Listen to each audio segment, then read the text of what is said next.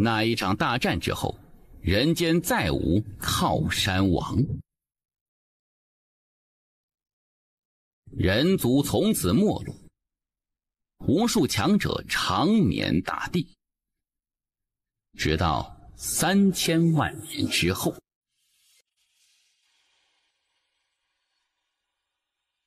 我坚决不同意！你想辞去少族长之位，我告诉你，你死了这条心吧！族长，我如今修为全无，实在不适合再做我叶家世子。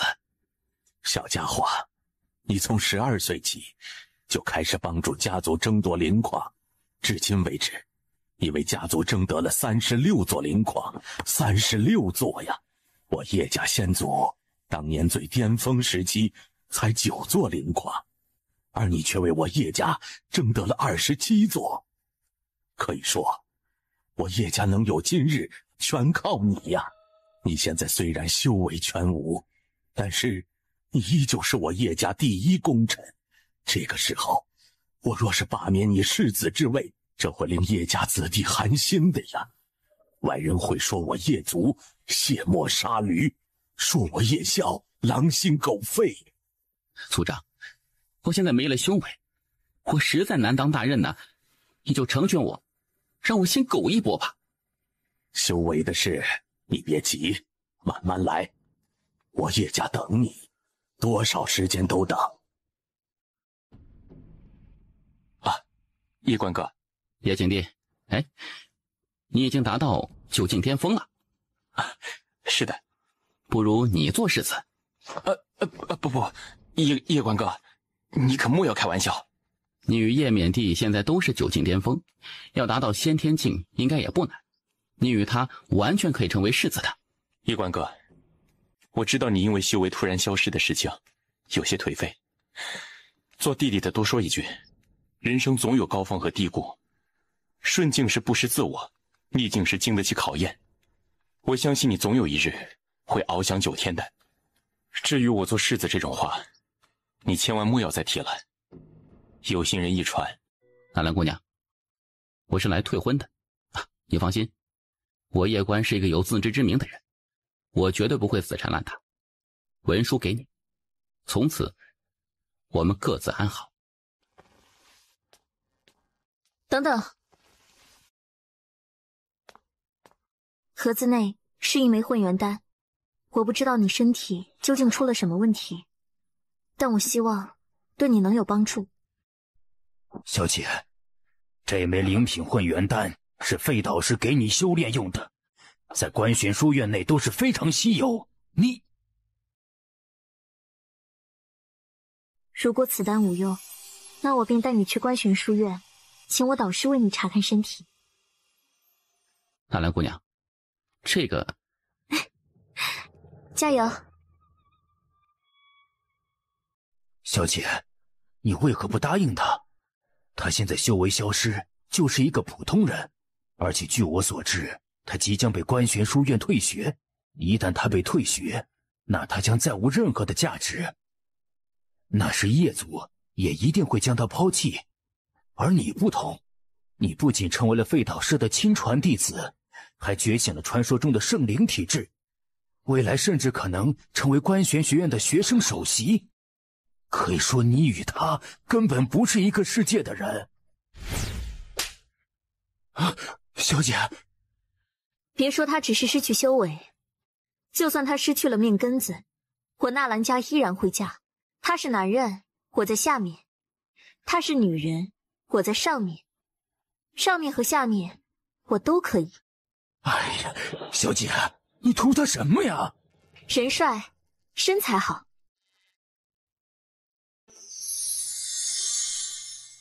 大爷，够了吗？够了。大爷，那我是不是可以恢复修为了？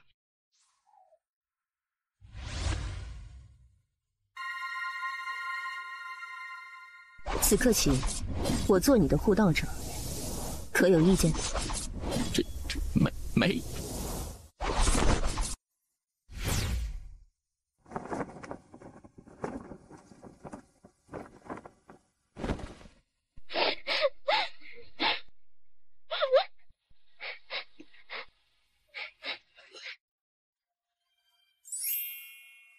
大爷，你在我的世界里，这里10年，外界1天。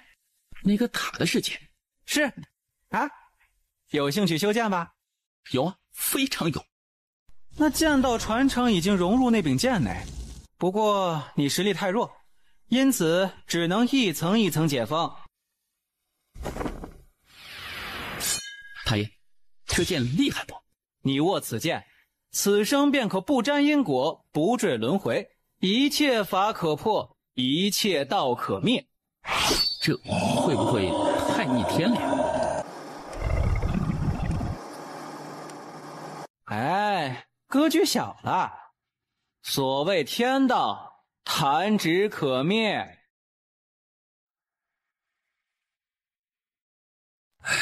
小关，你应该已经猜到我让你来此的目的，对吗？伯父应该是为了我与小佳姑娘的婚事吧？小关，小佳现在被废导师收为亲传弟子，而且还是特殊体质，她拥有着无限未来。你与她在一起，你们双方的差距会越来越大，最终双方都会过得很痛苦。伯父是想让我和小佳解除婚约。我对你说这些，并非是想让你知难而退，而是想让你明白你现在的处境。因为书院的废导师一直不同意他与你在一起，而且小佳在观玄书院的追求者不少，其中一些他们不仅自身妖孽，而且背后都有着庞大的势力，这些都要你自己解决。明白。你喜欢我吗？谈不上，但不讨厌。你与我的婚事，这是我们2人的事情。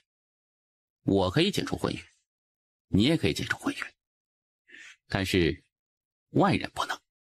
我师父明日就会到来，会你而来。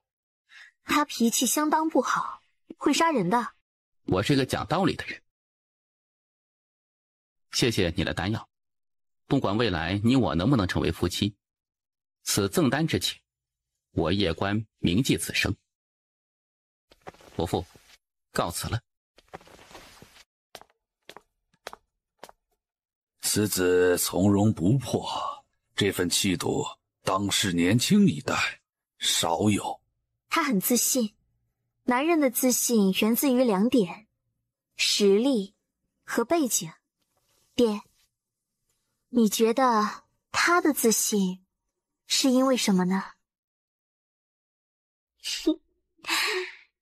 我有点喜欢他了，喜欢他的自信，喜欢他的涵养，喜欢他的不虚伪，当然还喜欢他的颜值，长得可真俊俏呢。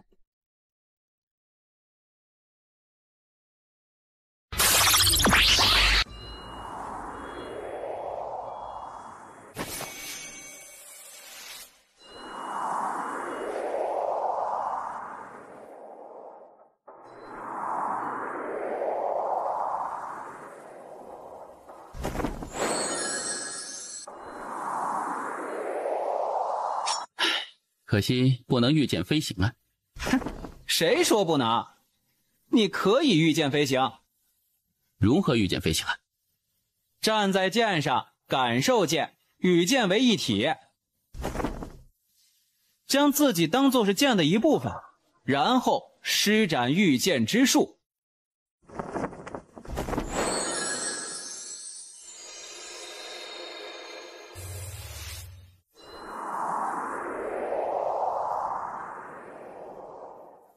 这天赋比上代天命之人强不少啊。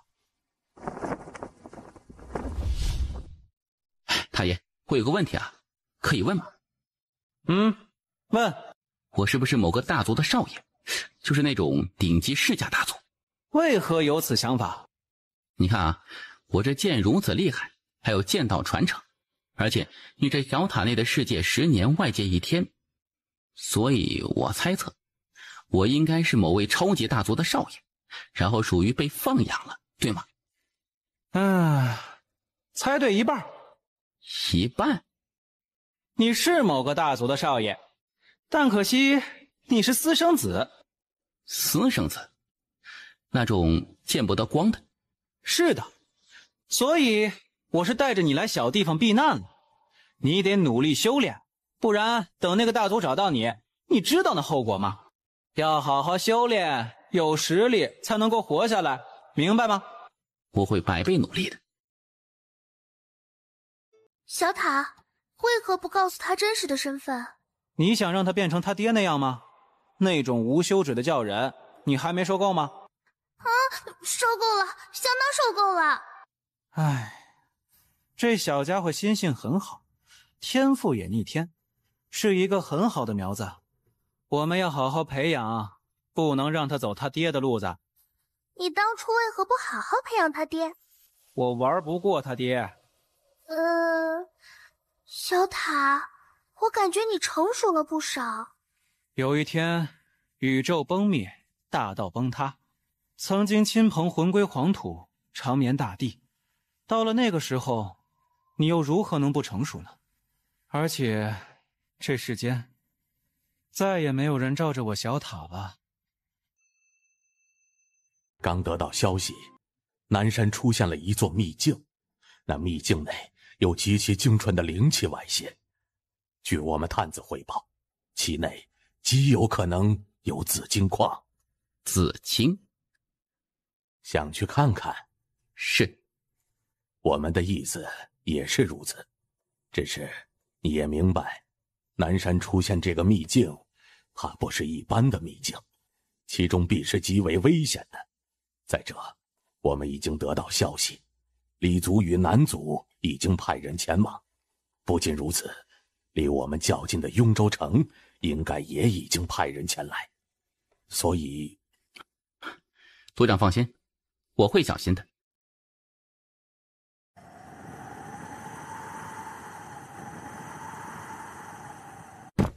此刻起，南山山脉归3大世家管辖。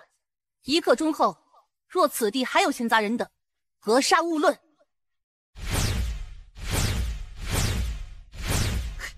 上来。叶关愣了愣，很意外。还愣着做什么？你难道不想去看看那秘境吗？介绍一下，这位是我的未婚夫叶关。一表人才。她叫南清月，是南家的大小姐。南姑娘，幸会。叶公子是真法境？是的。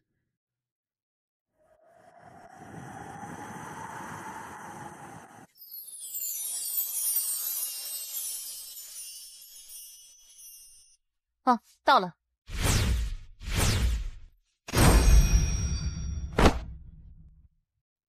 南姑娘来的可不是一般的快。这位姑娘是纳兰家。纳兰姑娘，你便是那拥有传说中3大神体之一圣灵神体的纳兰姑娘。幸会。这位是我的未婚夫叶关。叶关？叶族？可是北边的叶族。我是荒古城的叶族。思清姑娘，到齐了，那便走吧。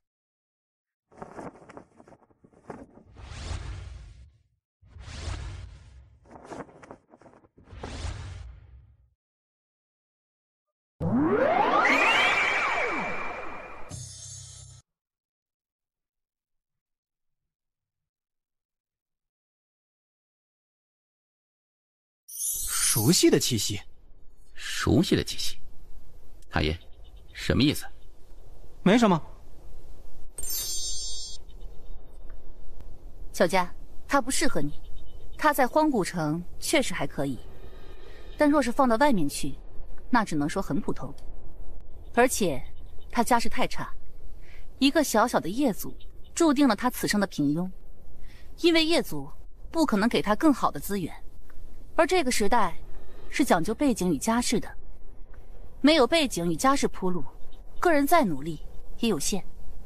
清月，你觉得他很差吗？就说这情商，我觉得很差。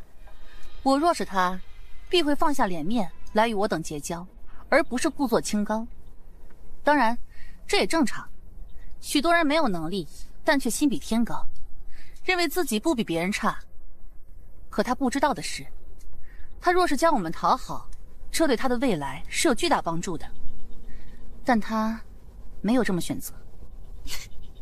他若是真的在见到你的时候就卖力讨好八级，那才是我看错人了。灵脉，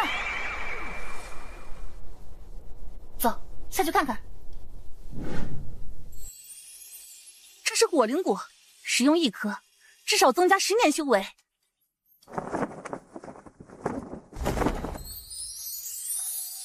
小佳，这对你也有帮助。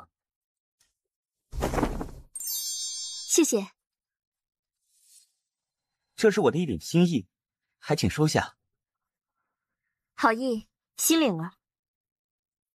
纳兰姑娘可是怕叶公子多想，我想叶关公子应该不会这么小气才是。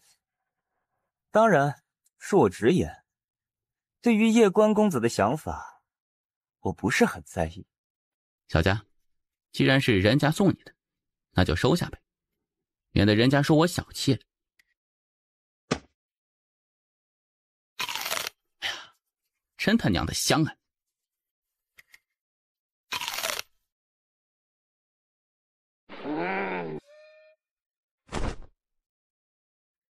生气呀？哎呀，别生气了，因为你越生气，我就越高兴啊！啊？叶关公子，东西虽好，但得有命享用才行。去你妈的！闻言，叶关表情僵住，这媳妇儿怎么这么生猛啊？郑林脸色无比难看，他盯着纳兰家，纳兰家毫不畏惧。你说是想单挑？我们现在就可以生死决战。你们闹什么呢？不就是一件小事吗？不至于。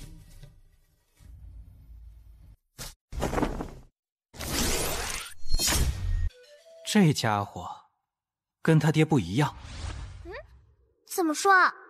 若是他爹，那家伙已经死了。然后呢？然后他爹叫人，接着整个南州没了。唉，那个套路，我是真的再也不想见到了。小佳，别生气了。我们走吗？来都来了，就继续看看吧。你确定？没事的。好。这时，那司清突然走到叶关和纳兰家身旁，他突然拿出2枚火灵果，叶关两人皆是愣住。结个善缘。司清姑娘，司清却直接转身朝远处走去。收下吧。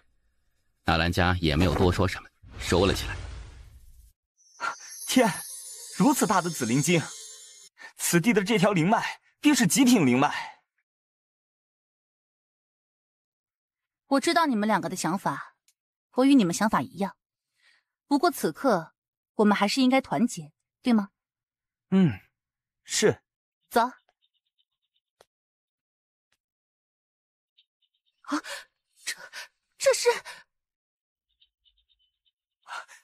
这是金晶，这是地脉，这里还有地脉。若是此地有地脉的消息传出去，会如何？青月，郑林，没有必要如此。待会儿你先走。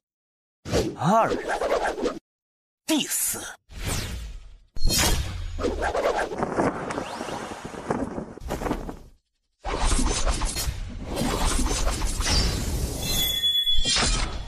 剑修，你是剑修？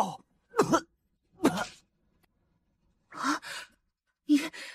你竟然是一位剑修！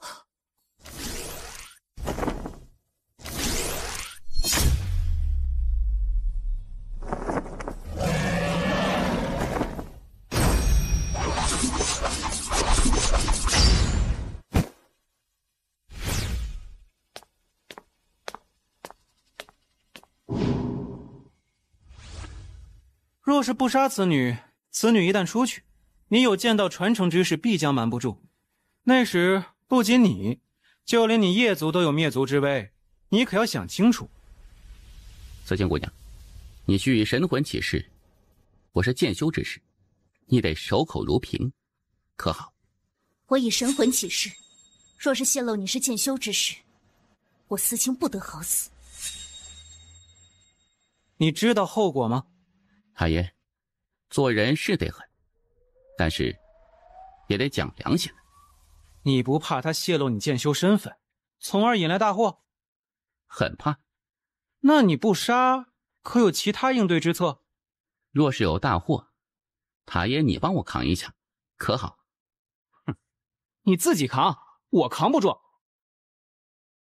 你问，我都会答。是剑修？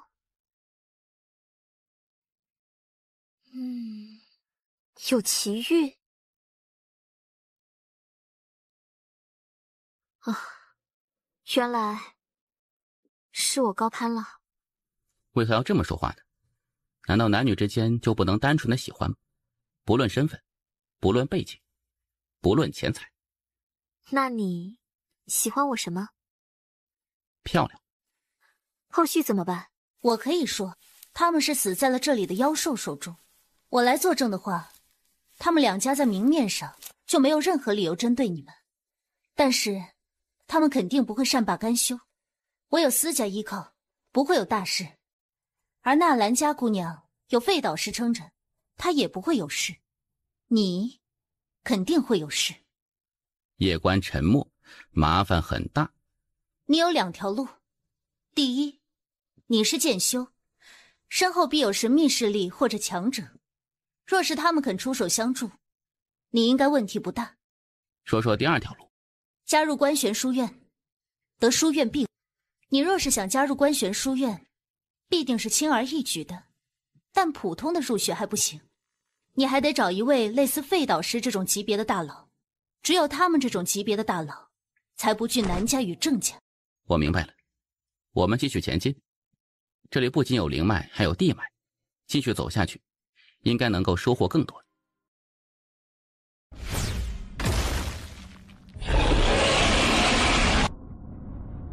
你们走后面一点，这个地方太安静，我觉得可能有危险。而就在这时，一道脚步声突然自不远处传来，三人脸色瞬间巨变，神色戒备无比。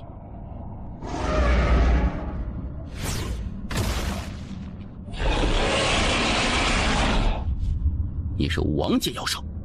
王界？什么垃圾玩意儿！老子是地界。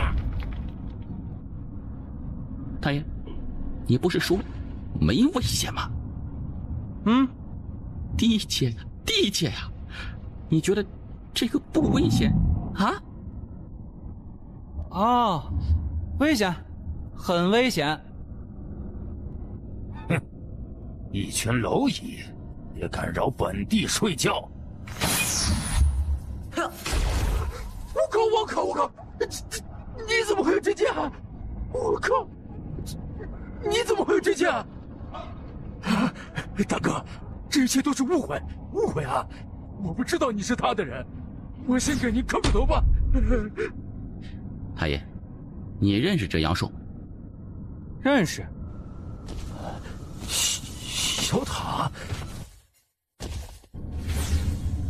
地犬，你怎么这么怂了？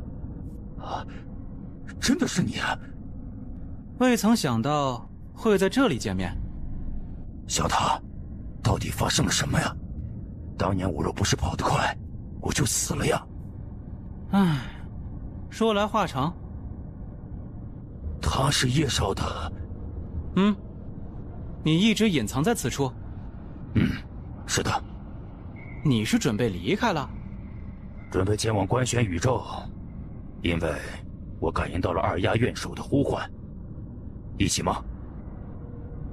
不行。为何？他身份特殊，现在不能去观玄宇宙。他是他的传承者。是的。你走吧。小家伙，这是我当年击杀一些妖兽之后得到的妖兽内丹，给你。多谢前辈。后会有期。出现地阶妖兽，必有无数强者赶来这里，甚至北周与中州的强者也会赶来，你们得小心。我先去吸引他们注意力，你与小家姑娘趁机溜走。两位，后会有期。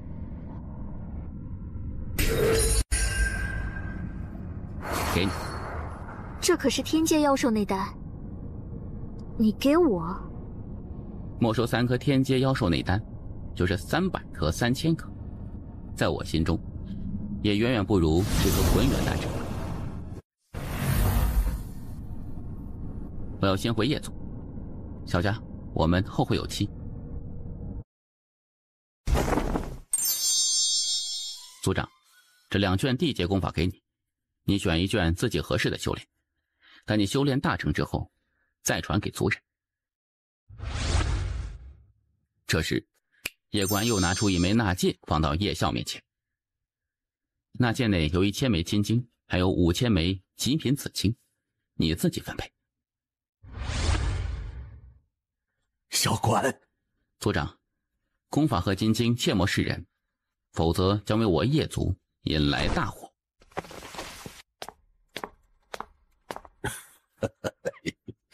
这小家伙，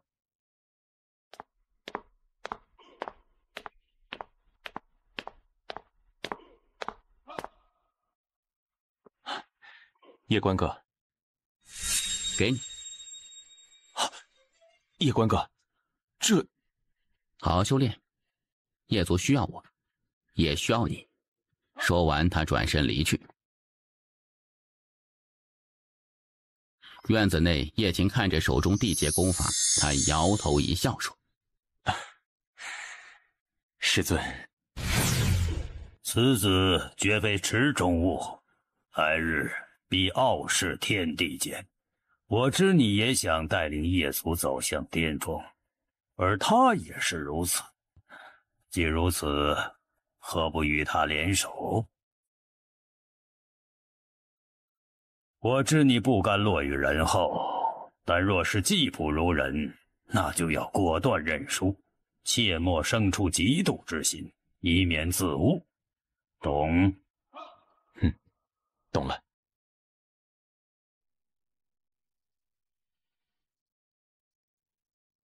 太爷，你有没有什么想对我说的？你危险了！你以为那妖兽给你好处，并且对你示好，你就要起飞了吗？怎么说？唉，小家伙，你现在非常危险了。因为那妖兽虽然对你示好，但也意味着你的行踪有可能暴露。若是你的行踪暴露，你知道那后果吗？我娘亲呢？小塔沉默，被迫害了？倒是也没有，你娘亲应该是被囚了。被囚了？总之，你要努力修炼，不然一旦让他们发现你，那就真的完了。所以呢，你必须在他们发现你之前变得强大，比那妖兽还要强大。唯有如此，未来你才能够与他们抗衡。我爹呢？他难道不管吗？你爹是上门女婿，吃软饭的。叶关一脸无语。唉，你现在处境很不好，不光是你叶族处境也非常不好。如果让他们发现，你和叶族都得完蛋。他们的实力是你无法想象的。那地阶妖兽很强了吧？哼！但我告诉你，在他们眼里就是蝼蚁。太爷，我现在可以进塔修炼吗？我还无法为你开启这个世界。我有紫晶和金晶。不行，即使是这紫晶与金晶，对我也没有太大帮助，还不如你留着自己用。紫晶和金晶对你都没有用。是的，我的伤很重，而且丧失了一些功能。被他们打的？是的。哎呀，你好惨啊！你这么玩就不怕出事吗？不然怎么办？告诉他所有真相？你就不怕他变成他爹那样，走一处一个世界毁灭，然后去下一个世界？哎呀，时代变了，那种套路现在不行了。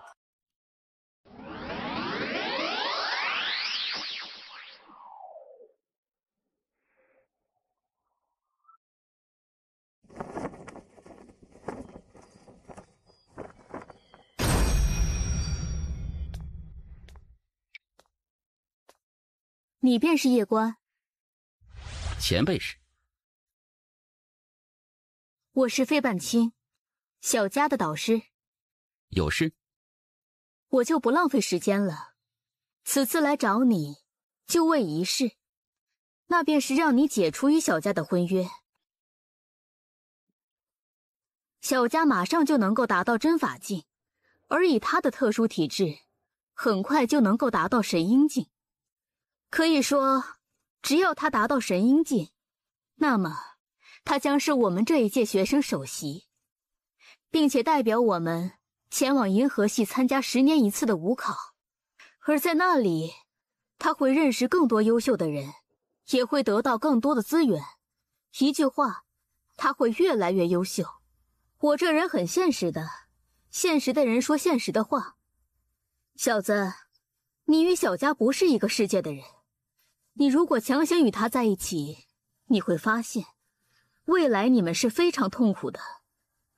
他现在还年轻，还比较不会想，但以后，当你与他的差距越来越大时，你就会发现，两个不是一个阶层的人在一起，那是何等的痛苦与绝望。再者，你与他在一起，你绝对活不了，因为他不仅天赋妖孽，人还长得那么漂亮。你知道观玄书院有多少人追求他吗？他们不仅自己妖孽，还有强大的背景。这时，叶关突然掌心摊开，一柄剑突然自他体内飞出，紧接着一股凌厉的剑势笼罩住了费半清。叶公子，刚才的话当我没说过，请允许我重新组织一下语言。做我弟子，我给你与小佳做主婚人，谁敢阻止，我亲手捏爆他的蛋！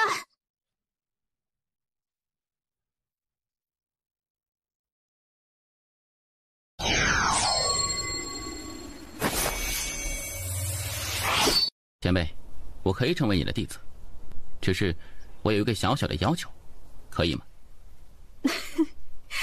都是自己人，不用这么客气，随便提。提啊，别客气。之前我去过南山山脉，与南家的南清月以及郑林发生了冲突，他们两个死了，我杀的。你倒是诚实。我虽是真法境，但要杀一位神阴境不难，即使神阴境之上的通幽强者，也不是没有机会杀。杀南清月和郑林，我只用了一剑。你真正担心的是他们来找你的麻烦，从而连累叶族，对吗？叶族，我保了。多谢。你是如何变成剑修的，我不管。但既然你入我门下，那便不可再三心二意，可？当然。你之前没有强大的背景，他们肯定搞你。但是现在，你有了，有我罩着，他们胆敢再搞你，我就刨了他们祖坟。我去南山山脉瞅瞅，你准备一下，3日后，我将带你与小佳前往观玄书院。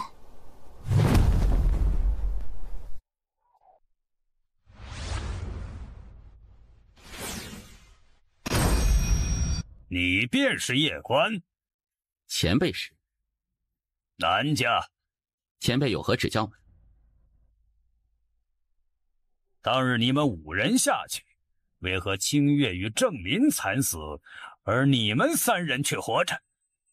当日下山洞之后，他们2人便结伴而去了，而我与纳兰鬼。放肆！那司卿都已经交代一切，你还想忽悠老夫？我信你个鬼呀！司卿若真的交代一切，你就不会来故意问我。前辈，晚辈句句属实，并无虚言。老夫知道你是害怕私家于纳兰家，你放心，你只要说出真相，老夫可保你与叶族无事。晚辈句句属实。我给你最后一次机会，不然整个叶族将从这世上消失。费半星，你去哪儿了呀？出来帮我扛一下呀！你真是不见棺材不落泪呀！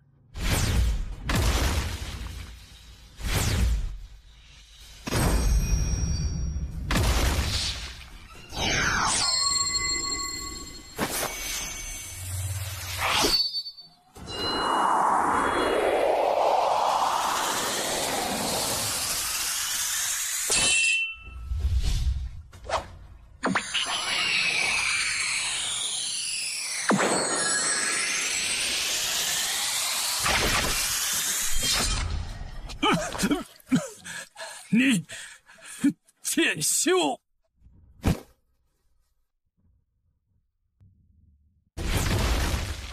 叶关何在？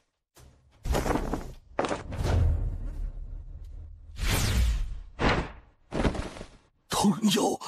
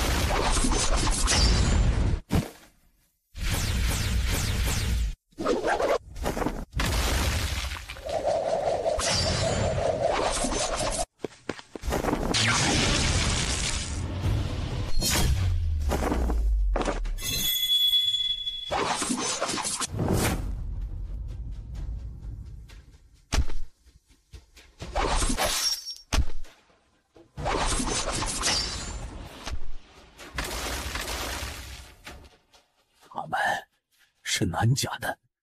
族长先疗伤，剩下的交给我。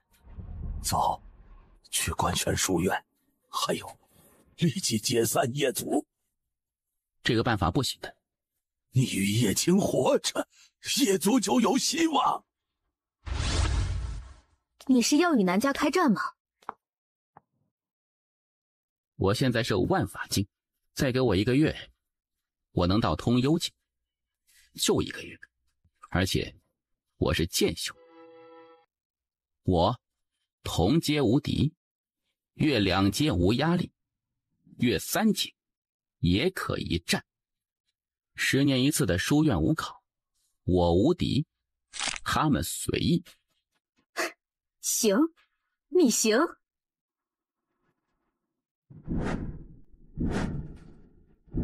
这些人是我杀的，明白？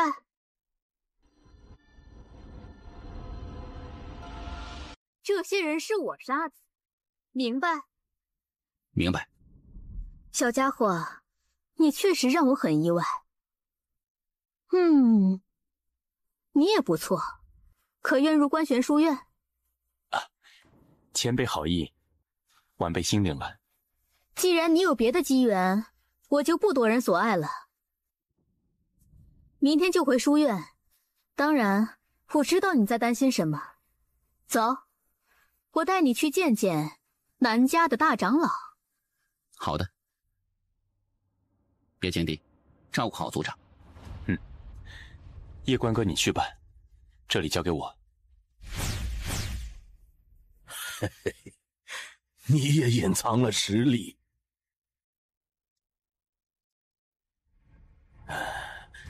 一个家族团结最重要。族长，你的意思我懂。叶关哥比我强，我输得心服口服。我若是比他强，我相信他也会心服口服的。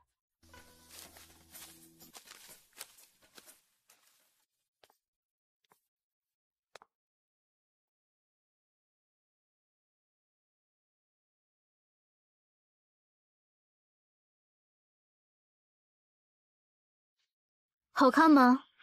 好看。费老师，您为何如此看我？我只是看看，并无任何歹念。我突然发现，你这小家伙对女人很有吸引力嘛。若是你去了书院，再暴露自己剑修的身份，绝对会吸引无数思春少女。我是有未婚妻的人。这个年代，男人3妻4妾并不少见。费导师，南窟，你南家派去夜族的人都被我杀了。这小家伙不久前就已经被我收为弟子，他现在是观玄书院的学生，南家不得再去找他麻烦，否则我就视作你们在向我宣战。哎呀，费导师，这是误会。若是早知道他是您的学生，我们根本就不会打扰他了。哎呀，误会误会。夜族如果死1人，南家就死2人。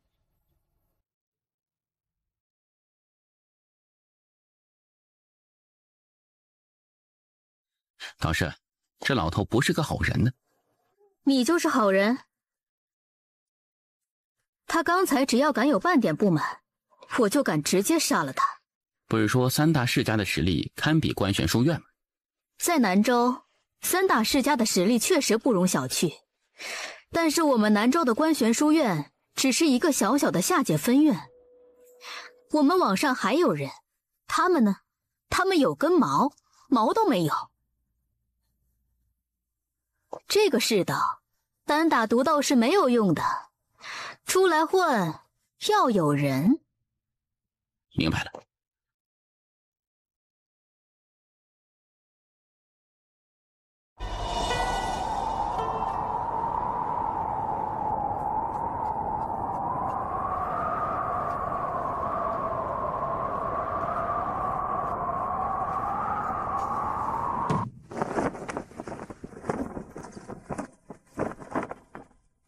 费导师，当年一别，已过去20年，别来无恙啊。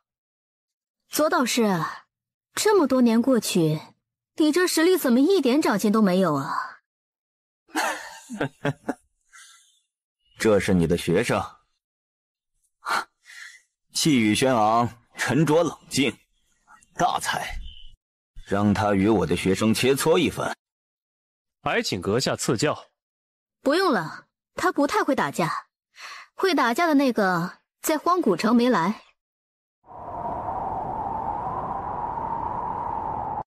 觉得此人如何？此人很沉着冷静，除此之外，看不出。可知我为何让你与他切磋？请师尊赐教。这位费导师一直都喜欢争强斗胜，但这次他却阻止了那少年，而在他阻止之前，那少年是没有丝毫怯色的。也就是说，他根本不惧你，但这位费导师却阻止，只有一个解释，那便是他不想这位少年在你我面前暴露实力。10年一次的武考就要来临，未来若是遇到此人，一定要小心，万万不可有丝毫的轻视。学生明白。导师是不想让我暴露实力。那白衣男子名韩进，是北周观玄书院的一位超级天才，他现在应该是通幽境，而他并不是北周观玄书院最妖孽的天才。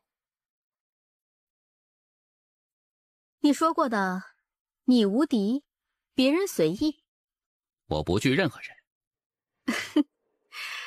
就是要有这种信心。明日就到书院，去了书院后，你的麻烦肯定不会少。小佳？小佳是圣灵体质，这体质前途无限，加上她本身天赋又高，而且她的容貌在书院又是独一档，因此追求她者不在少数。而且这些人不仅自身妖孽，身世背景更是强大无比。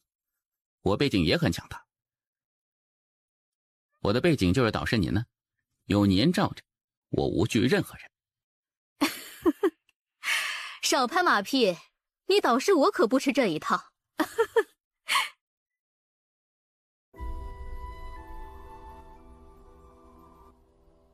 明天就走。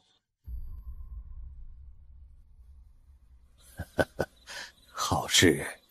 组长，你可有想过将世子这位交给南姐？自然是有想过的。那为何？你若是很普通，我自然不能将叶族交到你手里。毕竟，作为族长，关系着族人的生死，不能交到庸人手里。但是，你很优秀，而且品性很好，叶族交到你手里，对叶族未来更好。可我只是叶族的养子，在我心里，你就是叶族人。小家伙，你未来前途无量，叶族对你而言或许只是一个累赘。叶族对我而言不是累赘，这里就是我的家。族长，相信我，未来的叶族必将是这诸天万界第一族。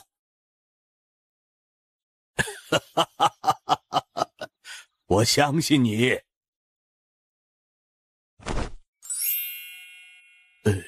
这是？那界内是一些金晶，是留给叶晴帝的。他天赋很好，修炼需要钱，这些对他来说目前应该有一些帮助。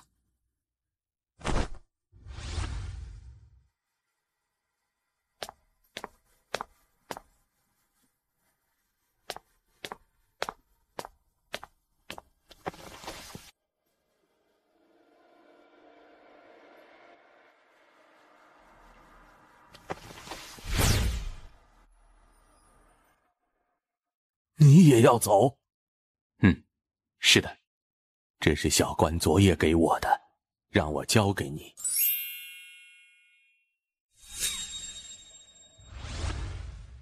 谢族长。叶族永远是你们的家。族长，叶族永远是我的家。师父，我们去何处？去中土神州，那里有3道法则之印。好。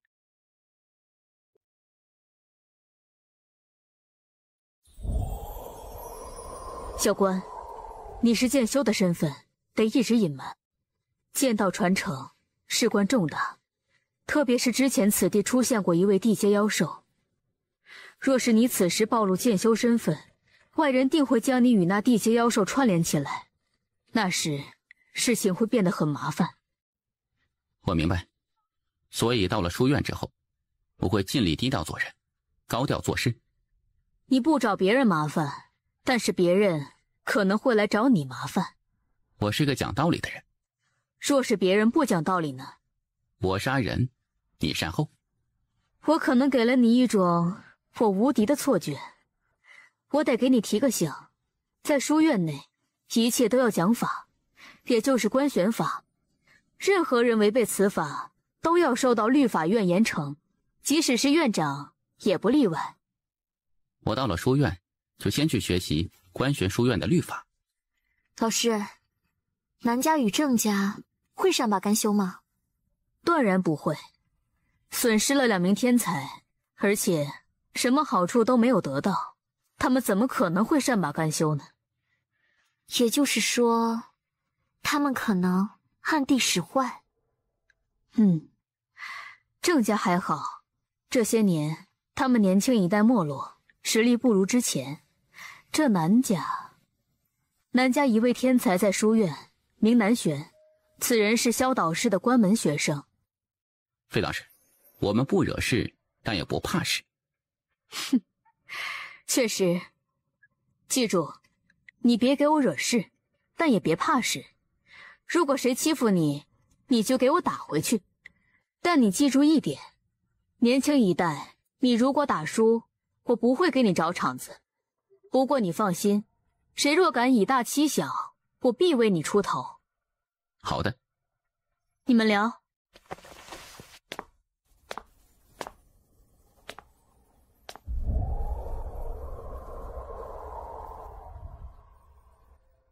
为什么我感觉你这一去会搞事情呢？没有办法，我的未婚妻太美啊。书院内美丽的女子可是很多的。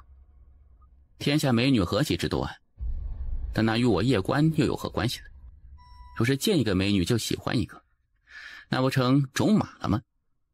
我看过一本书，书的作者说，好色是男人的天性，你觉得呢？我可以不回答吗？可以。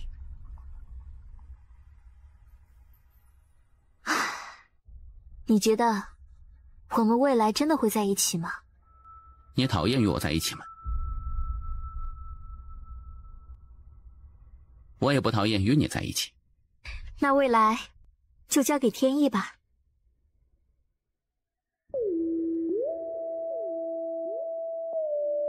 太爷，你知道观玄书院吗？知道。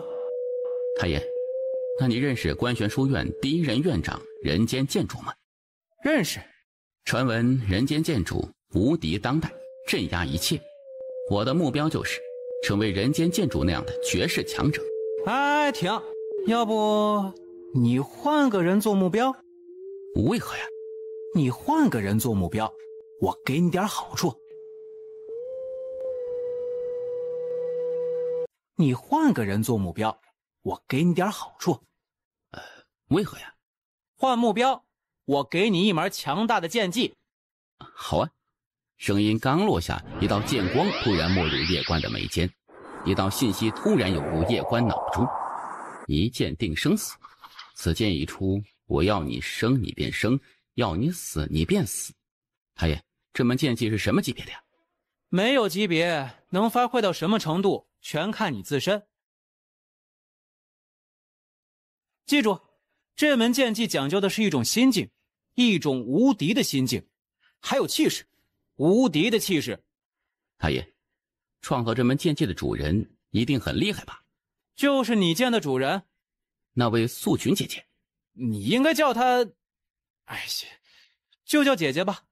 这门剑技，除开你这位素群姐姐，加上你，一共就2人修炼过。而曾经那位已经把这门剑技修炼废了，现在就看你的了。我定不负太爷和素群姐姐厚望。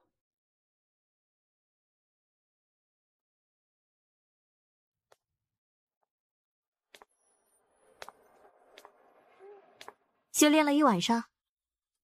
是的。老师让我来告诉你，我们要到观玄书院了。期待。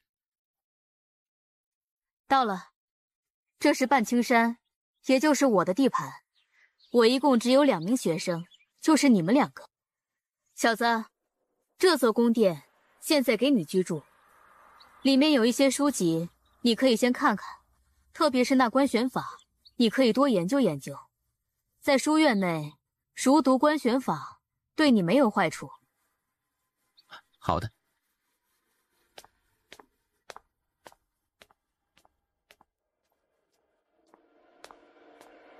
太爷，我是不是有点没见过世面啊？哼，有点儿。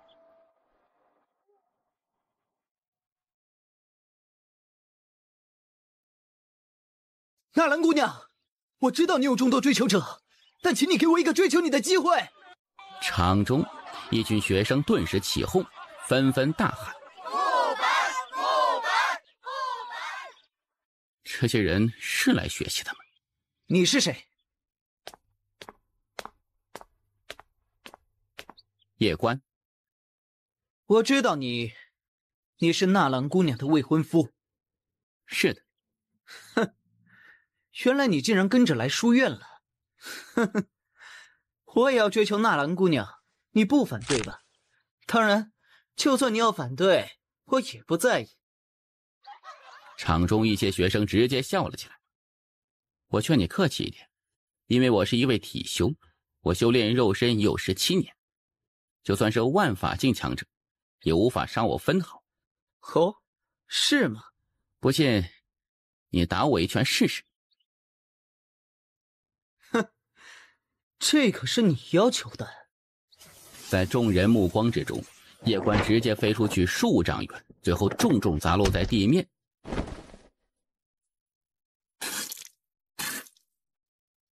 所有人愣住了，那慕白更是一脸懵。你玩呢？体修？你这他妈是体修？老子才出3分力呀！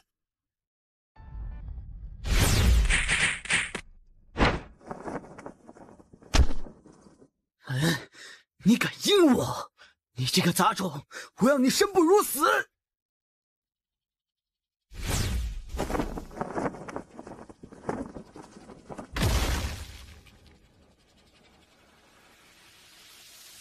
场中所有学员呆若木鸡，杀人了呀！官玄书院严禁杀人，这可触犯律法，而且还是最严的那种。就在这时，谁给你勇气杀人的？我是正当防卫。正当防卫？他先打了我一拳，我内脏都被打破了，所以我正当防卫。哼，你是要在我面前狡辩吗？我就是正当防卫。放肆！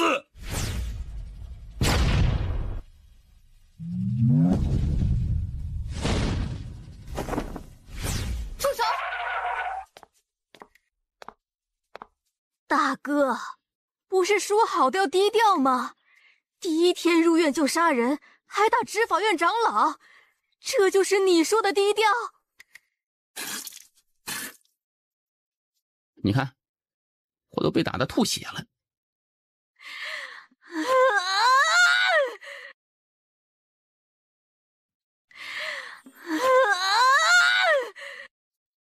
费导师，这是你的学生？是。他杀人，还打执法院长老，你说该如何处置？你是不是正当防卫？是正当防卫，大家都可以作证，是他先打我的。费半清转头看向一旁一名女弟子，是不是慕白先打他的？是，可是，邱长老，你也听到了，是慕白先动的手，而这学生是正当防卫。你是要包庇他了？老家伙，我何时说过要包庇他了？难道你耳朵是聋的吗？是慕白先动的手，我这学生是正当防卫，正当防卫。哼，就算他是正当防卫，那也属于防卫过当。按律，他在慕白没有还手之力后，他就不该继续出手。他威胁我，说要我不得好死，所以我就杀了他。我这算是紧急避险。有这条法律吗？我刚加的。哼，神他娘的紧急避险！小子，你是不是以为我没读过官选法？官选法内根本没有这一条，你就是属于故意杀人。我就是正当防卫。小子，你以为这是哪里啊？不能犯浑。这时，一名老者突然自一旁走来。副院首。费导师，前辈，请进一步说话。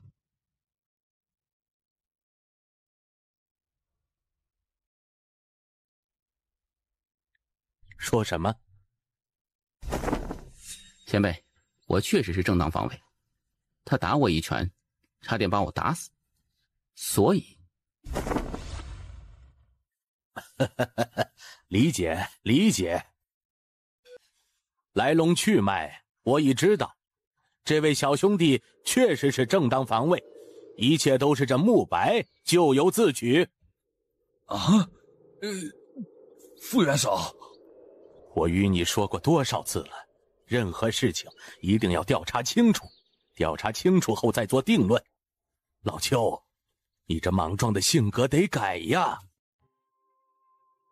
你说你贿赂了他多少？1000枚金晶。你真有钱。他罪不至死。那是因为他死了，在导师的心中，他现在是弱者。可如果我没有实力，那么今日我又该如何呢？我并非没有与他讲道理，但换来的是无视还有变本加厉的嘲讽。一开始我也并未想下杀手，但他却有了杀我的心。今日不杀他，明日甚至后日，他就会想方设法来害我。既然如此，我为何不直接斩草除根，以绝后患呢？可你知道吗？追求小家的人不少，难道你都要杀了吗？我今日不杀他，观玄书院的人都将以为我好欺。这个世道就是这样，你越讲道理，别人就越觉得你好欺，然后使劲来欺负你。因为欺软怕硬是人的劣根性。如果继续有人来向小家表白呢？向一个有未婚夫的女子表白，导师，你觉得这种行为对别人是一种尊重吗？这种行为难道不应该受到谴责吗？这就好比有人当着你的面向你妻子表白，试问哪个男人能够从容大度啊？我说过我要低调，但是我没说过要当忍者神龟呀。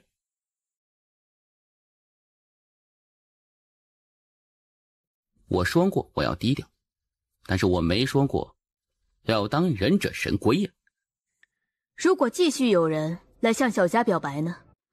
如果再有人来，我就继续杀。你是一个危险的人。导师，为何到了现在，你却觉得一切都是我的错呢？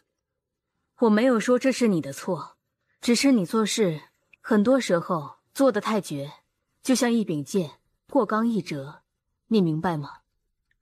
那导师，请你教我。当有人继续当着我的面向小家表白时，我该如何做？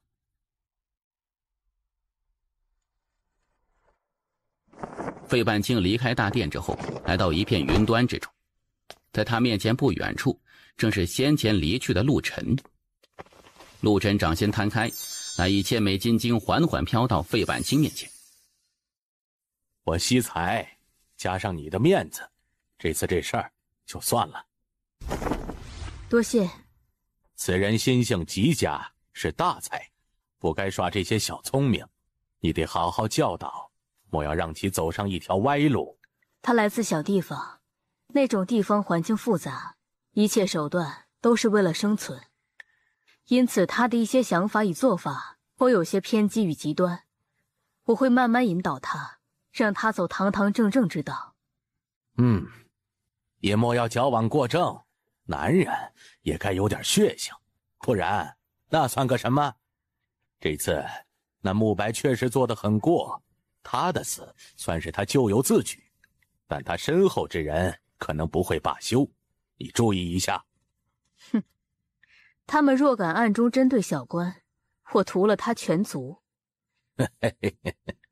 你与他呀，不是一家人不进一家门，他这脾气跟你当年简直一模一样。太爷，我做错了吗？你自己觉得呢？还是那句话，我不惹事，但是谁敢惹我，我必100倍报之。那就遵从你的内心。太爷，我想变强，变得很强很强。哈？为何？因为只有变得很强很强之后，我才能保护好自己，让自己不被别人欺辱。这小家伙没有安全感。唉，从小被放养，他如何能有安全感？他爹当年也被放养，深知那种痛苦，为何还要如此待他的儿子？小主为了破心中神，拒绝天命姐姐与主人相助。唉，太爷，你可有什么好的修炼心法？我想从此通幽境。功法有，但不适合现在的你。哎，不对，应该说不适合这个地方。为何？因为太逆天，这个地方的灵气根本配不上那修炼之法。先提升实力吧，等你到了上界，应该就可以了。那我就只能自己想办法了。那宇宙观旋法不可以吗？他现在若是修炼此法，会给他带来无穷麻烦。再者，此地灵气确实无法让他修炼这宇宙第一修炼之法。你何时才准备告诉他，他有无数家产等着他继承？不急。另一边，一座山峰之巅，一名白衣男子席地而坐，他双手叠放在胸前，周身散发着强大的气息。此人正是书院3大天才之一南玄。这时，一名老者来到白衣男子面前，这老者正是那执法院的邱长老。南玄睁开双眼，笑着说：“邱长老，他是万法境，但比一般万法境要强许多。而且此子善于谋划，他使计让慕白先出手，让自己变成正当防卫。南山山脉出现过一尊地阶妖兽。我听说过此事，怎么与此人有关联？我的姐姐南清月，当初就在那里死掉的。而当初他们5人一同下了那秘境，但最后，我姐姐与郑家少爷郑林死掉，他们3人活了下来。而据我们所知，司家从其中得到了一座灵脉，而且还是极品灵脉。而据我们探子回报，那个地方不仅仅有灵脉，还有地脉。你的意思是，那地脉？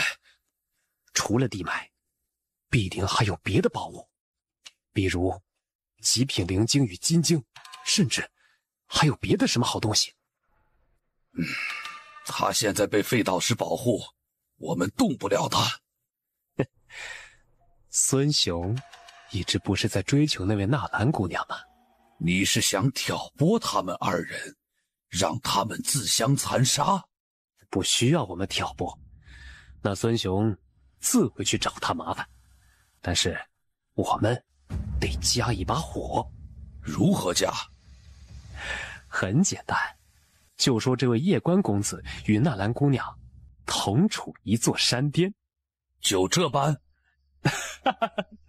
邱长老，你不懂，男人眼里容不得沙。这个消息一传出去，必定会以讹传讹，传到最后就会变成这位叶公子与纳兰姑娘已经同居。那个时候，这位孙雄怎么可能忍得住？谣言能杀人，别让我们的人去传这个谣言，让别的人去。明白。姐，你放心，我不仅让他偿命，还要让他整个叶族为你偿命。你想要天阶功法？这个我帮不了你。为何？实话告诉你，书院一共只有3卷天阶功法，都在经阁，一般人根本无法观看。导师，你修炼的是什么功法？你别想打我的主意。我修炼的确实是天阶功法，但是书院有严令，不得私自传与学生。学生想要得到天阶功法，得用足够的学分来换。学分？有2种方法可以获得学分。第一，完成书院发布的一些任务，比如追杀一些被书院通缉的人，又或者为书院立过大功的。而你要靠这种方法获得天阶功法，至少干10年。10年？换个方法。去抢。守境人强不？你还真想去抢啊？你别乱来，去抢经阁，别说我，院守都保不住你。难道真的要用地阶功法吗？走，我带你去一个地方。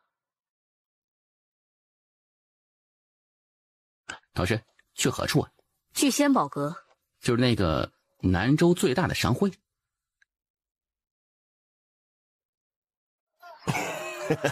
费导师，您近日怎么有空来仙宝阁了呀？买卷天阶功法。哦，里边谈。费导师，一卷天阶功法需要至少5万枚金晶，这是我给你的最低价格。拿来。好，稍等。导师，我小钱。真的吗？我好歹是官玄书院导师，随便贪污一点就能赚回来了。前辈，这位是？是我仙宝阁的创始人。他叫什么？秦观。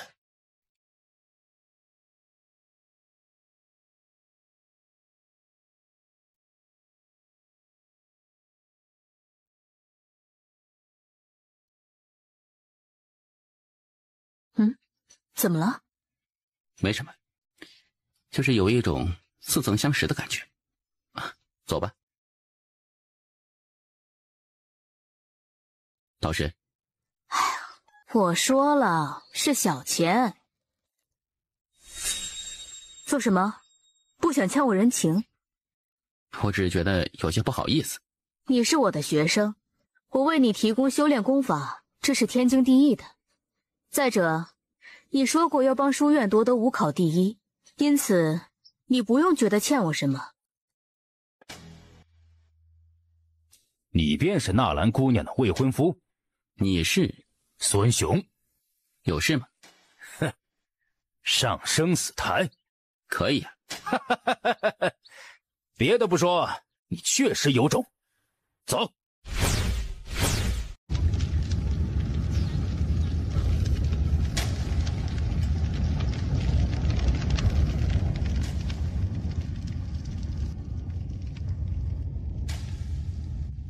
有人在暗中挑拨。我知道，不管，年轻一代的争斗，让他们自己争。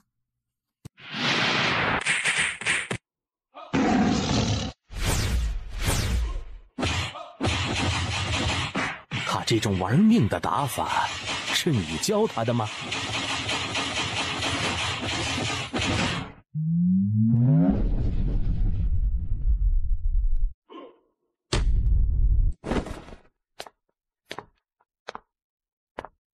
叶官，可否放他一马？可以，我知道，一切都是你在背后搞的鬼。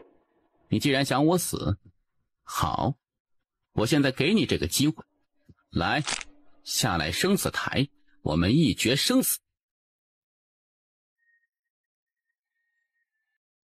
我知道，一切都是你在背后搞的鬼。你既然想我死，好，我现在给你这个机会，来，下来生死台，我们一决生死。哎，叶修，我不知你在说。滚下来！少他妈给老子废话！今日就要干你，给老子下来受死！哎，叶修，我们之间是不是有什么误会？你是怂了吗？你想生死挑战可以，不过我们不会乘人之危。1月后，等你伤好后，这里你们2人再上生死台。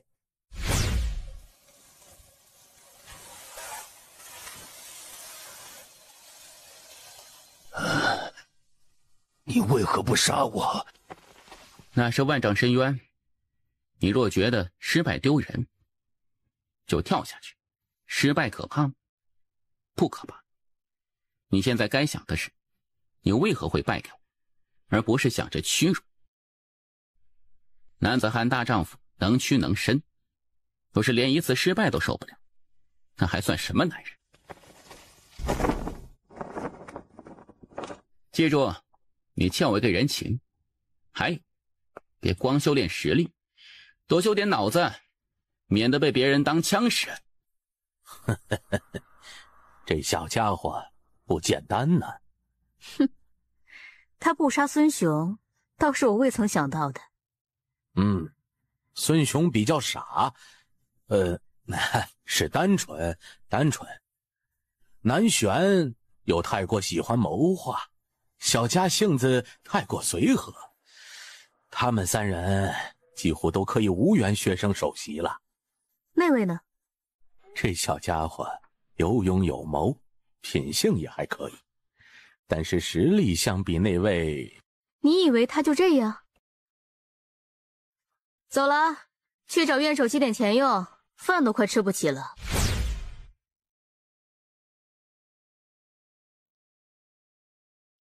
躺下。导师，别用枪！你在想什么鬼东西？不是双袖吗？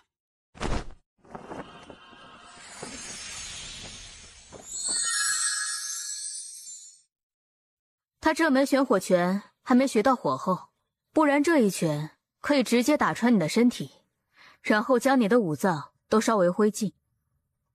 为什么用那种不要命的打法？2个原因。第一，最简单直接；第二，他一开始对我轻视，因此这个时候用这种方法必能成功。我伤，他死。本想杀了那南玄的，可惜了。有的是机会。书院不禁止内斗吗？若是禁止内斗，就等于是在自废武功。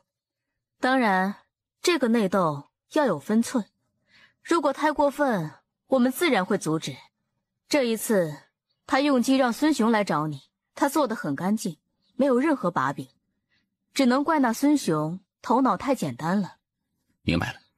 好好疗伤，然后修炼，脑子不要乱想那些乱七八糟的东西。我是你导师，懂？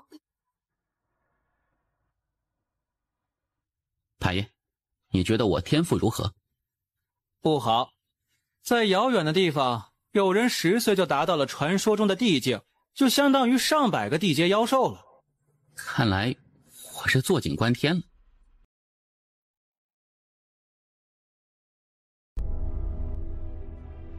他敢在受伤的情况下还向你挑战，只有一个解释，那便是他有把握杀你。我也有把握杀他。你能够在如此短的时间内击败孙雄吗？南山山脉的事情我也听说了，你想报仇无可厚非，只是太心急了些。而且这一次你不仅暴露了自己，还为自己树立了孙雄这个敌人。哎，带你去一个地方修炼。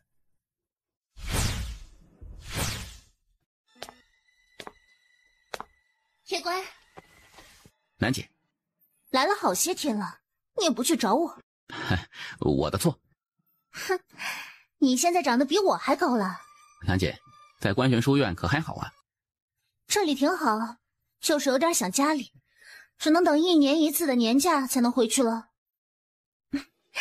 见到你真高兴。真法镜？是的。啊，金晶2000枚，你留着用。哎，这太珍贵了。南姐，你我何时这般生分了呀？好嘛。未曾想到你竟然成为了废导师的学生，而且还有一座单独的宫殿，真让人羡慕啊。你若喜欢，也可以来这里住。不能坏了规矩。哎，你与纳兰家发展到什么程度了？有没有同居啊？我们是纯洁的。什么纯洁不纯洁？你小子可得大胆一点。我告诉你，女孩子在面对喜欢的男孩子时，她是希望男孩子可以色一点点的，知道吗？我走了。南姐，你要小心一点。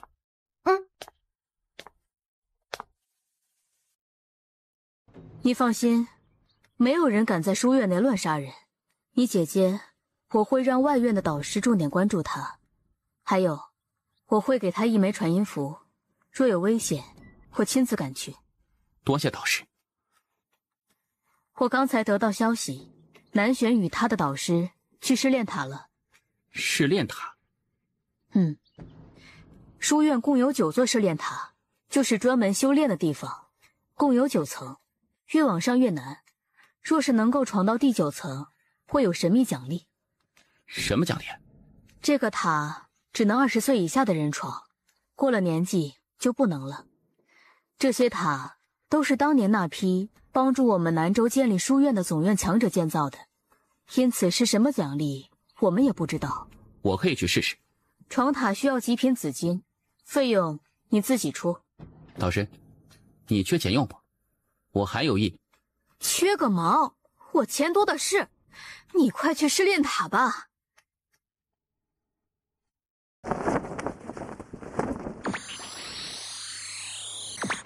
夜观来到试炼塔前，在门口站着一名老者。1个时辰100枚紫晶。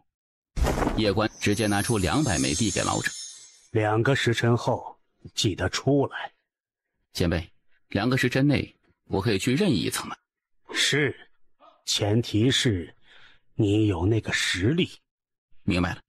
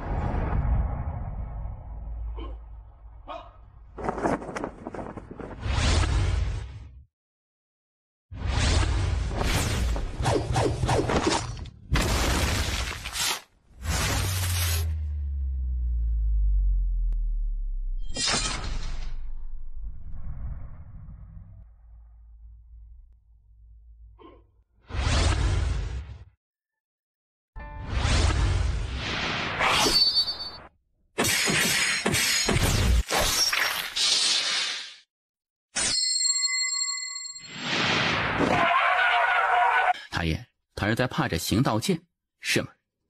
应该是吧。为何呀？可能是他打累了，想休息一下吧。大爷，你不要敷衍我好吗？你这柄剑比较特殊，就目前而言，也就2柄剑能够不惧他，其余的剑遇到他只能臣服，根本不敢露锋芒。照大爷你的意思，我以后若是遇到剑修，岂不是无敌吗？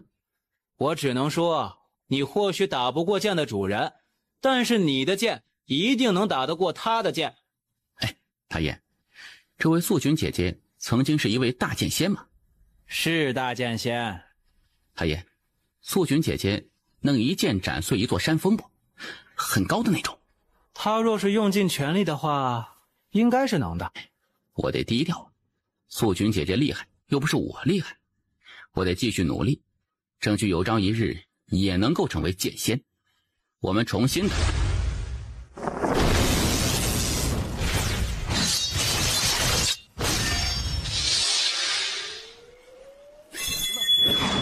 我先疗伤一下啊，疗好之后我们再打。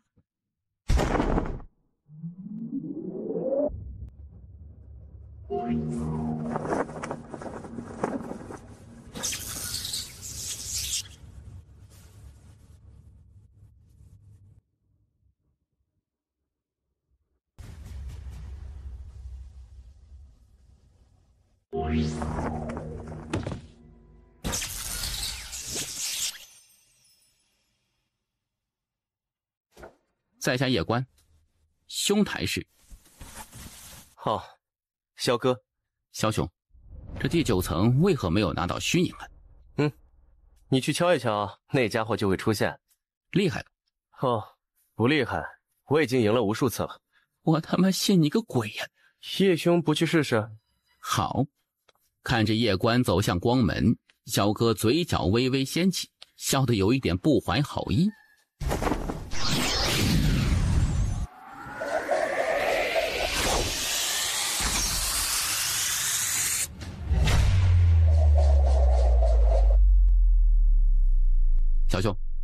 你没事吧？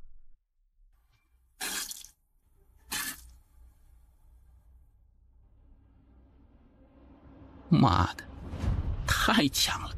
小熊，那光门内是谁啊？不知道。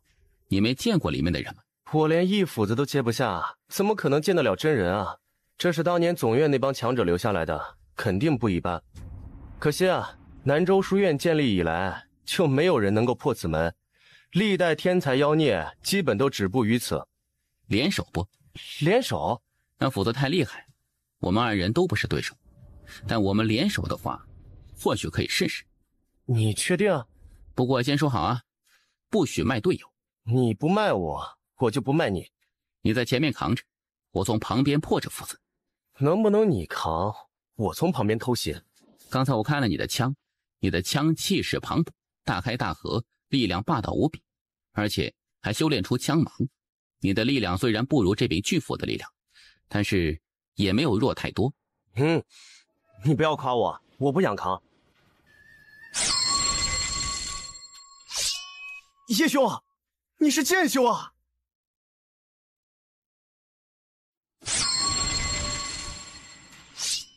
叶兄，你是剑修啊！你力量很强，适合正面刚。我是剑修，我速度很快，适合侧面偷袭。小哥沉默片刻之后，一咬牙，拼了！你去敲门，我先疗伤。说完，他拿出一颗拇指大小的丹药吞下。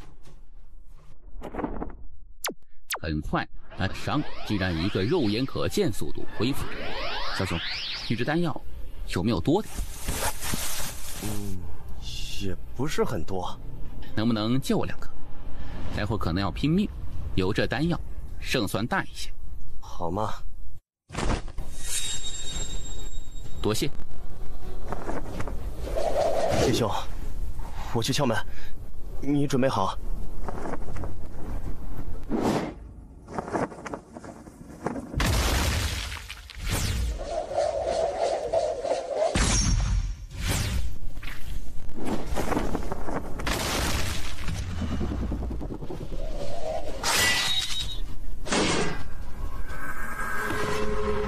不行啊，门里面的人在隔空射物，得把他丢到传送阵内。斧头进入传送阵，传送阵立刻启动，斧子消失不见，两人这才松了一口气。这时，一尊体型高大的巨人缓缓走了出来。小熊啊，你再刚一次，我偷袭。啊，叶兄，这谁顶得住啊？出来单挑！小熊，没有别的选择了。我刚他，你找机会。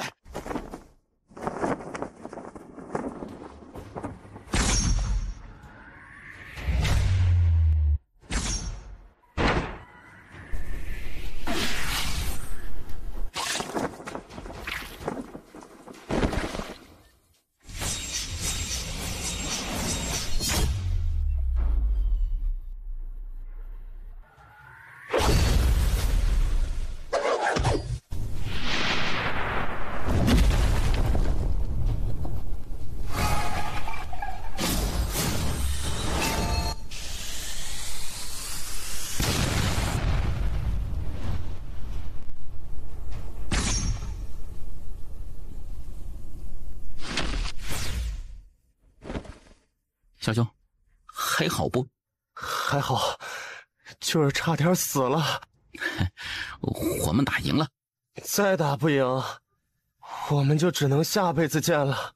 就在这时，远处那光门突然微微颤动起来，光门内突然走出一名女子。你们二人联手解决的？是的。你们二人都很不错。在这中土神州以下的世界，你们二人是第2个破第9重的。谁是第1个？中土神州的一个小姑娘叫季璇，告诉你们，她可是一个人破的哦。而且那个时候她年纪刚好跟你们一样，都是17岁。别气馁，你们已经很优秀了。来，现在该给你们奖励了。一个？一个。我们2个人呢，可以多给一个吗？可以。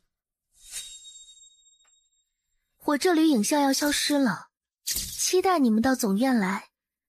前辈是总院的？是的，观玄宇宙的观玄书院，总院可好玩了，记得来。夜雨，未曾想到会在这个地方以这种方式见到他。啊，就是那位。当年初见他时还是一个小丫头，未曾想到如今都已经能够独当一面了呢。小哥兄，待会儿你先走，然后就说这是你单独破的。为何？我在书院内有仇人，所以想低调一点。哦，你想扮猪吃老虎？是的。老实说，我不太想做这种事情，因为这让我觉得有点羞耻。就当帮我一个忙。可以。多谢。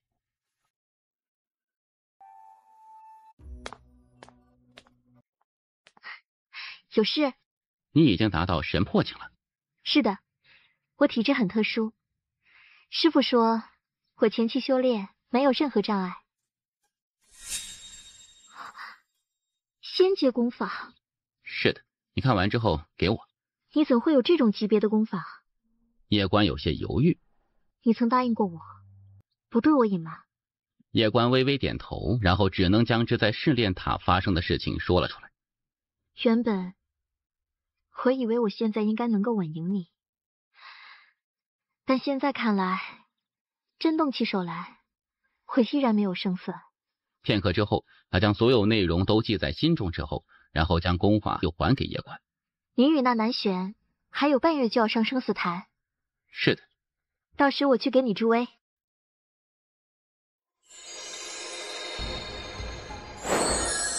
有人破第9层了。是那叶关？放心，不是他，是萧哥。萧哥？未曾听过。你未曾听过也正常。他是院首亲自培养的天才，之前只有我们少数的几人知道。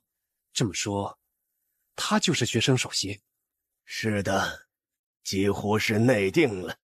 不仅如此，他还有可能是下任书院的院首。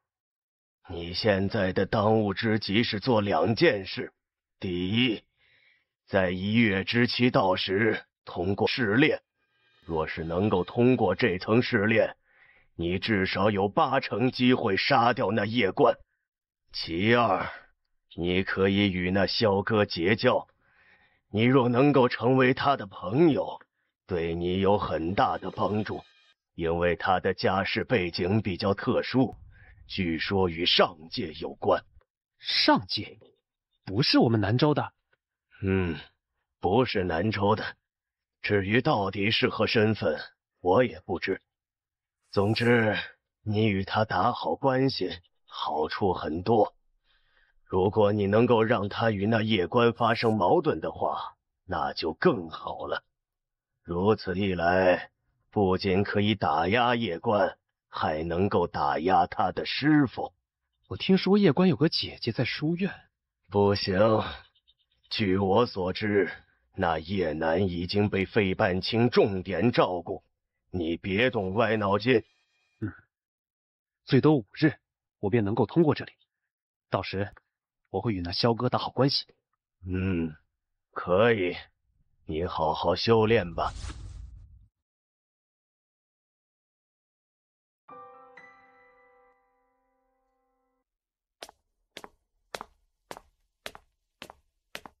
导师。有事？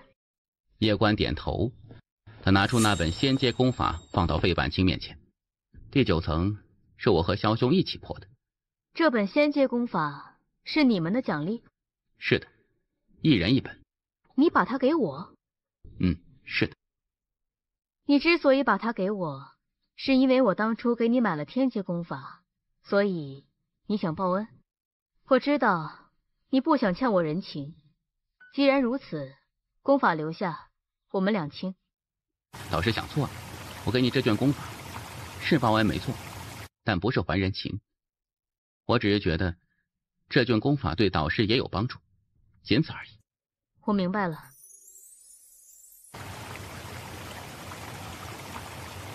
那门武技修炼的如何了？已修炼成功。那叶关这段时间在做什么？他每日除了去试炼塔修炼，就是在藏书阁看书。他在第几层？不知道，我去查查。不用了，3日后我必杀他。有自信便好。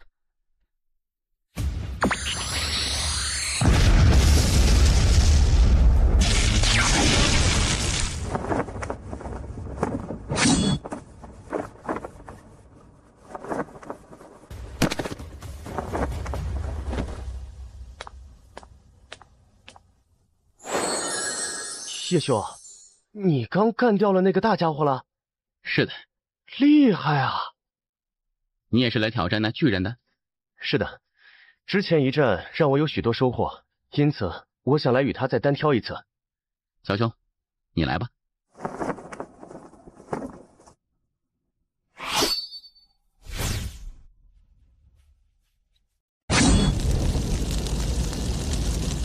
我也成功了。小兄，恭喜了。叶兄，聊聊。这段时间来，我感触最深的就是恐惧。我第一次遇到巨人时，只有一个感觉，那就是恐惧。我的内心深处觉得他是不可战胜的，因为有了这个念头，因此我后面甚至没有与之一战的勇气。说真的，得多谢你。当日若不是你邀请我一起对战那尊巨人，我可能到现在都还在恐惧之中，无法逃出来。当日我一个人在面对他时也是恐惧的，根本没有勇气与之一战。如果不是你，我也会选择逃。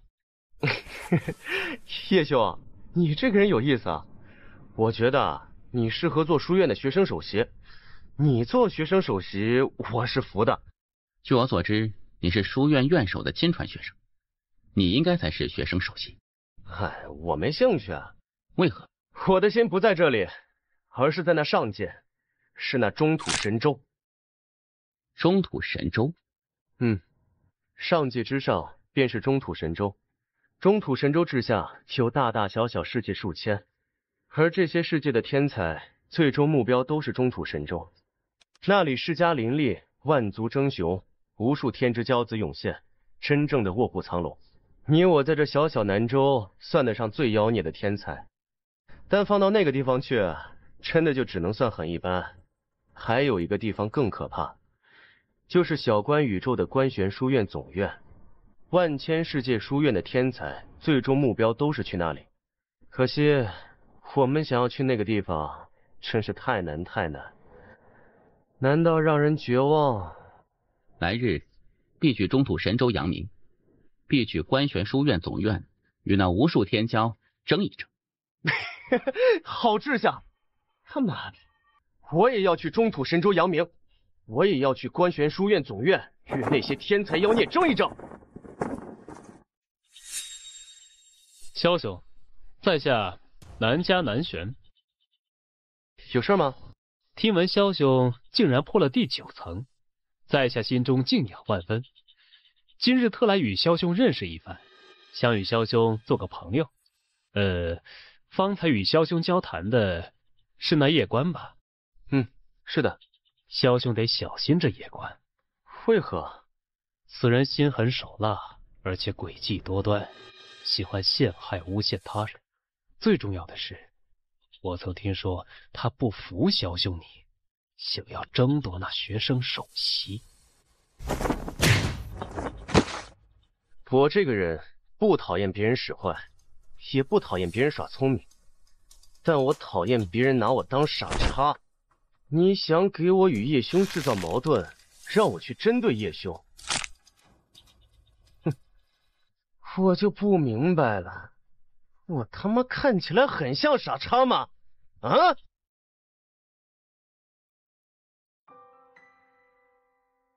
明日的生死台可有信心？当然。不要轻敌。我明白。这次事情完结后，我们就得准备前往上界了。上界？10年一次的武考就在3月后举行，我们得提前去上界。导师，要如何才能够去观玄书院总院呢？太难，太难。怎么说？在这茫茫宇宙，观玄书院分院有无数，而这无数的观玄书院学生，他们的目的都是观玄书院总院，而要去总院，就得一直打服所有分院的天才与妖孽。我知道你不甘平凡，不过当下莫要去想书院总院的事情，而是走好当下的每一步。我明白。太爷，我娘亲是个什么样的人呢？一个很厉害的人。很厉害吗？是的，他很让人敬佩。他现在被囚在夜族。是的。要达到什么实力才能够救他？至少也得成为大剑仙吧。我会成为大剑仙的。别恨他，他们之所以放养你，其实也是迫不得已，不然也不会让我跟着你了。我猜到一些了。哎，好好修炼，到时候我带你去继承。我的意思是，到时候带你去救你娘亲。好。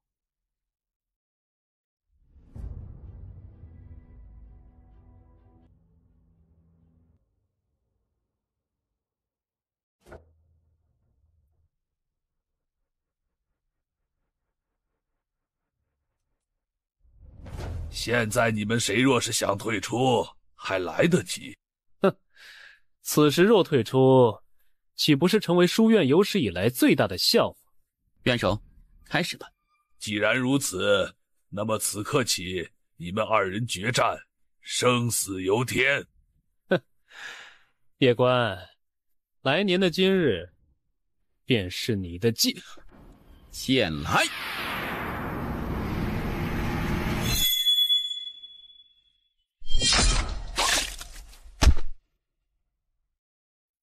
为何打架前都喜欢嘲讽一番？这能帮助你提升战斗力吗？还是说你想用言语杀死我呀？让你先修偷袭，不讲武德。院手都已经说开始了，是你要废话的，怪我吗？好装叉呀！唉。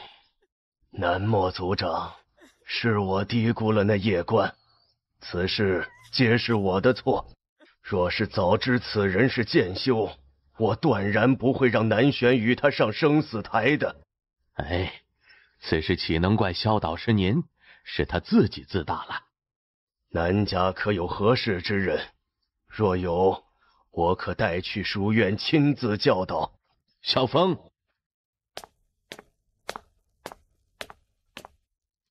见过萧导师。可以。明日随我去书院。族长，你可要替玄儿报仇？那夜关不死，我……住口！再敢言报仇二字，老夫亲自毙了你！难道就这么算了？我们现在不是该想报仇的事情，而是该想此人会不会来报复我南家。你记住。去了观玄书院后，切莫要对那夜关展现敌意，一点敌意都不能有。见到他就离得远远的，你就好好读书与修炼，其余什么都别管，明白吗？明白。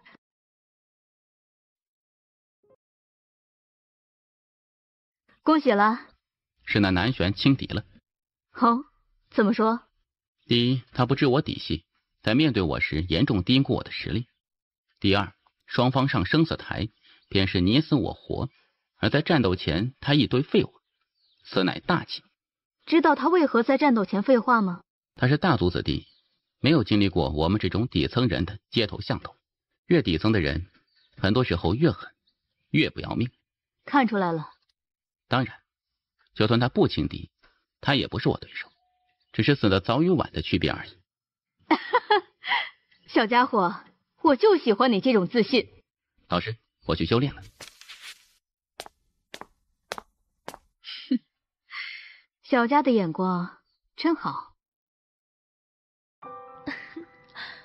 恭喜你了，前辈。你是有史以来最快解决这巨人的人。最快？类似这种试炼塔，在上界与下界共有98000个，而你是有史以来20岁以下最快解决巨人的人。我其实可以更快的。已经很快了。前辈，有奖励吗？有。不是，就不能给点实际的吗？我告诉你，这枚徽章比你的那本天阶功法还要稀有。怎么说？这枚徽章有一个非常非常大的作用，就是你持有这枚徽章，可以加入除总院以外的任何官学书院。我知道有一个地方叫中土神州，那里掌管着数千世界，那里肯定也有官选书院。这枚徽章能够加入那里的官选书院吗？当然可以。他们若是不认呢？给他们10000个胆子，他们也不敢。为何？我是所有分院的总负责人，所有分院都归我管。这徽章制度就是我发明的，凡是能够得到这种徽章的，那必定是非常妖孽之人。这种人，我官玄书院任何分院不得拒绝。我说万一，如果他们拒绝呢？没有万一。我明白了。加油，期待你来总院的那一天。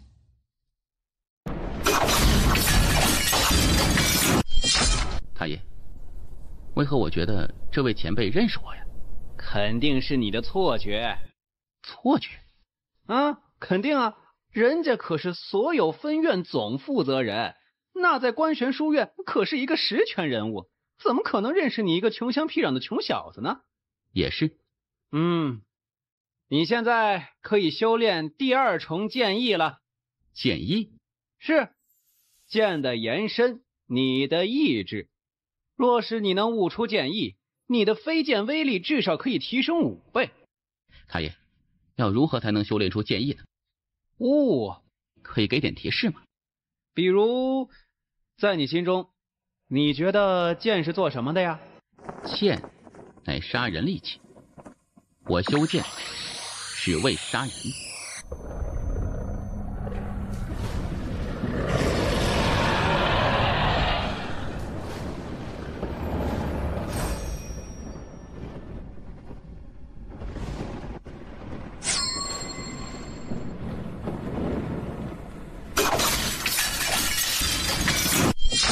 妈的，他是在开挂。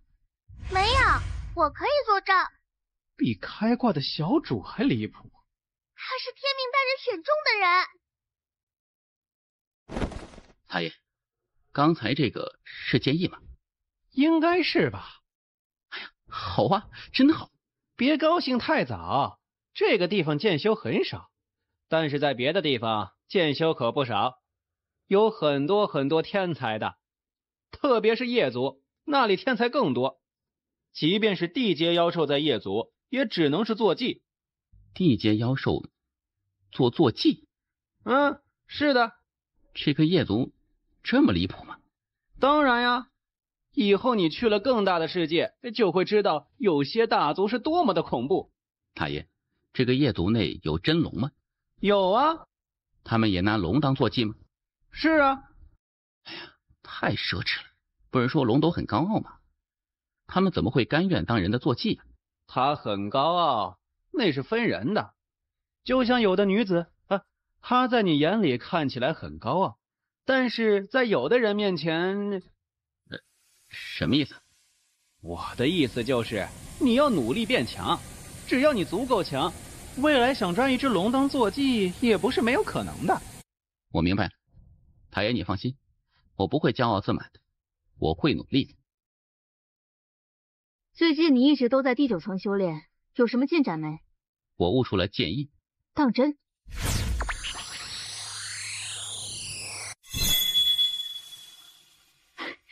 好，极好。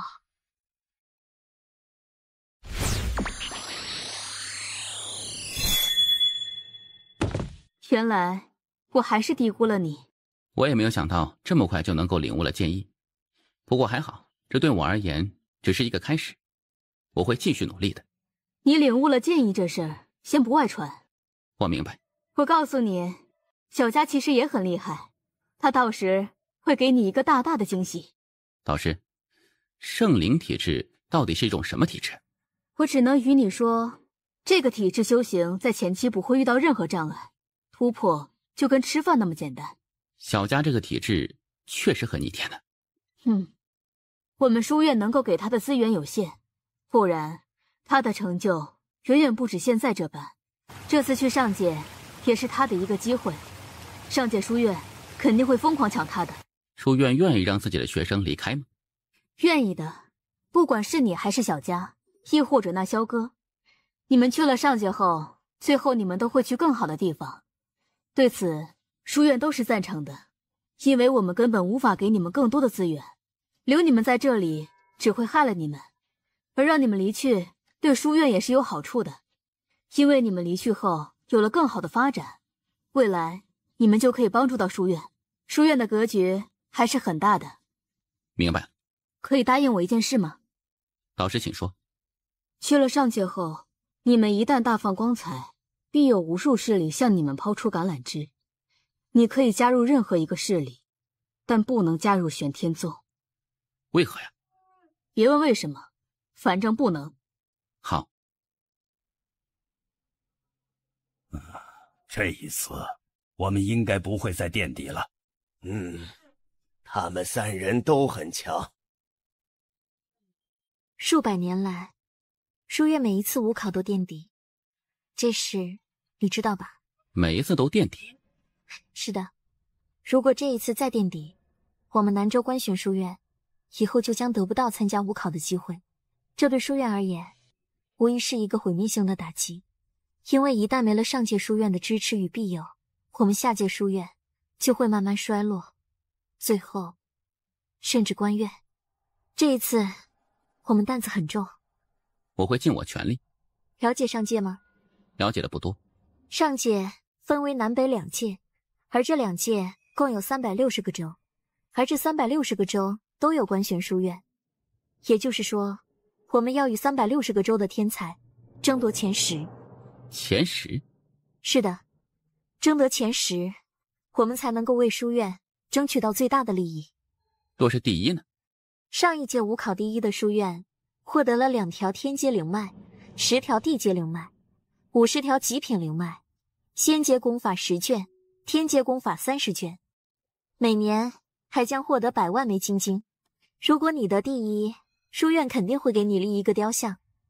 不仅如此，业族也会被书院疯狂照顾。那就争一争。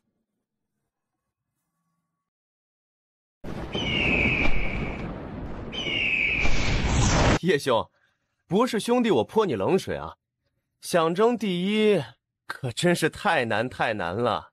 怎么说？数百年来，上界书院武考第1一直是一个书院，那就是青州官玄书院。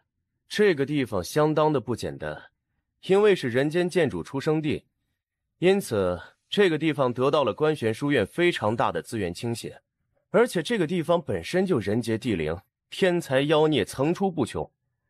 数百年来，他们一直都是武考第1，别的州只能争第2，而且他们对第2名的书院是碾压。你没信心吗？不是没有信心的事情，而是人家那边真的太恐怖了，真的太让人绝望了。不争则已，要争就争第1。叶兄，我就喜欢你这种性格。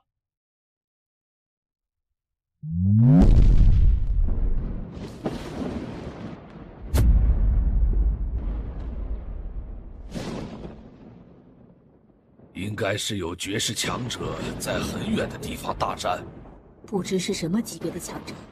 还好，对方离我们很远很远，否则我们怕是要遭殃了。钱姑娘，你从中土神州追杀老夫至此，你是疯了吗？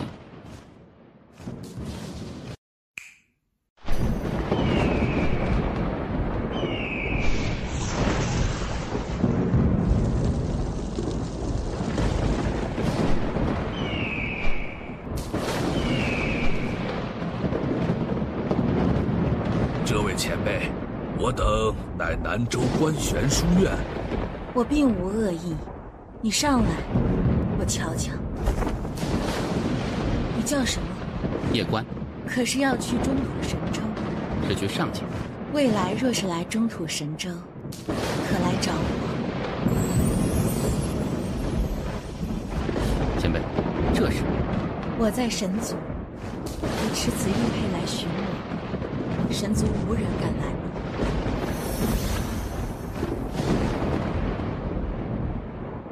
前辈，你认识我？我们现在不就认识了吗？小家伙，期待你来中土神州。海岩，他好像认识我。错觉，人家那么厉害，怎么可能认识你？或许人家只是一时兴起呢。确实，对方那么强大，没有道理认识自己。难道他认识我的父母？你当务之急是好好提升实力，实力才是王道，别的都是虚的。我觉得你有些神秘了。刚才那位前辈的事情，他肯定认识你，但是你不认识他。你知道自己的身世吗？我只知道一点，那就是我好像是一个私生子，就是见不到光的那种。我父母之所以将我放在夜族，是为了保护我。不用在意这个身份，不管你是不是私生子，对我而言都没有任何区别。在我心里，你就是夜关。小佳，我的这个身份未来可能还会带来很大的危险。若真有危险，那我与你一起面对。叶兄，这是上城，我萧族就在这里。哎，待会儿就先去我们萧族歇歇。师妹，你来了也不说一声，是不是看不起师兄啊？看来你在这里等我很久了。我就知道你这一次会来，不过我觉得这应该是你最后一次来了，因为不出意外的话，你们南州官玄书院应该又是垫底的存在啦。小兄，你是上界的？是的。那这武考就在这上城？不，这武考是在云城。云城？到时比武时会在360个州进行同步的云端投影，也就是说，360个州的人都能够看到我们的比武。什么叫云端投影啊？这是仙宝阁研发出来的一种特殊功能，具体的我也不知道，反正就是360个州的书院都能够看到我们的比武。也就是说，只要进入前10，那就真的会名动天下。长见识了呀！哼，这就是当年玄天宗的盛名，真是让人失望。不过是一丧家之犬罢了。给我导师道歉！哼，我乃玄天宗。你敢辱我！我乃玄天宗！你有种就杀了我！你有种就杀了我！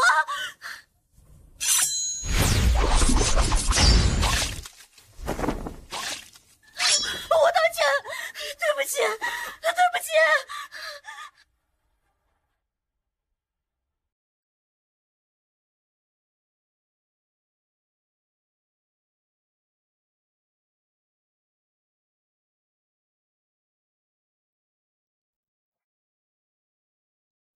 他道歉了，别生气了。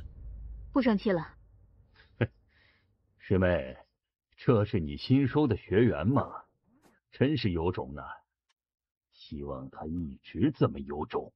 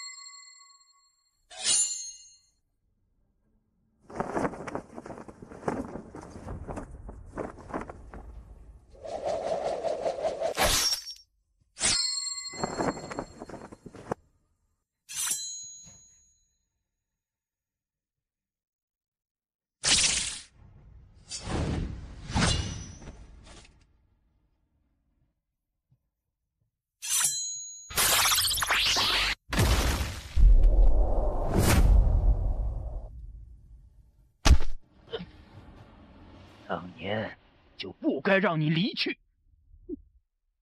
魏通，你这老不死的东西！当年的你在我面前可是连条狗都不如的。怎么，玄天宗这是在欺我观玄书院无人吗？哼，观玄书院，你这话说的不觉得可笑吗？你且看看，现在谁还把你们南州观玄书院当回事？今日你们若是不将此人交出来，那你们都别走了。魏通长老，你是连我儿子也要杀掉吗？萧山族长，是要插手我玄天宗与他之间的事情吗？魏通长老，我只是想来提醒你一下，这些年来，南州观玄书院确实是没落了，没落到即使是观玄书院内部都不待见。但是你别忘记，他们始终还是观玄书院。你今日敢在这里屠杀他们，你信不信明日你玄天宗就会有天大的麻烦？哼，就让你多活几日。有把握杀他9成把握。为什么不是10成？不说10成，是怕我自己骄傲。哼，你这个家伙，知道我为什么阻止你吗？怕事情闹大。不是，这里不是别的地方，这里即使杀人，你也要占据大义，也就是说，要有一个借口，否则事情闹大，书院不会站在我们这边。那时你一个人杀爽了，但是同行来的人都要遭殃。一个男人要懂得学会控制自己的情绪，不能任由自己情绪控制自己，明白吗？明白。谢谢你今天帮我出气，我很开心。你不是才答应你导师要学会控制自己的情绪吗？我现在很冷静，一点也不冲动，可以忍一忍的。大爷，他威胁我呀。他威胁你，所以你就要杀了他？我杀他不是为了爽，而是为了紧急避险。真他妈紧急避险！大爷，你可以帮我隐匿我的气息吗？可以，不过只能半个时辰。够了。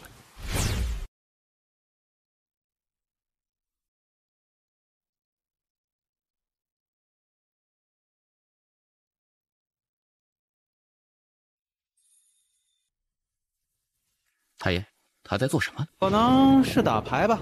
原来是做这种事情，这老头可真有精力。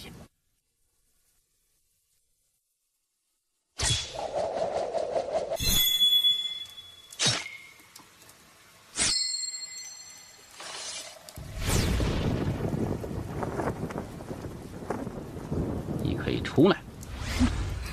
好年轻的剑修，如此年纪便领悟出了剑意。你是哪家的天才？观玄书院。哪个州的观玄书院？南州。哼，有意思，真有意思。前辈是？你不认识我？你走吧。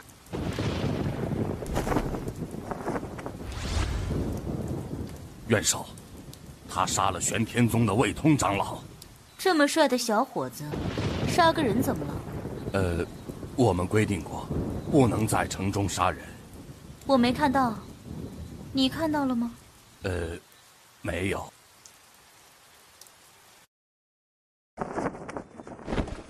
大爷，那个女人好恐怖啊！我觉得你根本不怕那个女人呢。你是不是有什么瞒着我？若是有，你可以与我说的，我承受能力很强的。哎呀，没有。好吧，既然你现在不愿意说，那以后有机会再与我说吧。去杀那魏通了？看来我与你说的话，你都当耳边风了呀。倒是，没人知道是我干的。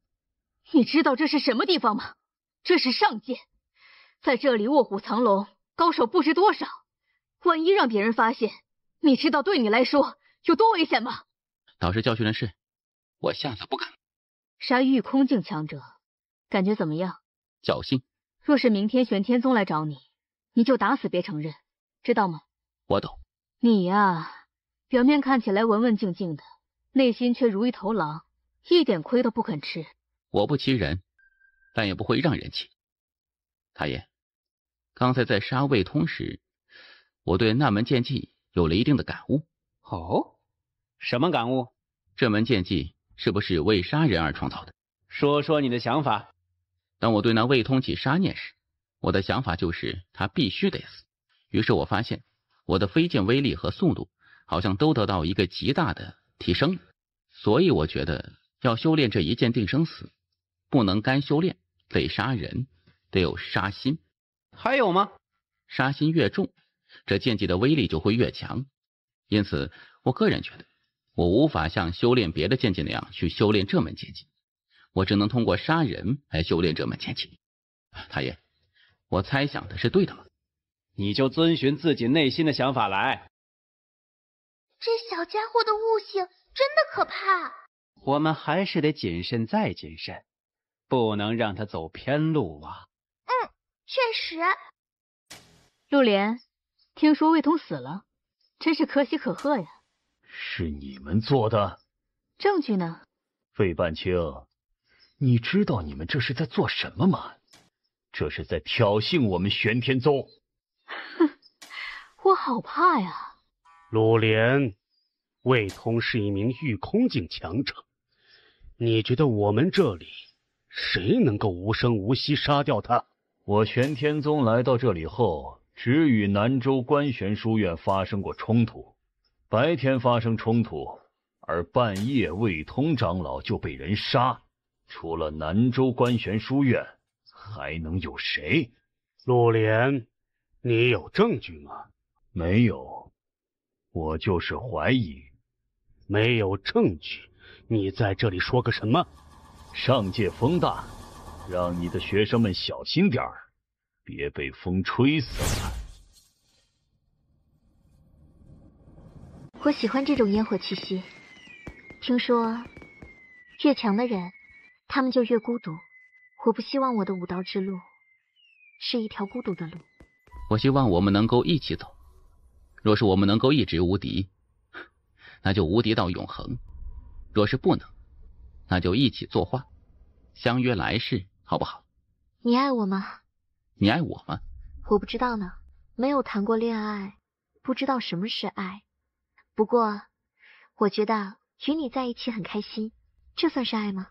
我也没有谈过恋爱，不过我的感觉与你一样，与你在一起，我也很开心。也许我们都爱，也许我们都不爱，管他呢，反正开心就好了。赞同。这位姑娘，在下王家王源，初见姑娘便觉得姑娘宛如仙人落凡间，心中顿生爱慕之情。不知姑娘……你看不出来我们是一对吗？眼睛长屁股上了吗？这位姑娘，在下并无他意，就是想与姑娘认识一下。你是不是觉得你很风度翩翩？姑娘，我只是想认识一下你，没有别的意思。我不想认识你。可我就想认识你。我们不希望再被打扰。来人，半个时辰内，我要知道此人所有信息。我感受到你的杀意了。如果是我，在见到一个女子身边跟着一个男子时，我是不会主动去搭讪的，因为这不尊重这名女子，也不尊重这名男子，而他却这么做了。你会主动搭讪女子吗？努力变强，多赚钱，自有女子来搭讪你。言之有理。我觉得他不会善罢甘休的。我也觉得。你怎么想？我想去城外逛逛。小佳，你真漂亮。世间漂亮的女子可多了去了。她们的美，顶多在我眼里；你的美，在我的心里。这种情话，再说10遍就不要说了，我不想听。你们是故意引我们出来的。我原本以为你是什么大族子弟，但没想到你竟然来自南州。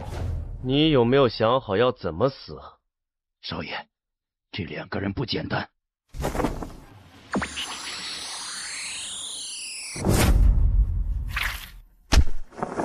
相比我家小官，你真是差了10万8千里。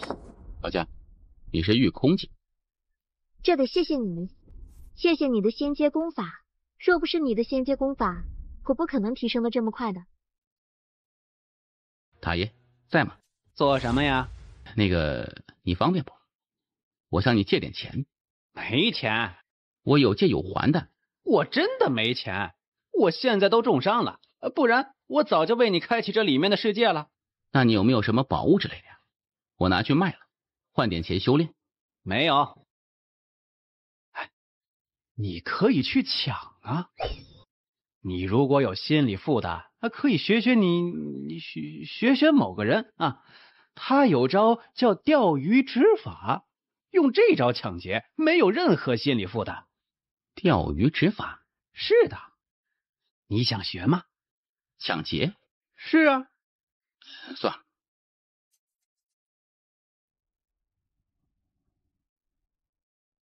御空镜，杀他之人是御空镜。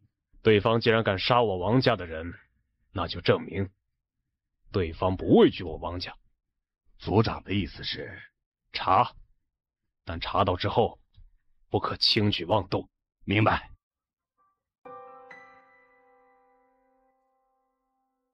这位便是叶关公子，前辈是？我是观玄书院理院院主韩修，这次来是想邀请叶关公子参加后日的欢迎大会。前辈，南州观玄书院只邀请我一个吗？南州书院的4位天才都可以参加。叶公子，后日有时还请记得准时参加。我来与你们说几件事啊，你们肯定感兴趣。青州与云州的人已经进城了。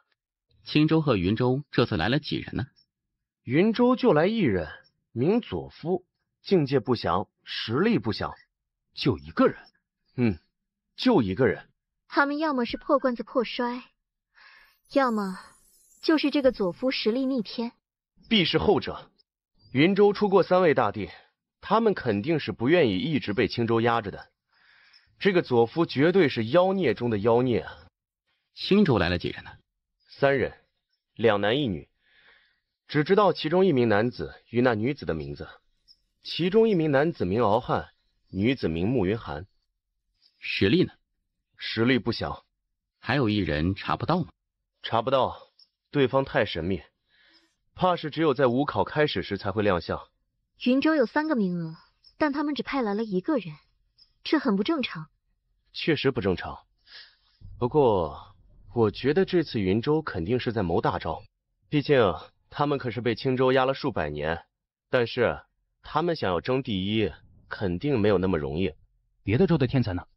每一届的武考都会有一些黑马出现，但是无一例外，每一届都是青州与云州的争夺。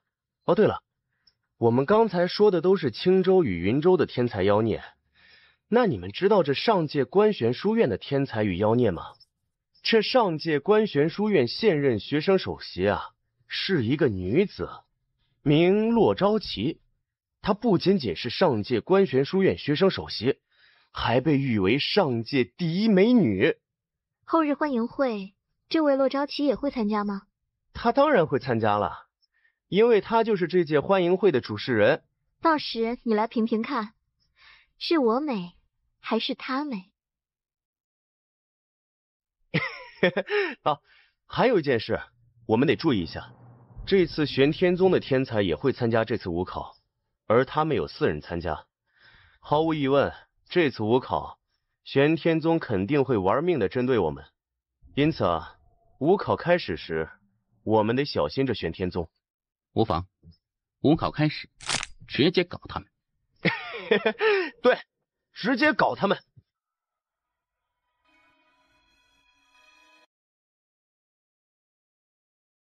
2位有什么需要帮助的吗？你看这个。明白了，2位随我来。父老，有好东西。瞅瞅，一颗天阶内丹也算好东西。父老，你仔细看看。啊，这是吞雷兽的内丹，你准备卖多少？你开价。啊，怎么称呼？都说仙宝阁公道，我才来此。阁下开价吧。500万枚金晶。姑娘，你这话当真是吓死个人，是5万枚金晶。5万你就直说，打什么哑谜啊？加点。加不了了。我们走。等，可以谈。谈你妈个头！黑心的老家伙。8万枚金晶。哎呦，姑娘，这已经是极限价格了。9万。好，成交。做生意的人都好精明。听说仙宝阁创始人来自一个叫银河系的地方，那个地方的人都贼精明，喜欢剥削劳动阶层。银河系？是的，一个离我们较为遥远的地方。我在查阅仙宝阁阁主资料的时候，才得知这个地方的。据说那个地方也有很多特殊的人。你想冲刺御空境？是，我还有不到2个月的时间，想达到御空境。你现在的御剑术速度很快，你知道要如何才能变得更快吗？请塔爷赐教。达到御空境后，可以掌握时空之力，人可以在小范围内进行时空穿梭，其实剑也可以。而我这儿有一门针对时空穿梭的御剑术，名瞬杀一剑，一定范围内御剑穿梭时空，可一剑瞬杀对方。什么品阶？若是修炼到极致，就是普通一剑也可毁天灭地。你达到御空境之后，就可以修炼这瞬杀一剑了。至于能够将这一剑修炼到什么程度，就完全看你自己了。好。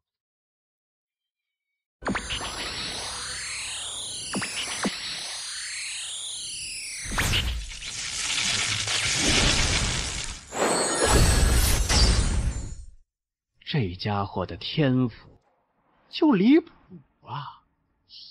他到底是继承了谁的天赋呀？若是小主的天赋，也不应该呀。小主没这么逆天，而小主母这除了天天造蛋，几乎不修炼呐。他是不修炼，但是这片宇宙许多境界都是他创立的。他只是不喜欢修炼，不代表他天赋不行啊。哎，你把我给你的时空修炼之法写下来做什么？这么好的东西，我得跟小佳分享啊。这可是很珍贵的。这可是我媳妇儿，我的就是她的。太爷，你不会没有媳妇儿吧？我代表观玄书院，欢迎诸位到来上界。我美还是她美？不可忽悠。她很美，容貌不在你之下，但她的美与我没有关系。我的美与你有关系？当然，你可是我媳妇儿。骆首席，在下玄天宗陆柯，有一事想说。请说。青州坐第一排，我服；云州坐第二排，我也服；但南州坐第二排，我不服。不服，但挑我。若是你觉得不够刺激，我们可以上生死台，一战定生死。陆柯，你若答应，观玄书院可免费为你们提供场地。是我鲁莽了，既然是书院安排，那想来书院自有书院的理由。抱歉，我并无恶意，还请叶兄见谅。我原谅你了，下次别再犯这种低级错误了，乖啊！诸位，从明日开始，观玄书院将为诸位开放修炼之地。我观玄书院有36座试炼峰，每一座试炼峰的试炼都不同，你们可选择一种试炼来修炼，当然要交纳一点点金晶。还有一个好消息要告诉诸位，那便是这次5考前3的奖励都有得到增加。不仅如此，第1名者还有神秘奖励，修行20载，一朝扬名天下知。这一次，我代表观玄书院祝诸位都能够在武考之中获得一个好的名次，为自己争光，为自己的家族争光，为自己的州争光。我一直都有一个疑问啊，就是你这圣灵体质，这体质真的在前期修炼没有任何障碍吗？是。这么说，你可以想怎么提升就怎么提升。在之前是这样的，但现在我已经开始在压制自己境界了。为何呀？你给我的那一卷修炼之法让我明白，一个境界必须要透彻，否则就这么提升上去，最后会根基不稳。确实，我们修炼得稳扎稳打，若是提升太快，反而不好。这得感谢你那一卷修炼之法呀，不然我可能还沉浸在提升境界的快感之中，然后不择手段的去提升自身的境界。虽然暂时阶段实力能够得到大大的增加，但长久下来，这弊端太大了。叶关，你快去旅店，小哥要跟那陆柯上生死台。为何呀？陆柯当着萧哥的面抢他的女伴，而那女人当着萧哥的面选择跟陆柯，还故意侮辱他。他妈的，这根本就是套，是陆柯那狗贼下的套。走。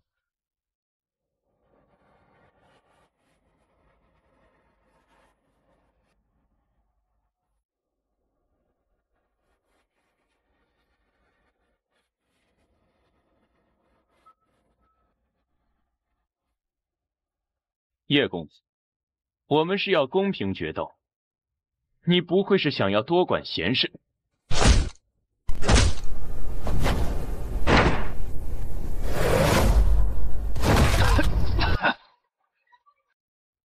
叶关，没有别的意思，就是看你不爽。你若是不爽，打我呀！叶关，你以为你是谁？你在这儿动手，是在蔑视洛姑娘，蔑视关玄书院。没有别的意思，就是看你不爽。你若是不爽，打我呀！叶公子，你可不能坏规矩呢。哼，杀我呀！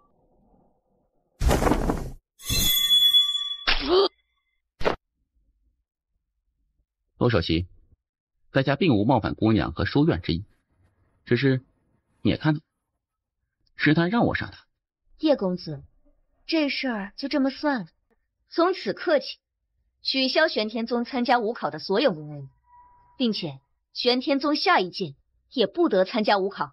如果谁再敢搞事情，别怪我不客气。韩院首，是院首让你邀请这位叶公子来的。是的，小启，你可有看出此人有何不凡之处？他隐藏了实力。隐藏了多少？至少60%。不过，即使他隐藏60%实力，应该也不至于让院首如此特殊对待。所以，我觉得他应该是隐藏了80%的实力。其实，相比他，我更在意那佐夫，此人才是真正的深藏不露。相比青州那位，如何？青州那位，可是号称有史以来第3妖孽之人。那前面2位是？人间剑主安国士，不得不说，与那位同处一个时代，是这一批青州天才妖孽的悲哀。中土神州这次还将专门派人下来接他，只等他夺得第1，就会直接带着他前往中土神州。中土神州为何这般急啊？据说是与那场气运之争有关，具体的我也不知。而这一次，青州那位就是他们内定的人。若真是如此，那这场武考的结局便早已注定了。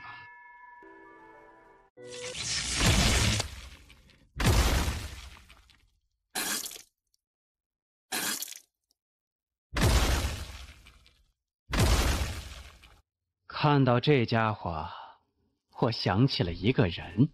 他爹？不，是他爷爷。他没有他爷爷那么偏激，但是他这份毅力与心性，相比起他爷爷，一点也不差。我觉得你不应该老是吓唬他，让他觉得他是一个私生子，以后很危险的。你看这家伙拼命的样子，我都觉得有点心疼了。你不觉得他以后要面对的事情，比这个私生子的事情要危险100倍万倍吗？还是多吓吓他吧，只要不吓死就行。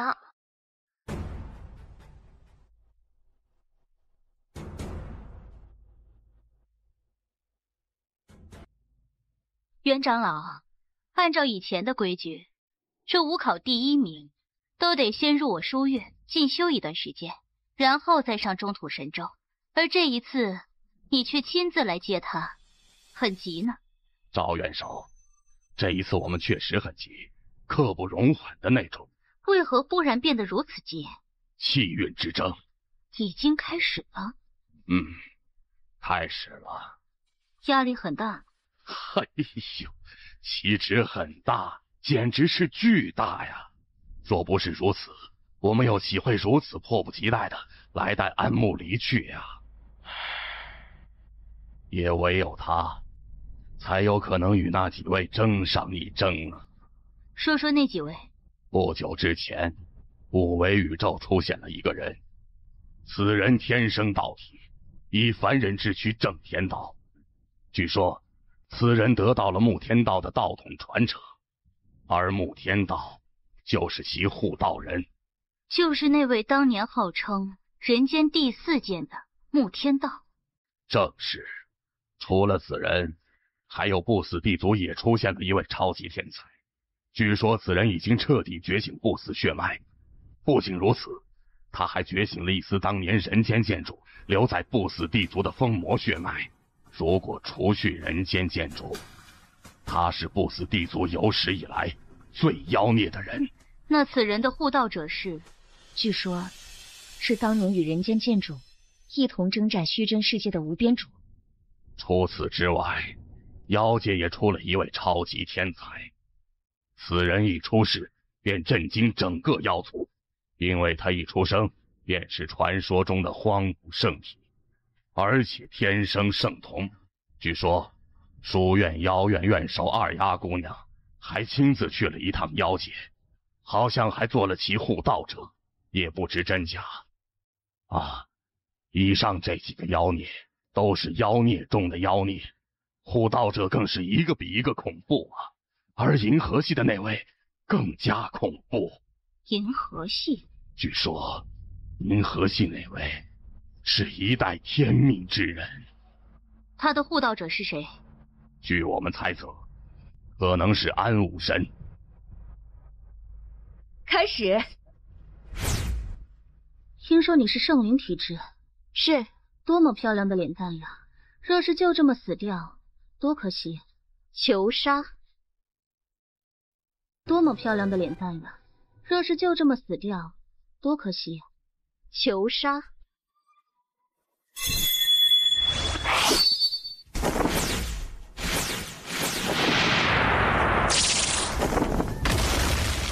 这小丫头的时空造诣竟然如此之深呢！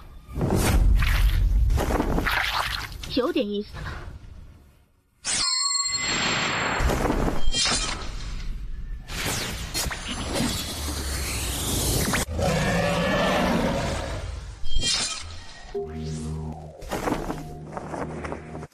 你们2人谁跟我打？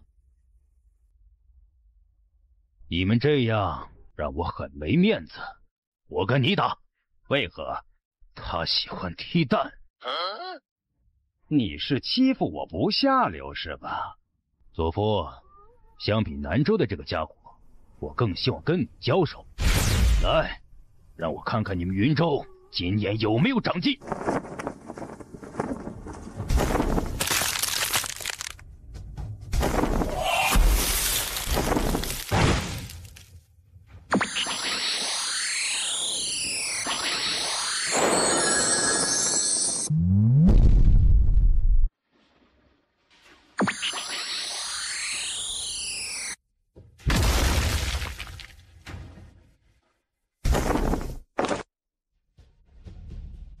我不与你打，不是你不强，而是，反正我就是不想与你打。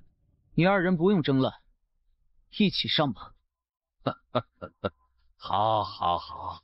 哼，确实霸气。我给你5万枚金晶，让我先跟他打。哎，我给你10万枚金晶，让我先跟他打。好。给我，你先跟他打。你们真有钱呢。叶公子，你是不是连5万枚金晶都没有啊？没有。叶公子，你好鸡贼呀！左兄，加油！你确定不与他一起吗？不用。出手吧！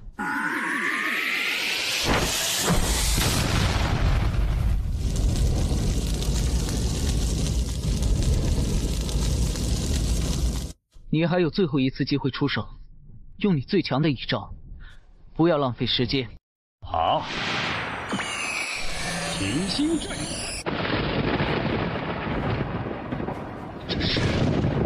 这是神界通神之术。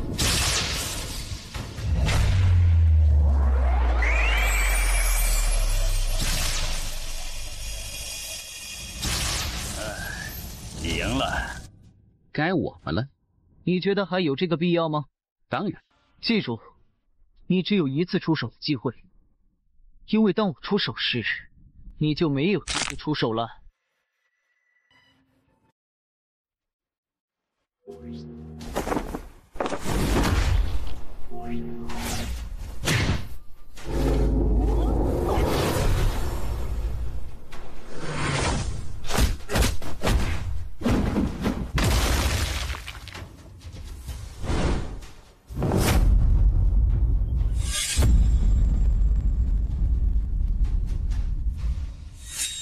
不得不说，你让我很震惊。你这速度，即便是我，也远远不如你。但可惜，你破了我的防御。好恐怖的速度啊！哼，有意思。此人不过是御空精，为何他的速度如此之快？我曾见他在重力时空塔修炼过，他可有说过他在第几层？他说他在第9层。难怪他的速度能够快到这种程度。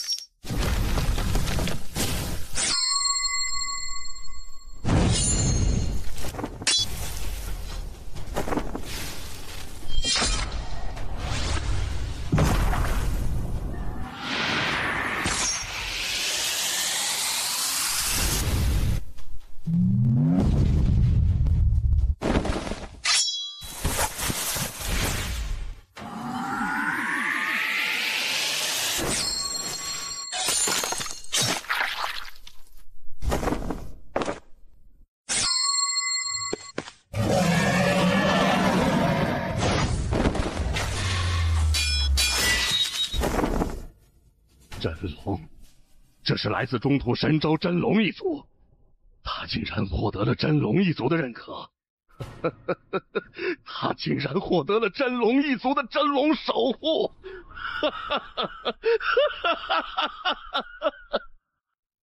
不得不说，我没有想到我的一个底牌会在这里暴露。来感受一下真龙的手。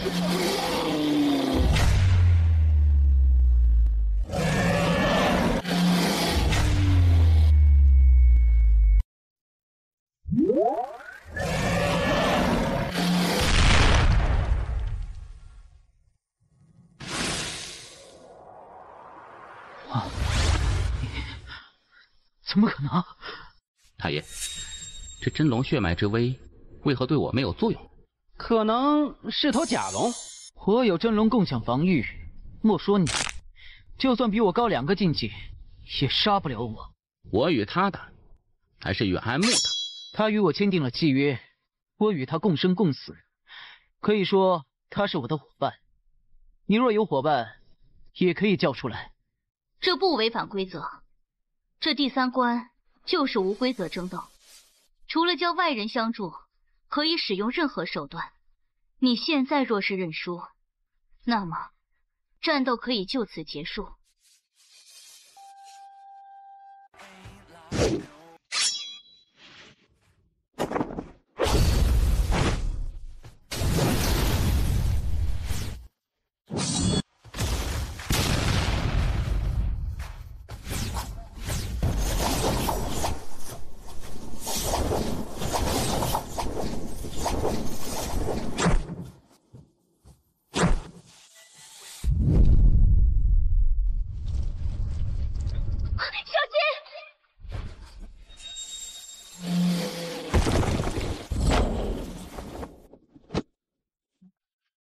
只能来世再加你了。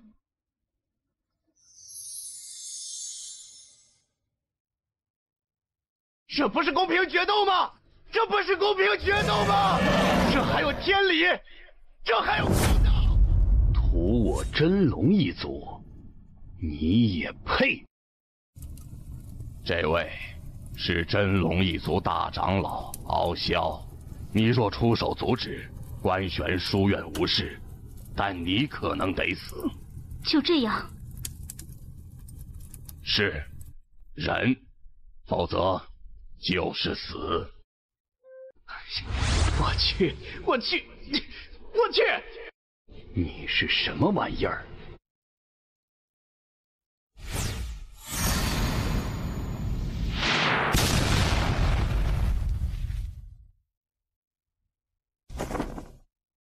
大爷，小家他还能活吗？哎呀，能救他！我现在无法救他，只能暂时保住他的灵魂。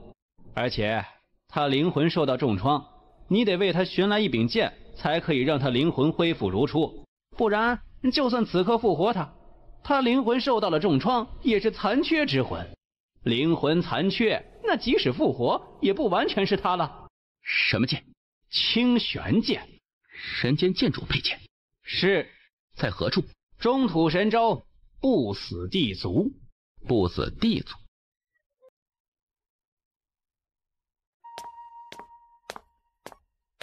不可！安家曾经出过2位战神，他乃安家后人，你杀他，就是与安家2位武神为敌，也是与官玄书院为敌。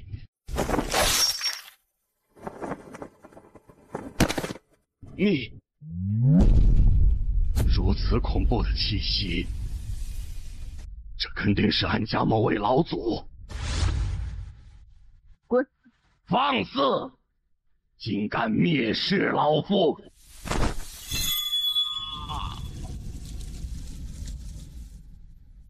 怎么回事？没有出现。或许是上天要你活下来。既然如此，那就好好活着吧。从此刻起，我永远是南州官玄书院的学员，并且不再加入其他任何官玄书院。一个欺软怕硬的官玄书院，一个不能为学生主持公道的官玄书院，这不是我心中的书院。谢谢。谢什么呀？谢你在所有人沉默时站了出来。我们是朋友。小佳还能活吗？能。那就好。看着你站出来为他说话，我是又怒又怕，还有欣慰。老爹，我太弱了，这次之后，我想出去闯闯。好。哎，这世道。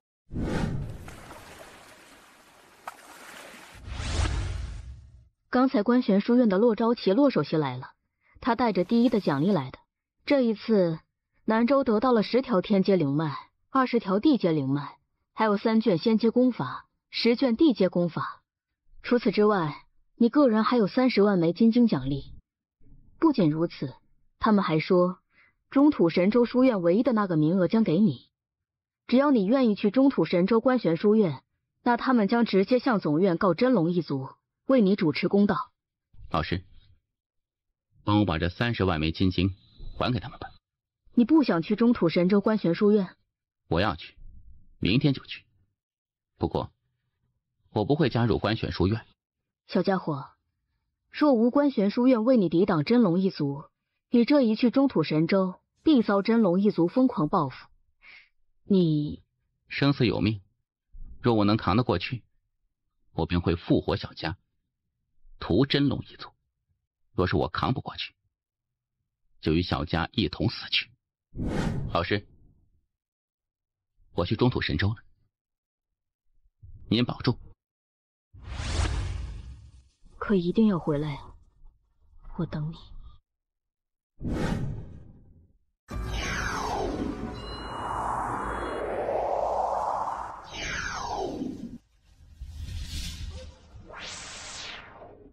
太爷，我若去不死地族，我觉得他们不会把人间剑主的配件给我。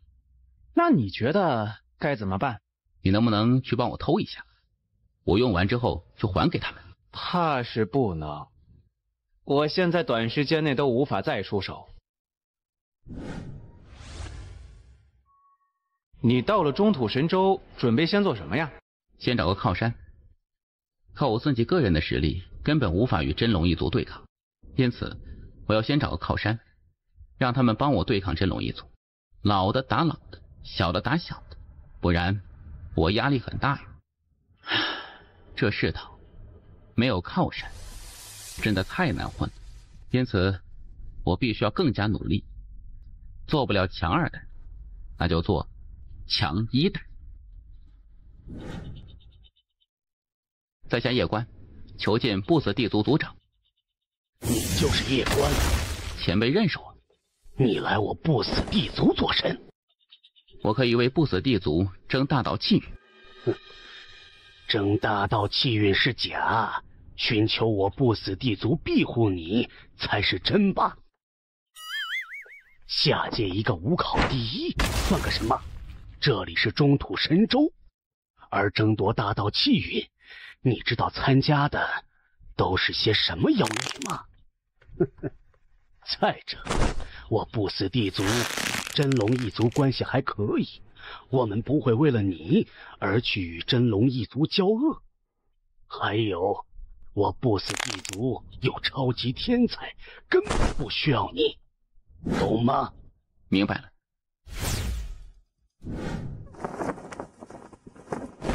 何人？在下叶关。你就是叶关？前辈认识我。你不仅杀了真龙一族的龙，还杀了青州安家安牧。你来我李族，是想加入我李族？是。你能为我李族带来什么？争大道气运。你等等。此人实力如何？是剑修，能杀一头少年真龙，实力自然是不俗，天赋肯定也没得说。不行，族长可是担心真龙一族。我觉得只要这少年足够优秀，我李族完全可以为了他刚一刚真龙一族。反正有半只先祖在，我李族根本不用怕他真龙一族。不仅仅是真龙一族，还有安家。他杀了安牧，将事情做绝，安家势必也会报复。而安家那2位武神，让他走吧。我观此人气度不凡，未来这份因果，我李家不能接。叶公子，很抱歉。去神歌试试。神歌族？是的，我认识他们一位先祖，他们那位先祖绝顶聪明，他的后人应该也不会差。太爷，你还认识他们先祖呢？走吧。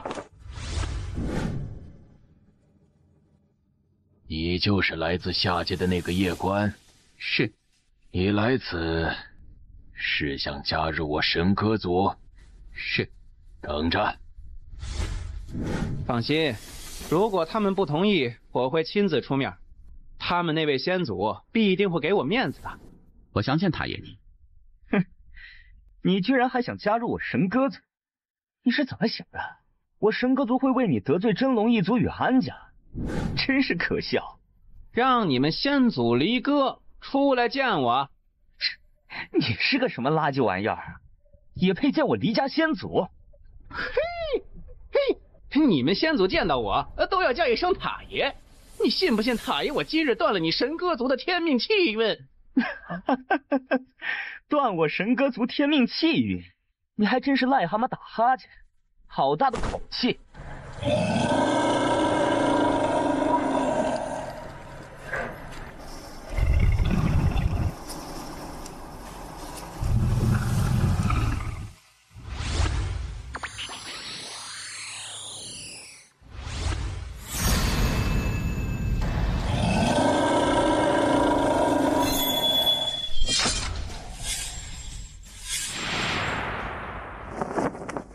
此人不简单呐！哼，凌云族长，那少年是一位剑修，也就是说，他身后必有一位剑修强者。我之前让人调查过，他身后的那位剑修，顶多只是一位大剑仙。何以见得？如今世上仅存的剑帝就那几位，而那几位都在观玄宇宙。而且如今还经常出现在世人面前的，便是书院的听云剑帝，而听云剑帝根本不会是他师父。既如此，那么他身后之人最强也不过是大剑仙而已。言之有理。此人天赋不错，又是剑修，既已与之为敌，就应当全力诛杀之，以免留下后患。我族自然明白。凌云族长，我族有一批天赋杰出的真龙出世，贵族若是愿意，可派2人前往真龙一族，让他们选择彼此的伙伴。自然是愿意的。我倒要看看，这中土神州谁敢保他。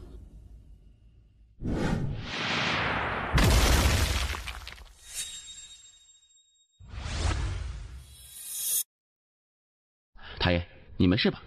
我不能再出手了。塔爷，是我连累你了。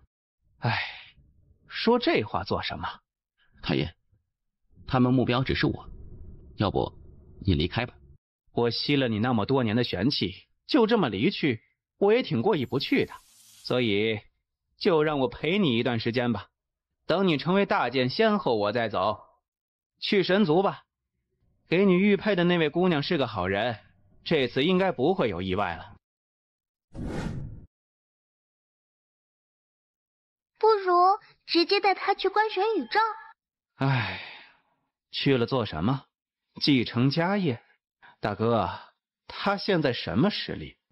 他去那边，那边的人会服他吗？哼，不服又能如何？难道还敢杀他不成？谁敢？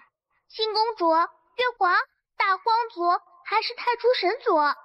是不敢，但是敢架空他。以他现在的实力，他有这个能力管理这无尽宇宙吗？做一个傀儡观玄院长有意义吗？再者，你忘记了小主的交代吗？小主不希望这个小家伙再走他曾经的老路，这才将他送到这遥远的南州来。而且你没发现吗？如今的观玄书院在小主消失这么多年后，已经开始出现内部腐败。他若是不一步步走上去，未来如何整治这些问题呀？而且天命姐姐也有曾交代过，要磨练其心智。要是现在就带他回去，那还磨练个鬼啊！不经世间万千难，如何成就世间第一剑？而且你我的伤也非这片宇宙能够解决的。我们2个现在这样，而老一辈顶级强者大多死的死，沉睡的沉睡，我们镇不住信公主与月皇他们的。世间第一剑。还有，我希望你明白一件事情，我们2个已经不是当年的我们。你现在半死不活，而我本体神魂受到重创，我们现在已经没有那个资本装叉了。如果我们死在一些小小手中，那他妈不是要让人笑掉大牙？我从未想过自己有一天会混得这么惨。妈的，若是让虚真世界的人知道他的存在，他们一定会发疯一般打破小主留下人间的结界，然后下来干他。让他多吃点苦吧，家产以后再继承吧。阁下是？你一位前辈给我的，让我来到中土神州之后，可以来神族找他。啊，公子，快请。怎么称呼？叶关。你便是那上界武考第1的叶关？你杀了2头真龙，你来此是想加入我神族吗？先祖前往观玄宇宙了，现在不在神族内，你可以在此等他归来。至于能不能让你入神族，得看他的决定。少族长，真龙一族敖蒙到访，想见见少族长。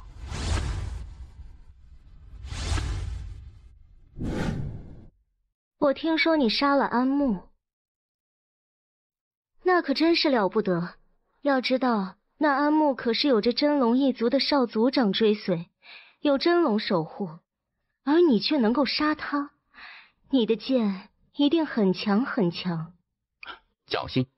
我叫简安，叶公子，先祖既然肯给你这枚玉佩，那就证明你对他而言，肯定是一位非常非常重要的人。但我得告诉你，你现在得走。你的意思是，那男子他会将我交给真龙一族？他是我哥，叫简傲，现在负责处理神族的事情。我对他很了解，他根本没有重视这枚玉佩的重要性。在这个基础上，他会觉得为了你与真龙一族结仇，会很不值得。因此，他肯定会将你交给真龙一族，以此来与真龙一族交好。我带你走。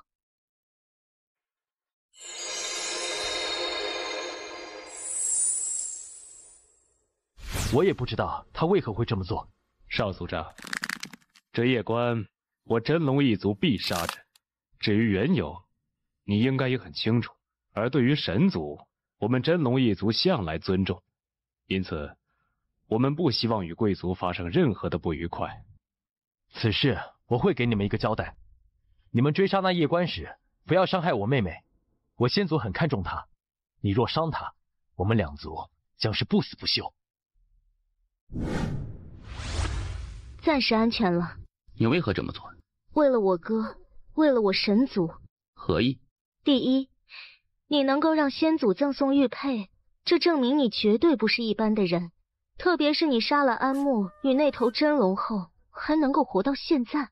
如果我神族将你交给真龙一族，先祖赠送玉佩的善因就会变成恶因。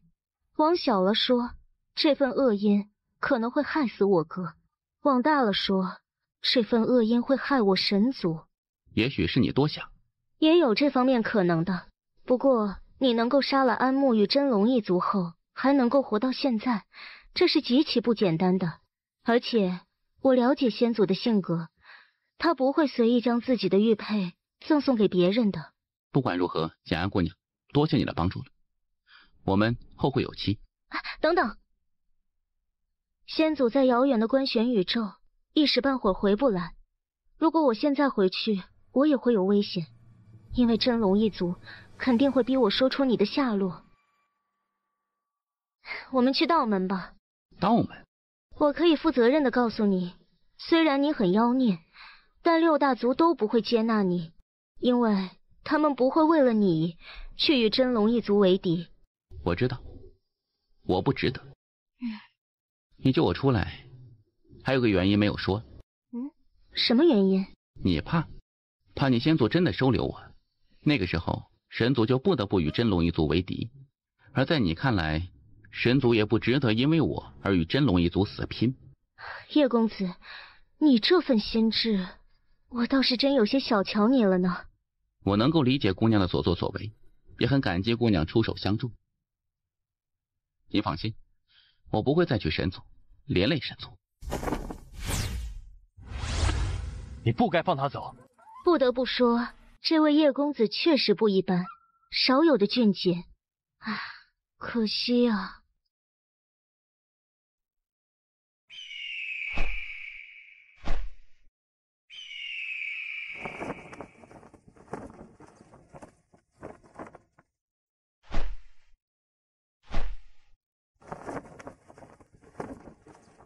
先祖，此刻起，你将不再是我神族少族长，押下去，关禁闭100年，100年内不得出神族。先祖，带下去。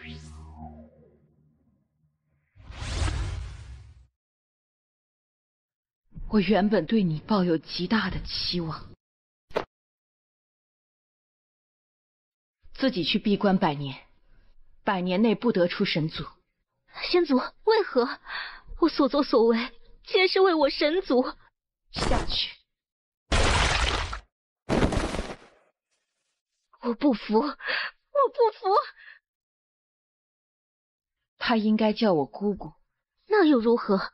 从我族利益来说，他并不是我神族的人，我神族不应该为他对抗神龙一族，不值得，那不值得呀。你知道谁是我弟弟吗？谁？就是你们口中所说的人间剑主。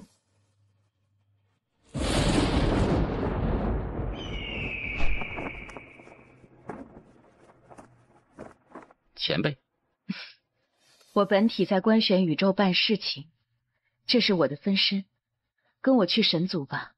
不用了。生气了？没有，我已经处罚他们了。前辈，简安姑娘就莫要处罚的，她的所作所为皆是为神族，并无过错。而且，若不是她相助，我可能已经无法离开神族了。那你与我回去。前辈，真的不用了，我已经有新的去处了。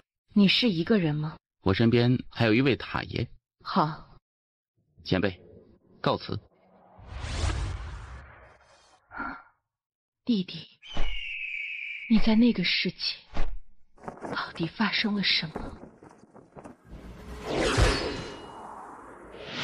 塔爷，你对道门了解的多吗？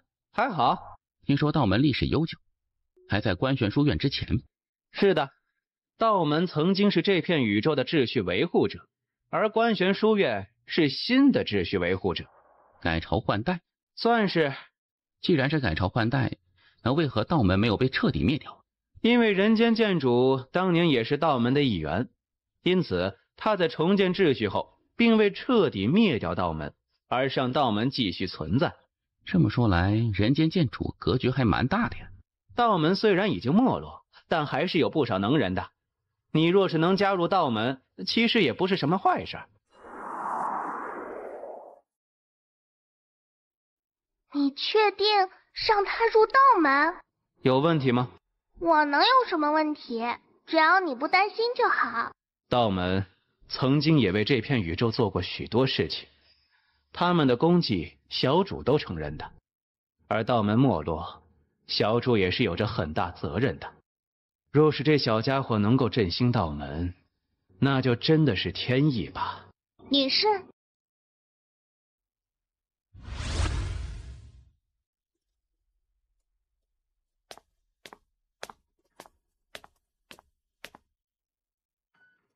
你是？在下叶关。来此。加入道门？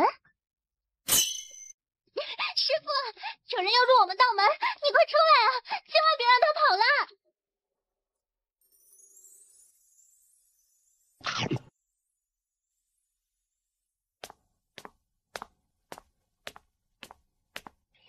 师父，就是他要入我们道门。你身上有业障，我们道门不收。啊，师父，难得来一个，你怎么不收呢？这家伙身上有强大业障，若是收他，我们师徒未来怕是都难以有个善果呀。我觉得他长得挺帅的呢。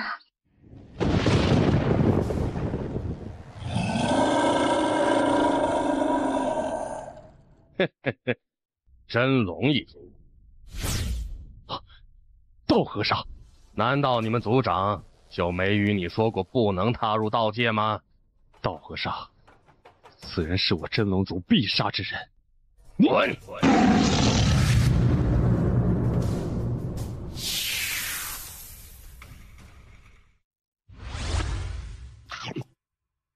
你与真龙一族有仇？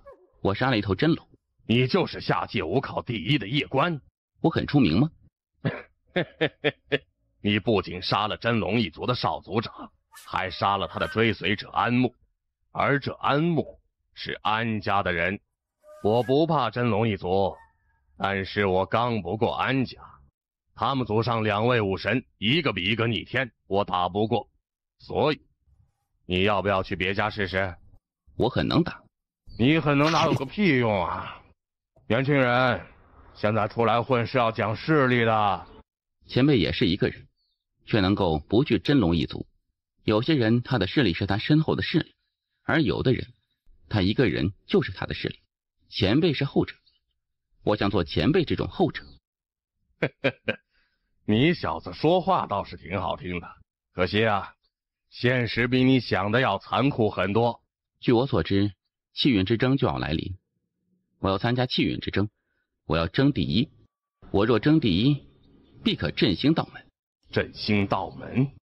小子，你可知这次气运之争有多恐怖？乾坤既未定，你我皆是黑马。我不相信天命，我只相信自己。你等等，依依，你随我来。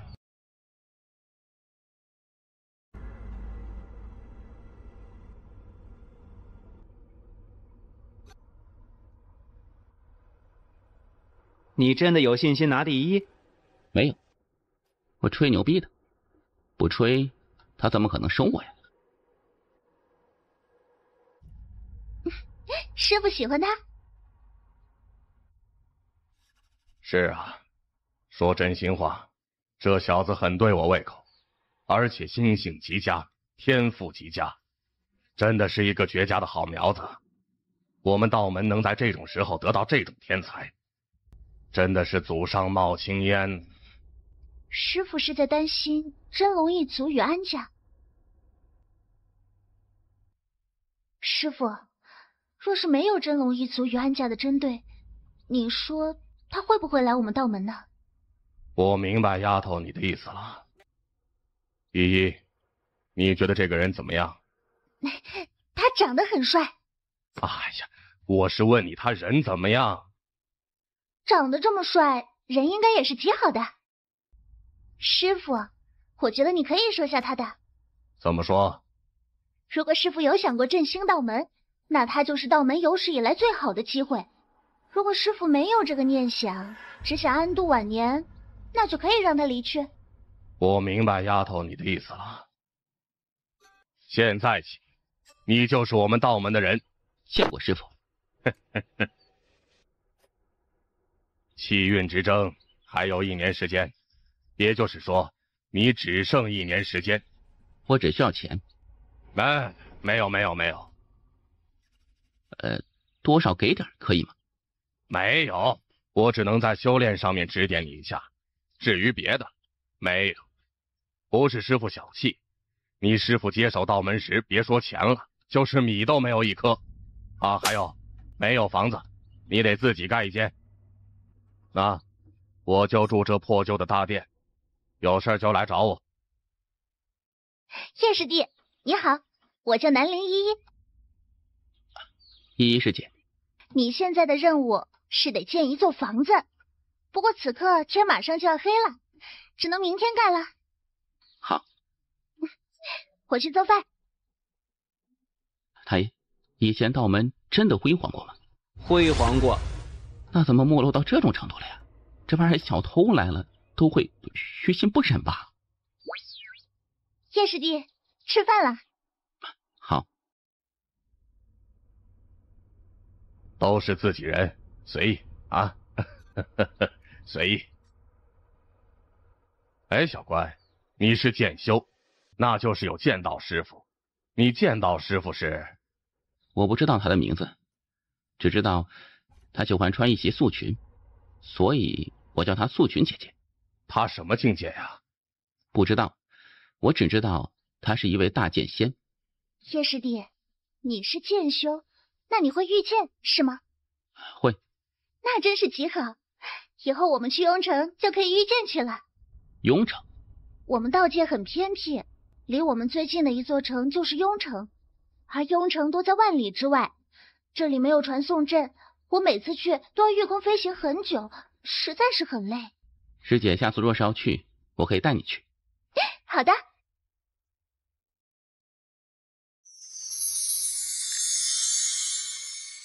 太爷，我要屠掉整个真龙一族。我知道，没有做到的事情，就不要去说。没有打扰你吧？唉，现在道门终于多了一个人，这种感觉真好。道门这么多年来，就一直是师姐你与师父吗？嗯，是的。师姐，你的家人呢？抱歉。你想哪里去了？他们没有死。其实我是南陵族的，震惊吧？其实我只是一个私生女，我母亲本是一个小家族的普通女子，但因为与南陵族少族长结识，于是生下了我。不过大族间讲究门当户对，当时南陵族族长根本不可能同意这门亲事，所以我与我母亲没有得到南陵族的承认。而现在我父亲已经成为南陵族的族长，我以为他会认我与我母亲，但直到我母亲死去，他都没有来看一眼。那一刻我知道他早已经忘记我们。叶师弟，你不会看不起我吧？其实我也是私生子。私生子？我塔爷与我说，我其实是叶族的私生子。我们叶族在官宣宇宙是一个超级大族，我父亲还是个上门女婿。叶师弟，你天赋这么强，若是让他们知道，叶族肯定会接纳你的。不会的，塔爷与我说，若是我被叶族知道，他们会疯狂杀我的。毕竟私生子这种事情是很不光彩的，我会努力的。悲惨的出生我无法改变，但未来的人生我可以改变。叶师弟，你恨你父亲吗？不恨，我倒是觉得他挺可怜的，年纪轻轻的就吃软饭。哎呀，不知道怎么想。啊，我原本以为我已经够可怜的了，现在看来，叶师弟，你这身世比我更可怜呢。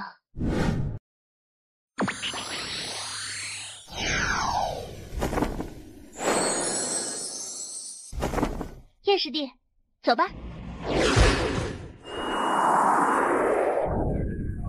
叶师弟，你这御剑速度真是好快啊！叶师弟，这御剑飞行可真是太舒服了。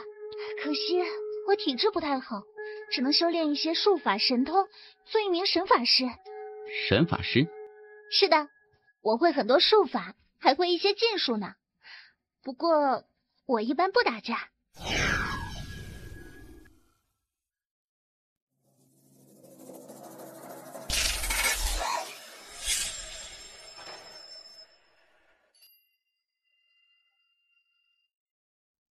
这是妖人。妖人就是妖兽和人类结合之后生下的生灵。如果妖兽和人类都特别强，那他们生下的后代一开始起点就很高，可以直接自由幻化人形态或者妖兽形态。而如果一方很强，另一方很弱，那就会变成妖人，也就是人不人，妖不妖。他这种妖族不认他，人类也不认他，等待他的就是被卖去做奴隶。他多少价格？这位公子要买10000枚金晶。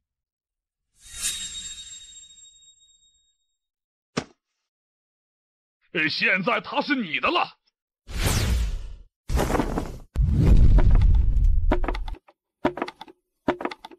你自由了。人类，你想玩什么把戏？我救你2个原因。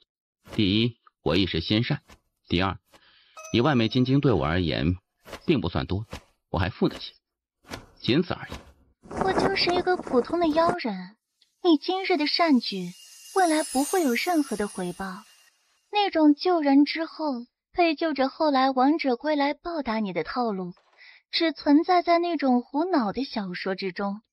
我也喜欢看书，但你说的这种小说我很少看，我也建议你少看。如果你非要看，我建议你别带脑子看。老师，你确定那个家伙有天命气运的存在？确定，虽然很隐蔽，但你老师我是什么人呢？怎么可能感受不出来呢？这家伙不仅有天命气运加身，还有一些特殊的气运在。唉，你刚才若是出手，有很大的机会杀掉他，然后吞噬掉他那些气运的。他不像是个坏人。大道气运之争根本就没有对与错之分，只有胜者与败者。你不杀掉他，吞噬掉他的天命气运，1年后的大道气运之争，你怎么跟那些妖孽争夺？他还出钱救我，人家救我，而我还要恩将仇报，这说不过去啊。丫头啊，作为过来人，我得告诉你，很多时候真的不能仁慈，你仁慈就会输。可杀他有违我本心。好吧，坏心境的事情确实也不能做。师傅，你以前真的与人间剑主交过手？废话，哼！你以为你师傅是在吹牛逼吗？当年我可是牛逼的很，知道无边主吧？就是与人间剑主一同并肩作战的屌毛，那个小瘪三，当年见到我就跑的。人间剑主，他真的很强很强吗？他很强，但是说到无敌，那就不得不提他那个变态的妹妹了。唉，想想我都头皮发麻呀。妹妹？还有他的妻子，整天抱着一堆牛马玩意儿到处乱炸的家伙，妈的，简直不要太离谱！哎，不说这个话题了，走，去寻找天地间散落的气运。若是有主，我们就钓鱼执法。师傅，这钓鱼执法挺损的，你跟谁学的？人间剑主，我当初就被他这么坑过，他是真的不要脸啊！哎，我告诉你，他是真的不要脸啊！我从来没有见过这么不要脸的人，我操，我都无法形容他的不要脸。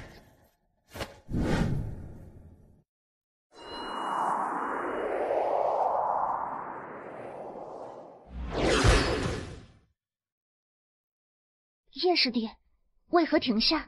不出来吗？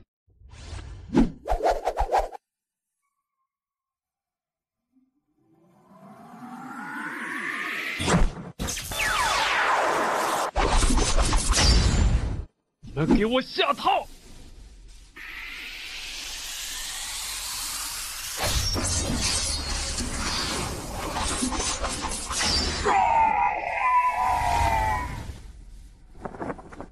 师傅真威，师傅无敌。那龙肉，1人1半。师傅，真龙一族肯定还会再来的，我们得先撤。上次没宰这个家伙，是不想彻底撕破脸皮，但现在我们已经与真龙一族彻底撕破脸皮了。你知道这意味着什么吗？他们会疯狂报复你。啊，师傅真是太阴损了。师弟真是智慧无双啊！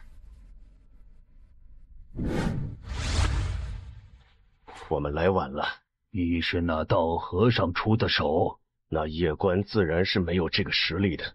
既然你道和尚不好好养老，真龙一族也只能为你送终了。师傅，真龙一族怕是会报复我们的。你觉得该怎么办？弟子现在实力微弱，只能打一个，其余的就看师傅您了。你这个年轻人看起来老实，实则满肚子的花花肠子，不是个好人。丫头，要小心他一些。别的我实在也打不过呀。那你敢杀人家真龙一族的龙？打不过不代表我不敢打呀。有种！叶师弟，你是不是想修炼？你可以去仙宝阁。仙宝阁？是的，仙宝阁有特殊的修炼场所，不比关玄书院差。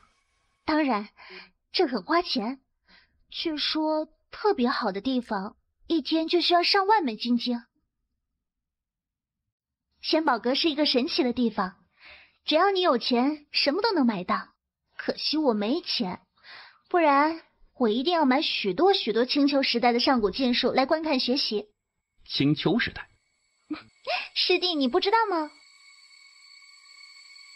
我们所在的中土神州属于关玄宇宙之下，而整个关玄宇宙分为2个时代。第一个时代是人间剑主的时代，因此被称之为人间时代。第2个时代是青丘院首的青丘时代。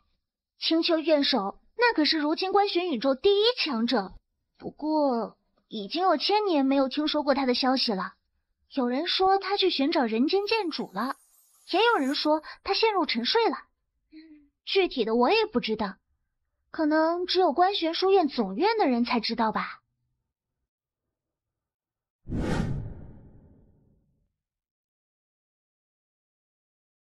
太爷，你认识这位青丘院首吗？认识。太爷，师姐，我们道门的祖师是谁？不知道。不仅我不知道，师傅也不知道。太爷，你知道吗？知道。是谁？大道比主人。大道比主人？他与人间剑主相比，谁厉害啊？人间剑主不叫人的话，大道比主人厉害；人间剑主叫人的话，人间剑主厉害。叫人？人间剑主打架还带叫人的吗？哎呀，家常便饭啦。这位公子，修炼场所分为6种，分别是人字修炼室、地字修炼室、玄字修炼室、天字修炼室、地字修炼室，还有神字修炼室。不知公子想要哪一种啊？天字修炼室多少价钱？1万枚金晶一天。地字修炼室呢？公子，地阶修炼室2万枚一天。啊，我要人字修炼室的。你玩呢？问了半天，你要个最便宜的。不好意思，我有点穷。理解。我要修炼10天。随我来吧。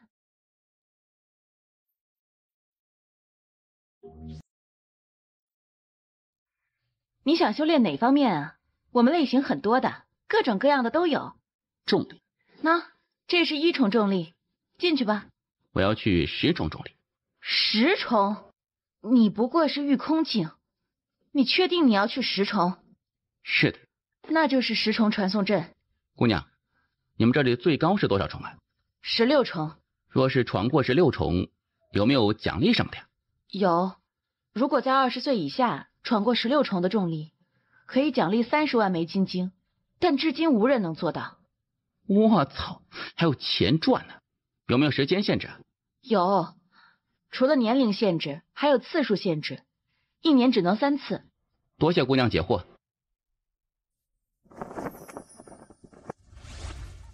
人是真的帅，但也是真的穷。哎呀，也不知道是哪家的穷少，看着怪可怜的。苦命人呐！听说那夜关入了道门。是。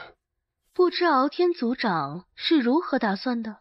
那道和尚实力不简单。再不简单，也不过是一人。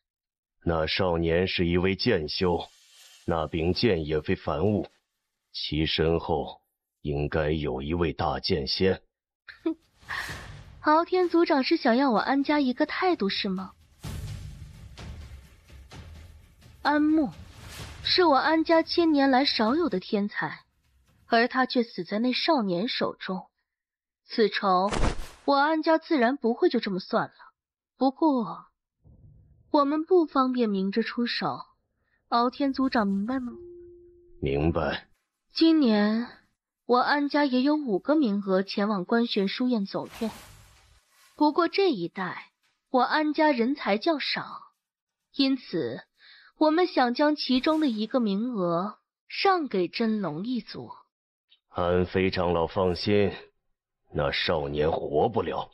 敖天族长，这少年能够有如此实力，不是一个简单的天才。而对付这种不简单的天才，最好的办法就是在其没有成长起来之前，彻底将其扼杀掉。夜长梦多。明白。来人，召集我族所有成年真龙，直接去道门。族长，那夜关此时不在道门内。不在道门？他现在在仙宝阁修炼。所有成年真龙前往仙宝阁。族长，这可使不得。放心，我不会攻打仙宝阁，我是要等他出来，然后直接绝杀他。木雅姐，那家伙已经适应13倍重力时空，但他却不走，而是要把里面的灵气吸干净再走。这家伙简直是太让人无语了。我们又没有规定不能吸灵气，可是他也不能这么占我们仙宝阁便宜啊！你不觉得他很厉害吗？才遇空境，但却能够进入第13重重力时空。确实好厉害。他就是下界5考第1的夜关。他就是那夜关，杀了真龙一族真龙的那位。听说他不仅杀了真龙一族的真龙，还杀了安家的绝世天才安慕。可他为何这般穷？因为他拒绝了中土神州观玄书院的邀请，不理智。我倒觉得他很有骨气，有血性。据我所知，他来中土神州之后，去过李族与神歌族还有神族，但最后都被拒绝了。虽然他加入了道门，但道门现在的情况，我倒是觉得道门很有魄力。道和尚前辈在赌，好赌。如果赌赢，说不定道门能够崛起；若是不能赌赢，反正他们已经很惨了，再惨又能惨到哪里去呢？这倒是。太爷，我可以改造一下素君姐姐那一招一剑定生死吗？为什么？素君姐姐是大剑仙，她有那种一剑定人生死的实力和气魄，但我只是一个初学者，没有人生的阅历，没有岁月的沉淀，更没有无敌过，所以我是无论如何也不可能做到她那般的。因此就算强行学，也只能学会其形，学不到其神呢。你想怎么改？我没有无敌的气势和实力，但是我可以有无敌的决心，所以我想将这门剑技改成一剑决生死。不出剑则已，若出剑，不是我死，就是你死。我去，太爷，你觉得如何呀？你自己看着办吧。莫管事，据我所知，那夜关此时此刻就在仙宝阁内，可对？是。不知莫管事可愿意将它交给我们？傲天族长，这不合我仙宝阁规矩。我也不让莫管事为难。据我所知，这修炼之地每隔一段时间都需要维护，若是现在维护，那夜关必定会离开仙宝阁，还请莫管事给个方便。傲天族长客气了。多谢了。傲天族长，不能在仙宝阁内动手，不然这坏了规矩，那时事情可就大了。我明白。我去让他出来。等等吧，我们与他无冤无仇，没有把事情做得太绝。叶公子，很抱歉，镇龙一族给我施压，我无法让你继续留在仙宝阁内，还请你谅解。理解。等等，镇龙一族全族强者都在外面，你这么离去，必死无疑。这是随机传送卷轴，可以将你随机传送至方圆数十万里的任何位置，它可以让你有一个逃跑的机会。莫雅姑娘，你这……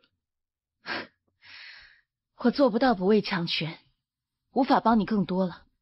这道卷轴是我唯一能够帮到你的。此情，我叶关若是不死，来日必报。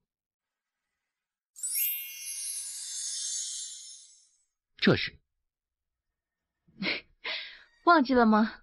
若是你能通关，就有奖励，这就是你的奖励，30万枚金晶呢。就给姑娘你吧。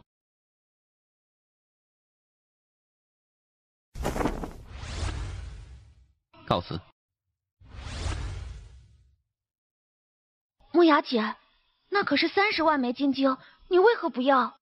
许多时候，人情可比金钱重要的多。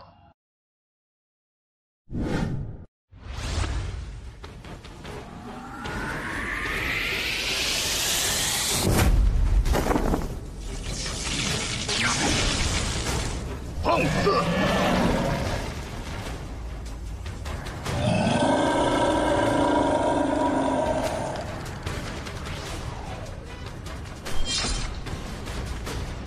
随机传送卷轴，分头追！太爷，刚才有多少道器械？200多道。妈的，真龙族这是疯了吗？一来就来这么狠的。你是要回道门吗？不能，现在回去就是连累师傅和师姐。叫人？叫人？叫谁呀？我的意思是，你如果不叫你师傅帮忙，那你准备怎么办呢？你觉得他会怎么做？按照以前套路，是叫人。那套路过时了。唉，看看吧。莫雅姑娘，借仙宝阁传送阵营。你快！你想传送去哪里？你确定？随我来。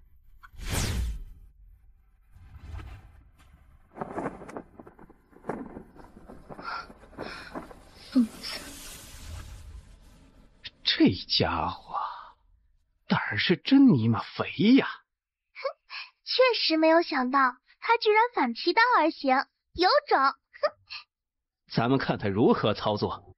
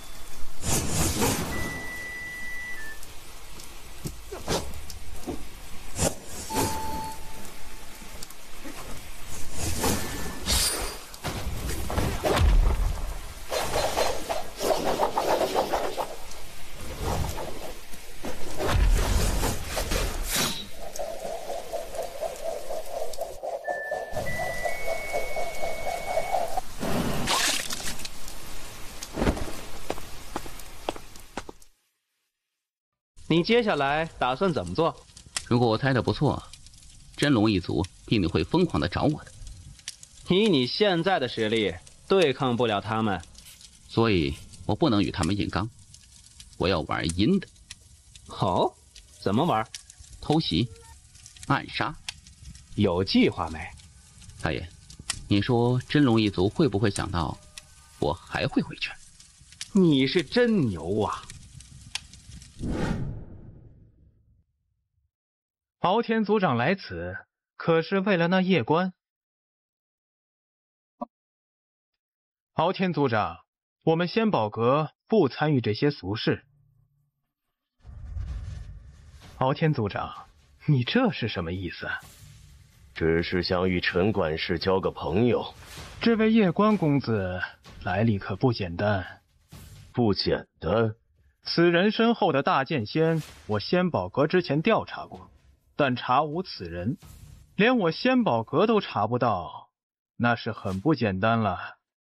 哼，那又如何？一位大剑仙而已，他若是敢出现，我真龙一族要将其灭之，不过是弹指间。师傅，师弟不会有事吧？哼，他会不会有事我不知道，你师父我肯定是要有事了。师傅，我觉得师弟做的没错，杀一个不亏，杀2个血赚，不是吗？丫头，你下山去躲躲。好。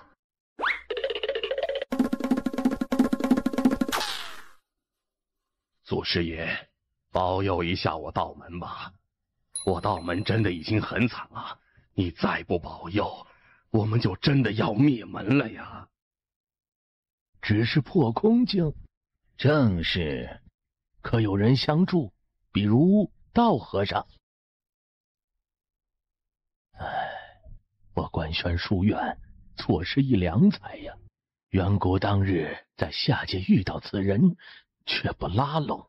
他应该是顾忌真龙一族。哼，愚蠢！此等天才，杀2头龙怎么了？还有安家。之前我族拒绝了此子，并且联合真龙一族围杀他，此子必已将此记在心中。若是让其崛起，未来必将报复我神歌族。我觉得我们与其还没有到你死我活的地步。此人如此妖孽，身后之人怕是大有来头。继续与其死磕，不是很明智。我建议就此观望。若是他不死，并且能够继续成长下去，我们就向其示好，化解曾经恩怨。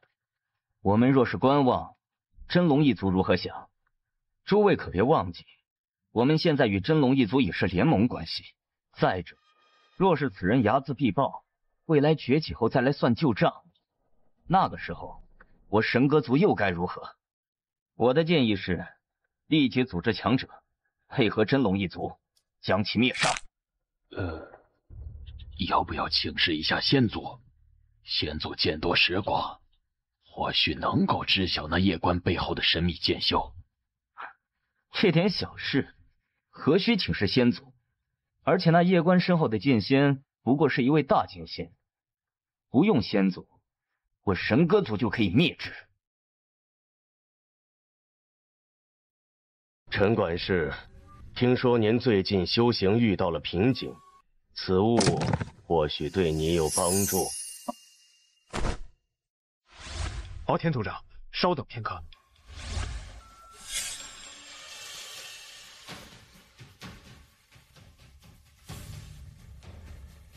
为何查此人？机密。出示你的管事印。至于。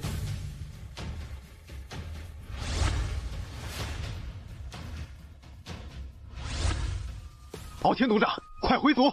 何意？他又去你真龙界了。他这是在藐视我真龙族吗？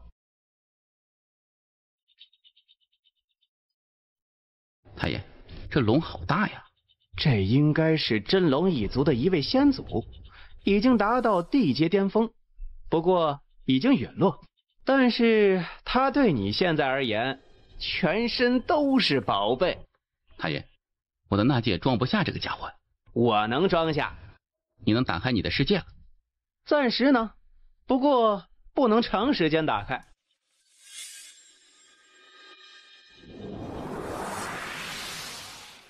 快走！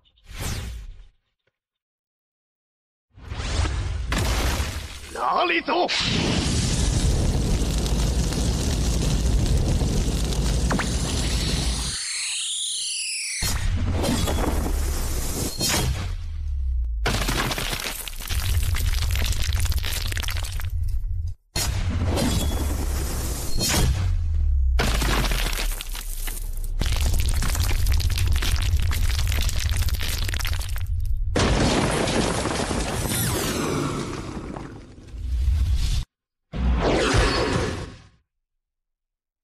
夜官偷走了鳌狐先祖的尸体，请神阁族长黎云来一趟。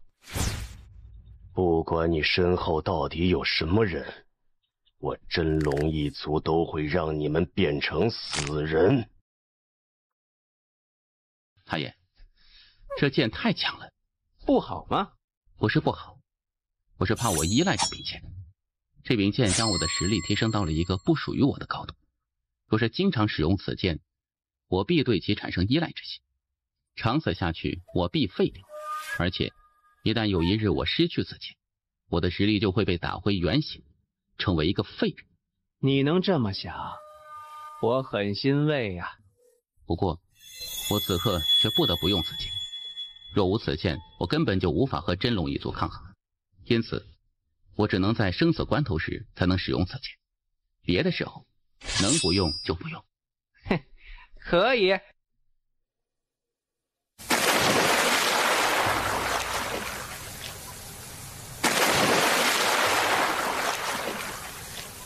师傅，我已经彻底掌握了这枚大地法则。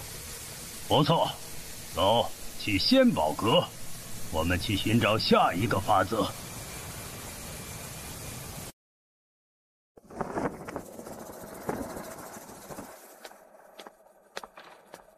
这夜官可真了不得，不仅杀了数十条真龙，还抢走了真龙一族的所有龙蛋，而他才破空境，就离谱。嘿，这算什么？听说他又第二次去真龙一族，还直接抢走了真龙一族的先祖龙骸，这真龙一族的脸可是丢大了。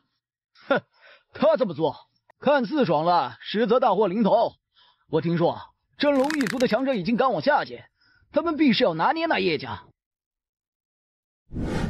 您要回下界吗？是。其实，以你的天赋，未来会走得很远很远。现在若是为了叶家而与真龙一族死磕，实在是有些不明智啊。师傅，我是叶家人，叶家如今有难，我岂能袖手旁观？修道，个人目的不同，而我的目的就是振兴叶家，带领我叶家成为这天地间的大族。你不是叶家的世子，那叶官才是。他之前实力比我强，他做世子，我服，所以我辅助他。若以后我实力比他强，我就做世子。我相信叶官哥也会服我，并且辅助我。再者，我与他是兄弟，谁做世子都一样。叶家何在？你便是叶啸。是。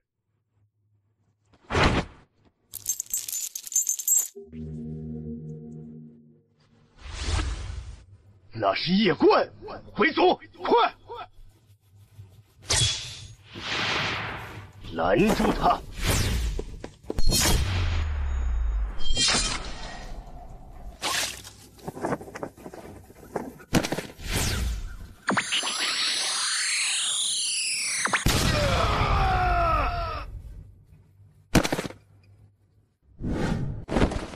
叶青帝，你留在叶家等我。你可是要去真龙一族？他们抓走族人，就是为了我。我与你一起去。那是真龙一族。那又如何？此去，我与叶家众人可能都无法再回来。你留着，未来若是你们都死在了真龙一族，就算未来我屠了真龙一族，又有何用？好，走。太爷，你走吧。你什么意思啊？我此去必是有去无回，你就不用跟着我去做无谓的牺牲了。你若是不去，苦修1年，1年后真龙一族必无人是你对手。而你若是此刻去，只能陪着他们一起死。做人做事都要讲良心。今日我若是不管叶族众人，让他们因我而惨死在真龙界，我良心不安，负了我自己的良心。即使日后绝世无敌，那也没有意义。太爷，感谢你的知遇之恩，此恩此生无以为报，只有等来世了。这小家伙，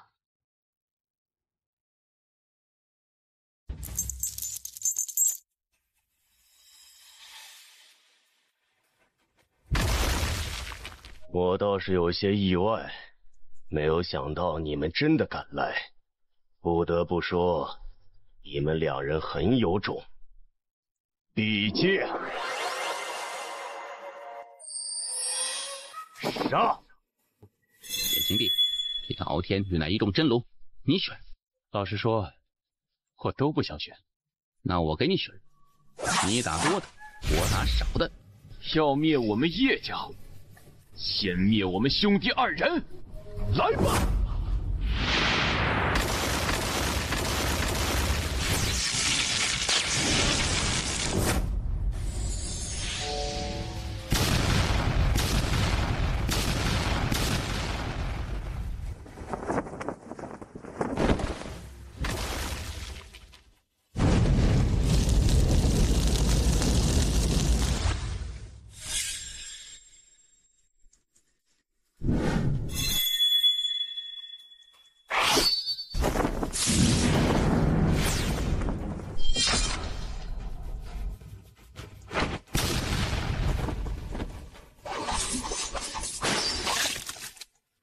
怎么可能？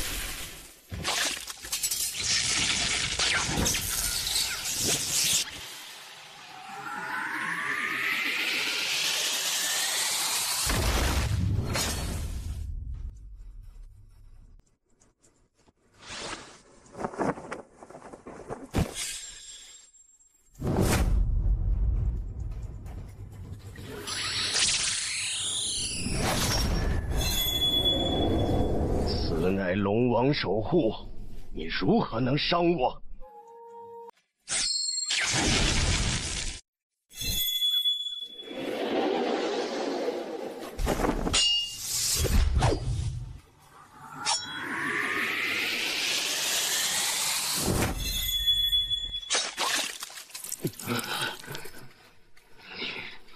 你这是什么剑？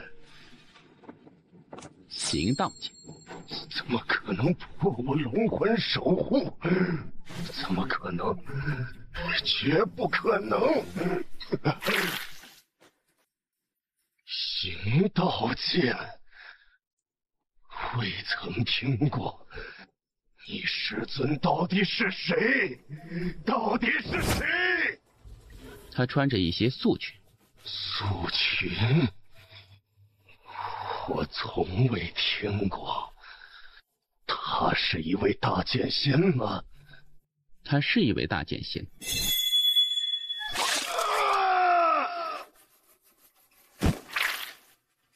以后我还是别报素裙姐姐的名好了，以免连累她，让她被别人针对。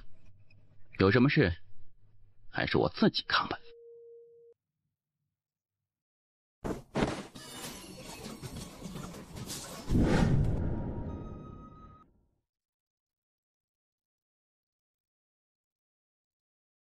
黎云族长，他们二人如此妖孽，若是崛起，倒是秋后算账。你神歌族能抵挡得住吗？杀！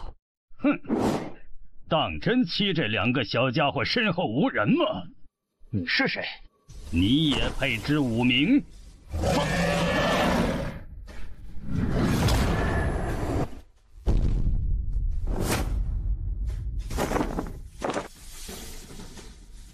若不是看你神歌族有上代天命之人的气运加身，我今日就灭了你神歌族。真龙一族今日就可以从这世上消失了。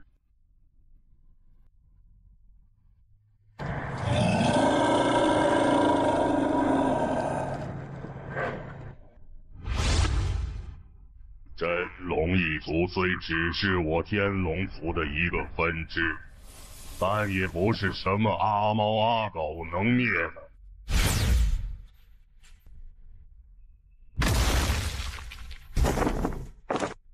先祖，是他杀了傲天族长，是他要灭我真龙一族。老行道，这一剑出，我叶关必死。我死之后，愿你另得良子，来日名震天外界。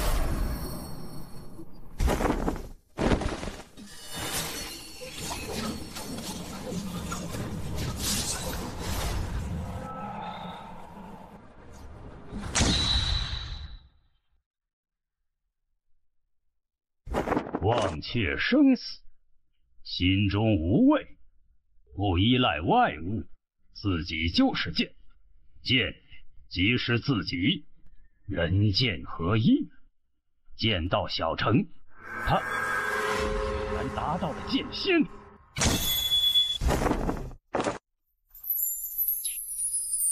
来世，我再娶你。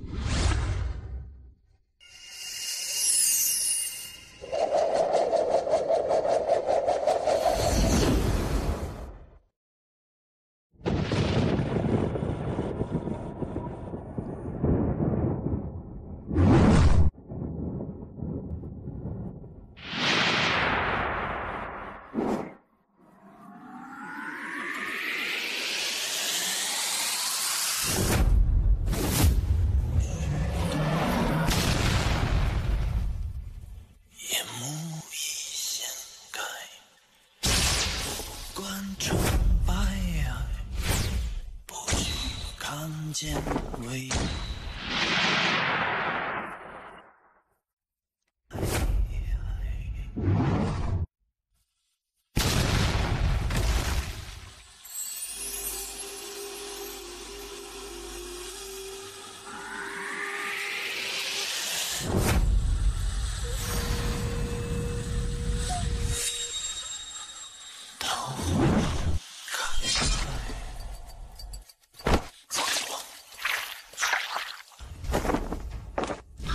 爷，哼，这就想死了？我让你说话了吗？来者，你可敢留下名来？没有名字，不过世人都称我为塔爷。你上古天龙一族若是想报复，尽管来，我无敌，你们随意。你无敌，真是井底之蛙呀！不知天高地厚。少给老子逼！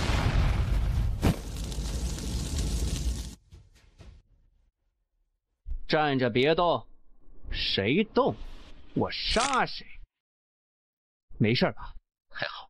你不怪我吧？怎会呢？若不是你出手，我可就死了。我岂能怪你？我若是早点出手，做人要讲良心。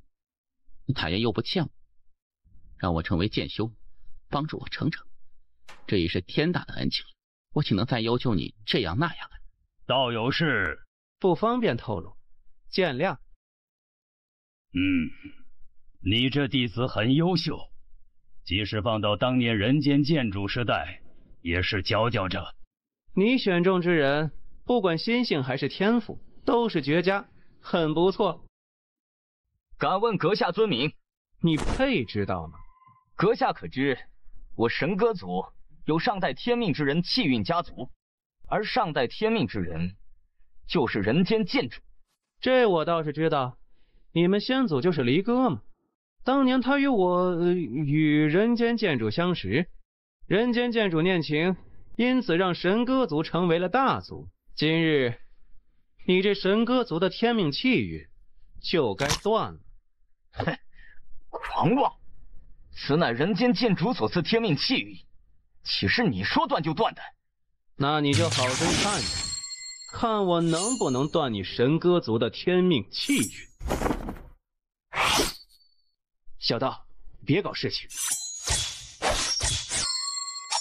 哎呦喂，大姐，我的好大姐！哎。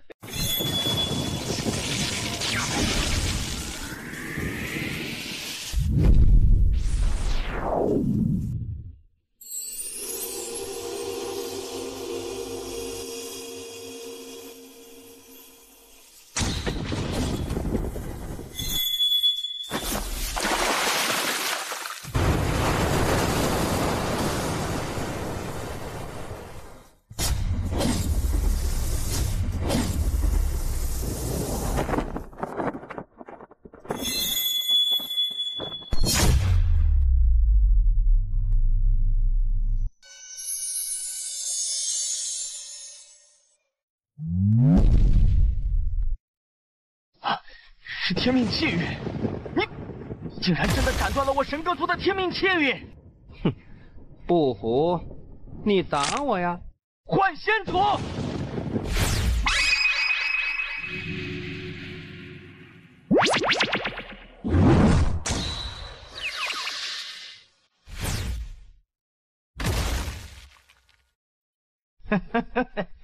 等死吧你！还有你与你身后那位大剑仙，一起等死吧！太爷，素裙姐姐实力与她相比，如何？没法比。一人做事一人当，我身后根本就没有什么大剑仙，只有塔爷一人。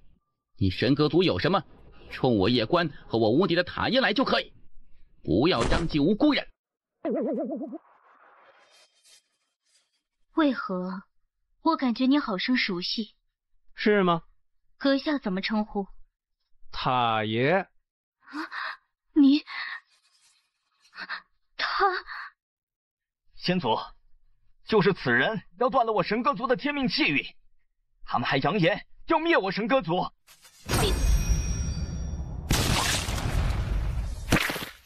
抱歉，小家伙，这是我神歌族的错，可以放过我神歌族吗？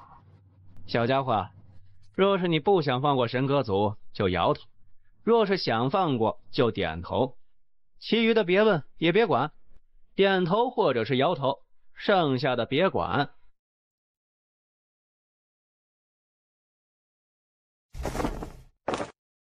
说说事情的来龙去脉，从最开始到结束，不得有任何遗漏，不得添油加醋，不得扭曲事实，否则我毙了你。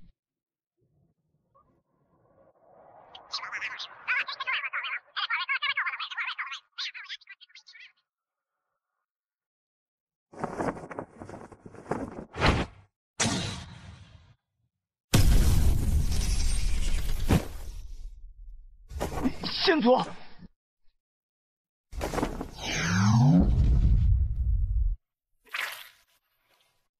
这是怎么回事？此事是我神歌族的错，我代表神歌族向你道歉。神歌族所有顶级强者都在这里，我已经全部将他们抹杀。你看，可以了吗？神歌族所有顶级强者都在这里，我已经全部将他们抹杀。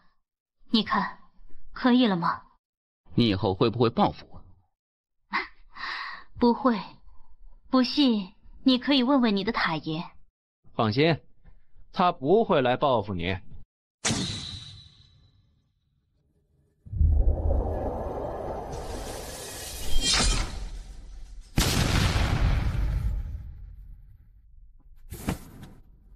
这女人好恐怖的实力！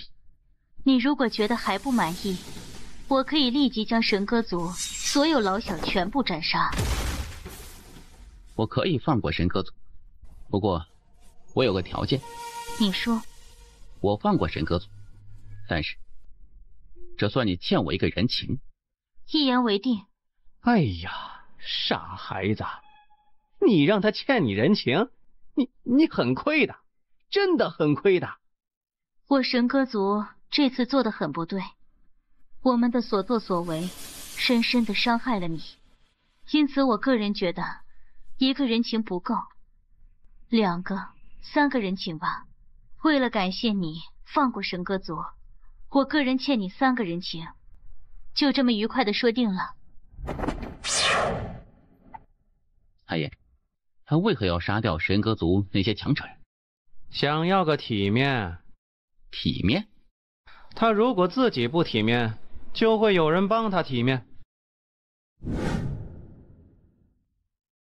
叶师弟，你死不了。你变丑了。没事的，我又不会嫌弃你。小关，没事吧？还好。哎，是我连累了你们。族长莫要如此说，是我连累了你们，连累了叶家。真龙一族被灭，此事必惊动各方势力，因此此地不宜久留。族长，我护送你们回南州。叶关哥，我把真龙一族所有龙尸还有财物分作了3份，这份是你的。你们小心。叶关哥，你可是要争那大道气运。是，我也是。这是好事，到时我们有伴。确实，叶关哥你好好养伤，我们后会有期。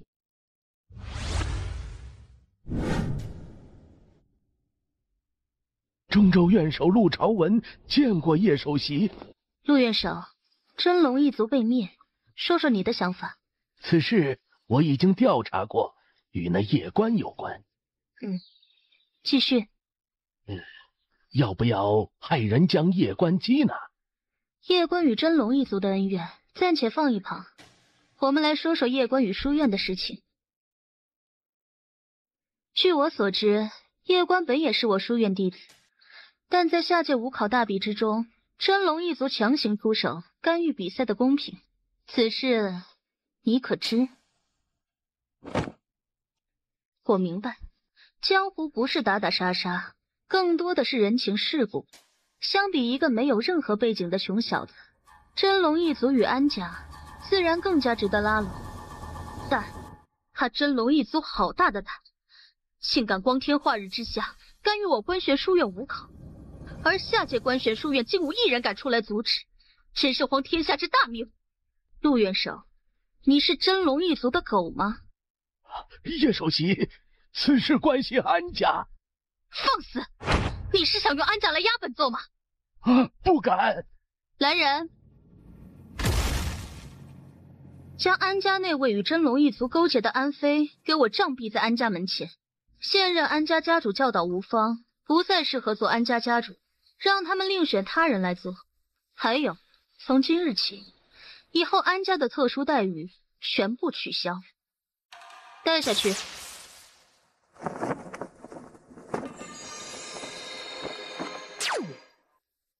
这些年来，这些世家宗门当真是越来越过分，不断挑战书院底线。这些世家宗门发展至今啊，许多已俨然成为书院毒瘤。慎言，首席，还请慎言。如今书院内部，这些世家宗门已经到处渗透，他们已经彻底影响书院，而且甚至快扭曲书院的价值与信仰。县主当年不可能看不到这些问题，但他却任由这些问题泛滥。他是如何想的？丫头，你不可批评院长。若批评不能自由，那赞美毫无意义。去见见那位夜观公子。上古天龙一族怕是不会罢休。丫头，此次真龙一族被灭，必是因为那夜观。你准备如何处置他？我们有什么资格去处置他？灭族此等行为是官选法不容许的。是官选法不容的，但真龙一族前来南州抓走叶家等人，以此来威胁那夜观。这种情况下，夜观的反抗在官选法内那是属于正当防卫。算不算防卫过当？人家关起门来打你，要将你与你全族置于死地，这种情况下怎么防卫都不算过当。换成我也会灭了他真龙一族。官选法讲究的是公平公正，若是我们只允许真龙一族去伤害人家，而不允许人家反击，那这官选法岂不是成为恶法了？因此那夜观反抗属于正当防卫，不予追究。那你去见他是为……此事归根究底是我们书院的问题，书院处事不公，才让他遭受不公的对待。于情于理，我们书院都应该去向他道个歉。若是他愿意加入书院，那自然好；若是不愿，我们也应该做出一些补偿。谢师弟，你不要紧张，我就是给你上药，不会对你做别的。师姐，那可以别摸了吗？你快上药吧。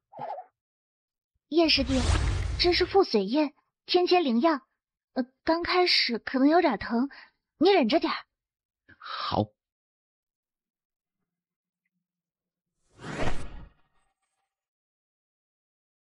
感觉如何？还好。下界那赵元首该如何处置？此人虽然失职，但也情有可原。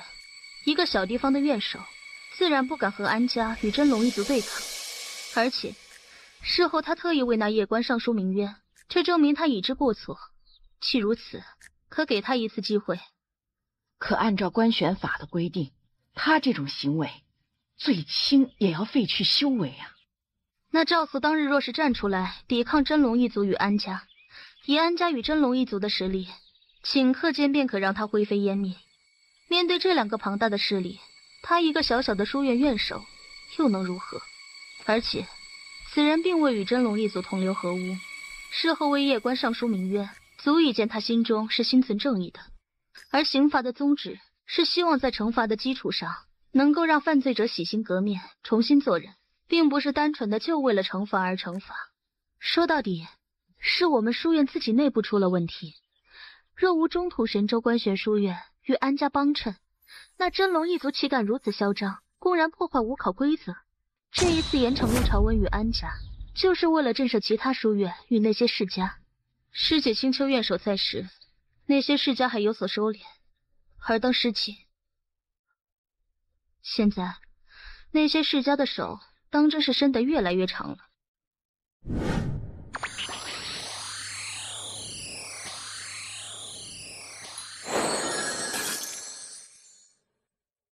太爷，你有没有什么瞒住我呀？没有。瞒了一点点。神歌族先祖为何要这么做？你真的想知道？其实啊，他也是你父亲的红颜知己。红颜知己？是的，所以他才会这么做。太爷，我爹有很多媳妇儿吗？很多。他怎么这么花心呢？你爷爷也有很多媳妇儿。我爷爷？是啊，我爹是上门女婿，然后还有那么多红颜知己，这有点过分了呀。那你想不想多娶几个媳妇儿啊？我有小家。哎呀，多娶几个也是没问题的嘛。这不太好吧？哼，怎么不好？一个人怎么可以同时喜欢2个人呢？只要你情我愿，那也是可以的。啊，当然，如果你觉得娶2个不好，那就都别娶。只要都不娶，那你同时谈几个红颜知己又有什么不可以呢？就像多几个朋友一样。这话不是我说的啊，是你爹说的。我爹，哎呀，算了，哎，不讨论这个问题了。你先好好养伤，等伤养好后，可以好好修炼。真龙一族的积蓄足够你花很久很久了。叶公子你好，我是观玄书院的，我今日来此是代表观玄书院向叶公子道歉的。道歉？下届五考之事是书院的不是，让你受了不公的对待与委屈，很抱歉。书院愿意为叶公子破例，让叶公子前往观玄书院总院修行。不用。你是观玄书院总院的？是的。上古天龙一族属于观玄书院总院，他们会报复我师弟吗？明面上他们不敢，暗地里他们肯定会。安家呢？我只能明面上约束他们，但他们暗地里肯定会针对叶公子。那怎么办？姑娘，若说真心话，此事归根究底都是他们的错，而我也已经惩罚他们。但是如果他们不明着报复，我对此是无能为力的。毕竟想犯罪与还没犯罪是有区别的。若是上古天龙和安家现在就来报复，你当如何？上古天龙若是现在就来报复你，我会让观玄卫立即处置他们，然后启动弹劾程序，弹劾上古天龙一族，最终让书院内阁来定他们的罪。但这结果却不是我能干预的。若是安家呢？我想我会尽我所能阻止，并且启动弹劾程序弹劾安家。那依你看，最终的结果是什么？最终结果就是叶公子你会死于非命。没有公道。是。公道有，但是那也是需要实力才能够争取到的，这就是现实。姑娘，你是一个很不错的人，若是书院能够多一些似你这样的人，那肯定会更好。多谢叶公子的认可。叶公子，安家与上古天龙之事，你还需要多多小心。我个人的建议就是，叶公子得努力提升自己。面对强权与不公，你能做的就是比他们更加强大。虽然我读了一辈子的观玄法，但不得不说，许多时候，拳头比观玄法有用。多谢你的建议。告辞。他有没有希望争夺大道气运？从目前来看，没有。他可是剑仙啊！如此年纪便达到剑仙，即使在总院也属难得。但就目前而言，他没有赢的希望，因为我见过妖族与银河系的那2位。道前辈，你也莫要气馁，乾坤未定，众生皆是黑马。哎，姑娘，前辈2字实不敢当。观玄书院与道门也是有些渊源，道门如今没落，实在可惜。怎么处置我？嘿嘿，看来你已经知道自己的结局了，处死。我虽有罪，但也不致死。哼，我还以为你不怕死。你想投资真龙一族可以理解，毕竟相比那夜关，真龙一族更有潜力。可惜你不该动用仙宝阁的力量去帮助真龙一族。就算他输，我也没有亏什么，但他若赢，我就血赚。你前途无量。多谢长老看着。这里以后就交给你打理，我走了。我刚得知那叶公子已经来到这里，长老可要与其见见。哼，你希望我与他见面吗？属下虽有私心，但也知顾全大局。叶公子此等人物，我能够卖他一个人情已是极限。若是长老觉得叶公子未来前途无量，可亲自与其结交，为我仙宝阁拉拢一个重要的伙伴。我倒是有点小瞧你了。好好表现，未来不是没有机会进入总阁的。叶公子，认识一下，我叫秦风，你可以叫我老秦。你是？我算是墨雅姑娘的上司。原来如此。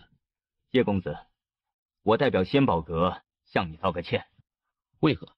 实不相瞒，之前叶公子的行踪之所以暴露，是因为月城仙宝阁管事陈调与真龙一族勾结，他动用了我们仙宝阁的情报系统，帮助了真龙一族。那陈调虽然已经被我处死，但是我还是有些过意不去。叶公子，这是我仙宝阁的一点小小心意，还请笑纳。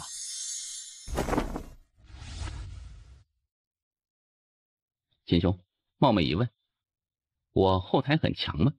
你这话问的都给我整不会了，强不强的你不知道吗？我很想知道。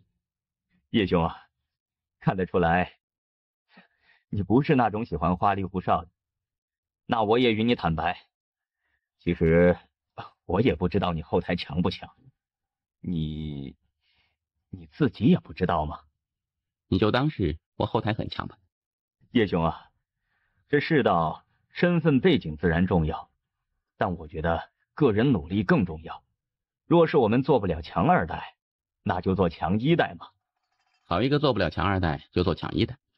秦兄，此言深得我意。秦兄，我想入仙宝阁的修炼之地修炼。安排。多谢了。不知道叶兄想修炼哪方面啊？空间重力。叶兄已经能够适应15重的空间重力了。仙宝阁可还有更高级别的空间重力？有，随我来。这里是我月城最高级别的修炼场所，在这里修炼1天需要耗费2万枚精金。可以打个折吗？我给你免费1个月。这个不好。没什么不好的，就当是我交你这个朋友了。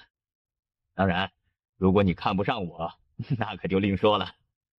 秦兄，严重。叶兄是想从16倍开始，还是先从16倍？好。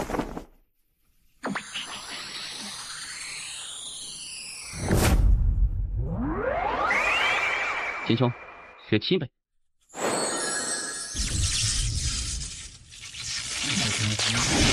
秦兄，18倍。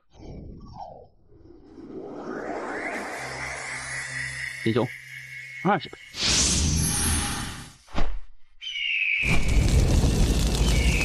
秦兄，21倍。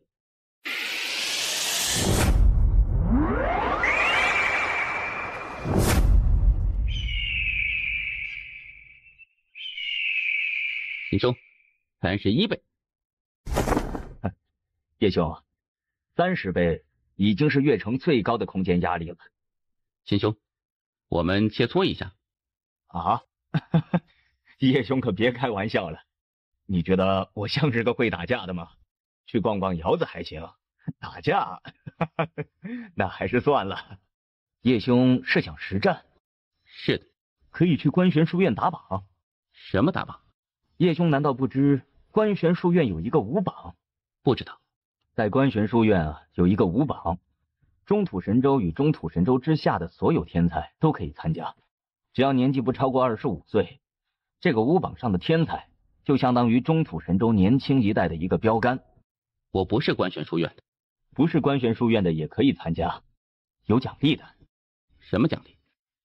第10名每月发放50万枚金晶，第9名发放70万枚，第8名每月发放100万，第7名每月发放130万，至于第3名每月发放300万枚金晶，第2名每月发放400万，至于第1马每月发放500万枚金晶，外加10万枚仙晶。最重要的是，如果你获得第1名，有可能见到人间剑主留下的一缕影像。人间剑主留下的影像？是的，若是人间剑主一时高兴给你一份什么传承，那可就真的是血赚了。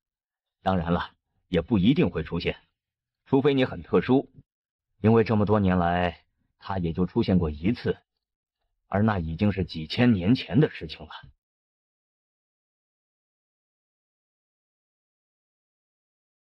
太爷，我记得你之前说过，你认识人间剑主，对吗？是。如果我打到第一，他会看在你的面子上出来吗？当然，他虽然很厉害，但是我小塔的面子，他还是不敢不给的。七舅，去打榜需要什么要求吗？2个要求，第一呢，必须是25岁以下；第二嘛，是未曾做过穷凶极恶的恶事。我懂了，叶兄，你要不匿名挑战？匿名？是的，这5榜可以匿名挑战。秦兄为何这般建议啊？叶兄啊，你是不知这世道人心险恶，还不到1年，你就要参加大道气运之争。你以为这大道气运之争就很公平吗？可没有那么简单的。这大道气运之争就是各方势力的一场博弈，这水啊，深得很。所以呢，我的意见就是你匿名挑战，以免被各方势力盯上。我明白了。还有啊，叶兄，你千万要小心安家与上古天龙一族。据我所知，安家被叶首席惩罚后，整个安家那是相当的不服啊。这叶首席就是那叶官职姑娘吗？是的，她便是观玄书院总院的文院首席，权势滔天。她来到中土神州之后，不仅罢免了陆朝文，还惩罚了安家。她惩罚的极重，不仅处死那安妃，还直接罢免了安家的现任家主。可以说，他是一点面子都没有留给安家。秦兄，我来自小地方，对于这些世家争斗完全不懂。秦兄若能指点一二，在下感激不尽。据兄弟我所知，安家已经在联系观玄书院总院那些安家的大人，他们肯定是要针对叶首席的。他会有危险不？这也不至于，别说是安家，就算是中土神州那几大超级远古世家，也不敢说加害叶首席。毕竟他可是书贤院首的弟子，而且他师姐就是青丘院首，他们不会蠢到做这种事情的。但是不敢杀他，但不代表不能办他。按兄弟我的猜测，接下来就2种结果：第一，如果叶首席没有被调走，甚至还让他来主持这一次的大道气运之争，那么就是他赢了；而如果他被调走，那就意味着是那些世家赢了。一旦他被调走，接下来安家与上古天龙一族必将针对于你。如果他们要脸一点，可能就不会明面上针对你；可如果他们要是不要脸一点，那你可就真的难受了。因此，我建议你现在尽可能别太高调，低调一点，为自己争取一点时间发育一下。不然他们一看你提升这么快，肯定玩命的来搞你。叶兄啊，我会在这中土神州待一段时间，到时候你若是有什么需要，尽管来找我。你帮我的已经够多了。这不算什么，都是一些我所了解的信息罢了。我们仙宝阁最擅长的就是这一块，所以以后若是有什么需要，大可来找我。打架我不行，但帮你查查一些你不知道的事情，还是很简单的。那我就先多谢了，我们后会有期。恭喜叶公子成为了剑仙，感谢你当初的帮助啊！我虽然无权无势，但未来莫雅姑娘若是有需要，在下必倾力相助。叶公子，你客气了。这是5颗龙丹，这是我的一点心意，你就收下吧。好吧。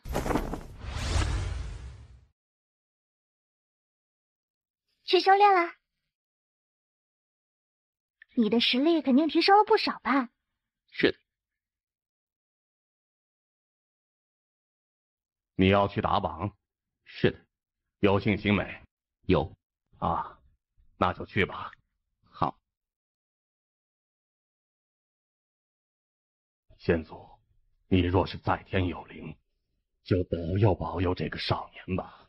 要不然我们道门真的就要绝种了。师弟，你这是要出门吗？我要去官宣书院打5榜。加油！好啊。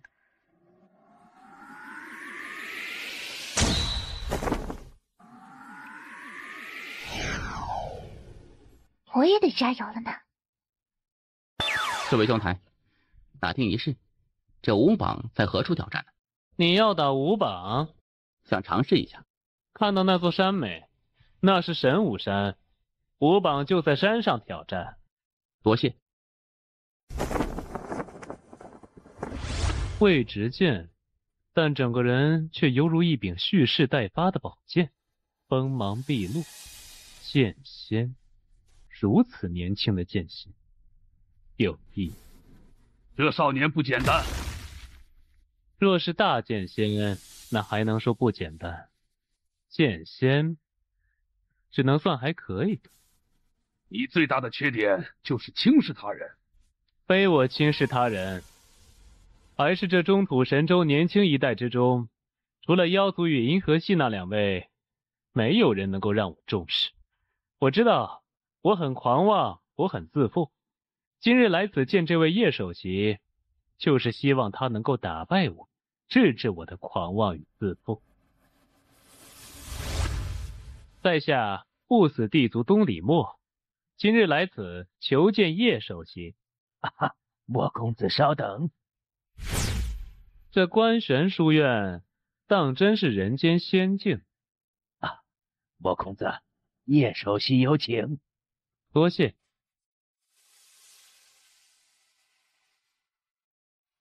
见过叶首席。莫公子可是有事？久闻叶首席文武双全，在下不才，想讨教一二。莫公子，我境界远高于你，这不公平。我不在意。莫公子，我不太喜欢打架。叶首席可是看不起我。莫公子，我确实不太喜欢打架，请回吧。叶首席，若是我今日非要打呢？莫公子，你来此，你们族长知道吗？不知道。你回去问问你们族长，他若是同意，我便与你打，你看如何？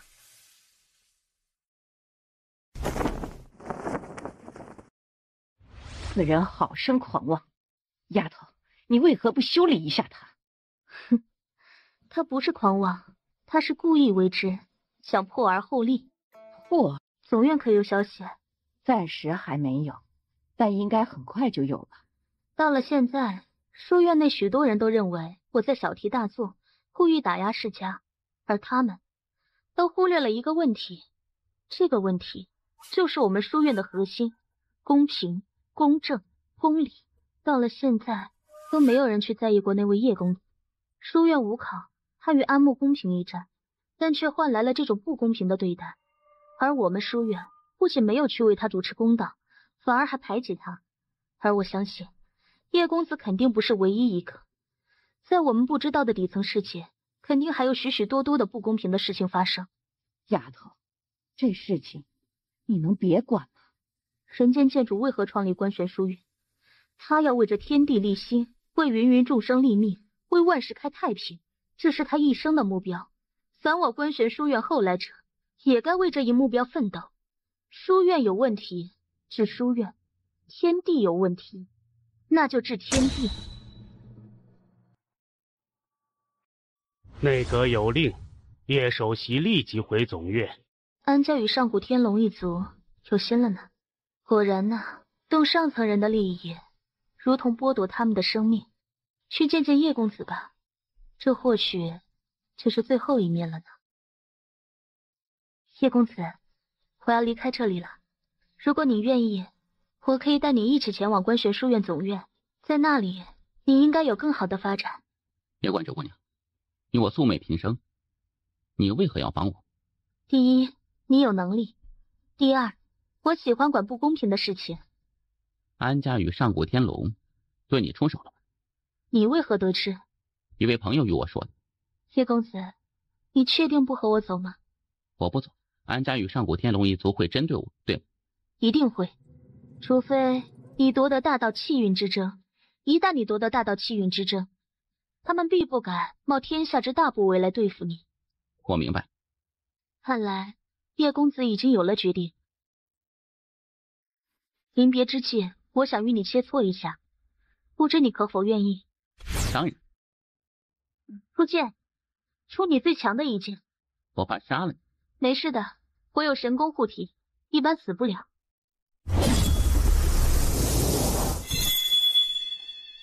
姑娘，小心！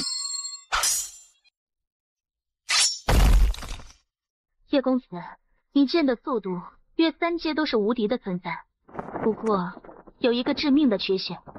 请姑娘赐教。领域。你看我面前空间，我化成地狱。当你的剑进入我的领域之时，我的领域就会压制你的速度。你看我面前空间，我化成地狱。当你的剑进入我的领域之时，我的领域就会压制你的速度。换言之，我的领域空间相当于有50倍的空间重力在压制你的剑。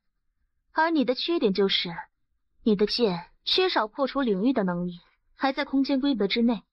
只有破除空间规则，你的速度才能够真正意义上达到一个极致。空间有规则。当然，你的剑之所以能够如此快，是因为你透彻空间规律。但是，透彻也还在空间规则之内。如果你想更快，只有破空间规则。如果你能破规则，就是大捷径强者也挡不住你这剑的速度。其实也很简单的，就是跳出空间，然后一下就破了。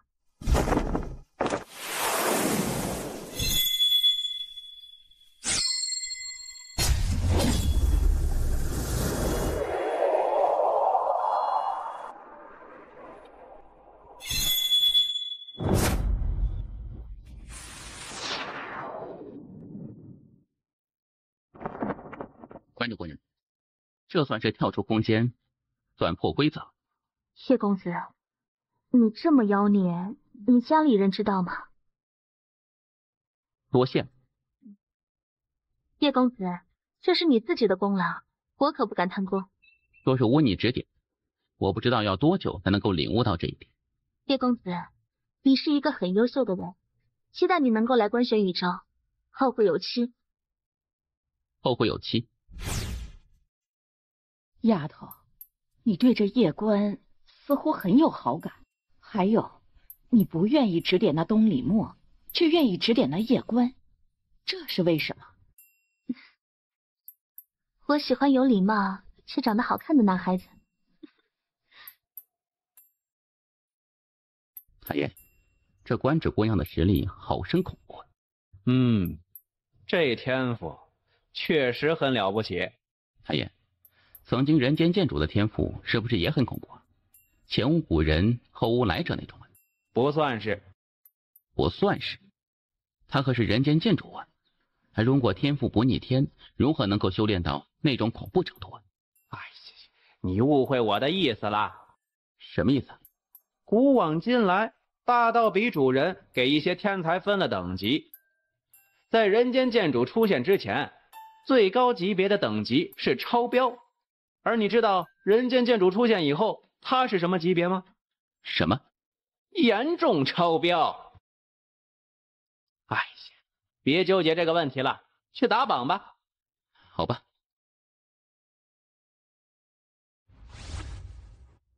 第几层？10。确定。10000枚金晶。这么贵？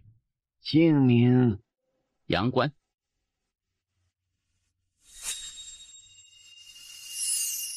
进去后有30个传送阵，进第10的那个。好的。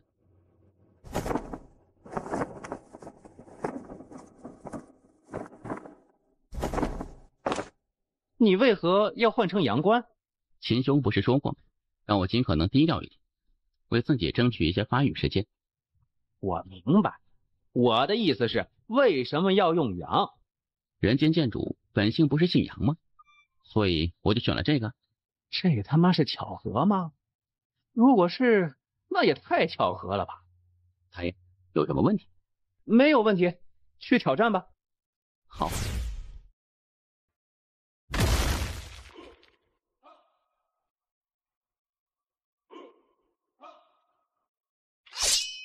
我很久没有被挑战过了，可以开始了吗？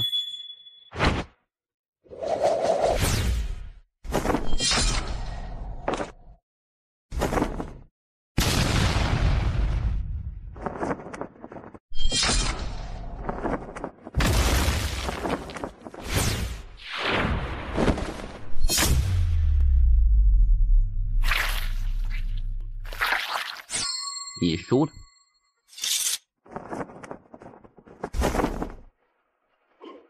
等等，这位兄台，聊聊吗？不聊。哎，10万，我给你10万枚金晶，聊一刻钟。为何？你别问那么多，就聊一会儿。10万枚金晶，如何？这位兄台，如果你现在就出去，那我这脸可就丢大了。20万枚金晶，成交。说吧，你想聊什么？兄台怎么称呼？杨官。杨兄，我叫云晨。云兄，幸会。你是剑修？是的。你的剑好快，我从未见过如此快的剑。你也很强。你如果不会说恭维的话，可以别说。云兄，第10名每月真的有50万枚金晶吗？有，不过有一个条件，就是你必须守住1个月。我明白。杨兄，你来打榜是为了钱吗？你们来打榜不是为了钱吗？云山兄，时间到了，你续费不？不续费，我就不与你聊了。杨兄，不聊了。那云兄后会有期了。云兄，只要守塔者一出现，就代表比武开始，是吗？是的，这里的挑战是无规则挑战，可以使用任何手段，只要对方出现，比武就算开始。多谢。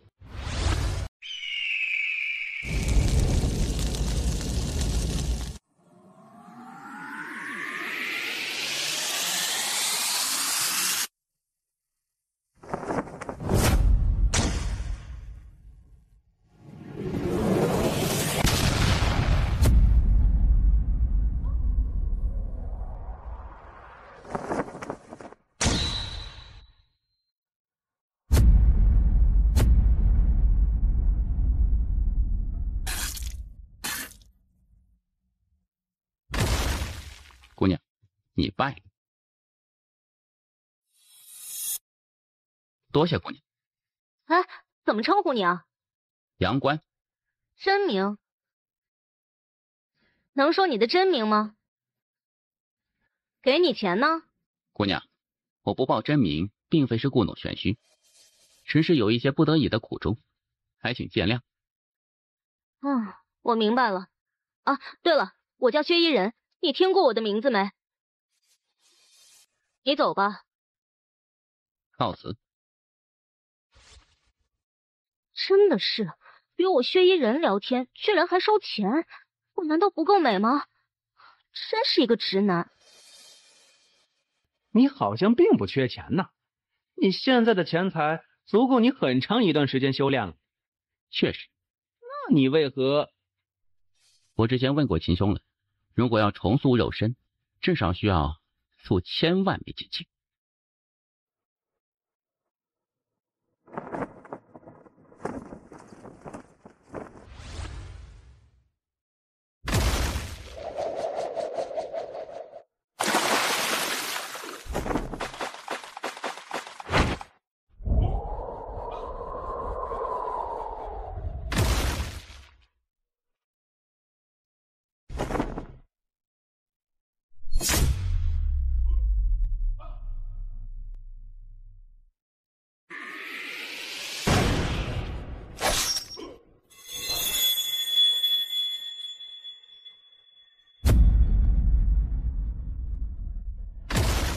你怎么偷袭啊？我初来乍到，也不太懂这里的规矩。不过云晨兄说，只要对方人一出现，我就可以出手。就是10层的那位云晨？是的。这个掉毛，我们可以继续开始了吗？你不打了，我认输。不打了？啊，我认输。钱呢？什么钱？云晨说，打输的一方要给赢的一方钱，最少20万钱。他这么说的？嗯，是的。兄台，怎么称呼？杨官。杨兄啊，看得出来啊，你应该是经济比较困难。这样如何？我这里啊有30万枚金晶，你先拿去用，就当我们交个朋友啊。要还不？以后你如果方便的话，哎呀，反正看你哈。我确实需要钱，不过你既然不再打了，那就算了。这剑修为人实诚，有点意思。哎，可惜啊，他若是能拿这份钱，说不定就能结下一份善缘了。哎。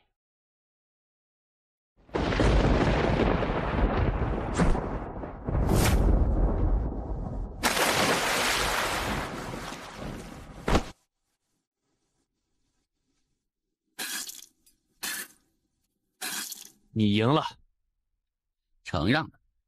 兄台怎么称呼？杨官。可以再打一场吗？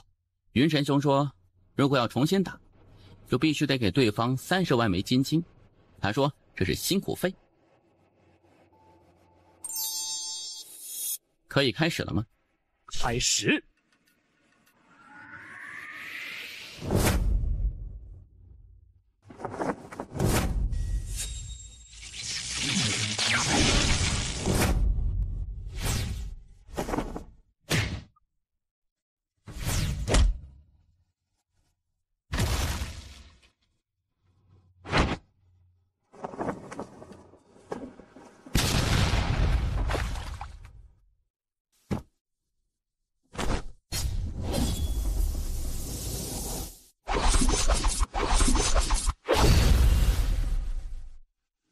你输了。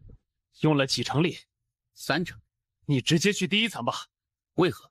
除了第1层那位，其余的都打不过你。没事，用不了多久就能到第1层。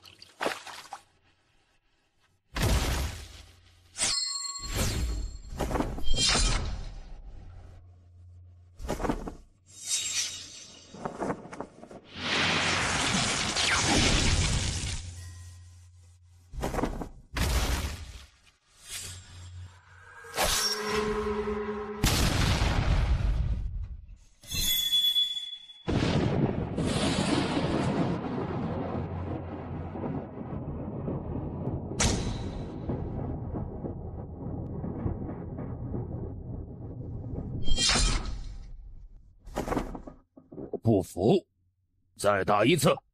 云神兄说重打要给50万枚金晶。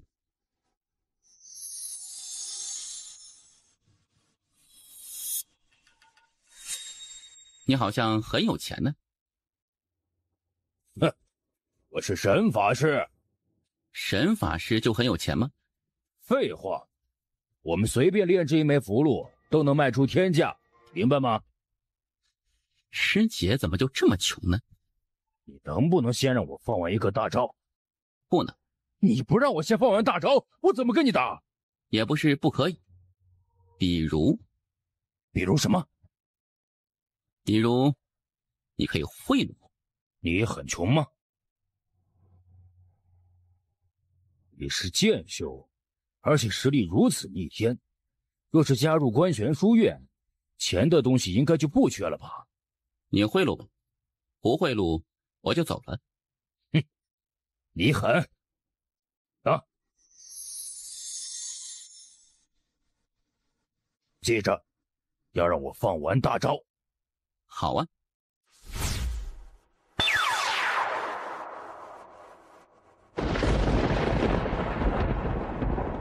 雷神之力呀！吸死这个王八蛋吧！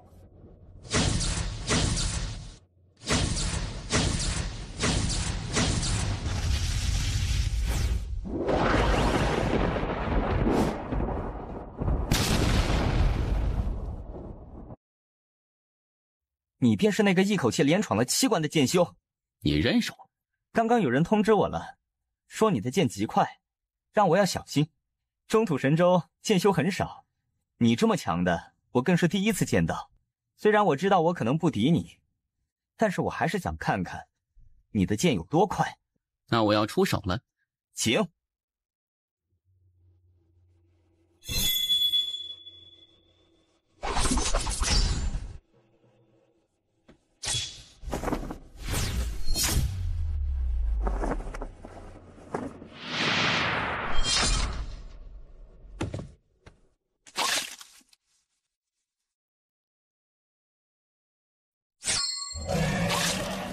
承让。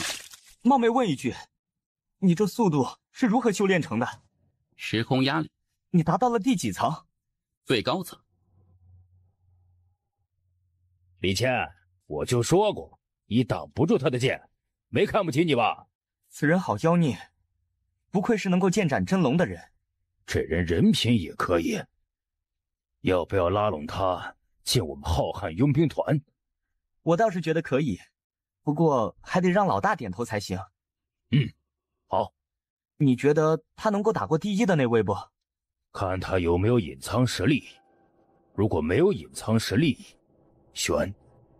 不过这家伙肯定有隐藏实力。我觉得他的目标应该是这一次大道气运之争。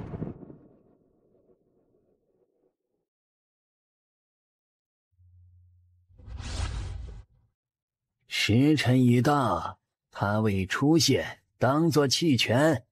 现在你是第一了，你可以去最后一层碰碰运气了。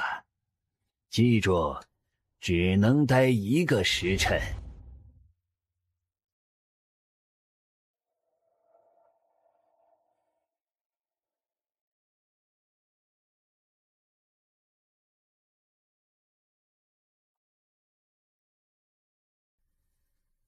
仔细一看，我与这人间建筑好像还有几分相似呢。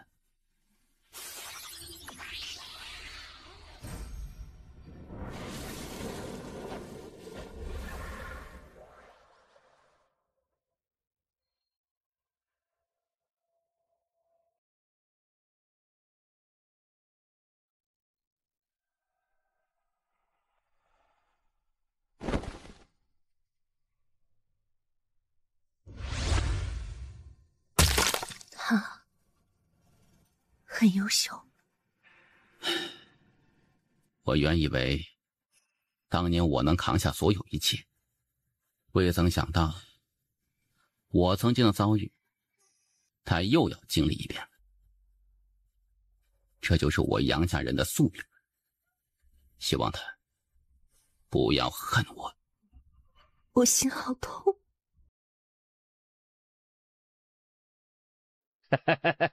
杨兄，恭喜你得第一了。对方未到，所以只能说运气好。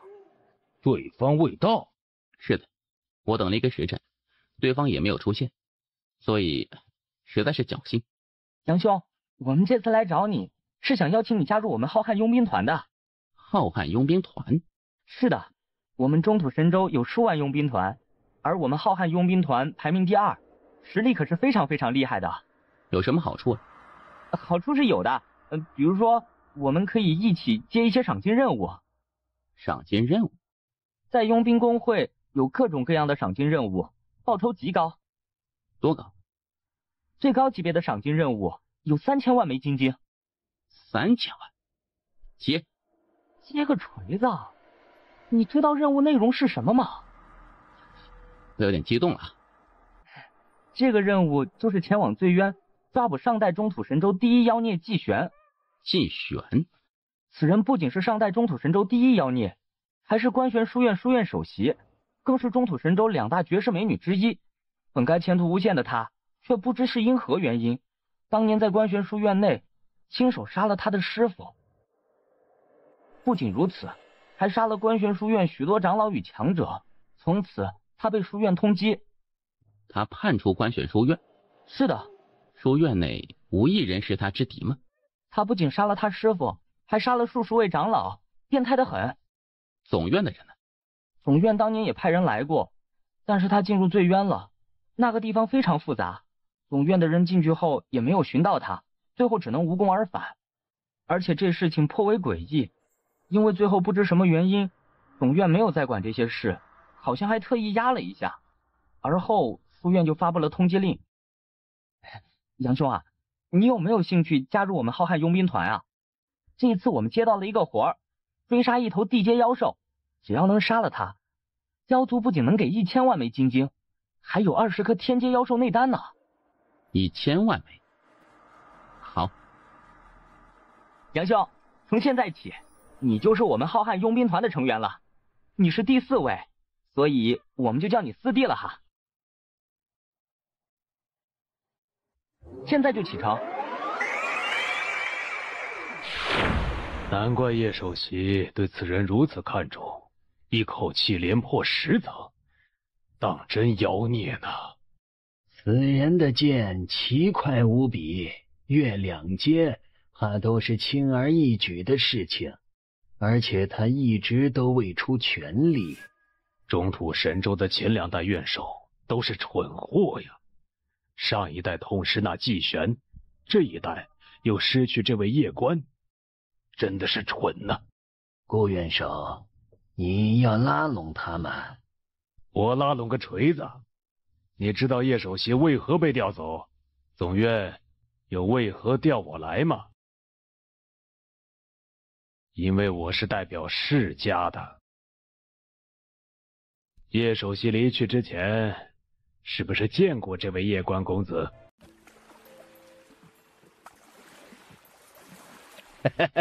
四弟，来，给你介绍一下，这是我们佣兵团团长，也是大姐，叫大姐。姑娘好。叫大姐？她太年轻了，叫大姐不太好。哼，年轻？很年轻。很会说话嘛。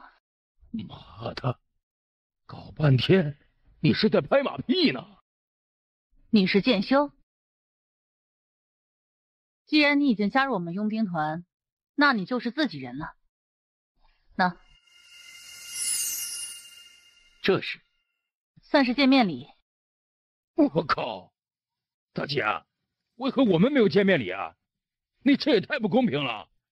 人家不仅长得帅，说话还好听，你呢？哼，以貌取人可不好。哼，你减肥，其实还有点救。我们启程吧。我们这是要去何处啊？醉渊。不是说那个地方很危险很乱吗？确实很危险也很乱，不过我们也不弱呀。我们这次任务是追捕一头地阶妖兽，可据我所知，人类和妖兽之间不是一直都是挺和平的吗？通缉这头地阶妖兽的不仅仅是观玄书院，还有妖界的妖族。这头妖兽为了修炼，竟然吞了一座有几10万人口的小城，这惹得书院震怒，于是要求妖族给一个交代。妖族为了交差，就发了一个通缉令。不过，不管是书院还是妖界，都没有派强者来追捕这头地阶妖兽。为何？因为吃力不讨好啊。书院虽然有强者，但是那可是地阶妖兽，战力非同凡响。他们都已经养尊处优太久，怎么敢去刀口舔血？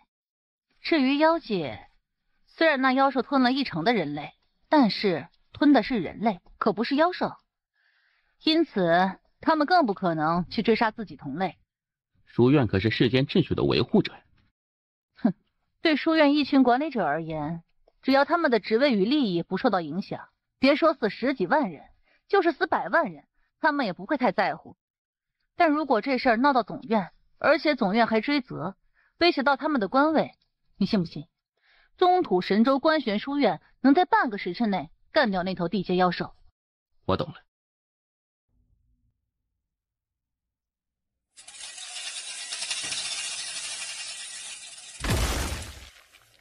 那就是醉城，是醉渊唯一安全的地方，而且在里面待1天要10万枚金晶。人呢？走吧。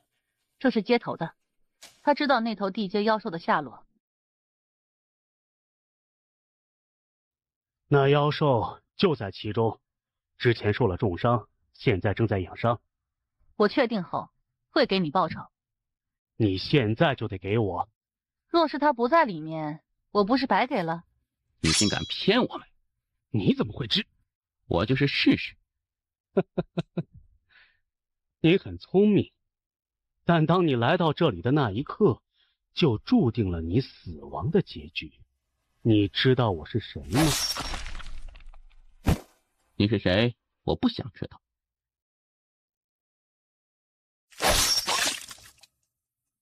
你是谁？我不想知道。地法境，你应该让他把话说完的，因为这样你会死的相对久。地法境这么弱，好快的剑！我才出3成脸。我认得此人，他是书院六长老的孙子。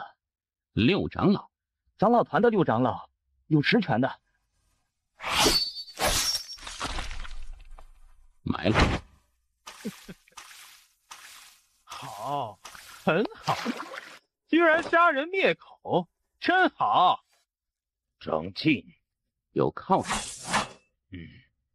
观玄书院内，长老团大长老张律的孙子，在观玄书院实力仅次书院院首。哼，未曾想到，堂堂书院大长老的孙子，竟然来干这些下三滥的事情。你可别诬赖我，我只看到你们杀了六长老的孙子，不仅如此，还要埋了。你们觉得书院是相信你们呢，还是相信我呢？一起埋了。你敢杀我！你竟敢杀我！你不知道我爷爷是大长老吗？我知道，刚才李谦兄已经与我说了。那你还敢杀我？不杀你，我怕你叫你爷爷打我呀。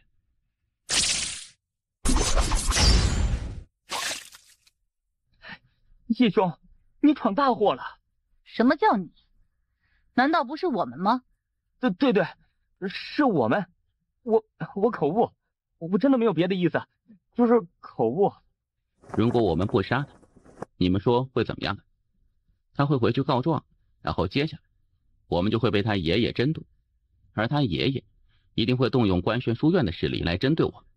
至于对与错，我觉得对他们而言都不重要，他们也不会在乎谁对谁错的。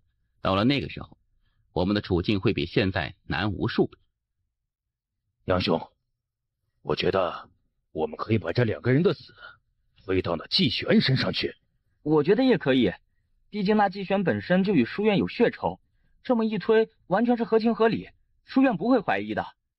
算了，我们与那季玄无冤无仇，这么做实在是不厚道。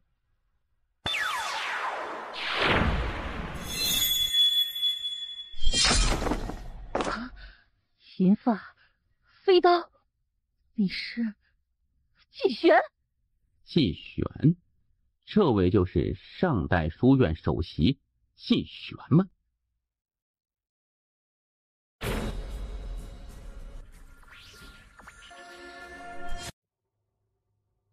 未曾想到书院如今居然出了一位剑修，而且实力很不错嘛。姑娘的实力也好强啊。你这人三观挺正，我本不想杀你，但很可惜你是书院的人。既然如此，那你就不得不死了。季玄姑娘，她不是书院的。她不是书院的？对，她和你一样，本来是书院的，是下界武考第一，但是因为安家与真龙一族干预比赛，书院坐视不管，于是她就没有再加入观玄书院。大姐，你知道我身份？大哥，你当我们是笨蛋吗？你是剑修，而且这么强，这些年来出现过的剑修屈指可数，最近最有名的就是你，而且你还叫杨关。有意思，书院居然错过了你这么一位天才。季玄姑娘，我们对你没有恶意，刚才我朋友对你的冒犯，接我一刀，你朋友的事情就算了。好，叶兄，没事的，姑娘，出刀吧。你可要小心了。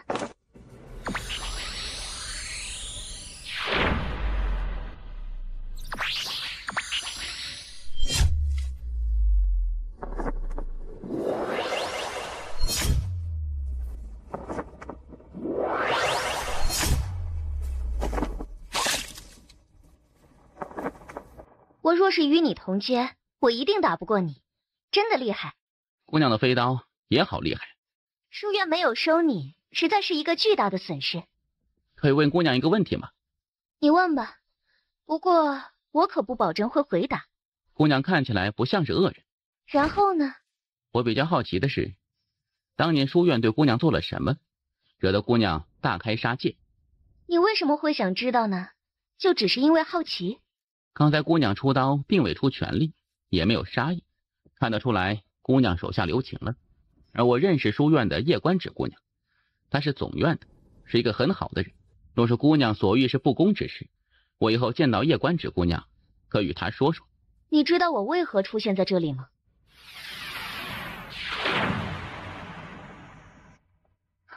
追杀令，有人对你下了追杀令。太爷，是不是我爹入赘的那个大族杀来了？应该不是吧？为什么呀？哎呀，妈的！我该怎么继续忽悠你呢？叶公子，你知道要杀你的人是谁吗？他们给出了3000万枚金晶的报酬。四姐还挺值钱的。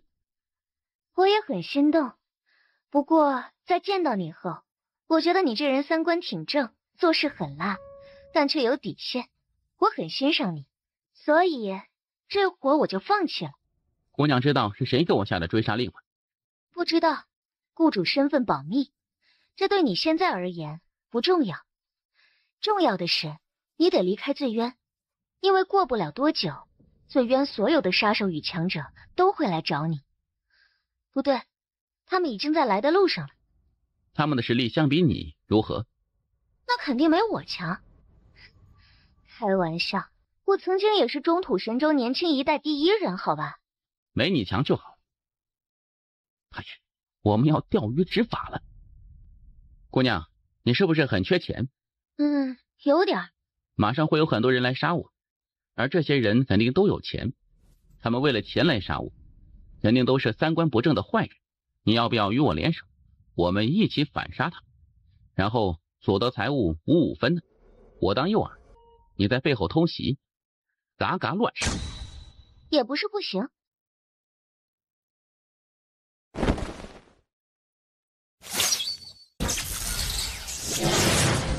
你知道与我在一起可能为你带来什么吗？姑娘是想说我与你在一起会被观玄书院针对是吗？你不怕观玄书院？姑娘，你与我在一起，你怕安家和上古天龙一族吗？我不怕，反正债多不怕愁。我也是。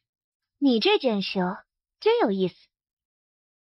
我不能继续和你们做任务了，不然我会连累你。你小心。你们快走吧。叶兄，一定要活着回来啊！你有什么计划？没有计划，等他们来，然后埋了他。这么自信？这次他们给我下追杀令，可以分为3阶段。第一阶段，刚开始有些人会低估我的实力，毕竟我只有破空境。这个阶段我们可以很轻松，因此赶来的必定是高手。当然，我不知道这里高手的含金量。第3个阶段呢？经过第2阶段之后，这里的一般杀手亦不敢再来找我了。真正的高手也会重新评估我的实力。那个时候，背后的主谋只有2个选择：第一，他们加钱；第二，他们放弃。还有第3，那就是他们亲自下场。对，以你的实力，即便是在这醉渊，能杀你者不超过10人。10人？这里的人这么弱？难道就不能是你太强吗？你这家伙是故意在装吧？我来这中土神州没多久，对这里的强者并不了解，杀过的人其实也不多。能杀你的那10人，皆是这里的老怪物，一般价格他们不会心动。但如果要杀你的人肯舍得，那可就不一样。你我联手呢？嘎嘎乱杀。这么说，只要那些主谋不亲自下场，我们没有任何危险。如果那主谋亲自出手，那我们合作就结束。你们方才杀的那2名观玄书院的学生，必有大麻烦。为何？你别小看观玄书院，他们的情报可是非常厉害的。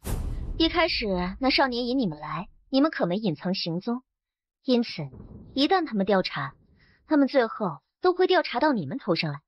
你那3个朋友，他们极有可能出卖你，然后把所有的一切都推到你头上。如果他们真的那么做，你会生气不？当然生气，我又不是圣人。那你会后悔救他们不？这倒是不后悔。为何？我救他们是因为我做人的原则，且在我能力范围之内。如果他们最终害我，我会生气，但也不会后悔，因为人都是自私的，这是人性，会生气也能理解。毕竟人不为己，天诛地灭了。不过他们肯定会死，我能救人也能杀人，害我者，我一定会埋了他。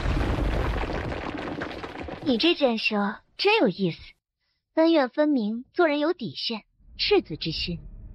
就是不知道你能保持多久。来了，齐玄姑娘，绑起来。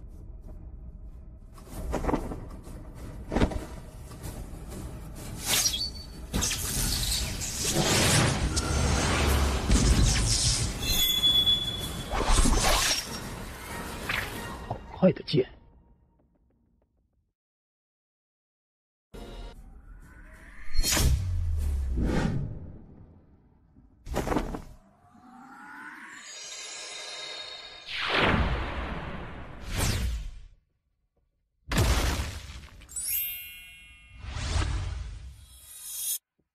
没有我，你也能杀他，这钱我就不要了。我们说好的。没有我，你也能活得好好的。很快就会进入第3阶段，那个时候，这里真正的强者会出现。那时我需要你帮助，而且我准备干票大的。怎么干？看我表演。又来人了。藏起来。你是夜官，有人通缉你3000万枚金晶，而我最近刚好缺钱花，所以想借你人头一用。就你一个人？哼，难道不够吗？你要不要多交点？哈哈哈哈哈哈！杀你，我一人足矣。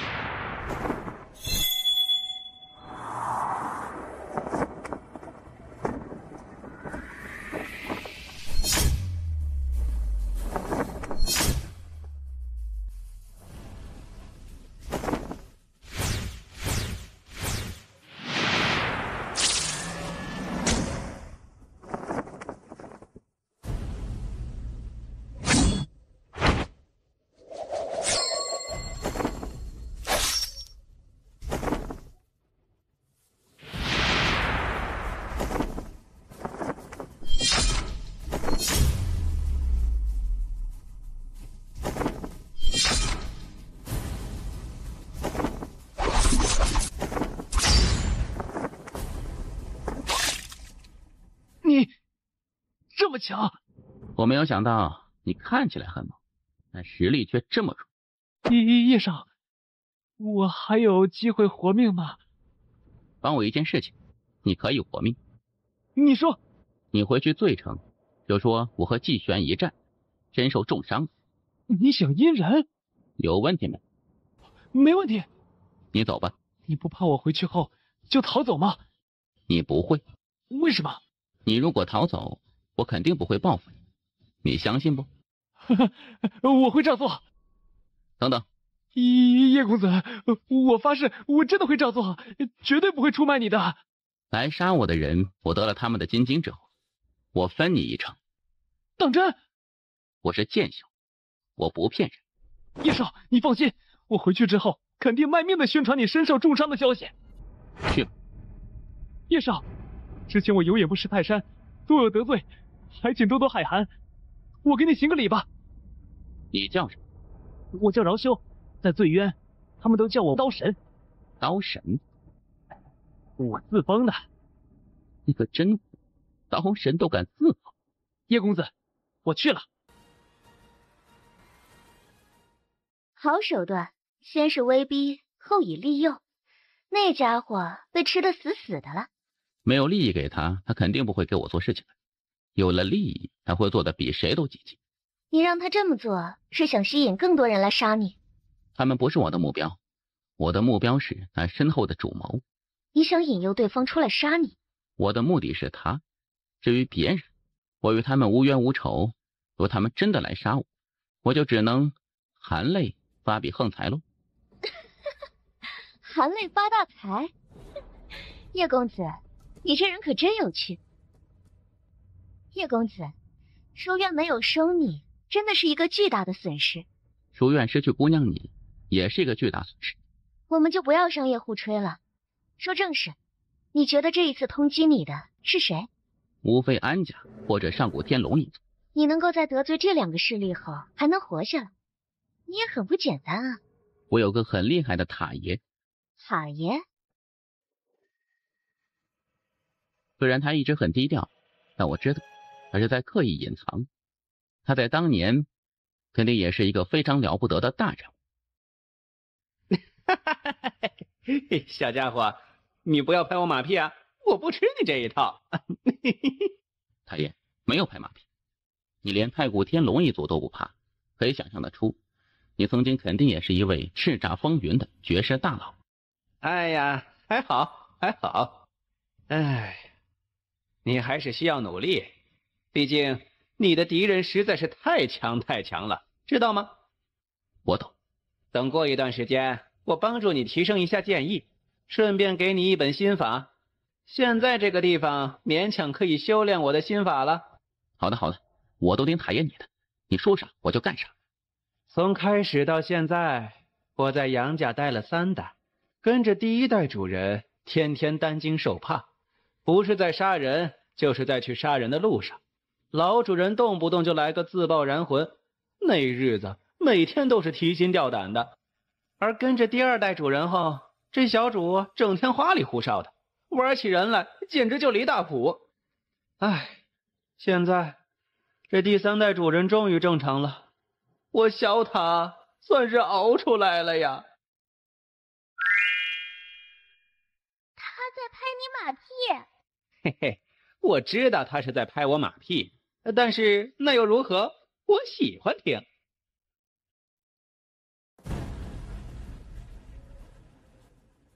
那夜官就在前面，大家不要怕，他腿都被打断了，现在根本没有战斗力，冲啊！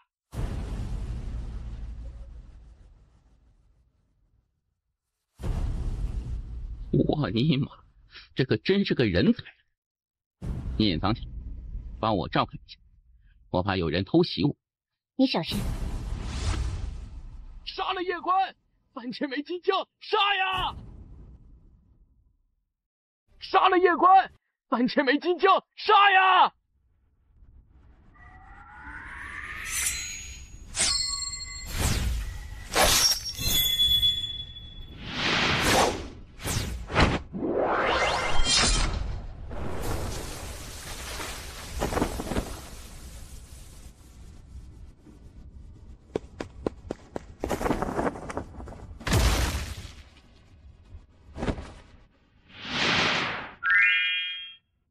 这家伙的速度真快，小人书上说，男人速度太快可不太好。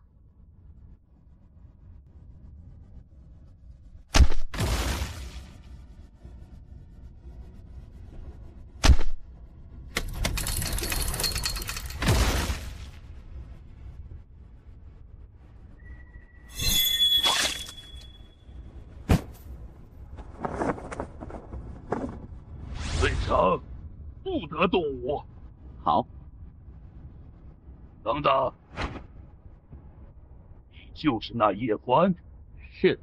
有人花3000万枚金晶通缉你。我知道。悬赏榜刷新了，1亿！反杀夜官者1亿枚金晶。1亿，自己真值钱的。可有人来取我头颅啊！若无，我可要走了。我来。还有吗？他妈的！我们大家一起联手诛杀此人，共享赏金。耿大汉，你先去跟他过2招，看他还能不能打。如果能打，我们就下来帮你。张花花，你看我像蠢货吗？我觉得你就是一个蠢货。耿大蠢货，别生气了，我这是在救你。你仔细看看，那位叶公子一剑杀了数百人，而那数百人没有一个境界比他低的。这意味着什么？这意味着他不仅自己牛逼，身后的人肯定也牛逼啊！能教出这种天才的人，这是我们能招惹的吗？没事，别光顾着修炼你那把破刀，多修炼修炼你的脑子。打不打？不打不打，不打也可以，把纳戒留下。妈，这个人不会是在装伤勾引老子吧？你可以试试，看是你速度快还是我的剑快。把你的纳戒交出去，破财消灾吧。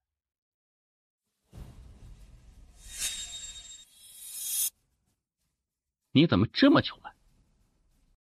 叶公子，我方才得到消息，观玄书院有2位学生死在了外面，不知道这事是不是叶公子你做的呢？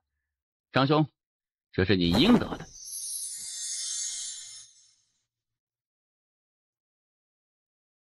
他妈的，你别走，你给老子把话说清楚。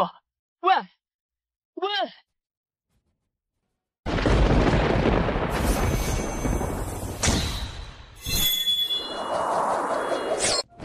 是你的。多谢叶少。快走吧。叶少，我在醉城南城角落的破庙，这些年来我在醉城也有一帮兄弟，我们实力不强，但是醉城的大小事我们都一清二楚。你如果有需要，随时吩咐一声。去趟仙宝阁，找一位秦风的管事，就说让他帮我调查一下，到底是谁来搞我。好。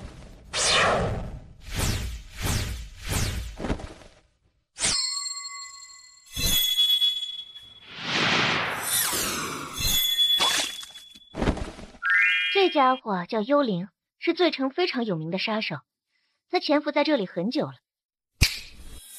给我。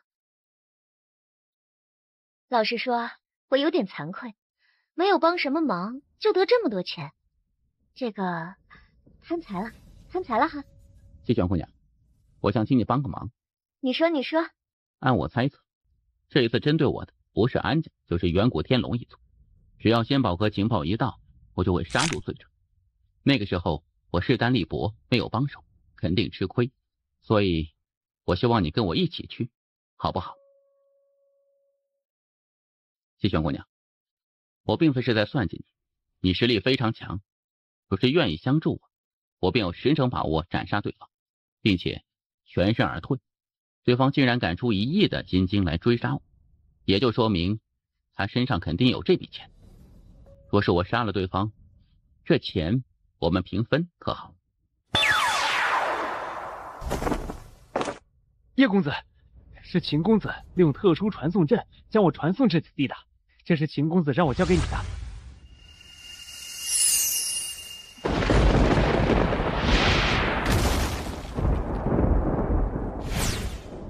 你速离去。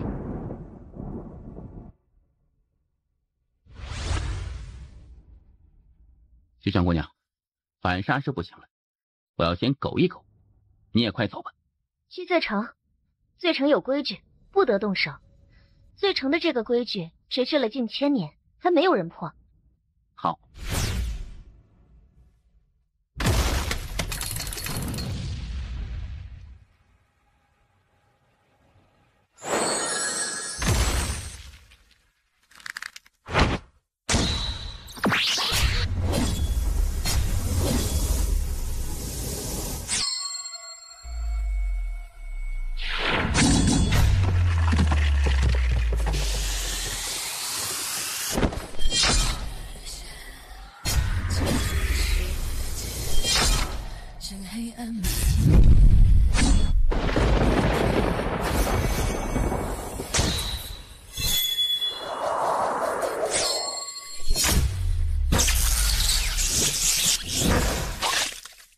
你果然是一位剑仙，如此年轻的剑仙，看来我们这次是来对了。之前你们发通缉令，让那些人来杀我，是想窥探我的实力。小心一些，总是没错的。夜关公子，我们醉城不欢迎你，还请出去。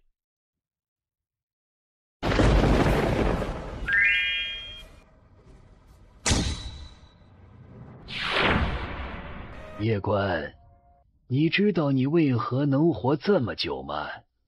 我来告诉你，你之所以能活这么久，是因为那位叶首席。我们一直在等他回到观玄书院总院，而现在他已经回到总院，也就是说，你身后没人了。没了他的庇护，别说你，就是你身后那位大剑仙，我们也能像捏死蚂蚁一样轻松捏死。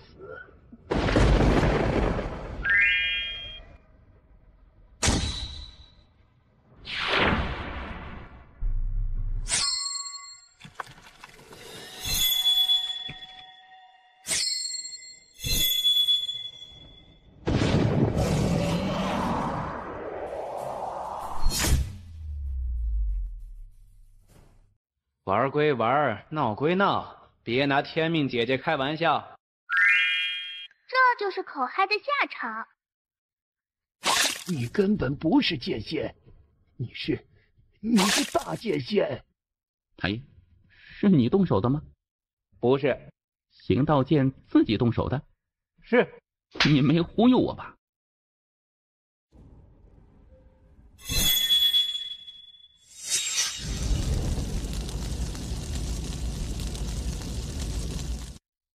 魔厨，你果然是大剑仙，你果然是大剑仙。是。原本以为万无一失，但未曾想到还是低估他了，隐藏的够深呢。让安武君去一趟。不用，家主，一个夜关而已，用不着族叔出面，我便足矣。你可有把握？许人必定要争夺大道气运，到时候我会亲自将他斩杀，免得外人说我安家以势欺人。我已经见过银河系那位，并且与之成为了朋友。当真？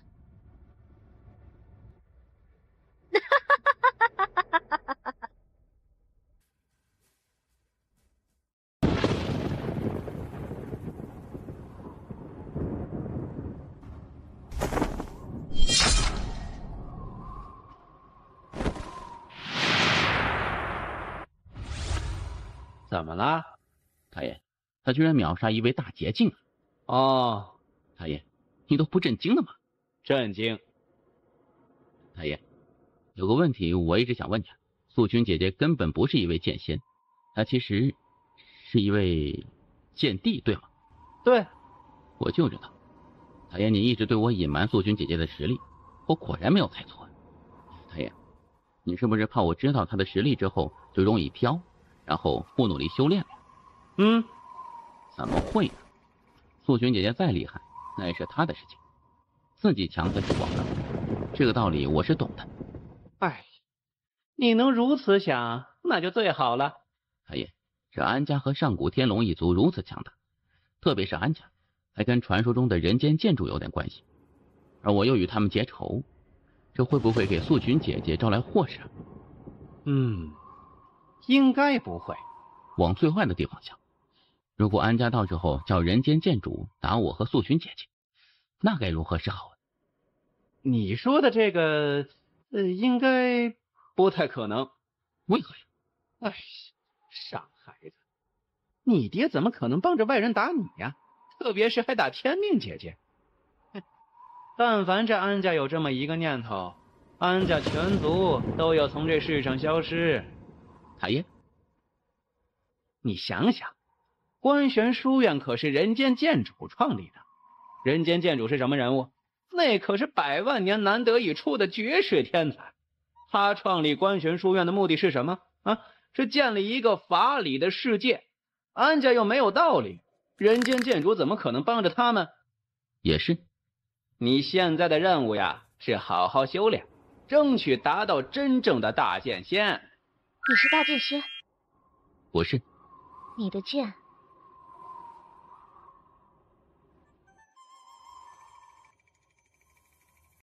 我们算朋友吗？如果刚才我被2位大捷径围殴，你会帮我不？若是我被围殴呢？季玄姑娘，我也希望我们是朋友，但从目前来看，我们并不算是朋友，我们只能算是伙伴，为了合作的共同利益，你觉得呢？你说的很对。季玄姑娘，我们后会有期。真是一个有意思的男人。叶兄，你来了。秦兄，叶兄这次来找我，可是有什么事情？我想找一个修炼的地方，实战那种。我给你安排。多谢了。客气什么？走。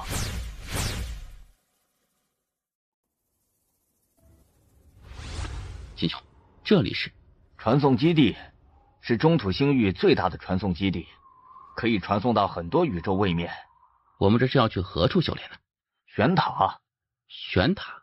玄塔位于玄界，而整个玄界已经被改造为一个修炼之地，诸天万界无数大族与大宗的天才都在这个地方修炼。可以说，这个地方是除小关大陆最厉害的修炼之地。明白了。叶兄，你要争大道气运，对吗？那我得提醒你，这一次要争大道气运的这些天才，真的都非常恐怖。据我所知，有几个他们一直是在观玄书院总院修炼，不仅有最好的资源，还有名师指导。可以说，这些人的眼界与实力，都是远超外面天才妖孽的。我懂，不过我塔爷也是很厉害的，我有他指点，我相信不输任何人。叶兄去玄界以后，就直接去玄塔。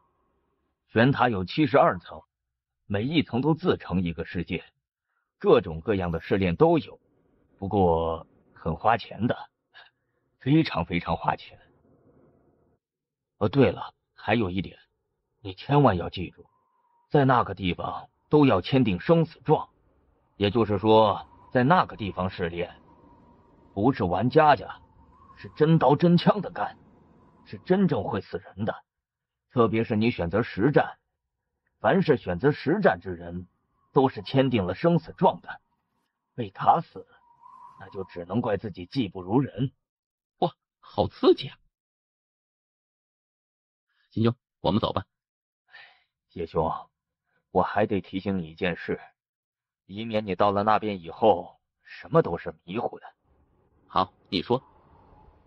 在玄界啊，可能会有小关大陆的天才出现。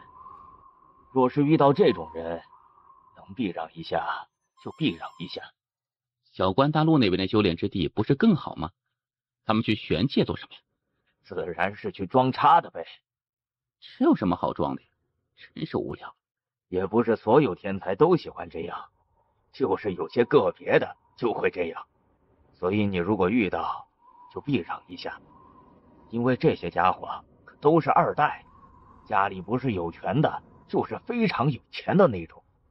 叶兄，你的个人实力，就算放到观玄宇宙，那肯定都是佼佼者。但是叶兄也要明白，那就是一旦发生冲突，人家是不会跟你1对1单挑的，人家就是跟你拼背景、拼势力、拼叫人。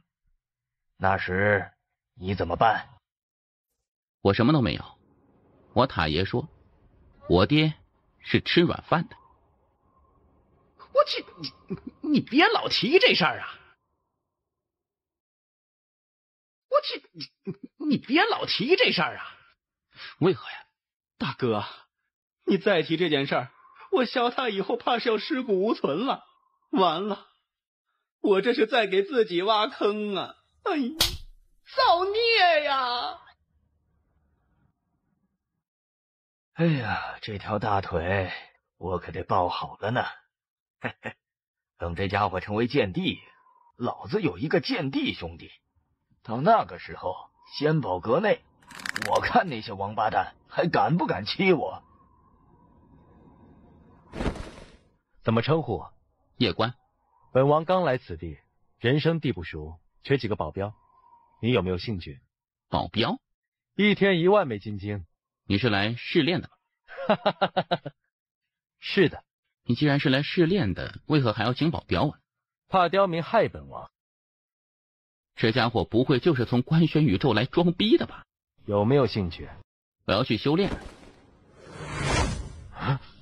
我靠！居然是一位剑仙，本王看走眼了。实战试炼。实战试炼分6个等级，分别是人字层试炼、地字层试炼、天字层试炼，还有黄字层试炼、仙字层试炼以及地字层试炼。我适合去哪一层呢？你问我，我问谁？那就从天字层试炼开始。在里面待1天，5万枚金晶。1天5万？我的天，太爷，这仙宝阁也太赚钱了，我都想抢劫仙宝阁了。是不是嫌贵？看来你是一个散修啊。散修？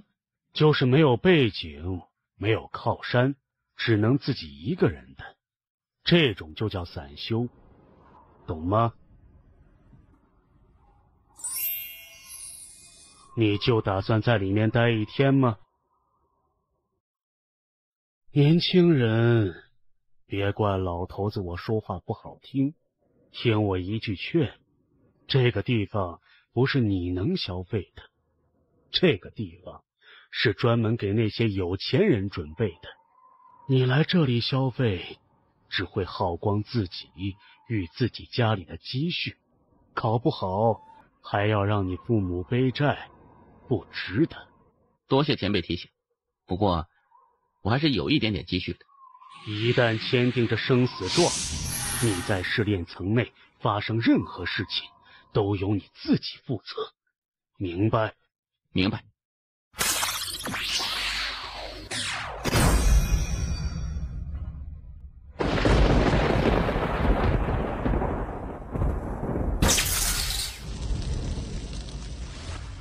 这是什么意思？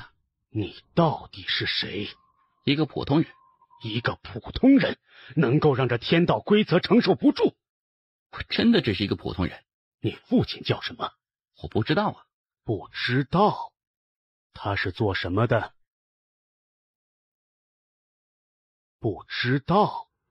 他是做什么的？我塔爷说他是吃软。小家伙，其实你父亲人挺好的，真的。真的吗？蠢货，他在故意激你。塔爷，塔爷，前辈，我也不知道我父亲是做什么的，不过我从小的时候，我父亲老跟我说一句话。什么话？他说要我好好修炼，未来这片官玄宇宙就靠我了。后来我长大了，我才慢慢明白，父亲不仅仅只是我的父亲，还是整个官玄宇宙的父亲。你给老夫在这胡扯！你以为你父亲是人间剑主吗？年轻人不学好，就净喜欢吹牛。你刚才那话……嘿，塔爷，我吹个小小的牛逼啊，不然我怕他老是追问我。你比你爹猛啊！你爹有时候是瞎吹，而你这吹的跟真的一样。小塔，我劝你多个心眼，这个小家伙看起来老实，实则心眼不少。小塔，你说会不会有人争夺官玄书院院长之位呢？快拉倒吧，谁敢？哼，3000万年来那个位置谁敢坐啊？谁他妈敢坐？即使是那几位权势滔天的绝世人物，也不敢对那个位置有半点念头。万一书院推举别人做呢？那书院还有必要存在吗？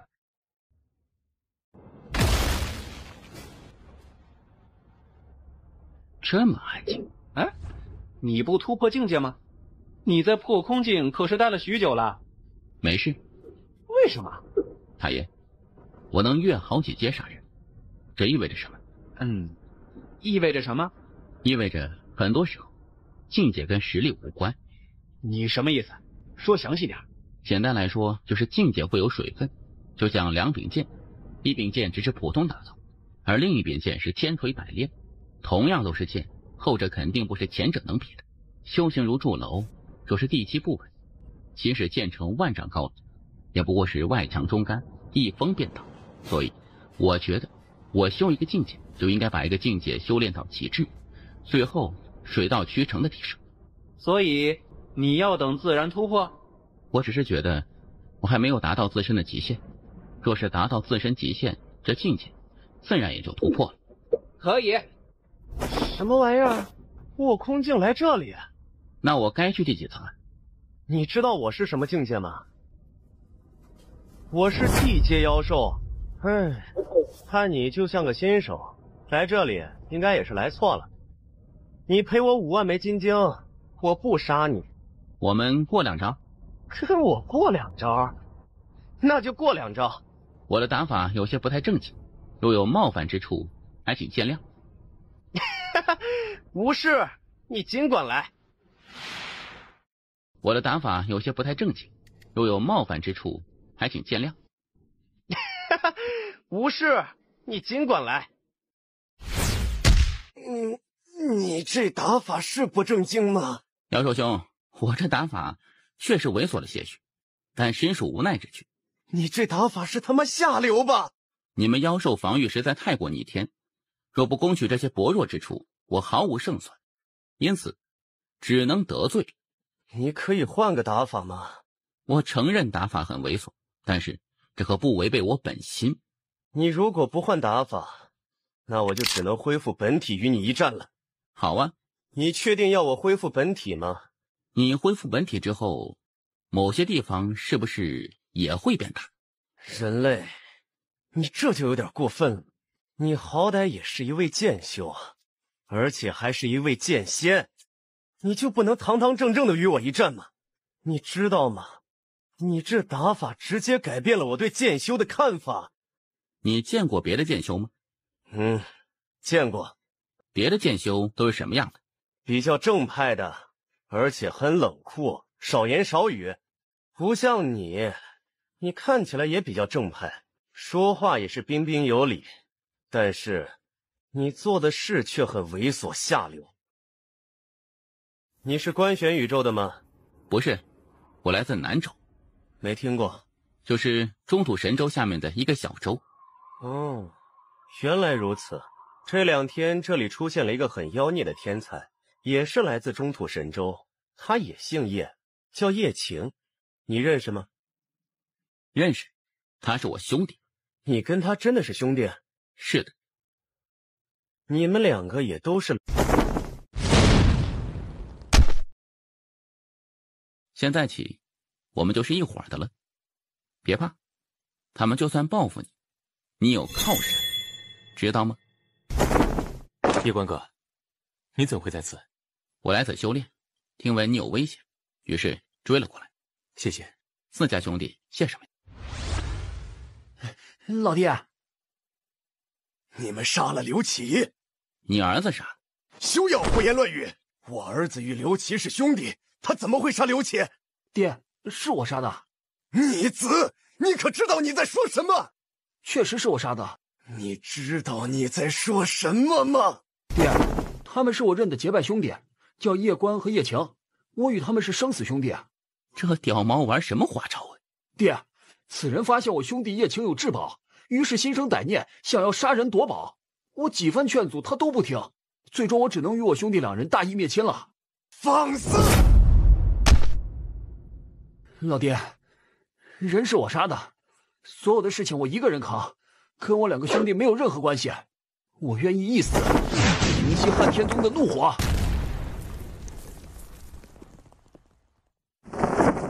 扛，就算这人不是你一个人杀的，这事儿老爹也与你一起扛。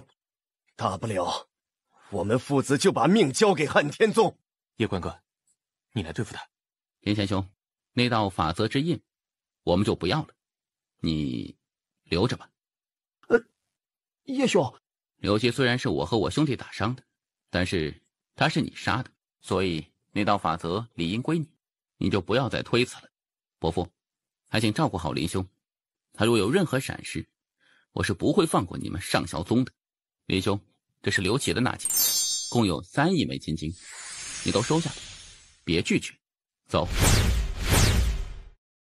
那法则之印真的在你手里？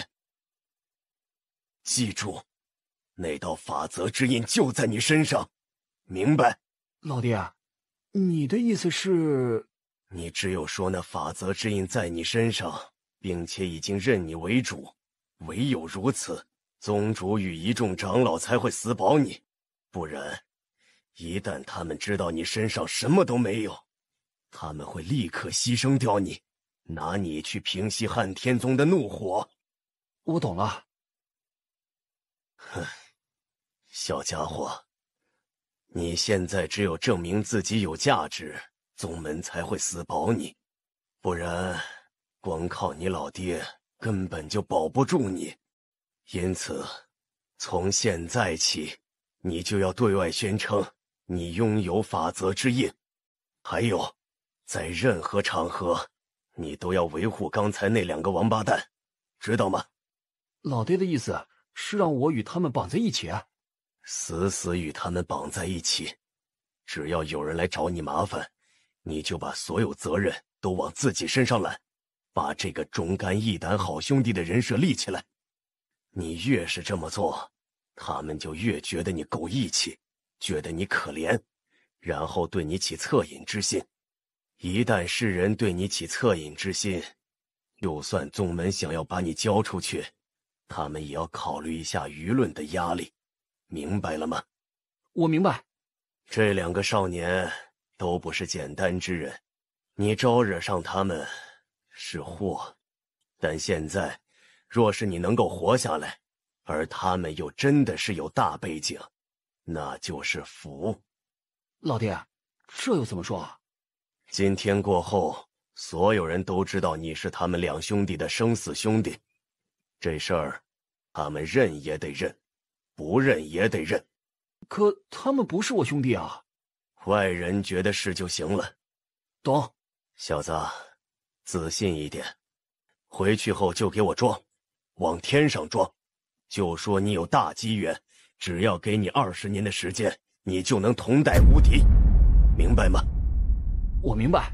你也别太过担心，毕竟你爹好歹也是上霄宗的大长老，天如果真的塌下来，也是老爹先扛，知道吗？知道。走。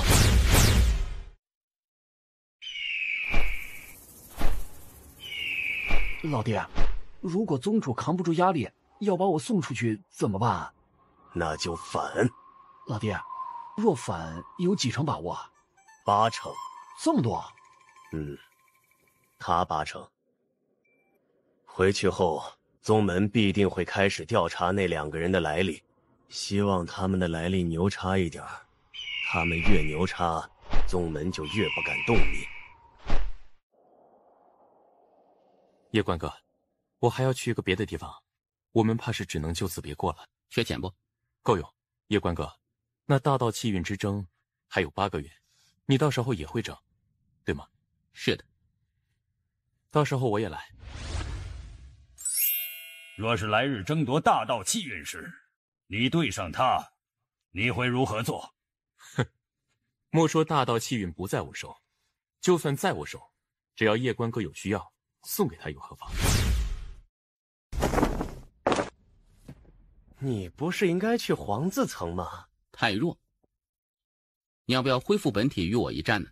不。你杀了汉天宗的刘琦，你知道他哥是什么存在吗？人都杀了，现在说这些有什么用呢？他哥会来找你的。那我就把他埋了。牛啊！秦兄，你与那刘冰相比如何？我比不上，他是妖孽榜上的天才，虽然不是很靠前，但那也不是我能比的。你都比不了。你可以这么理解，凡是来这里修炼的，都是不太行的人。因为如果行的话，他们就在小关大陆修行与打榜了。我们之所以来这里，都是因为在那边混不下去，明白吗？我们两个联手能打得过他？你这家伙别乱说话，我们不是很熟啊。我就是问问。你知道你在说什么吗？那是妖孽榜上的天才，妖孽榜啊！这么说，若是遇到他，我就得直接放大招秒杀他才行。就这么说吧，你们中土神州啊，就目前而言，只有一位妖孽上榜，就是不死地族的那位绝世妖孽。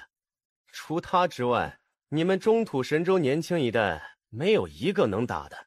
秦兄，你如果不变身打架，那就走吧。我是交了钱来着的，这么浪费，我着实有些心疼啊。如果我是你啊，我就不会在这儿，而是逃命。在这里，顶级强者不能出手，对吗？你是故意在这里等那个刘冰？我低估你了。小塔，你觉得接下来他会要你来扛不？正常情况下，杀了刘冰，刘冰背后的汉天宗顶级强者出手镇压他。哎呀，那不是他现在能扛的，所以大概率会如你所说，最终是我来扛。我觉得可能不一样，这小子套路多得很。拭目以待吧。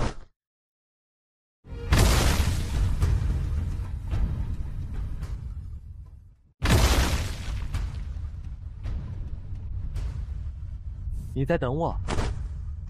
听说你是剑修，来，让我看看你的剑有多锋利。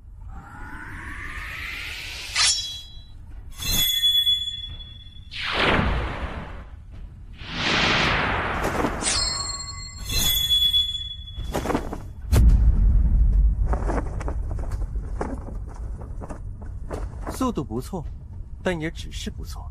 在。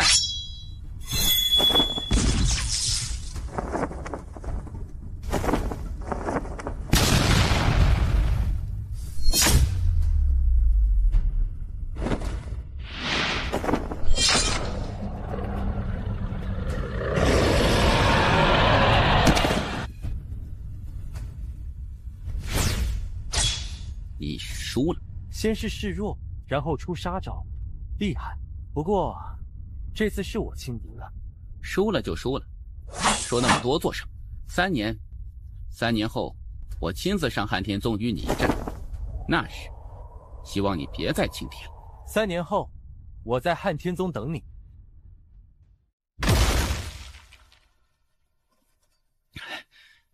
大爷，你放心，我不会依赖你的。如果有一天我死了，我就希望我在临死前，你能告诉我，我父亲和娘亲是谁，他们是什么样的人。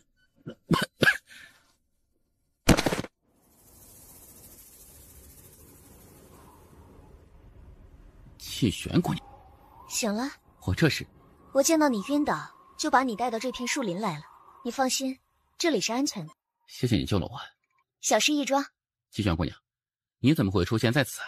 我来这里也是来历练的，却没有想到刚好遇到你，真的是太巧了。气玄姑娘，多谢你了。你刚才打败了那来自关玄宇宙的天才，侥幸。你应该要出名了。现在中土神州，你的名气与不死地族那位超级天才东里墨差不多。你知道东里墨吧？听过。这位一直都在关玄书院总院修行，号称是不死地族有史以来最妖孽的天才，是这一次大道气运之争的夺冠热门人之一。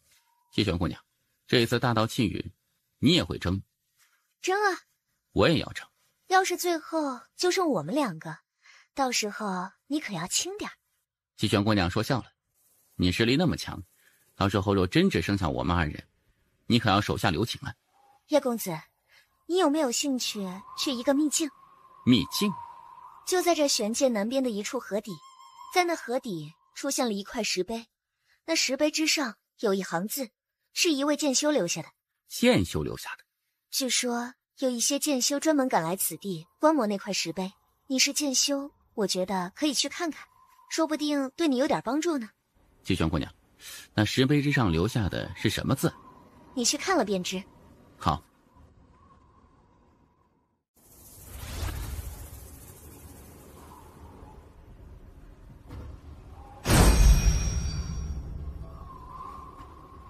走，去看看。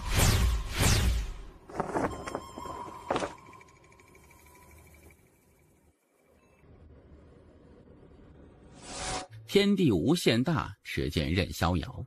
3尺清风剑，何人不能杀？霸气啊！太爷，除了霸气，我为何从此句中感受到了一丝落寞和孤独？哦，为何？若不是已达到无敌，又岂会说出如此豪迈之言？而当无人可杀之时，除了无敌，应该还有寂寞和孤独。这位前辈曾经应该是很寂寞和孤独的吧？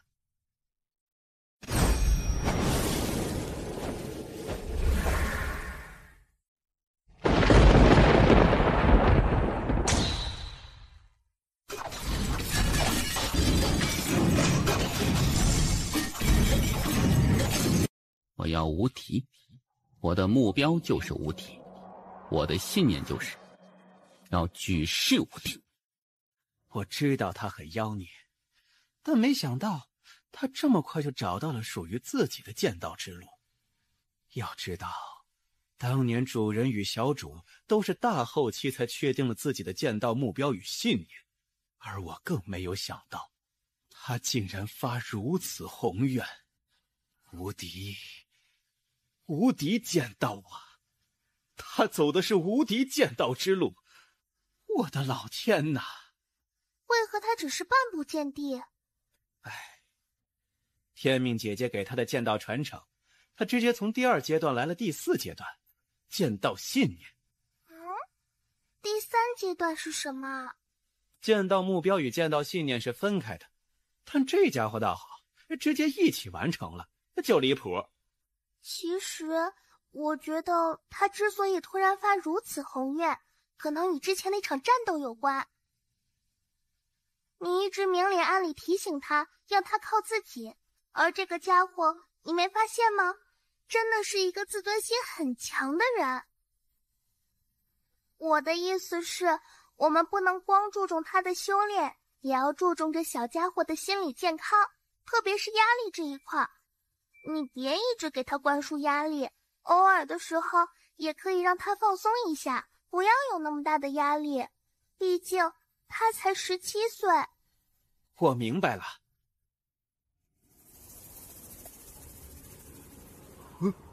他刚才关的石碑有感，好像是突破了。他就是叶关，那位剑仙。难道他真的是一位大剑仙？太爷，我这是突破了吧？恭喜你啊！你现在已经是相当于半步见地了。太爷，我现在是半步见地，放到官玄宇宙那个叶家家族还算蝼蚁吗？不算啦。现在的你也许打不过他们，但是好还是可以的。太爷，我会继续努力的。等我变得更强之后，我就杀上叶族，去让他们放了我母亲。加油，我相信你。你突破了，走。你突破了，走。大剑仙，若是为难，不说也罢。季玄姑娘，我拿你当朋友，所以不想对你隐瞒。我其实已经达到半步见地。半步见地？是的。厉害，你可是相当的厉害。你得隐藏自己的实力。你这次要争夺大道气运，可以说是非常非常危险的。你若是不隐藏自己的真正实力，人家就会针对性对付你，那个时候你可就难受了。我明白这个道理。我是真未曾想到，你居然这么厉害，直接成为半步见地了。还得多亏你带我去那个地方，不然我也没有这个机会。这是你自己有实力，你看那里剑修不少，但只有你悟了。你这一次是代表道门争夺大道气运吗？你要不要换个势力？恕我直言，道门太弱了。如果你在争夺大道气运时遇到什么不公平的事情，道门根本无法帮助你。但你如果加入一些强大的势力，比如神佐，比如观玄书院，那就不一样了。天赋很重要，但是平台也重要。据我所知，你和观玄书院的关系……我与观玄书院确实是有仇，不过我现在不恨他们了。为何？我恨的那些当初都被我杀干净了，他们现在肯定不会放过我。不过我也不在意，我到时候要去争夺大道气运，书院有规定，争夺大道气运的人会得到保护。到时候我去参加，他们想杀我，但又不能动我。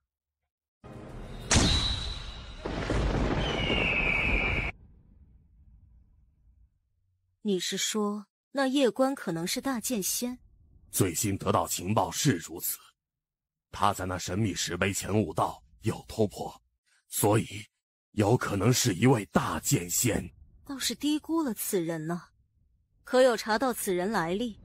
他是下界叶家养子，从小被叶家收养，真正身份来历很神秘，查不到。查不到？是。找仙宝阁了吗？哎呦，家主，已经找过仙宝阁了，但即使是仙宝阁，也无法查出他的真实来历。连仙宝阁都无法查出他的来历？是的，非常神秘。不能让此人活着，若是任由他成长起来，对我安家会不利。特别是如果他到时候加入观玄书院总院，那个时候我们想杀他就难了。家主，此事还是得慎重。此人身份不明，若是贸然招惹，怕是会给我安家带来什么祸事。我们得……放肆！就算他身份来历再强，那又如何？能强得过我安家吗？我安家数千万年来出过2位武神，追随2代天命之人。我安家说第二，谁敢说第一？谁敢？你下去吧。倒是有些小瞧他了，未曾想到他竟然成为了一名大剑仙了。此人天赋确实罕见，若是让总院发现了他，将他带到总院，到时想要杀他就难了。让书院提前开启大道气运之争。大道气运之争提前，是因为我吗？是，我得到消息，是安家家主安雅前往观玄书院找了顾元首，而他们之所以这么做，很显然就一个目的，那就是不想让你继续成长，想提前杀你。猜到。我还得到一个消息，太古天龙一族有一位妖孽来中土神州了，他这一次的目标应该也是为了杀你。叶兄啊，别参加大道气运之争了。我现在最好的选择就是去争这大道气运，并且获胜。唯有如此，他们才不敢动我。毕竟，若是夺得第一的人被安家和太古天龙一族斩杀，对观玄书院会造成多大的恶劣影响？可你能夺得第一吗？能。叶兄啊，不是不看好你，而是这些人真的都太妖孽了，而且他们都是顶级2代。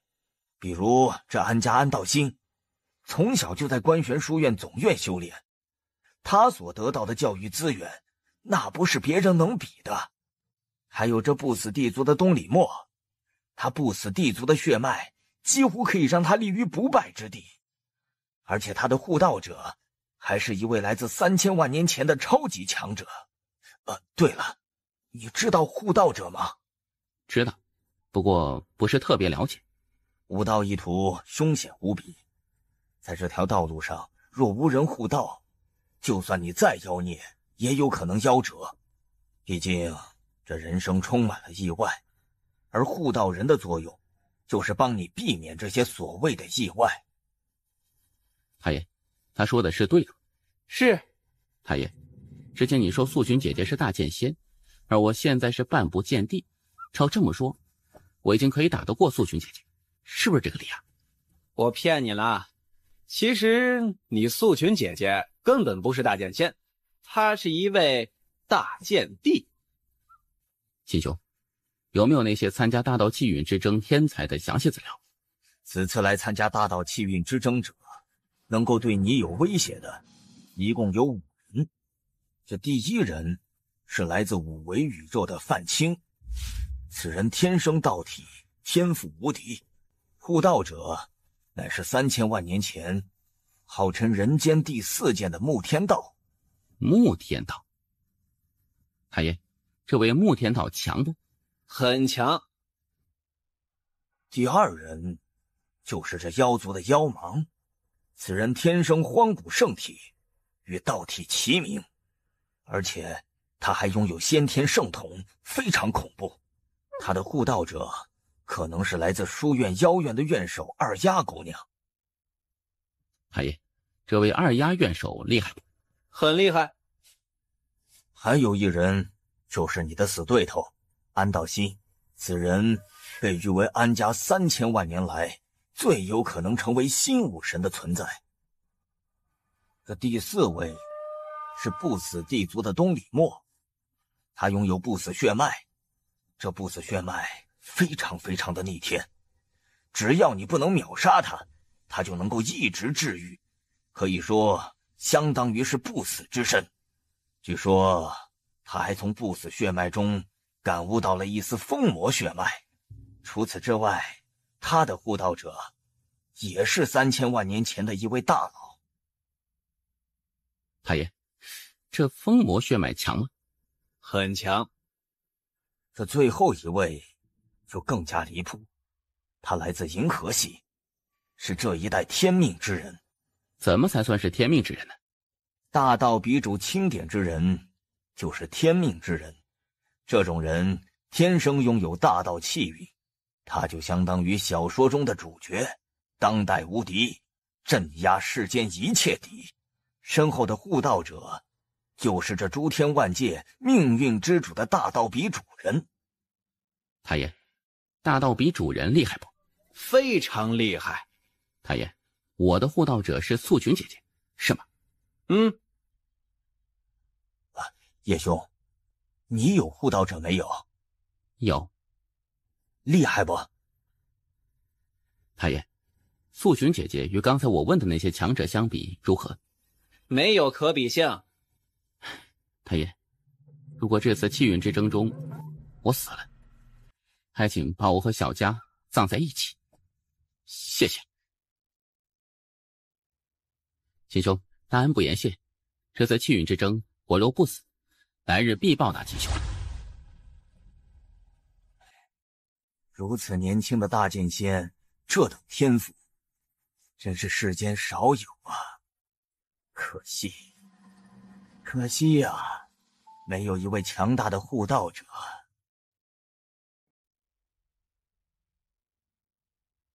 你为何要答应安家？我不答应，明天这书院的院首就会换人。我可不是叶首席，他们安家来找我商量，这已经是给我天大的面子了。我若是不体面，他们就会帮我体面。更别说观玄书院总院还有远古天龙一族，他们2家发动人脉，别说罢免我，就是让我从这世上消失，都是一件简单的事情。元首，他们这次的目的就是针对这位叶公子，显然他们不想让这位叶公子成长起来。看出来了，大家都看出来了，但是大家都不敢说，我也不敢说。可以联系叶首席吗？谁联系？他第2天就会从这世上消失。这太不公平了。公平？这世间哪有绝对的公平？就像现在，整个中土神州所有势力都知道安家与远古天龙一族要杀这位叶关，但是没有人敢出来说。谁会为一个毛头小子去得罪如日中天的安家与远古天龙族？所以就这么看着安家光明正大杀叶关？李元首，你似乎很不希望叶关死。顾元首，不是我战叶关，而是我觉得这么做实在是有违我们书院的宗旨。李元首，我之前已经与你说过，这件事已经变味了。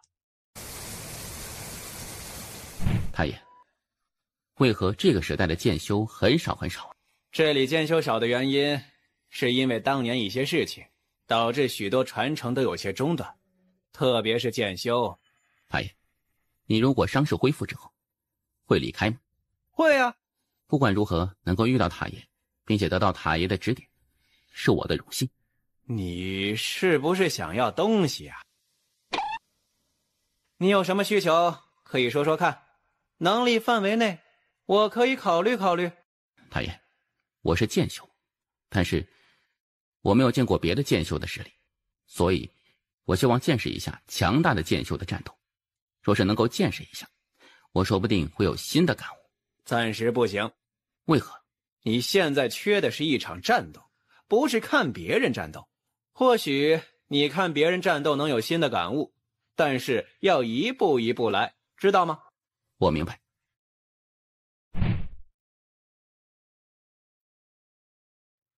姑娘，你是神族简安。神族的？这位就是南陵依依姑娘吧？是的。你是来找我师弟的吗？是的。我带你去见他。多谢。叶公子，没有打扰到你吧？简安姑娘。简安姑娘，你怎么来了？叶关公子，据我所知，这一次大道气运之争是一个局，一个安家设的局。我知道。叶公子，这是我神族的一点点心意。简安姑娘，你这是？我知道叶关公子缺钱，所以小小心意，还请叶公子笑纳。简安姑娘，我不能收啊。为何？这不太正常。太爷，神族那位简前辈认识我父母，对吗？是。我明白了。叶关公子，我就不打扰你修炼了。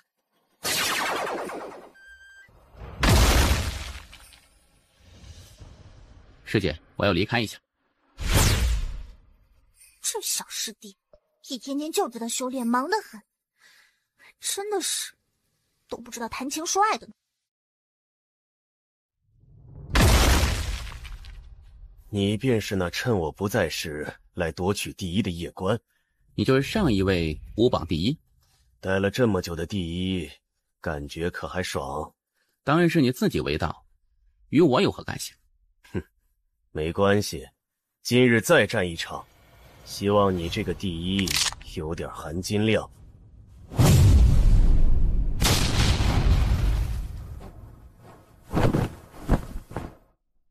含金量如何？怎么称呼？叶火凤。叶公子，你可认识安家安道心？我认识。这样，这次比武就算你赢了，外人若是问起，你就说我与你大战100个回合，你侥幸战胜了，如何？你要示弱？你也不想让外人知道我们1个回合就结束战斗了吗？可以。我不是一个输不起的人，我之所以这么做，主要是想帮你，不然这种不要脸的事情，我叶火凤打死也是不会做的，你明白吧？明白。你是仗义相助，那我们算是朋友了。算。你出去之后，如果可以的话，帮我演得像一点。我懂。后会有期。以后我还是得谦虚一点才行，人外有人，天外有天呢。败给了叶火凤？是的，叶火凤身受重伤，应该是惨胜。是我高估他了。他的实力应该是有的，不过我觉得水分应该很大很大，毕竟这里不是观玄书院。这个地方的大剑仙相比观玄书院大剑仙的含金量肯定是远远不如的。气运之争开始时，我要亲自斩杀他。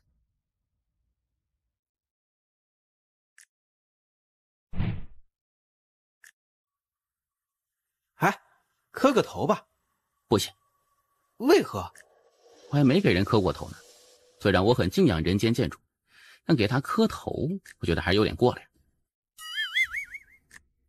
哎，太爷，你有没有觉得我跟这位人间剑主有点像呢？是有点儿。叶兄，云晨兄，你来这里是？来此见见人间剑主。啊，原来如此。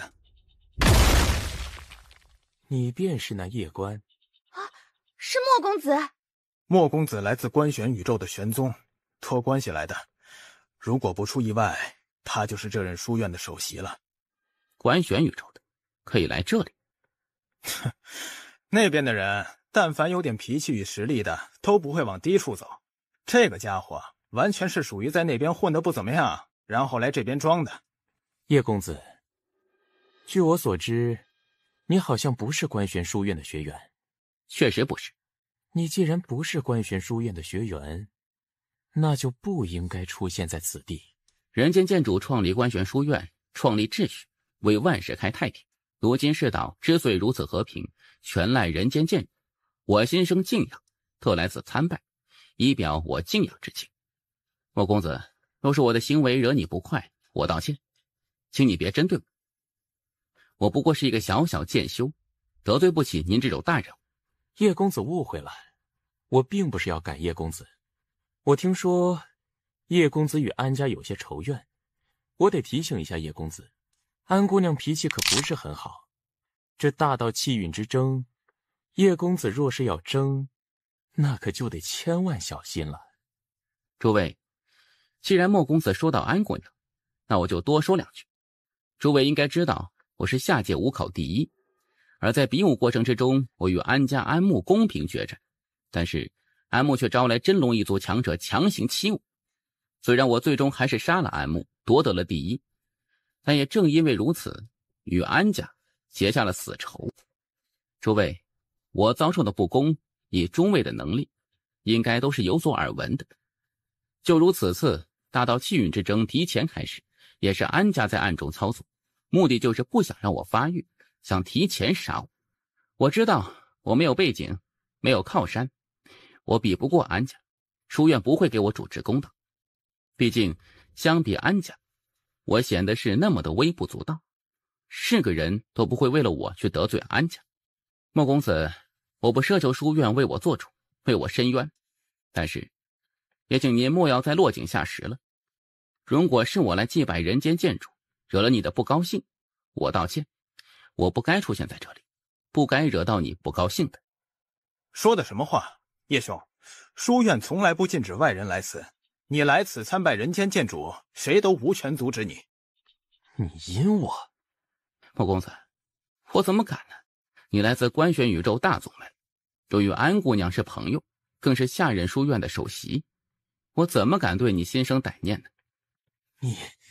你让他立即卷铺盖滚蛋！他是玄宗派来的，也是书院那边。他不滚，我滚！就这智商还当首席？我不如去找头猪来当首席好了。什么傻叉玩意儿！云晨兄，多谢仗义之言，我们后会有期。啊，李院首，莫公子，你可以回玄宗了。李院首，你这是什么意思？我的意思是，你可以卷铺盖滚蛋了。书院不收你。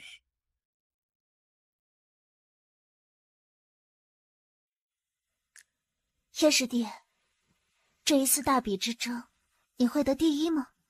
我不知道，毕竟未来的事情谁也说不准。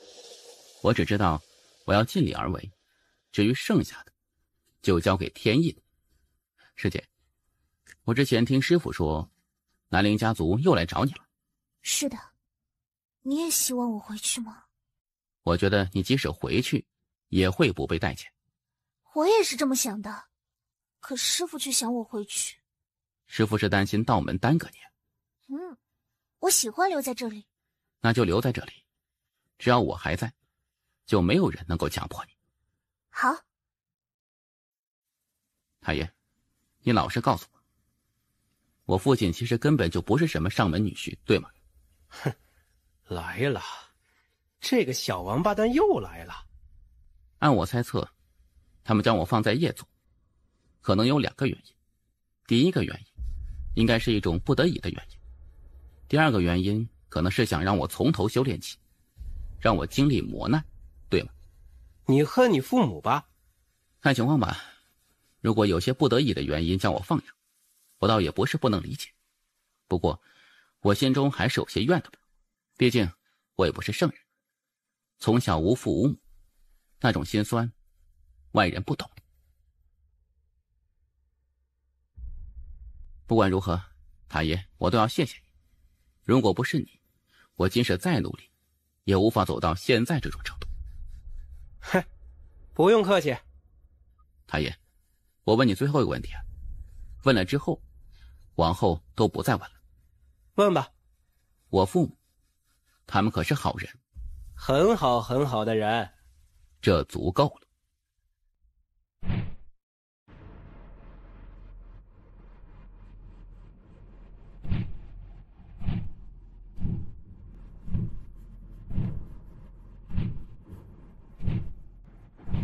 他会来吗？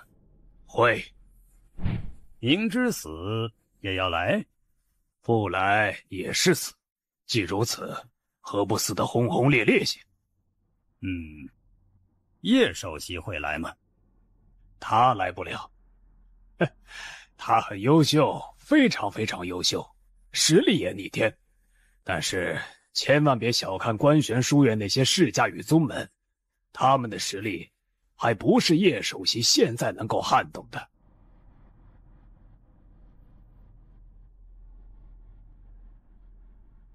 好生嚣张！此人很强，至少是神结境。安家不是一般霸道的，他们有这个资格，毕竟出过2位武神，而且2位武神都还与当代天命之人关系非同一般。若是要比靠山与关系，观玄书院总院那几大超级世家与几大超级宗门都无法与他们相比，所以他们是有这个资格嚣张的。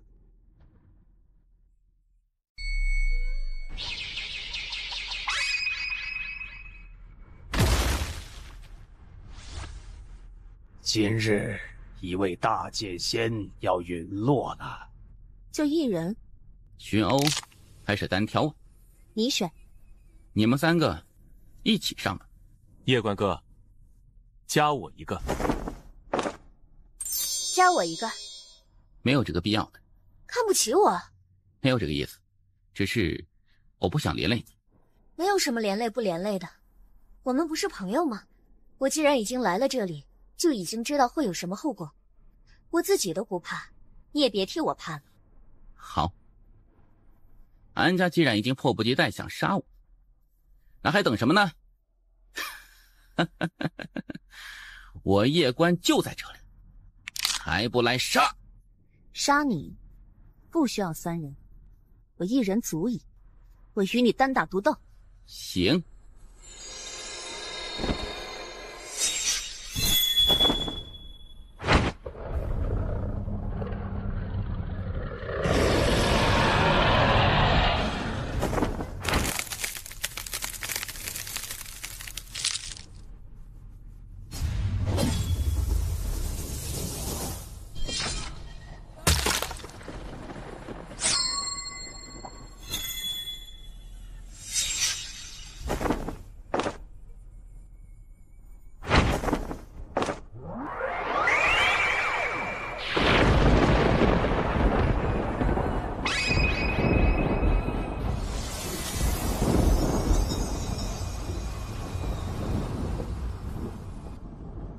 这是武神气息，这是曾经安家那位女武神使用过的长枪。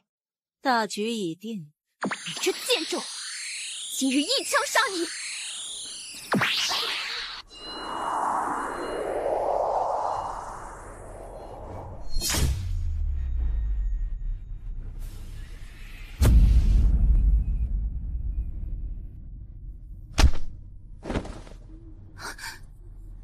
这怎么可能？怎么可能？啊！剑帝！剑帝！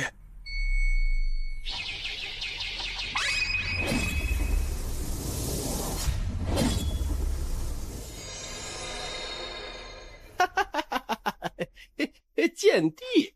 嘿，这家伙居然因为那剑道武神意志成就了剑帝，嘿，牛啊，相当牛啊！哎呀，不得不自夸一下，我真是教导有方啊！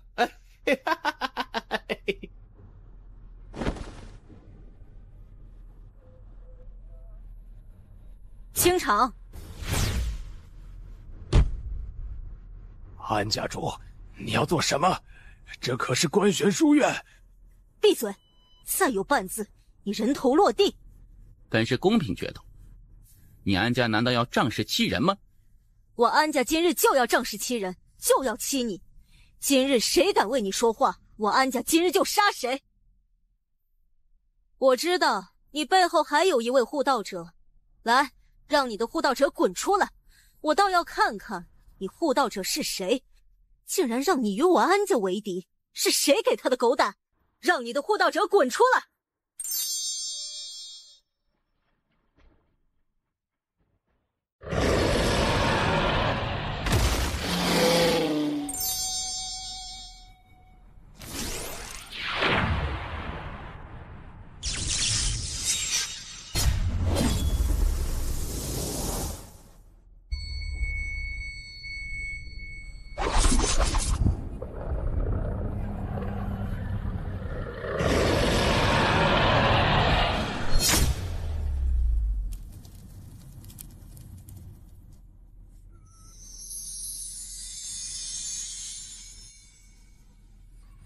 素君姐姐，叫姑姑。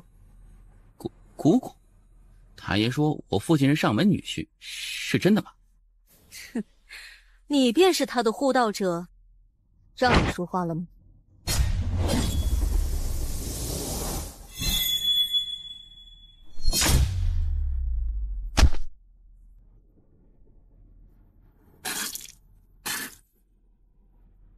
你是谁？可敢报上你的名号？你怎么配？我不配！我安家屹立官玄宇宙数千万年，祖上强者无数，而且还出过2位武神。你何德何能，竟敢蔑视我安家？2位武神，很了不起吗？哼，可笑，真是可笑！小小剑修，竟口出如此狂言，真是可笑！你可知何为井底之蛙？叫出来，让你安家2位武神一起出来。有请先祖虚魂。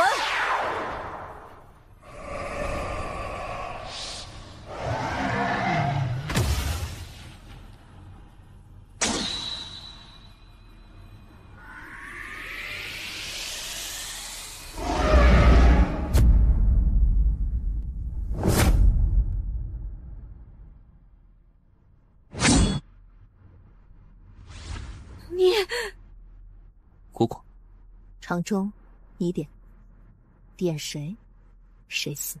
狂妄！我家老祖马上就来，你等死吧！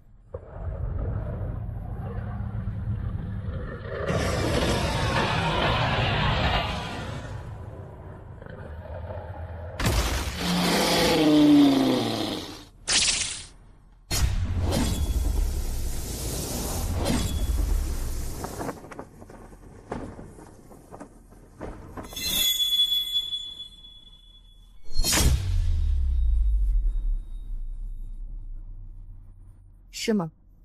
哼，今日不仅要杀你，还要杀你护道的这人，灭你十族。你家在何处？指个方向。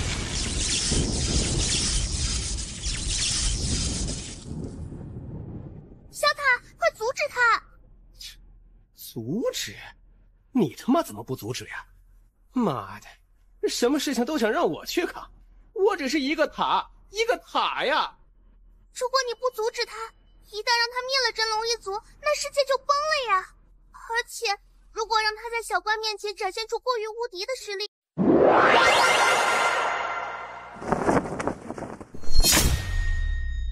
姑姑，够了，已经够了，剩下的我自己来面对吧。确定？确定，我可以的。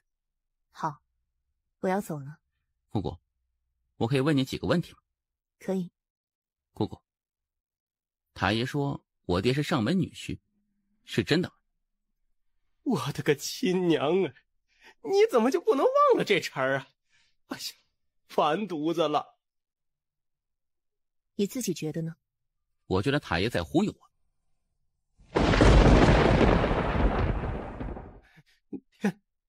天命姐姐。是。那我爹到底是谁？等你再强一些，你便会知道了。好，姑姑，你是大剑帝。是，你很不错，好好跟着小塔修炼。我会的，我会成为像人间剑主那样的绝世剑修。好，姑姑，最后一个问题，你与人间剑主谁厉害？他厉害，他打我，我都不敢还手的。我觉得你今日做的很过分。是吗？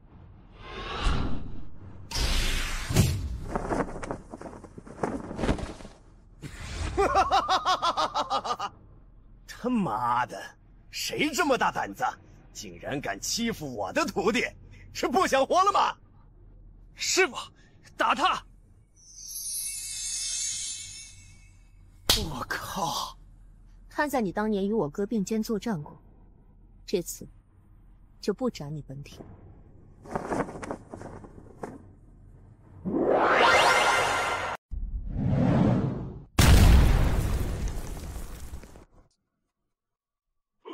来，让我看看一位剑帝的实力。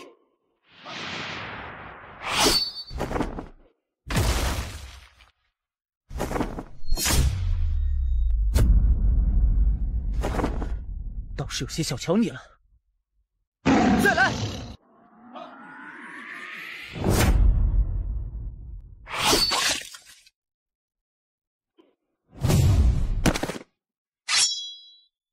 倒是有些低估你了。此间天道何在？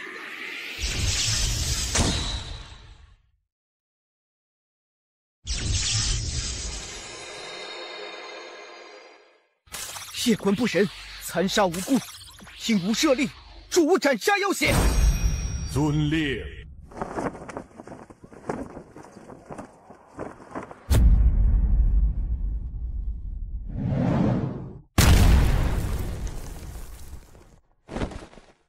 太爷，这是天道。是。天道所为，不应该是要公平公道的吗？天道代表不了公道，公道自在人心。天道若公，我尊天道；天道若不公，我斩天道。小小蝼蚁，竟敢逆天而行！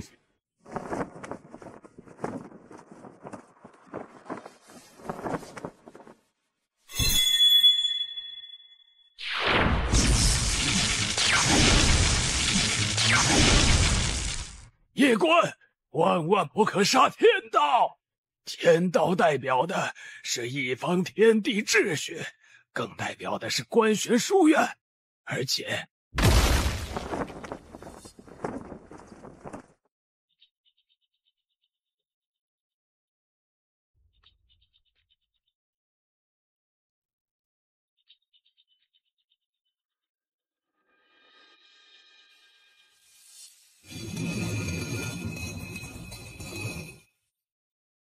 是你。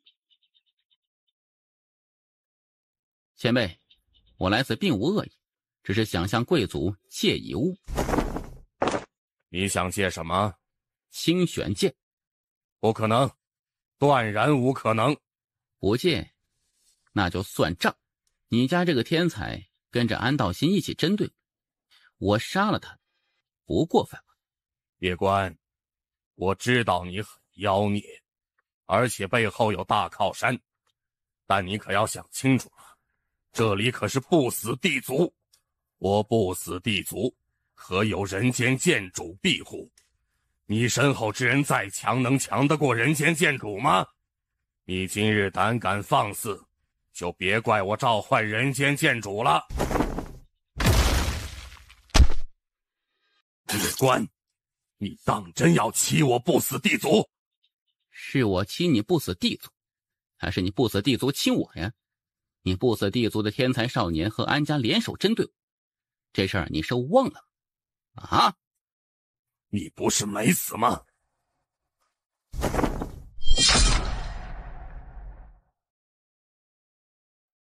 大胆！叶关，这里可是不死地族。他妈的，我连安家的人和天道都敢杀，还怕你不死地族吗？你直接把剑借给我，我放过你不死地族的天才少年，大家两清不好？你还要在这威胁？你这智商啊，我他妈都替你着急呀！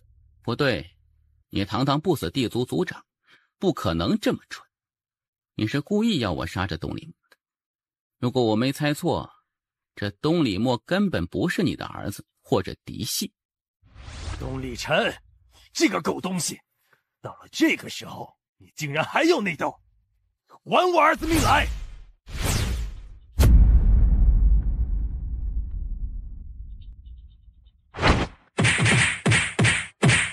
海爷，这就是人间剑主曾经待过的不死地族。曾经的不死地族族长是一位非常了不起的人，那一代的不死地族族人都很了不起。如今数千年过去，物是人非了。太爷，你能感受到清玄剑吗？感受不到，这不正常啊！妈的，老子来这里是借剑，不是来看你们内斗的。这个时候内斗合适吗？这个时候，你们难道不是应该齐心协力一起对付我吗？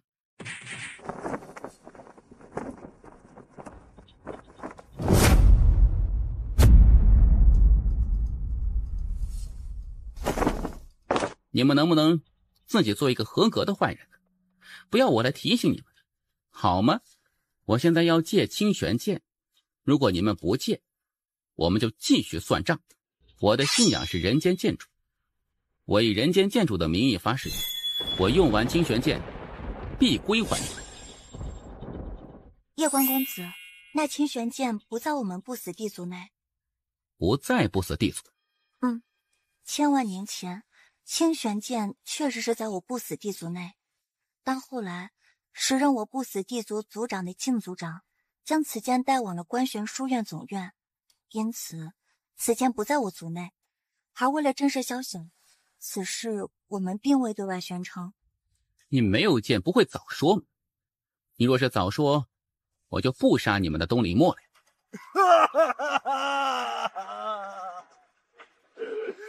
我的墨儿啊，你死得好惨啊！你这老狗，老夫今日就与你同归于尽！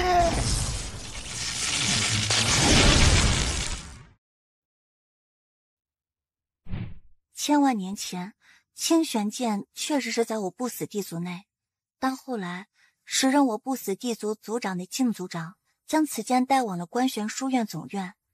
太爷，我加上你，我们能不能杀上关玄宇宙总院呢？我打小的，你去打老的，只要你点头，我现在就杀到关玄书院总院去。我谢谢你这么看得起我。妈的，这家伙比他爷爷还狠，比他爹还精，简直就离谱了。这杨家怎么一代比一代离谱呀？公子此次来借剑，可是为了那位纳兰家姑娘。你怎么会知道？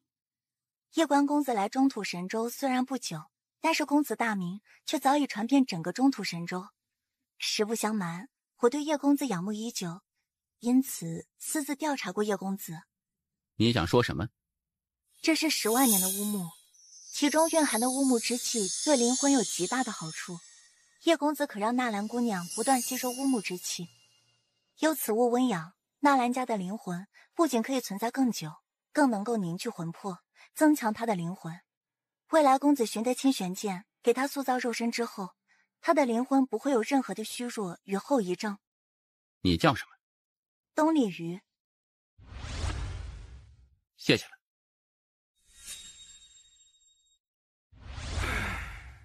那乌木，如果不那么做，你猜猜这位叶公子会不会就这么空手离去呢？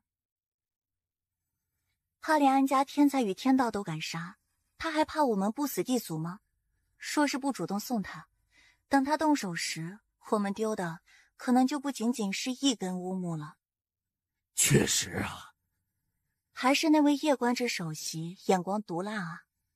可惜书院的世家们势力太强大了，不然这位叶公子现在应该已经是书院的天才了。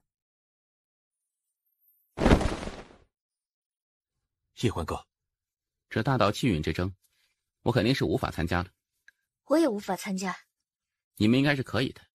书院就算有针对，肯定也只会针对我一个人，不会针对你们。所以你们可以去参加，那可是大道气运，若是能够得到，对你们都有极大的好处的。不用了。哦，为何？我去是为了帮你，而不是去争什么大道气运。谢谢。客气什么？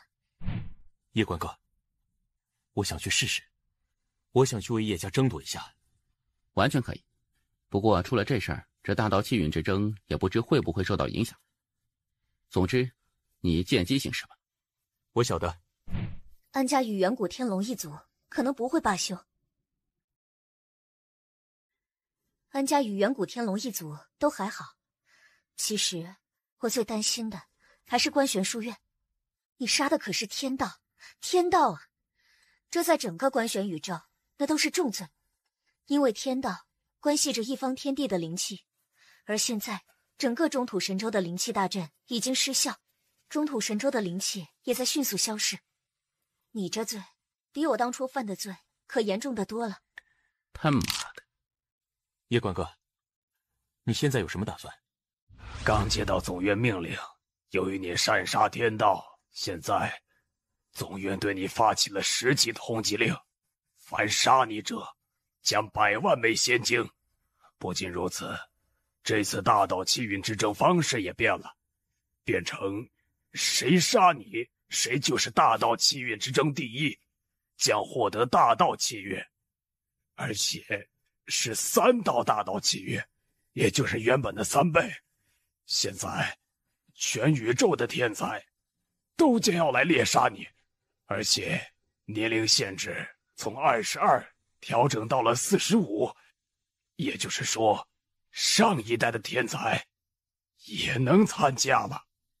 前辈是书院的，书院院首顾朝元。那你来给我报信。叶公子，很抱歉，我无法对抗强权，帮你争取公平，甚至都不能将这里发生的事实上报总院。能理解。叶公子，你现在若是想要活下来，只有一个办法，那便是前往关玄书院总院找到叶官之姑娘，只有她才能够帮你撤回书院的悬赏通缉令。我明白了。保重。你们有什么打算吗？叶官哥，我跟着你吧。叶景帝，你有自己的造化，没有必要跟着我，听我的。你去好好修炼，叶家还需要靠你。你若真想帮他，就得提升自己的实力。我们得尽快去将剩下的法则寻到。师父，我还是担心叶官哥。你现在跟着他，根本帮不到他什么。等你实力得到大大的提升后，那时你能帮他更多。叶景帝，相信我，我会努力活下来的。叶官哥，我要去寻找法则。你放心，等我找到第3道法则后，我就来找你。好，叶官哥，保重。七玄姑娘，你也走吧。你接下来要如何面对书院的悬赏通缉？不知道。你有3条选择。第一，你可以去仙宝阁。当今宇宙能够与观玄书院对抗的只有仙宝阁，但是仙宝阁肯定不会为你对抗观玄书院。第二，如那顾院守所说，你可以去找夜观纸姑娘，你找到她，她或许能够救你，但我觉得很难，因为她当日被调走，就已经证明，即使是她，也无法对抗世家派与宗门派。这么说来，你只有最后一条路了，逃亡。整个宇宙都是书院统治，我逃到天涯海角，也还是在他们的地盘的。那得看怎么逃了。你有好的建议？逃是治标不治本，我觉得你真正要做的是将你的不公昭告天下，而要帮你主持公道，只有人间剑主出面，才能够为你主持公道。如何让人间剑主出现呢？去青州告御状。去青州告御状？当年我在书院时读过关于青州的历史，在数千万年前，人间剑主加入的第一个书院是苍兰书院，而后来人间剑主创立观玄书院后，便将苍兰书院改成了观玄书院，也就是青州观玄书院。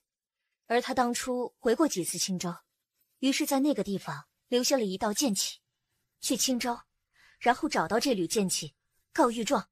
告御状，这是你现在唯一一条出路。告御状，请人间剑主显灵，让人间剑主主持公道。试试。七玄姑娘，我要回道门一趟，与师姐还有师傅做个道别。我与你一起走吧。不行，这会连累你的。我又不在乎这些。七玄姑娘，我现在被悬赏通缉。你这人怎么这么婆妈？你是怕我连累你吗？我并无别的意思，我就是单纯的怕因为我的事情连累你。我又不怕，莫要在此地浪费时间了。你不是要道别吗？走，去道门道别，然后赶紧走。好。青州真的有剑气吗？有啊。他要去告御状。那就去告呗。我也未曾想到，这数千万年过去后，一些世门与宗门竟然膨胀到这种程度。哎，真是沧海桑田，物是人非呢。去青州也好，也算是他的祖籍地，而且我也有点想念小主了。这次若是能见到，也是极好的。估计也只有这个小家伙才能够让小主现身了。其实他去另外一个地方告御状可能更有效。仙宝阁？他如果去仙宝阁，对着那张画像叫一声“妈，书院欺负我”，书院大概率会被夷平。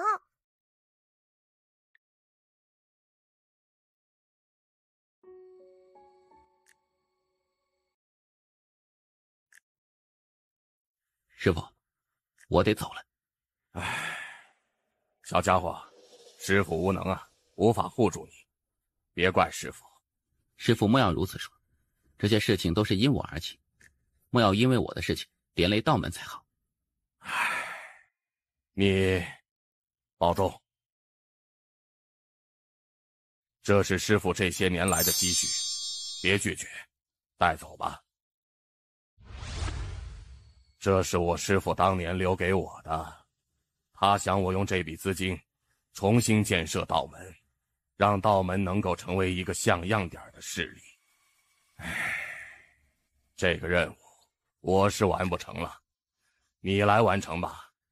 也不是不可以，可是能多给点吗？没有了，这还是道门几代祖师存下来的呢。真是太穷了呀。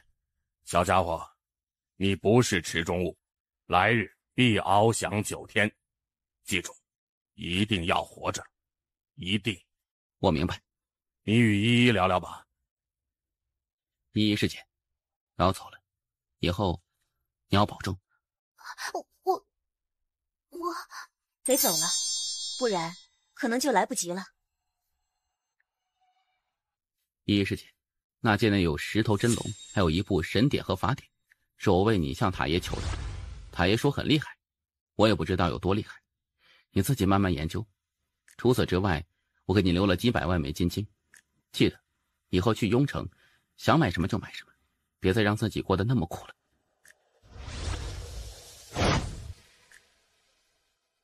师弟，我喜欢你了。唉，丫头啊，记住，这一生其实很短的，我们最终都会失去。若是爱一个人，不妨大胆一些。师父，我要去观玄书院总院。师弟出事，我除了给他祈福，什么都不能做。我讨厌这样无能的自己，很讨厌。我要去总院，我要修炼，我要成为有史以来最强大的神术师。好。师父，你多保重。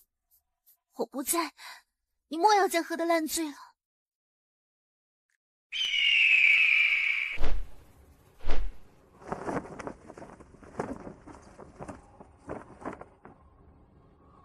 书院、执法院与天道院已经发了悬赏通缉令，谁能杀叶关，将获得3道大道气运与100万现金。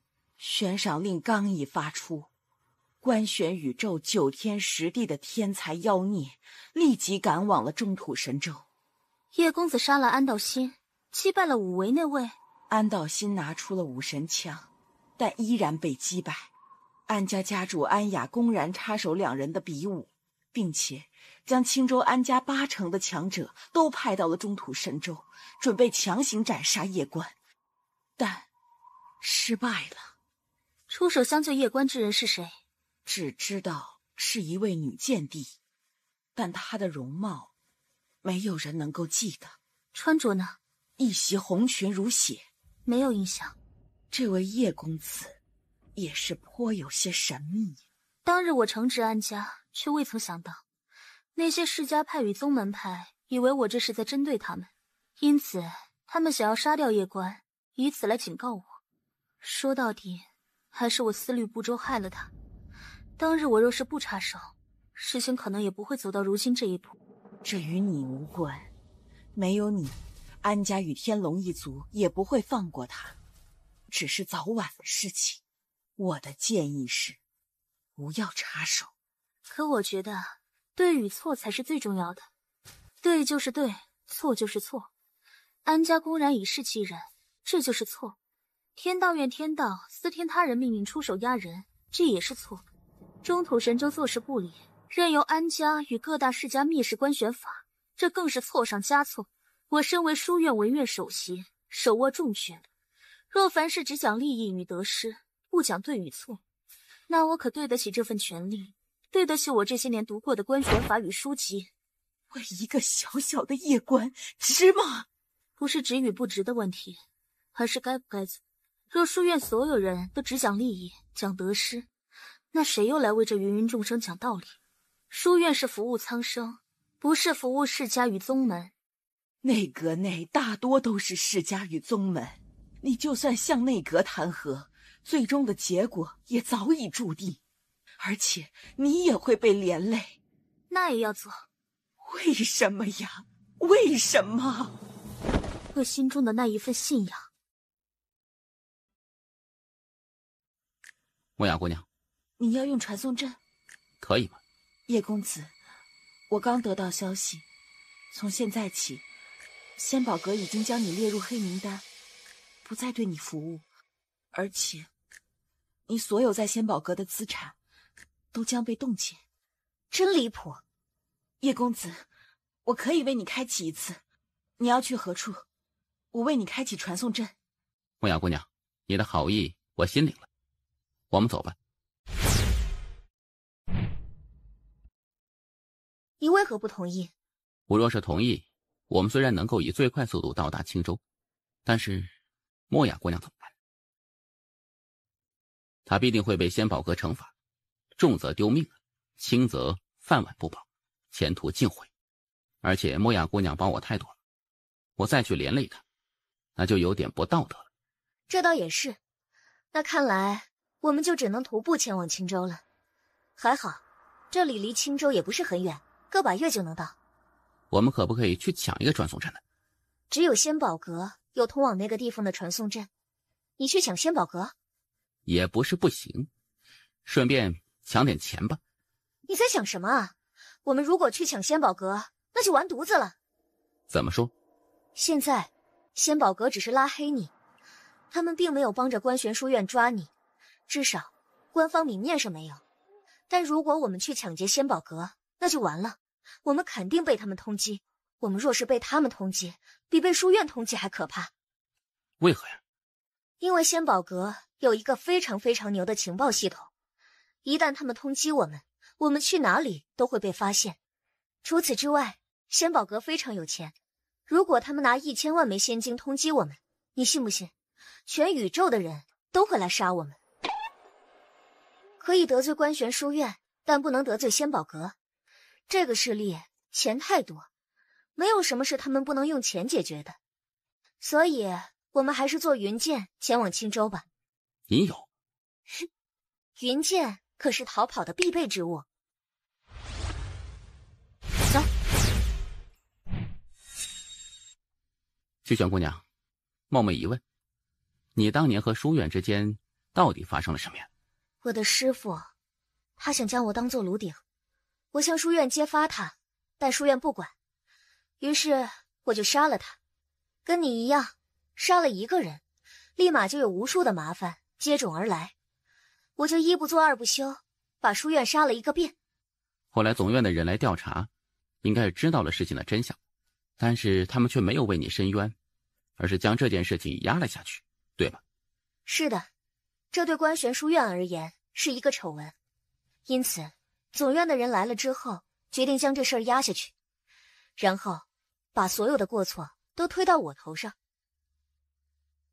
我们两个的遭遇其实很相同，我之所以帮你，除了我们是朋友外，还有这个原因吧。反正我这个人喜欢随性而为，就这么简单。我出了南州后才发现，这个世界竟是如此的复杂呀。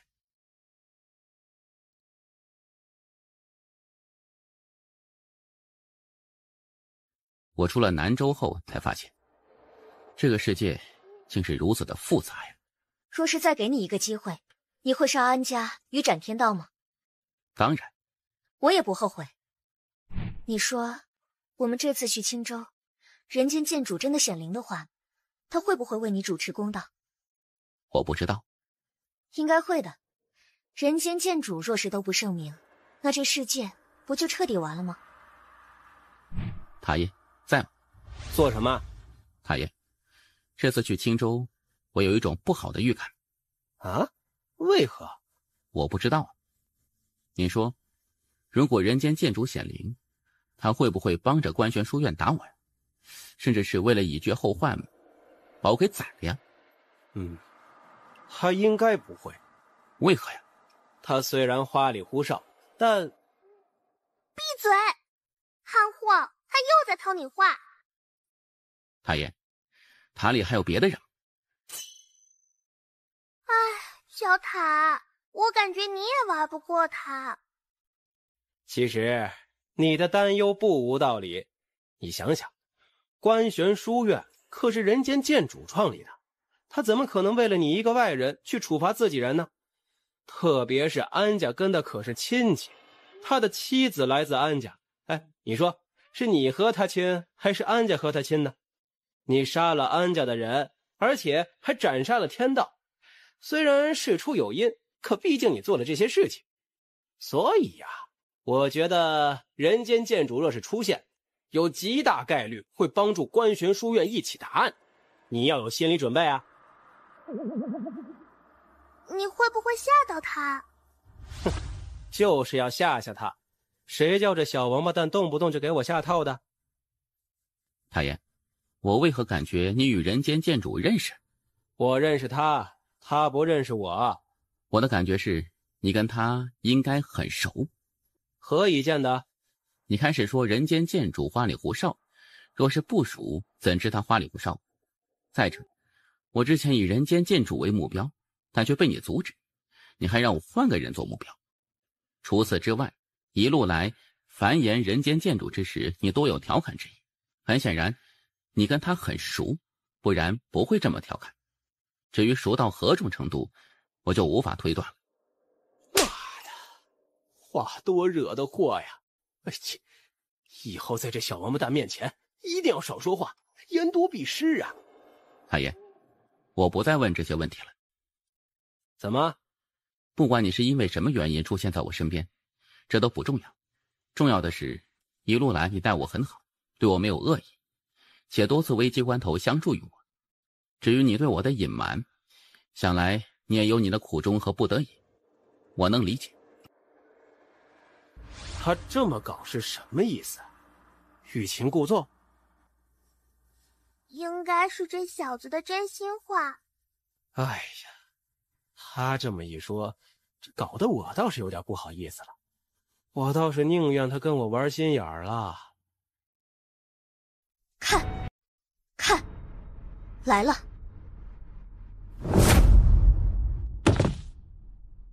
真快。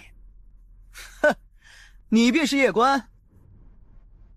杀了你，有2道大道气运，还有100万仙金，在下不才，想试试。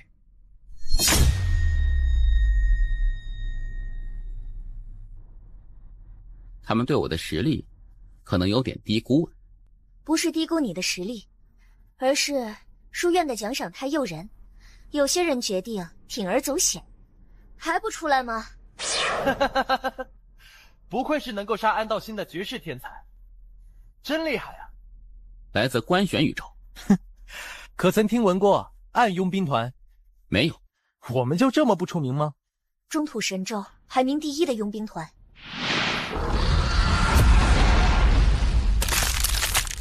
哼，不愧是能够斩杀安道心的绝世天才，还好你的境界不高，不然我们兄弟几个还真不敢来发这笔财。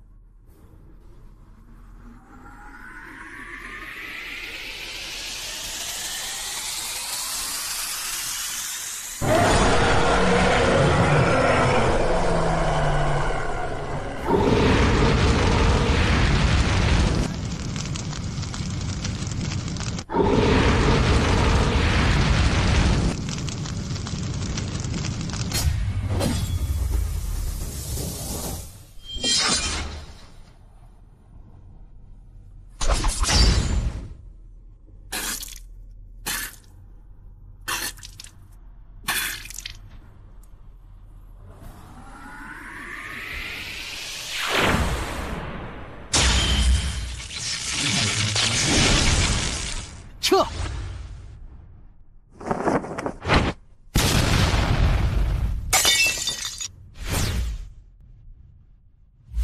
我有些低估他们。不是你低估，是你不清楚一位神术师的实力。神术师分为1至9阶，9阶之后是天境神术师、仙境神术师、圣境神术师、地境神术师。这人不过是一位9阶神术师，若是天境神术师，那我们可真的要万分小心了。他只是9阶。是的，而且没有好的传承，因此9阶都是有水分的。在官玄书院有一个神道院，里面的都是神术师，实力非常强悍。希望这一次那里面的天才不要来，不然我们可就要有大麻烦了。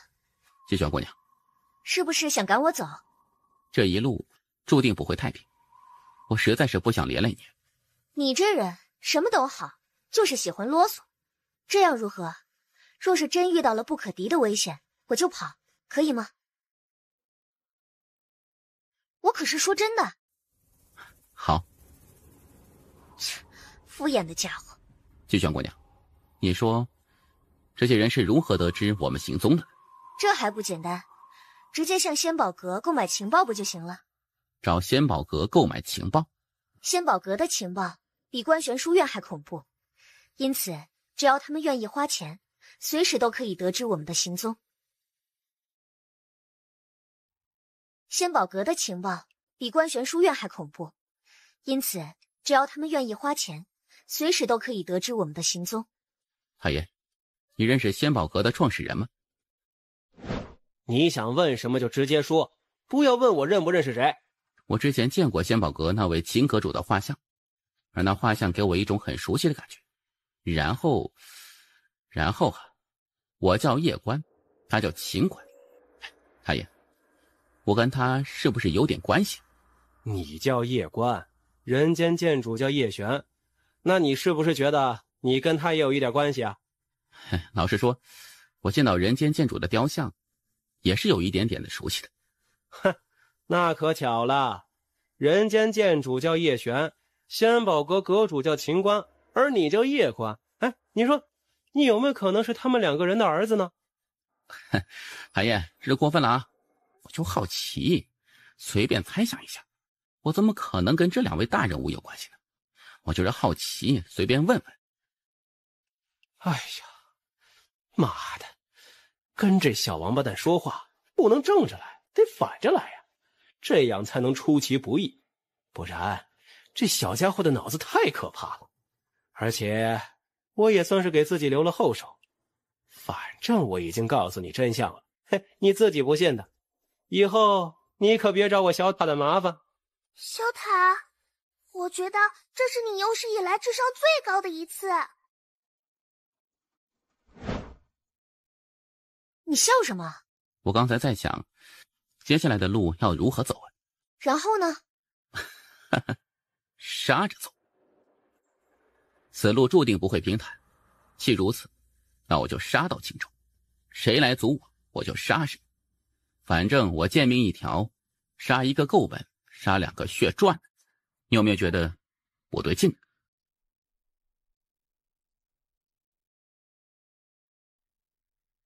幻境，我们进入了一片幻境，不知道这是阵法师布置的幻境，还是神法师虚构的幻境。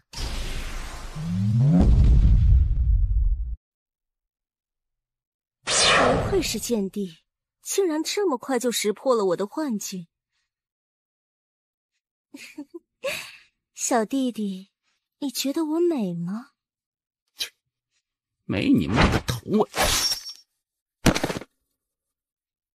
怎么了？刚才那女子可是极美呢，而且好性感哦！你看她那里那么大呢。女人只会影响我拔剑的速度，她是来杀我的。若是给她机会，她也不会对我仁慈的。至于她的美，她与我更无关系了。来杀我的人，好像都挺富有的呀。自然，一般人根本不敢来杀你，毕竟你可是杀了安道心。其实我最担心的还是关玄书院总院与那个妖孽榜，我怕的是关玄书院派出关玄卫来缉拿你。若是如此，那可就非常麻烦了。这关玄卫太可怕了，一旦被他们盯上，就如枯骨之躯，别想甩掉。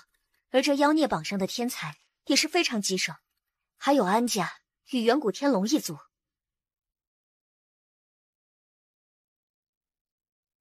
还请五君为我安家做主。请五君为我安家做主。你们这是做什么？吾君，如今这天下人都在看我安家笑话呢。此仇若是不报，我安家如何立足世间？都下去吧。下去。道云，你过来。你是有什么想对我说的吗？族叔，你打算怎么做？你有什么建议？这事儿我们安家得慎重。怎么说？世人都只看到叶关天赋，却忽略他身后之人。那位身着红裙的女子一剑斩杀了我安家上千的强者，并如此藐视我安家，此人绝非一般大剑帝。继续说。他敢如此杀我安家强者，这就意味着他并不惧我安家。但到现在，我们都无法查清他的真实来历。很显然，他应该是数十万年前的强者，也就是与先祖他们同一个时代。我们安家踢到铁板了。与我们调查的一样，此人应该来自3000万年前，但不知他用了什么方法，让当天在场的所有人都无法回忆起他的容貌，因此我们根本无法得知他真正的身份。族叔，书院对此人的态度是先调查。书院担心的是，此人曾经参加过虚真大战，因此不敢贸然通缉此人。当然，对于一位突然出现的大剑帝，书院也是比较戒备的。为了调查此人的真实身份，书院已经派人前往虚真战场寻找夜雨剑帝和听云剑帝。若是3000万年前真的有一位红裙大剑帝，他们二人肯定知道。对着夜关的态度呢？不管是杀我安家，还是杀天龙一族，书院都会视作私人恩怨。但是他杀天道，如此一来，这等于是在挑衅书院的权威。书院已对他下达通缉令，此人算是彻底无了。不过据我情报得知，此人正在赶来青州的路上。他想来青州书院告御状？是的，他应该是想来青州请人间剑主显灵。不能让他来到青州。你觉得人间剑主会帮他？我不能赌，因为此次事情的原委，我安家本就不占理。若是人间剑主出现之后真的秉公处理，那时他一言否定我安家，那我安家就真的万劫不复了。人间剑主与我安家怎么说也是姻亲，他应该不会为了一个外人而惩罚我安家。我们不能赌，毕竟人间剑主创立书院，核心宗旨就是公平公正，而此事是我安家不占理。再者，族叔，现在已经不是数千万年前，经过数千万年的传承，我们安家与那2位先祖的血缘其实已经很淡薄了。族叔，人间剑主若是出现，一旦他否定我安家，那么从此我安家的特殊地位将再不复存在。因此万万不能让那夜关来到青州，我们不能赌，也赌不起。我明白。除此之外，我们应该做2手准备。你的意思是？夜关背后明显有人，为了以防万一，族叔，我愿意脱离安家。我脱离安家后，将在观玄书院总院潜心学习。安家与夜关之争，若是赢，自然是皆大欢喜；而若是输，我安家也不至于没有一丝退路。我愿意成为安家的退路，还请族叔成全。我会安排你前去观玄书院总院。多谢族叔。你觉得那夜关能走到青州不？世事难料。你说的也对，不过我赌他到不了青州。这一次若是让他到了青州，那丢的可不是我们安家的脸，而是整个观玄书院的脸。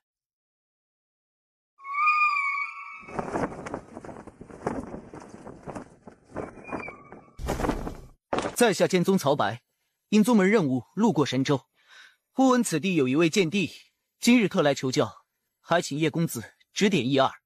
他是剑宗的。剑宗？观玄书院总院第1组。总院第1组？阁下不是为那通缉悬赏而来吗？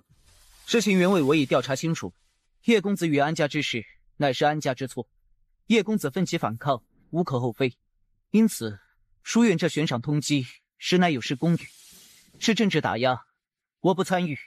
此事原委我已上报宗门，但宗门3大剑帝都在虚真战场，因此此事恐怕难有下文。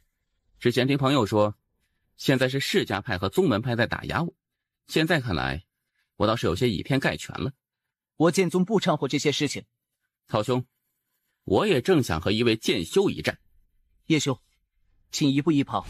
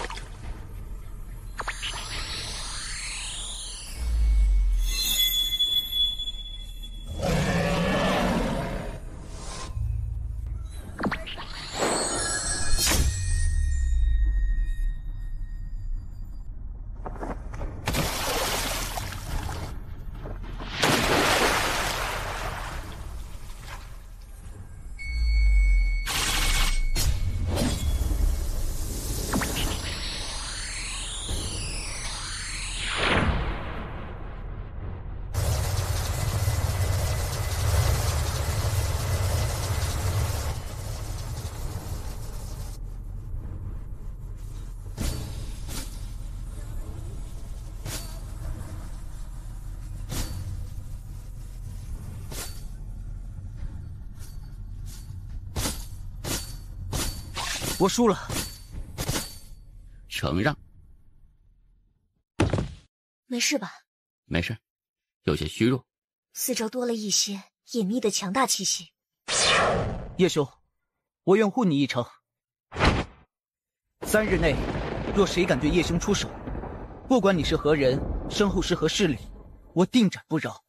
你若是不服，可随时来我剑宗报复。曹兄，多谢。不用，此事怪我。若不是我与你切磋，以叶兄实力，一般宵小根本难伤你。走吧。好。叶兄，我得走了。曹兄护送，此情我叶关铭记。若是此次青州之行不死，来日必前往剑宗向曹兄感谢。保重。我们的麻烦应该要来了。来就来呗。看我做什么？我脸上有花吗？没有，我是在想，季璇姑娘你的实力到底有多强呢？还好还好啊。少族长，你不出手吗？仙长老，3天前你也看到了，这位叶公子与那曹白一战，你就没有点别的什么想法吗？这叶关确实妖孽，正因为如此，此人更不可留。否则，一旦让他成长起来，这对我天龙一族极为不利。哼，敖贤长老，你就想到这一点吗？请少族长明示。曹白在剑宗内虽不是最顶尖，但也是剑道少有的天才妖孽。18岁便达到半步剑帝，从小有名师指点修炼。然而，他输给了这位叶公子。你还没意识到这件事情的严重性吗？他确实不简单，但那又如何？我天龙族何惧之？你不怕，你去上啊！哼，敖贤长老，你不怕是因为身后是天龙一族，可有一点你没发现吗？人家好像也不怕我们。知道我为何要亲自来此吗？我来此就是想看看这位叶公子。如今一看，此人气度着实不凡，虽有逆天天赋与实力，但身上却无半点骄纵之气，有着远超常人的成熟与稳重。动时锋芒毕露，静时内敛含蓄。通过他的剑道传承与这性格来看，他身后必有名师指点。若是他身后之人不如我天龙一族，当日就不会让他斩杀我天龙一族，与我族结死仇。但是他身后之人并未阻止，只有一个解释，那便是他身后之人根本不惧我天龙一族，更不惧安家，或者说根本不惧那2位武神。传令，族中所有强者退千里，不得再紧跟。谁敢出手，我杀谁。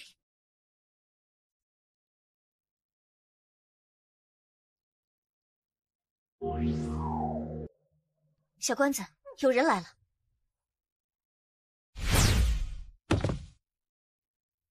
强雄。林然，你是你们庐山福地难得一出的天才，何必来趟这浑水？想来见识一下这位中土神州的剑帝，看看他的含金量。现在你可以走了。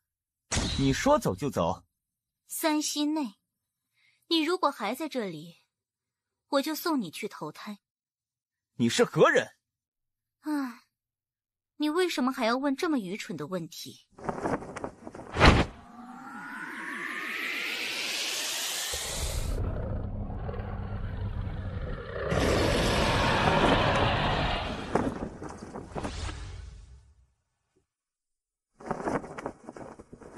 叶关公子，自我介绍一下，我叫敖芊芊。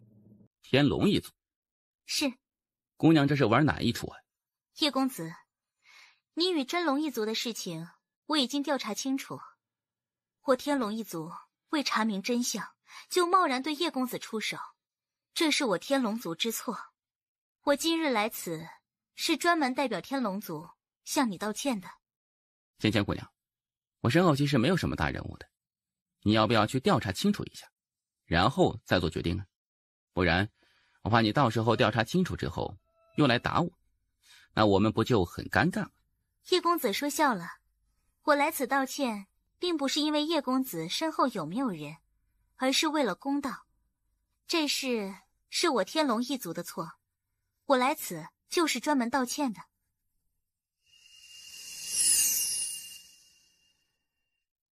叶公子，纳戒内有1000万枚金晶，这代表了我的歉意，还请叶公子莫要拒绝。芊芊姑娘，你确定你能代表天龙一族？叶公子，你放心，我能够代表天龙一族。叶公子，我与你说一句交心之话，因为叶首席的缘故，世家与宗门们将你视作为敌人，他们要杀你，以此来震慑书院派，不是因为我天龙一族。叶观这姑娘可还好？唉，叶首席已经被罢免首席之职，并且被剥夺了调度官玄位的权利，还被幽禁在南院读书。为什么？他在知道你被书院通缉后，就向内阁启动弹劾程序，最后被内阁镇压了。叶公子，前路坎坷，你保重。是不是疑惑他为什么这么做？他呀，肯定是认为你身后有绝世大佬，而且可能还是天龙一族都惹不起的那种存在，所以他才来与你化解恩怨，了却因果。你呀，自己是后知后觉。你想想，你如此年轻就能够达到剑帝，你身后之人会是一般人吗？特别是之前出现的那位血群女剑修，她肯定是来自数千万年前的绝世强者。总之，你很不简单的。我公公和塔爷肯定都是不简单的，不过我其实是一位私生子。哼，不管如何，天龙一族不再针对你，也是一件好事。毕竟这个种族在观玄书院也是属于大族，实力很强。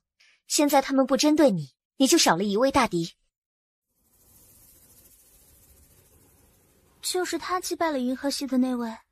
是，不仅如此，他还斩杀了中土神州天道。厉害呢。此人身后极为不简单，不过至今为止，我们也没有能够调查出他的身世与来历。把此物给他。没有这个必要吧？很不容易的一个人，能帮就帮一次吧。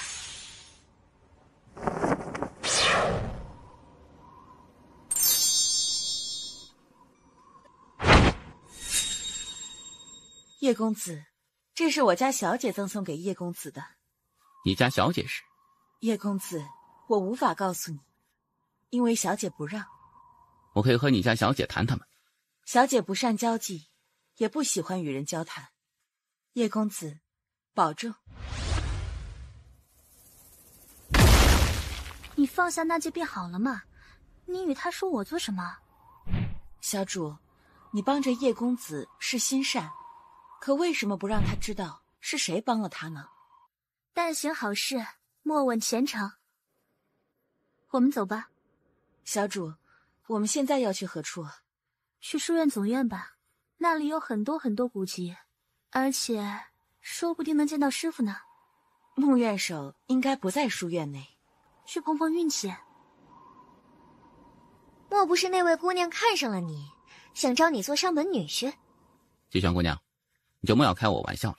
或许她就是单纯看不惯安家与书院的所作所为，所以才会相助你。好吧。叶公子，我乃岁月洞天乔星瑶，是一名神术师，今日前来是想与叶公子切磋一下。姑娘也是为大道禁欲而来吗？最开始是，不过来此之后见叶公子气度不凡，并非恶人，因此今日现身，只为与叶公子切磋一番。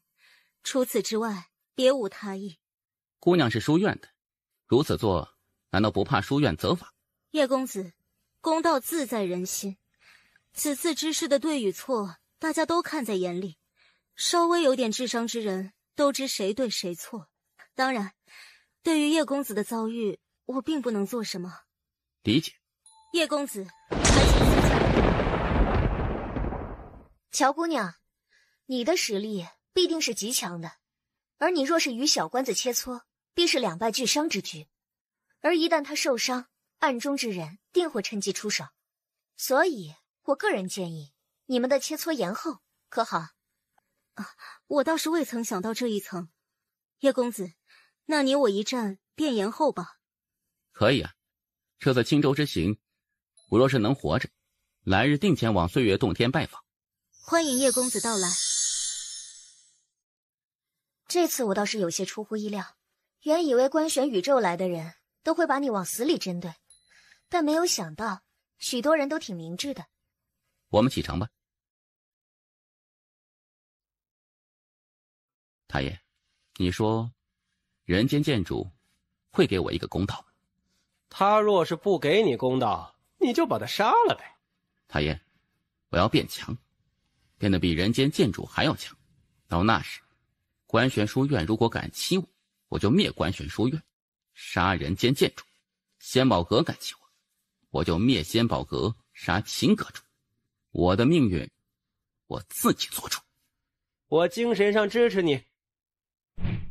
小塔，你在玩火？哼，跟我有什么关系啊？他们家历来就有弑父的基因与传统，3代了，哎，3代人都有弑父的念头，我真是服了他们一家子。特别是这个王八蛋，不仅有弑父的想法，还有弑母的想法，这一代更比一代强，还真就离谱。哎呀，我到底造了什么孽啊？他们都无敌了，脏活累活全给我干。我什么时候才是个头啊？叶公子，我们是来自官玄宇宙的群龙佣兵团，与你嘛倒也是无冤无仇，来此杀你只是为财。你若是有靠山，你就与我说说，万一你身后之人与我们有点渊源，或者是我们惹不起的，我们自然不会再与叶公子为敌。我的靠山是塔爷。叶公子，你说的这位塔爷我们从未听过，敢问他是混哪里的？塔爷，你混哪里的？妈的，我混哪里的？我混你们家的。叶公子，你还没有回答我呢。塔爷，快说啊，再不说我就要被群殴了。哎呀，你不要怕，不过才10几位神捷境，你可以的。你真的想知道？当然。当日于书院那一战，安家在场所有强者尽数被斩杀。之后我于书院和5位天命之人一战，在那一战，天命之人召唤天道，但却被我斩杀，最后天命之人败走。呵呵，我塔爷真实身份自然是不便在此透露的。阁下若觉得他很弱，尽管一起上便是。今日虽被官玄书院通缉，但以阁下智慧，应该不会不知道这其中原委对错。我若到了青州，人间剑主显灵，那是我若是翻案，以我天赋，万一被人间剑主赏识，然后收为徒弟。叶公子，之前是我思虑不周，没有细想这些，今日打扰了。阁下，且等一等，我可以聘请你们保护我。你不要开玩笑，你的敌人是书院与那些世家以及宗门，保护你，我们是佣兵团，不是敢死队。叶公子，告辞告辞。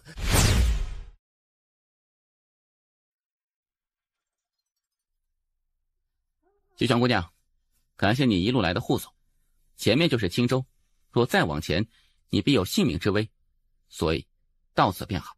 你是怕我喜欢你吗？西泉姑娘，我不希望你有危险。回答我的问题。西泉姑娘，有个女孩为了救我，身死魂销。我若用这条命去与别的女子谈情说爱，我想他应该会很伤心的。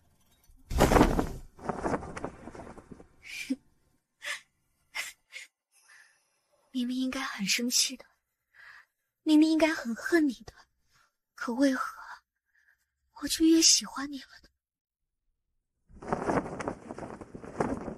叶公子，留步！你是何人？在下青州星域守护者。叶公子，我知你来青州的目的，也知你与安家之事，更知你遭遇的不公对待。平心而论，此事我本不想参与，可如今书院已对你下达通缉令，因此我不能让你进入青州。我来此是为见人间建筑，书院若是公道，又何必怕我去见人间建筑呢？你不该杀天道，更不该杀执法者。你如此做，等于是在挑衅书院纪律与威严。当日天道现身杀我，难道要我束手待毙被杀不成？事到如今，世人皆只知我叶关杀天道，杀执法者，谁又有人曾记得安家和天龙一族对我的所作所为呢？我明白，我非常明白，我叶关无权无势，无背景无靠山，书院内那些掌权者自然不会为了我去得罪安家，特别是现在我还卷入了书院的各大党派之争中，因此他们更不可能让我活着。从始至终，除叶首席之外，书院之中有谁来关心过事情的对与错？没有，一个都没有。书院永远是那么的高高在上，在他们心中，对与错或许根本不重要，他们在乎的是他们的利益，他们的宗门利益，他们的世家利益。若是书院真的公道，又何必拦截我去找人间建筑呢？你们是在怕什么呢？叶公子，我只是一个打工的，你说的这些我不想懂，也不能懂，见谅。前辈，看你谈吐也非恶人，你让开，我不想杀你。随便过一招，做做样子可好？可以。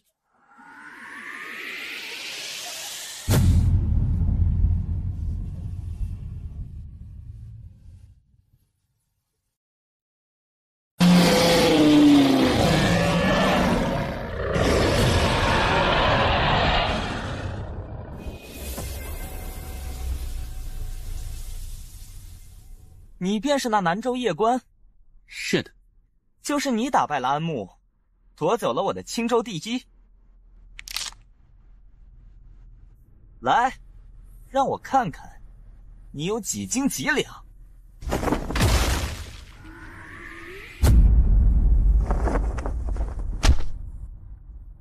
你竟敢在我青州杀人！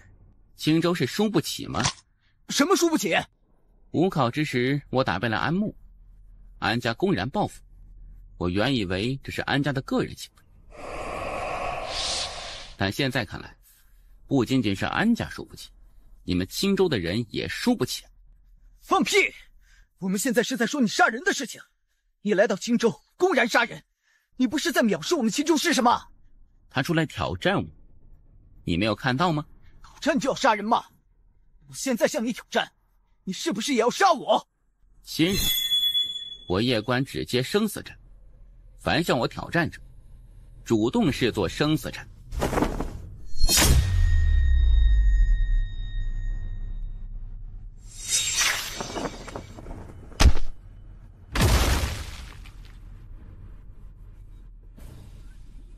见过陆院首。叶公子，很抱歉，我不能让你进入书院。前辈能成为院首，绝非恶人，心中应该也是心存正义的。我叶关今日遭受不公对待，前辈肯定是心知肚明的。若是前辈今日助人间建筑县，前辈或许能够得到人间建筑赏识，从而入主关玄书院总院。万一人间建筑不出现呢？不出现，那自然是完犊子了。叶公子，你的事情原委我自然是知晓的，但是实在太过复杂，牵扯的太多，加上如今书院又对你下了通缉令，我若是放你过去，书院必会惩罚我，所以抱歉了。海爷，我想要个公道，怎么就那么难呢？前辈，得罪。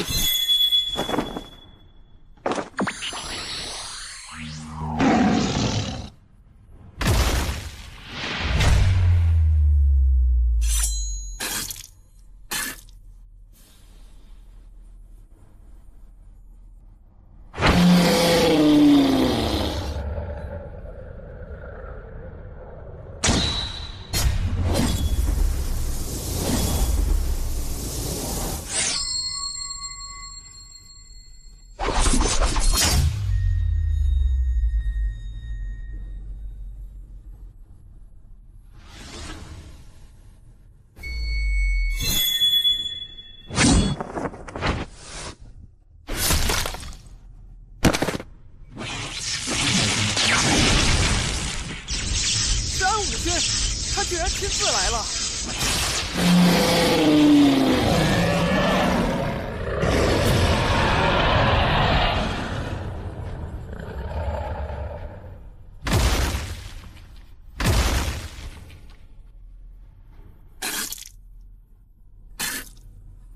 你身后不是有人吗？叫出来！我身后没有人。当日你身后那位女剑修可是威风的很呢，连杀我安家上千强者。怎么，现在她不敢出来了？你稍等片刻，她就会出来了。她既然不出来，那我就只能先杀了你。当然，你可以放心，我不会就这么杀了你，我会让你死得稍微痛苦，这样才能对得起我安家那上千族人。小佳，对不起，我没能救你，也不会怪我吧？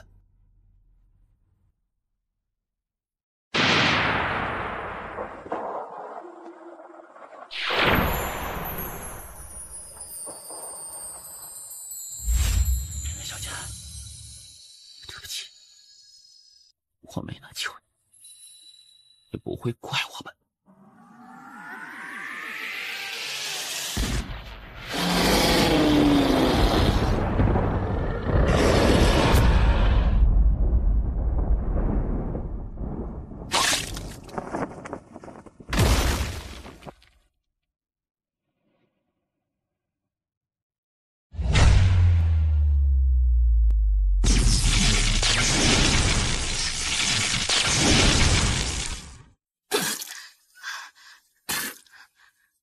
这辈子遇到一个喜欢的人，真的很难得了。可惜，我喜欢的人已经有了喜欢的人。抱歉，我帮不到你了。若有来世，我一定要先认识你，你知道吗？我真的好喜欢你的。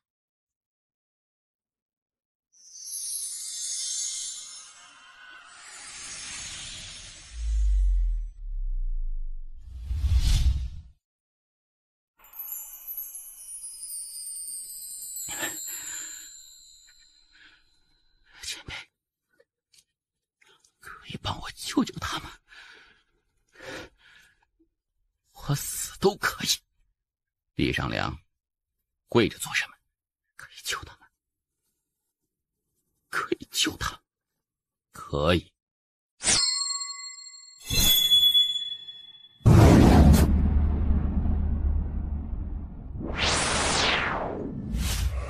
放肆！何人敢开轮回路，干扰生灵正常轮回？是不想活了吗？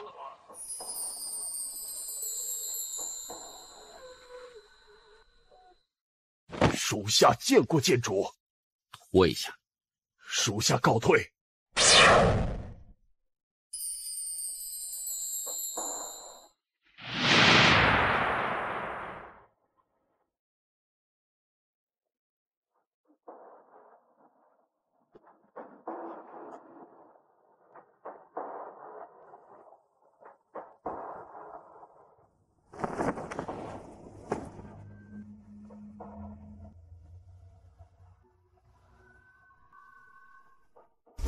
拧。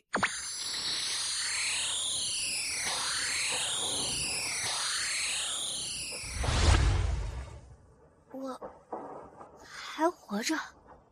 是的。大胆，竟敢强行逆转生死，破天地秩序！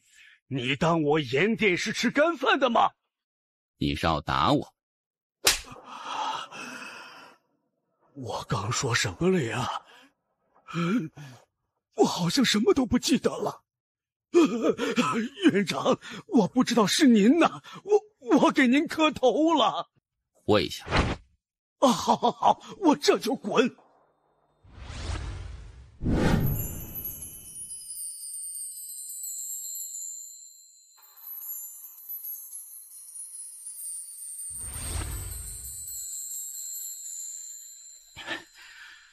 前辈，安家的事你怎么看？安家有2位武神，与前辈又是亲戚，我能怎么看？凡安家此次参与围杀夜关者，尽受斩杀，不得入轮回。安家所有幼小送往书院总院读书，1000年内不得任书院任何官职。此间天道何在？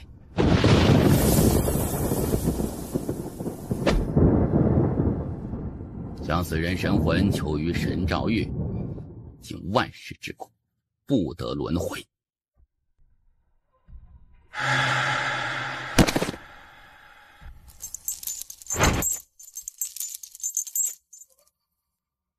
给我走走吧。丫头，你也跟着来吧。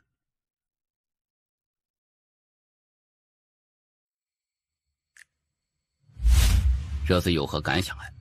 公道最好还是掌握在自己手中为好。还有我太弱了，实力嘛，慢慢来。没有谁一出生就是无敌的，凡事都要有一个过程。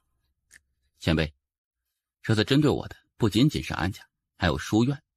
虽然我未去过总院，但是我知道书院分成很多派，有什么宗门派，有什么世家派，他们结党争权夺利，严重破坏书院秩序。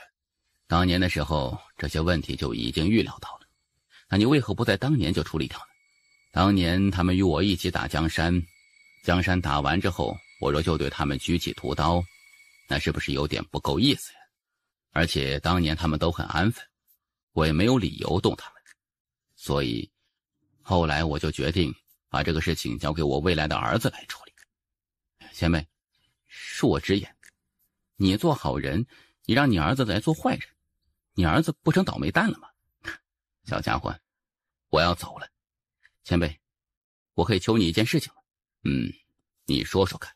前辈，我的未婚妻灵魂当日遭受重创，现在养于行道剑内，前辈可否出手帮我复活她？你知道我的佩剑清玄吧？知道，这毕竟只是我留在这里的剑气，不能存在太久。你得前往书院总院寻我佩剑。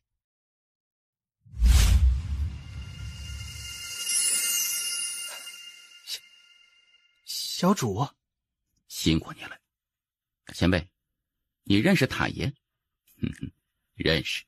前辈，那你认识我父亲了？啊，倒是见过几次，不过不太熟。塔爷说我父亲是上门女婿，是真的吗？小主，这看来你一点也不辛苦。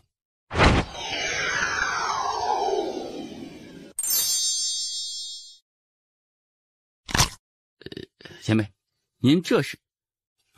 您这塔爷身体不太好，我帮他活动活动筋骨。小家伙，我要走了。前辈，我一定会成为像你这么厉害的剑修的。你想成为像我这么厉害的剑修，你就是我的人生目标。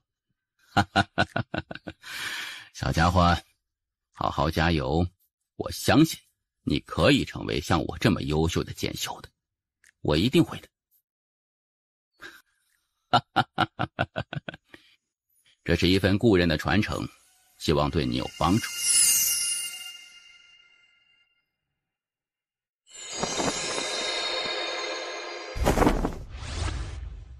谢建主。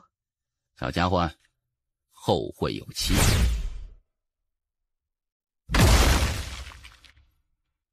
塔爷，塔爷，你没事吧？我能有什么事儿？刚才与人间剑主叙叙旧而已。塔爷，你真的跟人间剑主相识？我一直以为你是在吹牛逼呢。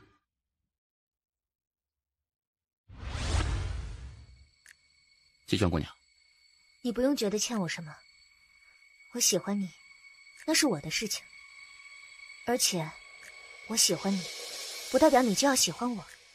你保重。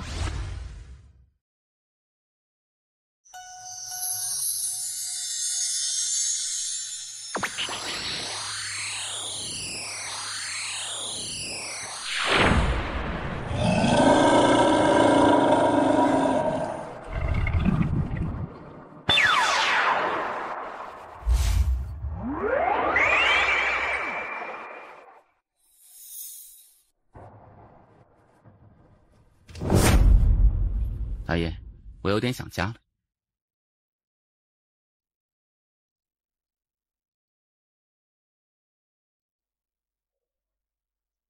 我要去南州。叶公子，你还在我仙宝阁的黑名单内，我们无法为你服务。叶公子，留步。叶公子，有件事情，我觉得还是有必要与你说一声。前辈，请说。叶公子，你可还记得天命之人？自然记得。他已经前往观玄书院总院，而他已经放话出来，有他没你，有你没他。因此，虽然人间剑主已经为你翻案，但书院大概率不会让你加入总院，仙宝阁也大概率会一直把你放在黑名单内。妈的！叶公子，我得到的消息是，总院现在怀疑天命之人可能是人间剑主的儿子。人间剑主儿子？是的，当然只是怀疑，大家都还没有确定他的身份。太爷，人间剑主这人挺好的呀，你说为何要杀他儿子？他会不会报复我呀？叶公子，天命之人的身份不是安家能够比的，毕竟每一代天命之人都几乎……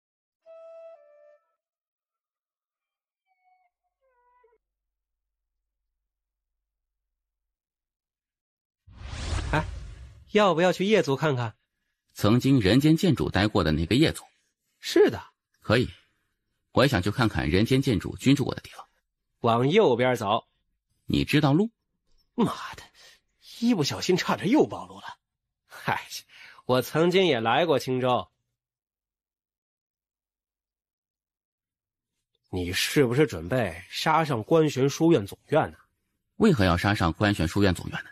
书院肯定占天命之人，而那天命之人与你又不对头，他肯定开始针对你，所以你接下来会不会直接杀上观玄书院总院？太爷，你这性子实在是有些偏激啊！你以前是不是受过什么刺激啊？哎呀，妈的！我以前受过你爹和你爷爷的刺激。太爷，天命之人可以争，我为何不可以争呢？他结交世家派和宗门派，我就结交书院派。他有许多支持者，我也可以广结善缘，多交朋友。我不会公然反抗书院，我要堂堂正正与他争，与他打。我要去观玄书院总院，我要亲自挑战他，我要当着所有人的面，光明正大的把他弄死。他妈的，他不是说有他没我，有我没他？可以，那就他妈单挑我。哎，你做什么？我要让父老帮我下一封挑战书去观玄书院总院，我要跟他单挑，我现在就要干他。嘿，妈的，你们家这脾气都是有遗传的吗？啊，生死看淡，不服就干。啊，你要挑战天命之人？是。为什么？他不是说有他没我，有我没他吗？既如此，那就单挑啊。哎呀，你可真刚啊！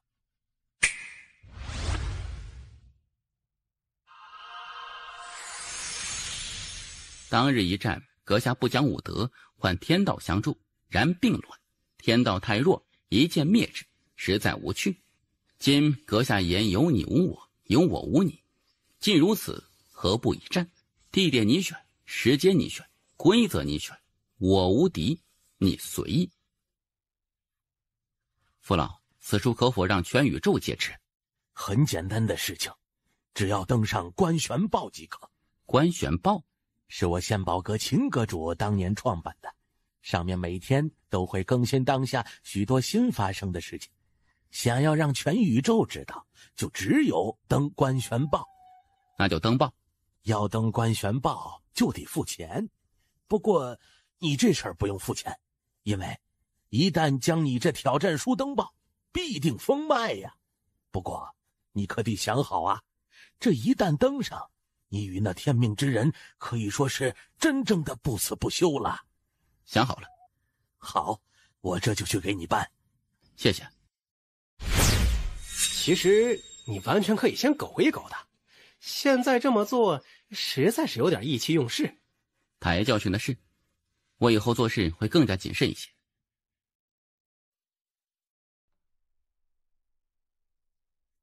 笨蛋，你以为他真的是意气用事吗？什么意思？他公然向那天命之人挑战，看起来是意气用事，实则是深谋远虑。现在书院最大的两股势力明显是战天命之人，他处于弱势的一方，而他出来公然挑战天命之人，你说那些世家派与宗门派还有天命之人敢不敢来以大欺小他？你的意思是，他们现在若是来以大欺小夜观，他们会被全宇宙骂祖宗18代的，而且天命之人也将臭名昭著。现在他们只有一个选择，那就是接受夜观的挑战，并且不能让任何人杀夜观。夜观现在若是暴毙，所有人都会认为是观玄书院总院干的。现在他为自己争取到了时间，在他与那天命之人决战之前，天命之人与观玄书院总院得求着他别死，不然这个锅他们就背定了。原来他是这个意思，那他为何不和我明说呀？他可能没有想到你这么笨。太爷，这就是当年人间剑主待过的夜总。是。听说当年人间剑主很惨是吗？进去看看吗？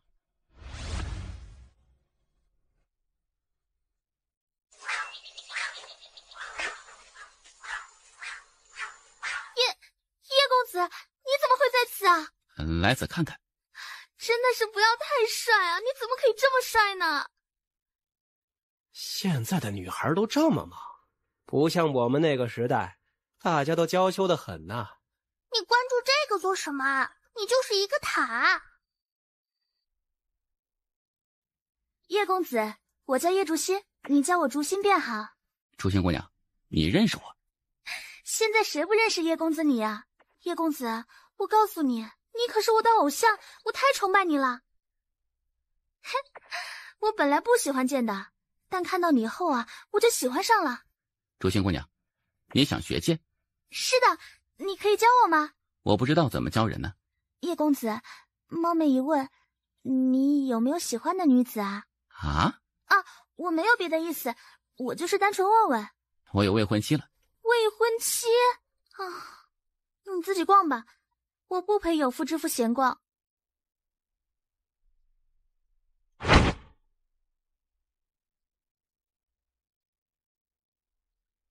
嗨，叶小家伙。不许乱动我的小木人！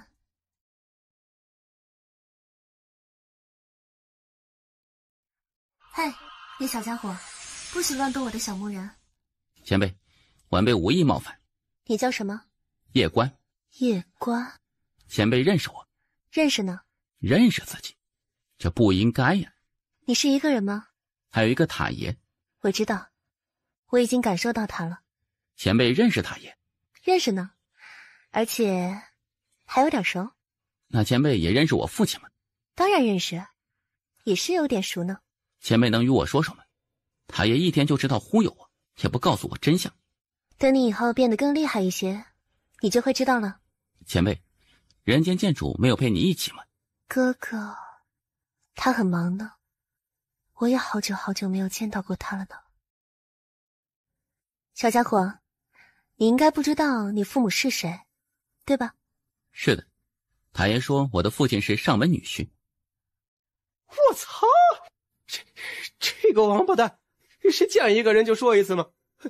我的天哪！这事儿能不能就这么接过去？哎呦，我的老天哪！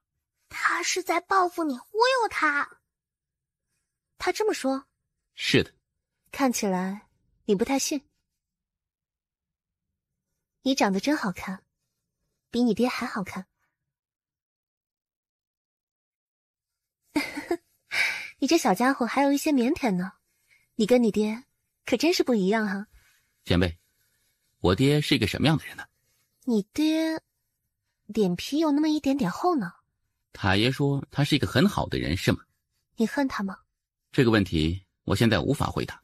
你们父子间的事，你们以后自己解决吧。小家伙，我要走了。好。太爷，辛苦你了呢。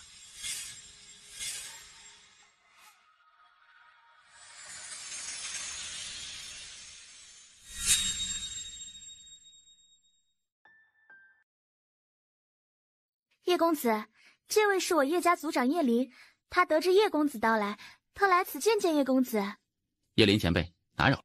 不愧是当世年轻一代第一剑秀，真的是一表人才，气度不凡呐。前辈过誉了，当世年轻第一剑修，实不敢当。叶小友，据我所知，银河系天命之人在针对你，你可知？知道。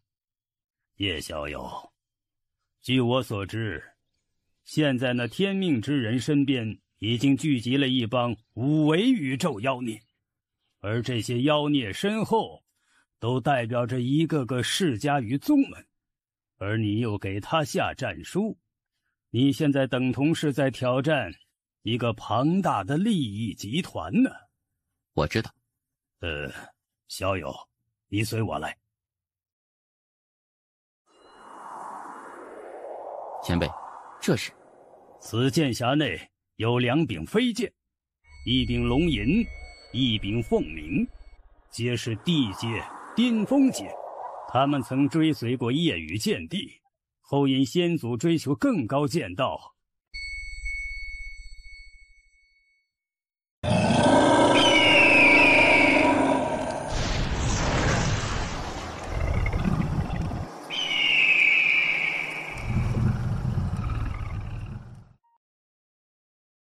前辈，竹心姑娘，告辞了。族长，他真的很优秀呢，可惜不是我叶族人。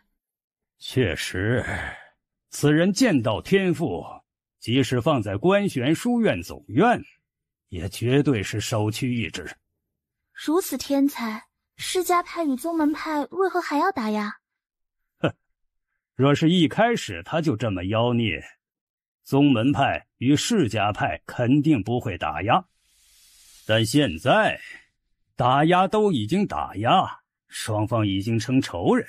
特别是现在，那天命之人还与叶公子水火不容。叶官若是去了书院，肯定会靠拢书院派，他们肯定是不希望叶官加入书院派的。族长，我们能赌赢吗？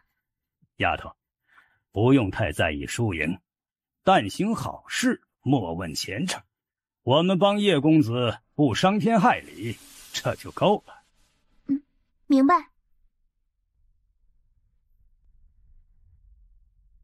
他们同意你的挑战了。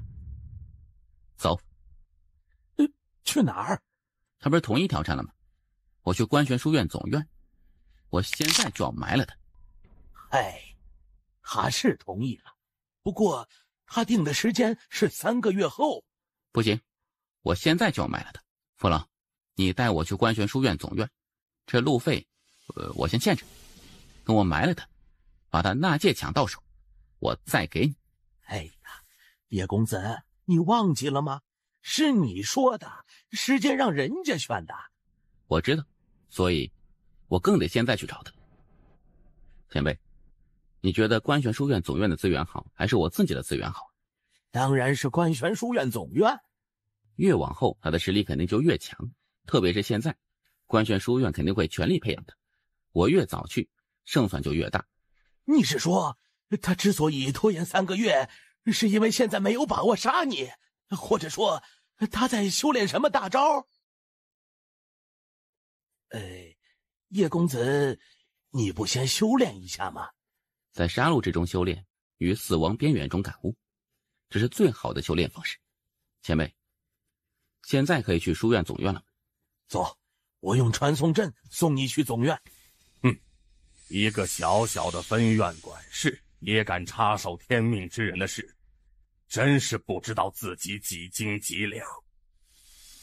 副管事，长老阁有旨，你不再是青州商会管事。叶公子，抱歉了，我无法送你去官玄书院总院了。父老，抱歉。我没想到，我们仙宝阁已经彻底占了天命之人。我之前已经联系过文院，但至今文院没有给我任何信息，所以叶公子，对文院你也别抱有太大的希望，他们现在的处境还是也好不了多少。父老，你若去总院，并没有好的结局。可我又能去何处呢？父老，我带你走。放肆！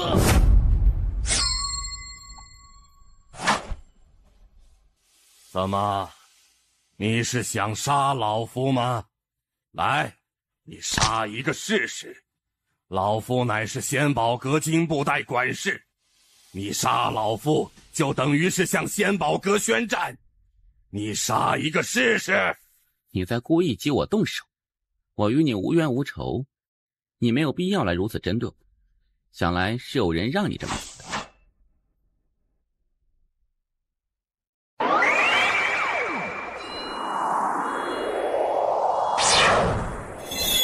我与你无冤无仇，你没有必要来如此针对我。想来是有人让你这么做。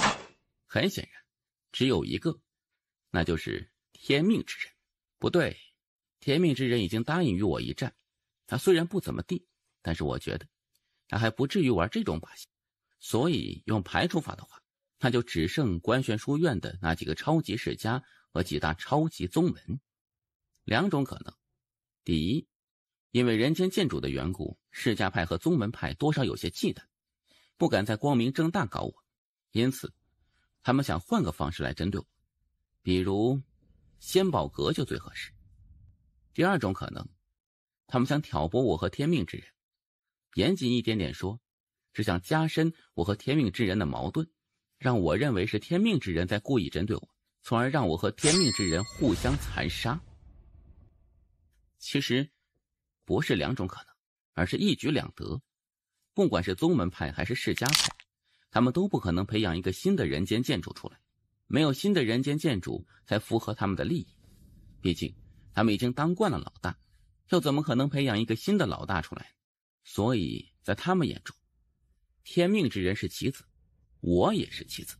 阁下，我知道他们肯定给了你很诱人的条件，但是你可曾有想过，仙宝阁内的高层绝非无脑之人，你这么甘心为官玄书院利用，他们会放过你们？叶公子，不得不说我很佩服你。你说的基本都对，但有一样不对。什么不对？我没有选择。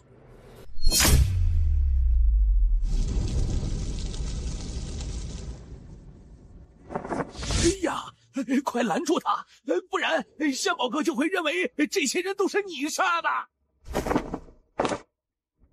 哼，来10位贱人也拦不下我。你真丑。我真丑。我见过最丑的。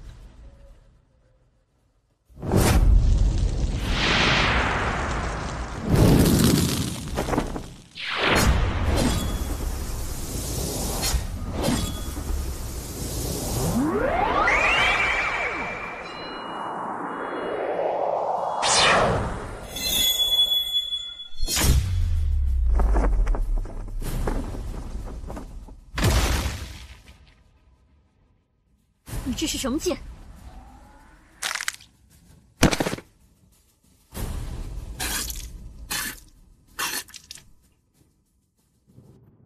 谁派你来？身份未知。他出5000万金金，让我来此杀这些人。嫁祸给你。可以联系到你。不能。叶关，你竟然敢杀我仙宝阁的人！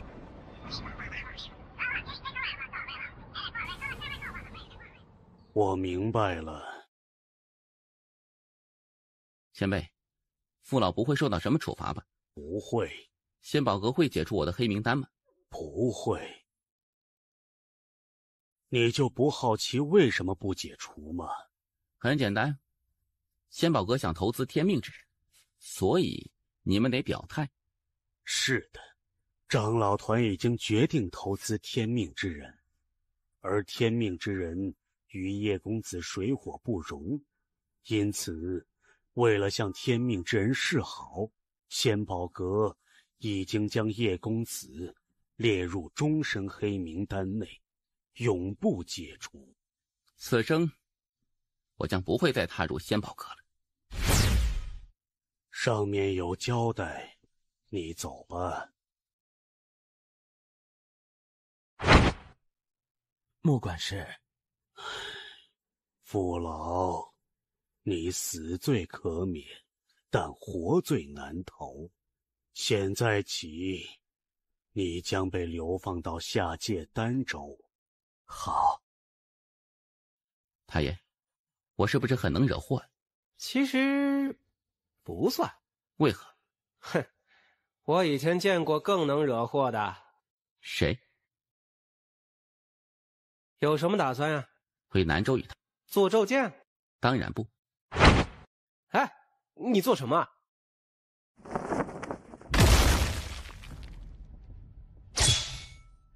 你做什么？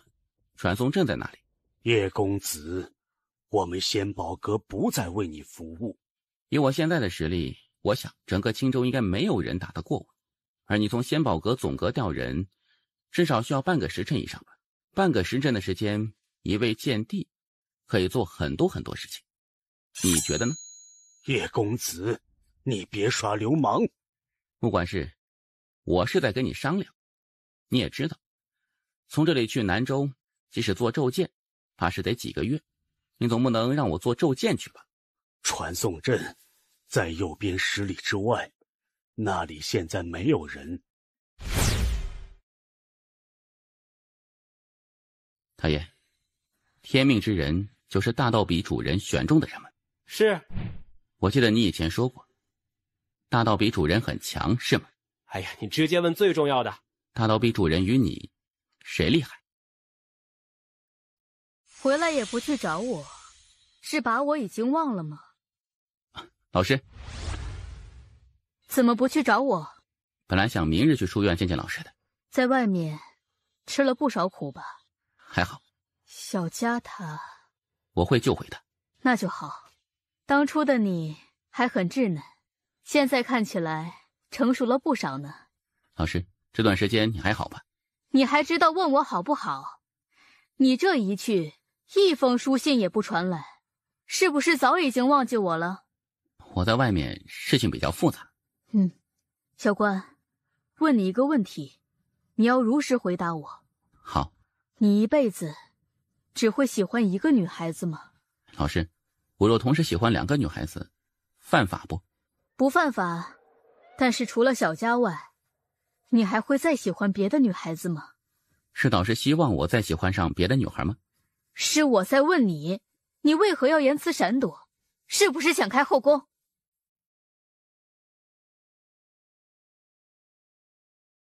是不是想开后宫？老师，如果我喜欢小佳，也喜欢你，那怎么办呢？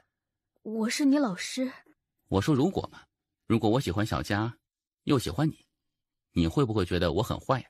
你自己觉得坏不坏呢？我不知道啊，所以才问你呢。哼，你这家伙胆子不小，居然敢拿老师做比喻，是不是有的时候觉得与自己的老师会更刺激呢？老师，我并无邪恶之念，他也可以作证啊。看你这没出息的，反正你怎么想，我又管不着，不是吗？我没有乱想过。那你要不要想想试试呢？无胆匪类。那，这个给你。老师，你这么多钱呢？五考时，我把全部身家压了你第一，赚了5000万。原来如此。钱不要？我现在不缺钱了，老师自己留着吧。要走了吗？会回来吗？会。那下次回来，第一时间去找我，可好？好。走吧。老师，保重。什么都好，怎么就是不好色呢？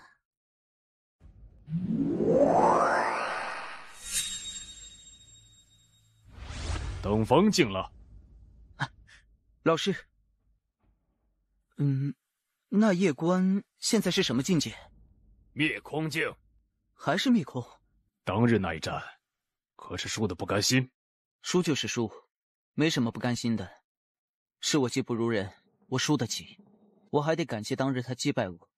若是不然，我就无法放空自己，认识到自己的不足。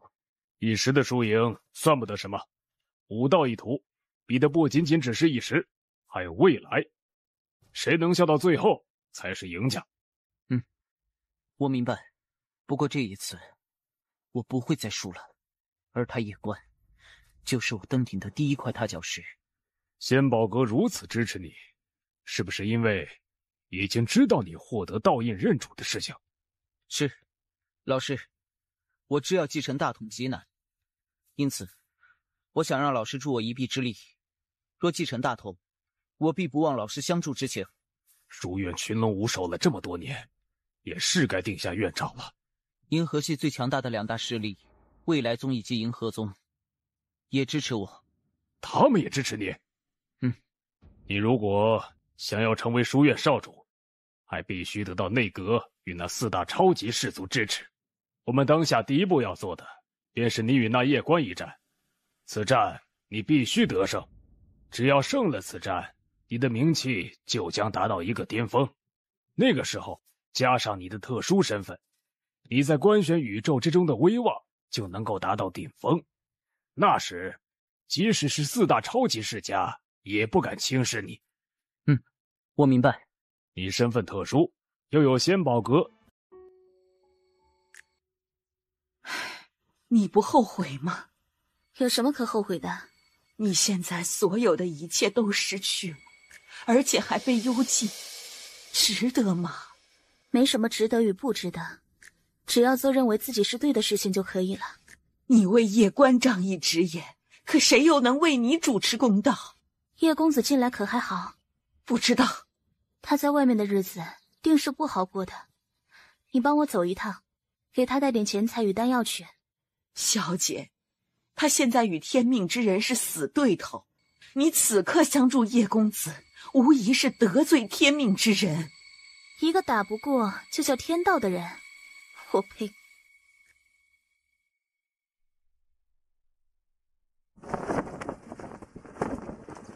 恕老，李少府，你应该知晓我来意。可是为官职的事情，是我个人直接下令罢免了他首席，并且幽禁他。不是内阁团做的决定？我个人做的决定。李少府，您一直是我比较敬佩的人，而您的为人我也知晓。此事原委您应该是晓得的，您为何要这般做？恕老，事情的原委我自然是知晓的。这一次确实是安家与天龙族以势压人，官职是在主持公道，他做的没错。那你为何还要打压他？恕老，官职有大才，他看到了书院的问题，而你以为只有他看到书院目前的问题吗？当年人间剑主就看不到吗？我们就看不到吗？唉，当年我不止一次谏言人间剑主，让他削弱世家与宗门，但他并没有这么做，因为他不忍，也不想卸磨杀驴。当然，后来虚真大战，世家与宗门也是出了极大的力的。于全宇宙，他们都是有功劳的，人家拼命完，就立即对他们动刀子，这怎么也是说不过去的。最重要的是，人家并没有犯错呀，我们要削弱他们，拿什么理由？官职看到了这个问题，想要改变，我能理解。可恕老，这事干系太大，不是他能够解决的。你可知，他因帮那叶公子而处置安家与天龙一族，这已经让得所有世家与宗门开始抱团。他们的目的很简单，谁动他们的利益，他们就与谁为敌。恕老，青丘姑娘不在，若是世家们真的对官职动手，且问你能阻止他们吗？退一步来说，我听从官职的建议，弹劾世家，那你知道后果吗？后果就是那些世家与宗门会疯狂反弹，而以世家派为头的古族和越族更是会直接从幕后走出来。那时内阁会乱，内阁一乱，书院就会乱。如今这时代，一旦书院乱，人间建主不在。你确定现在就要去观玄书院总院？这么急吗？此去观玄书院总院，还有一件最重要的事情，就是复活小佳。你真的有把握打得过天命之人吗？不重要，重要的是他说有我无他，有他无我。既如此，那就干了。我叶关不欺人，但谁要欺我，我一定会把他埋了，然后把他纳戒抢走。哎呦我去，你是什么时候都不忘别人的纳戒呀？你爷爷好杀，你爹好色，你好财。如果我之前没有猜错，那么那天命之人肯定想当观玄书院院长，而现在他身边已经有许多支持者。我此去观玄书院，明面的敌人是天命之人，实际上是无数世家和宗门。那你打算怎么做？太爷，你说我能不能做观玄书院的院长？小塔，你说他是不是知道些什么啦？太爷，是不是觉得我的想法有些可笑？有什么可笑的？你为何不能成为院长呢？要成为院长，2个条件缺一不可。第一，个人实力逆天，让人服众；第二，无敌的背景与靠山。若是不然，根本就镇不住书院那些世家派和宗门派。我知道个人努力很重要，但不得不说，很多时候世界是残酷和现实，有些东西你出生是没有，可能永远也就不会有了。你埋怨过你父母吗？毕竟他们没有给你这种无敌的家世与背景。怎会呢？为人父母，哪个不想子女好一些？若是没有一些特殊原因，我相信他们不会放养我的。至于家世背景，人心都是不满足的，许多人都只会将自己与比他更好的人相比，而他可能没有想过，世上比他不容易的人多不胜数。就拿我自己说，有塔爷你相助，起步已经远超无数人。我知道我的家世背景肯定是有些复杂的，不然塔爷你也不会如此隐瞒我。我现在也不会再问塔爷身世的问题，因为我相信时机到了之后，塔爷你自会如实相告的。好，塔爷，我的敌人是天命之人。我知道。你好像一点都不担忧啊。来了，他又来了。塔爷，你不担忧是因为你根本没有将天命之人放在眼里，还是因为别的原因？妈的，我真是服了这个王八蛋了。还有啊，我之前的敌人可是安家，安家有2位武神，塔爷你也不担忧。现在敌人是天命之人，塔爷你也不担心。塔爷，我对你的实力和背景是不是有点低估了？还有啊，我发现一个特别重要的点，那就是塔爷你似乎很怕我知道我的真实身份了。刚才不是说了吗？时机到了以后，我就会告诉你。好吧。此去观玄宇宙书院，你可有什么计划？还是说就是去跟天命之人打一架，观玄书院内部势力错综复杂，不是铁板一块。也就是说，有人支持天命之人，也有人可能不支持他。比如说文苑，我觉得我去了之后可以多结交一些朋友，如9天10地的灵虚神地，以及排名第1的那个岁月洞天，我可以先去拜访一下。我觉得我去了之后可以多结交一些朋友，如9天10地的灵虚神地，以及排名第1的那个岁月洞天，我可以先去拜访一下。可以。这一次我与天命之人的这一战，必定是全宇宙关注的。正常情况下来说，他不可能搞小动作，但是追随他的人可都不一定了。毕竟他们现在跟天命之人的利益是捆绑在一起的，因此我得小心他身边的那些世家和宗门。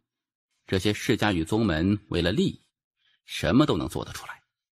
太爷，我去了中土神州，就能够联系到这位离歌前辈，也不知道这一次他愿不愿意站在我这边呢？还是算了，我怕把他叫出来之后，他不仅不帮我，还站到天命之人那边去，那时我可就尴尬了。太爷，你说对不对？他肯定……闭嘴，大笨蛋，他又在套你的话。我去，妈的，这个王八蛋，他刚才说不再问我身世的事儿，是不是为了麻痹我？你能意识到这一点，证明你还有救。哎呀，我真是有点怕他了。妈的，这小王八蛋的心思也太多了。我突然觉得他爹还好一些呀，这虽然忽悠人，但不这么玩啊。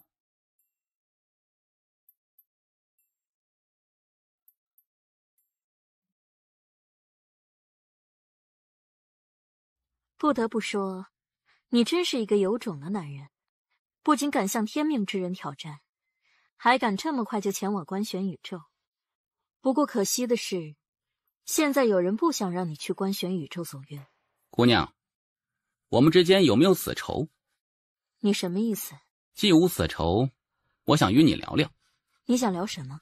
你的任务应该是阻止我去观玄书院总院，而我想知道是谁派你来的。你觉得我会告诉你吗？你觉得有没有必要与我结成死仇呢？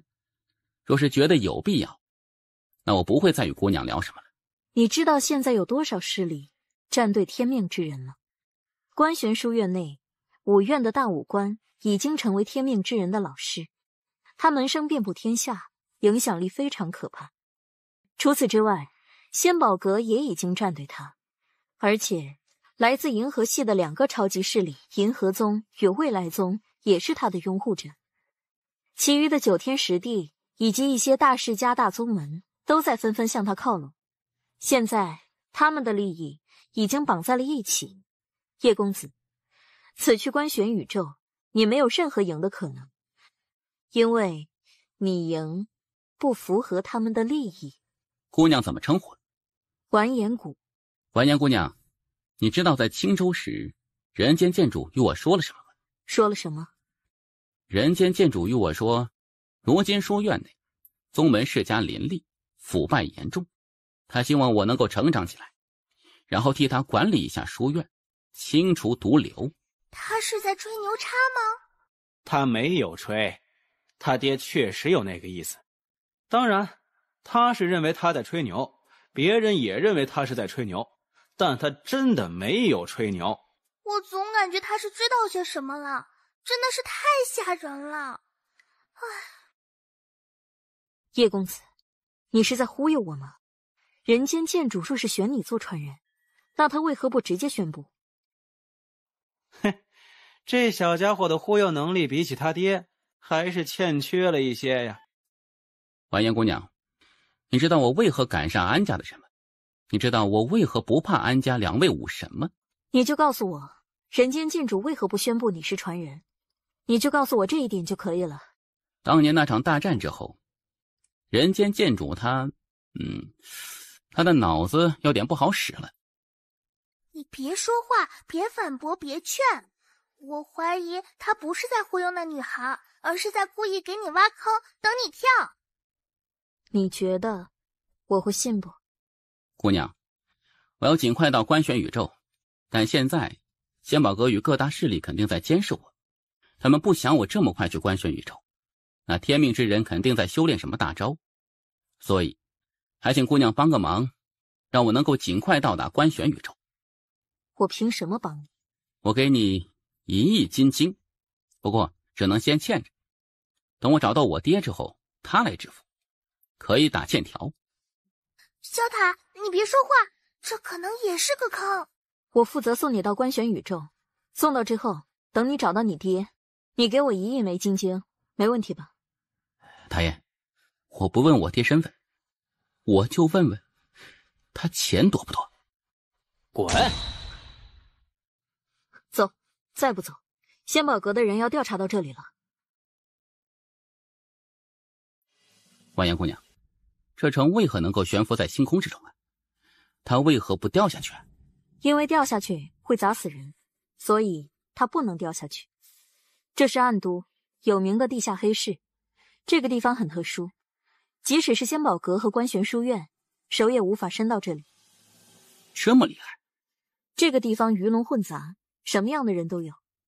因为经常居住在这里的，除了各种榜上被通缉的人之外，还有许多乱七八糟的人，而能够在这里生存的，都是不简单的人。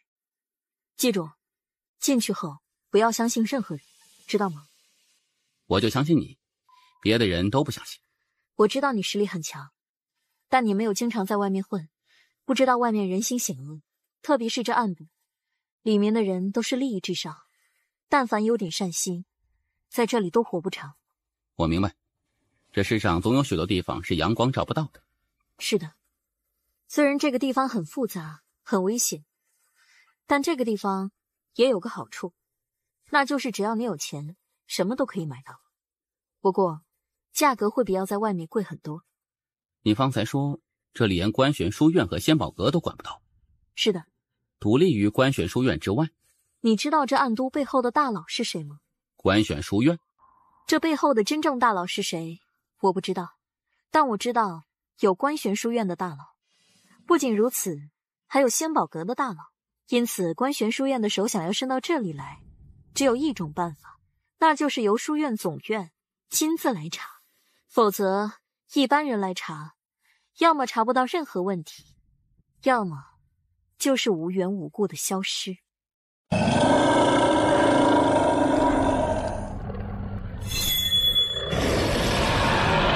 一般情况下，想要星域传送，只能借助仙宝阁的传送阵，但是这个地方也有传送阵，虽然没有仙宝阁那么全面，但是一些主要的大事件都可以通过这里传送出去。最重要的是，在这里只要你给钱就可以传送，他们根本不管仙宝阁与官玄书院的通缉令。那贵不？从这里去官玄书院总院，至少500万枚金晶。500万？海爷，你说仙宝阁秦阁主赚那么多钱做什么呀？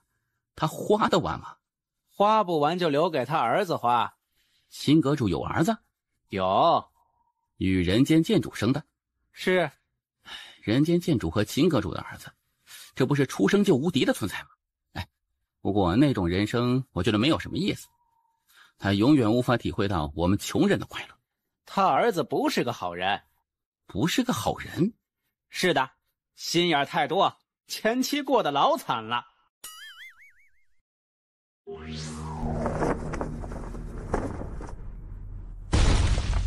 小星星，我的过路费你也要收。王彦国，你的过路费我自然是不收的，不过这位瞧着可是眼生的很，想来是新人。既然是新人，那这过路费我可就收定了。不过可以看在完颜谷你的面子上，我少收一点，就收100万枚金金吧。露一手。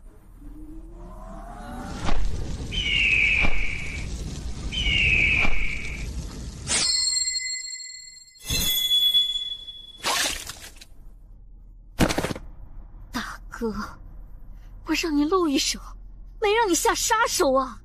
嗨，不好意思，我会错意了，抱歉。坏事了。哼。完颜国，我南派与你好像没有什么恩怨，为何要下死手呢？这可能是一个误，你信吗？哼，你觉得我信吗？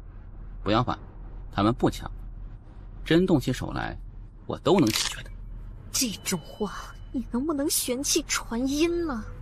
我来此是为那传送阵，并无意和诸位为敌，诸位可愿让开，放我离去？我若是不愿意呢？那我就只能含泪收下你的大剑。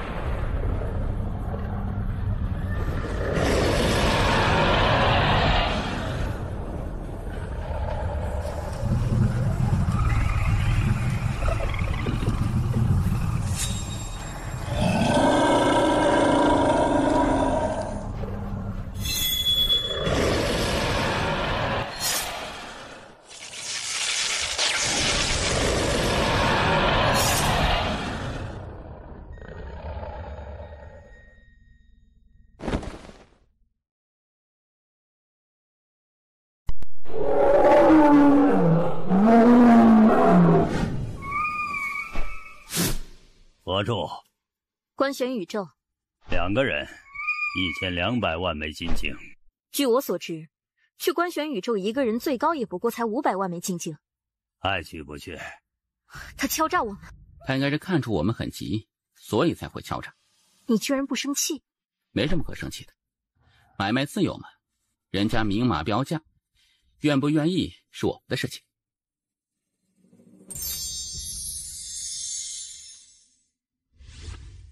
等等，还有服务费，100万枚金晶。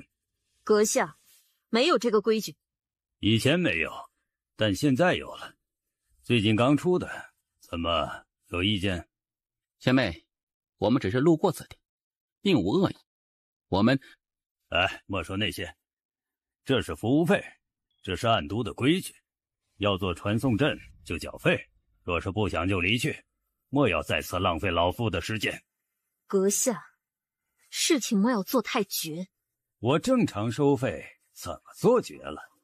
你要做传送阵就交钱，若不想做，那就赶紧滚。既如此，那我们便不做了。请阁下将我们的钱还给我们。什么钱？怎么，这是要吞钱了？老夫从未收过你们的钱。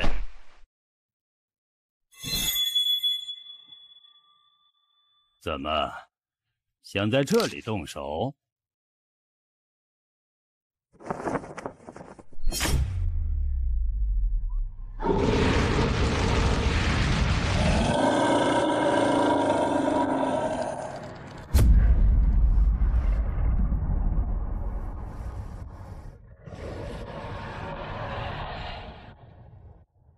间帝，这他妈是一位间帝！妈的，你早说你是间帝，老子就不敲诈你了呀！这位公子，是老夫的错，老夫这就将1200万枚金晶还给你。你记错了吧？明明是1亿2000万，怎么说1200万？老头，做人要诚实啊！我难道不诚实吗？丧城主，谈还是打呀？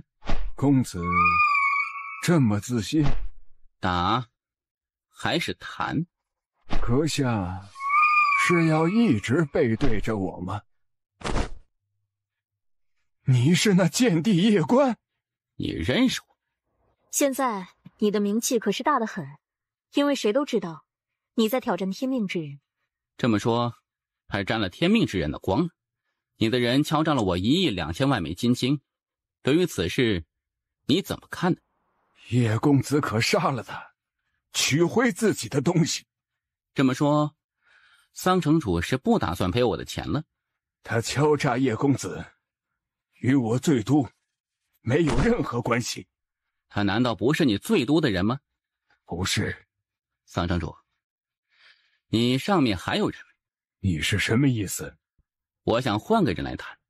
叶公子，你可知这最都身后之人是谁？比安家如何？比他们强。有意思呀。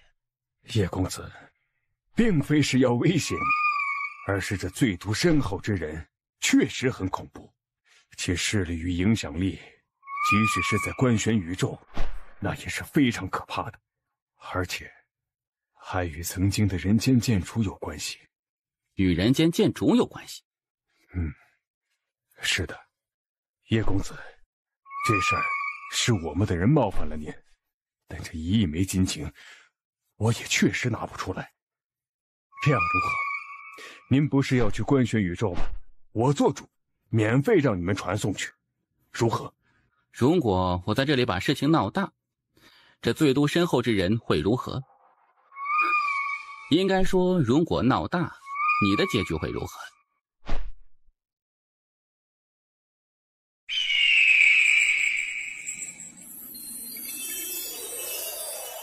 桑城主，我叶关做事恩怨分明。今日我若是没有实力，现在的我应该已经是尸骨无存，所以我不会对我的敌人有任何仁慈和怜悯。你如果觉得不爽，你现在就可以叫你身后之人出来，我倒要看看是哪位绝世大佬居然干这种见不得人的勾当。桑城主，恕我直言，这座城内应该没有人能够阻止我。你现在2个选择，赔我钱，第二，你叫人把你身后的大佬叫出来。你如果叫人，我也会叫人。啊？你叫谁啊？叫塔里另外一个大佬。他不……闭嘴！闭嘴，笨蛋！妈的，这个小王八蛋，真是我了个去了！真的有毒是吧？啊，无时无刻不想着给老子挖坑，这太尼玛离谱了！还真的有啊！叶公子，你真的要把事情做得这般绝吗？给你打个折，6000万枚金晶，成交。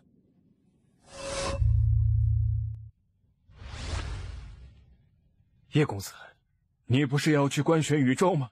那可得尽快了，因为据我所知，仙宝阁的人可是不希望你现在去官玄宇宙，你再不去，到时候可就麻烦了。你这个给我，不然刚才那一架不是白打了？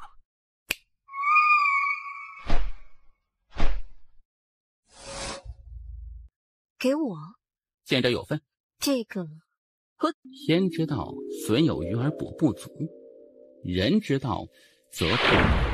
我塔爷虽然是一个很低调的塔，但是我知道啊，他曾经肯定也是一位了不起的绝世人物。塔爷，一个塔，我深深的相信，当有一天他不再低调的时候，他必能让整个官玄宇宙震惊。他在给你挖坑。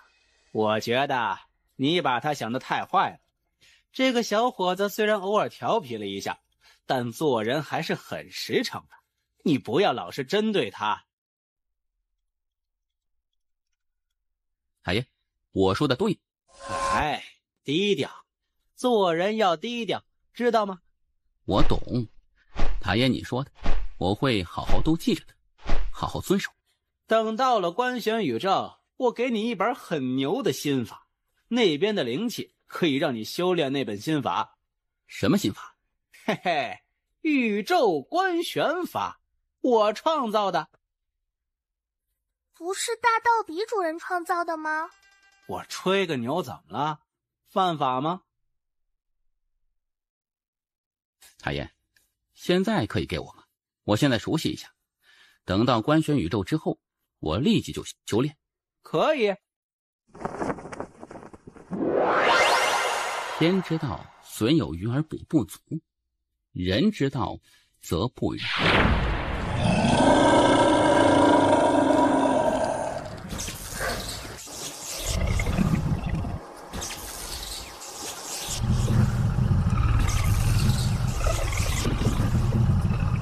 太爷，看来我一直都在低估你啊！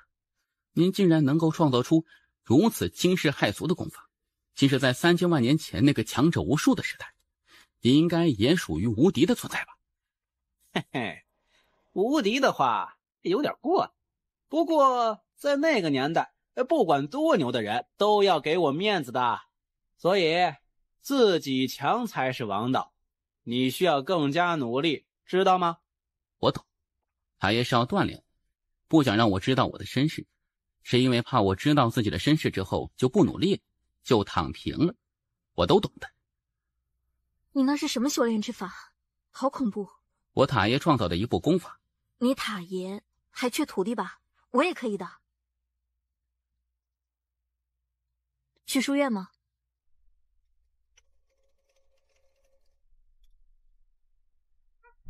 婉言姑娘，我已到官宣宇宙了，接下来的路我自己一个人走，欠你的钱等我认祖归宗之后再还你，可好？你爹穷不？应该还好吧。那等你认祖归宗时，我再来找你，那时你可别不认账哦。一定，后会有期。这天赋，这心性，当真罕见。可惜，就是身世背景差了一些，我这钱怕是没有机会拿了呢。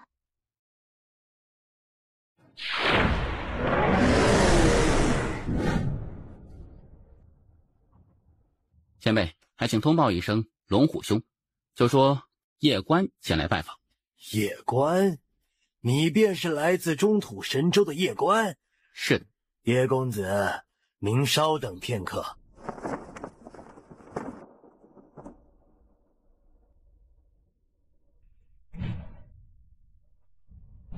叶关来了。此人与天命之人水火不容，我们若是与他交好，必得罪天命之人。若得罪天命之人，恐有万劫不复之危。如今整个官玄宇宙，大家都在站队，仙宝阁、未来宗、银河宗，就连五院大武宗都已经站队天命之人。这个时候，我们更应该与那叶关撇清关系，以免招惹是非，为我灵虚神帝招来大祸。此人天赋虽不错，但不可能与天命之人抗衡。这一次书院与天命之人明显就是想将他当作垫脚石，成全天命之人，因此我们实在不应该与他有任何的瓜葛，以免未来天命之人打压报复我灵虚神帝。大长老，你见过此人，你觉得如何？此人天赋妖孽，心性绝佳，为人厚道，可成大事。老夫亲自去迎接他。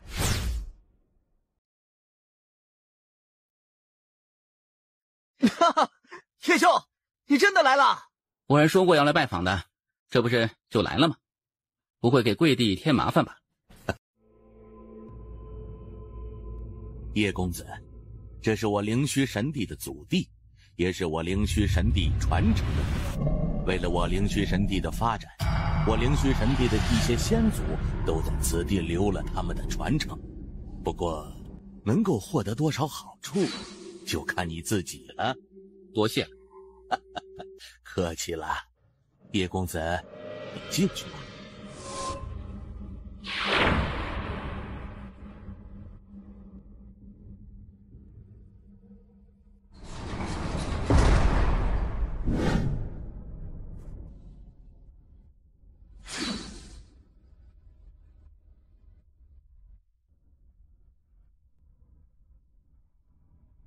爹，这叶公子也太妖孽了。是，太妖孽了，简直恐怖。若他是武神身份传出去，整个官玄宇宙会大地震。爹，叶兄的敌人可是天命之人。他妈的，天命之人又如何？老子稳了一辈子，这一次就赌一次。若是赌赢，我灵虚神帝起飞，老子以后的灵牌就会放在第一位。我张家后人就只知有云天老祖。若是赌输了呢？那就不用以后了，现在灵牌就会摆上去，而且云天老祖就会变成云天蠢货。太爷，我老祖多不？不多，活着的加上你爹就2个了。我们家也太惨淡了，就2个。我以后若是与人打架拼换祖，那我不是被人吊着打吗？准大见地！夜官来到官玄宇宙了。我刚得到消息，此人是从醉都而来。不仅如此，还在醉都连杀了数人。此人杀心太重，留不得。欧阳长老，作为修炼者，杀几个人不是很正常的事情吗？你难道没有杀过人吗？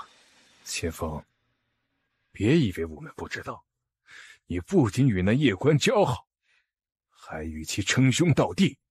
哼，我是与他交好，是与他称兄道弟，但那又如何？我犯了什么规矩吗？我们现在拥护的是天命之人，而这个决定是葛长老决定的。你现在为夜官说话，是几个意思？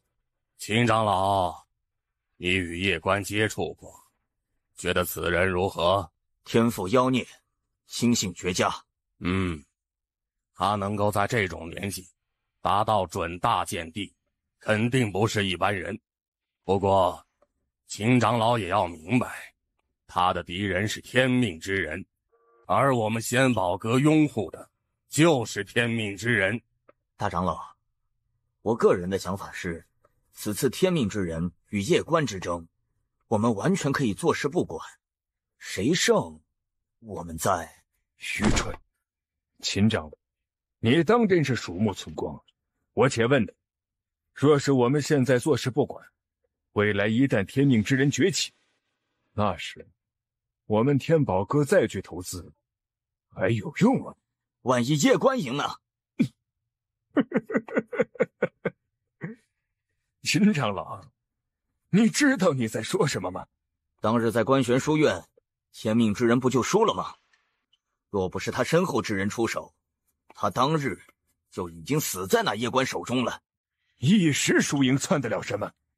武道一途，比的不是一时胜负，谁能笑到最后，才是最大的赢家。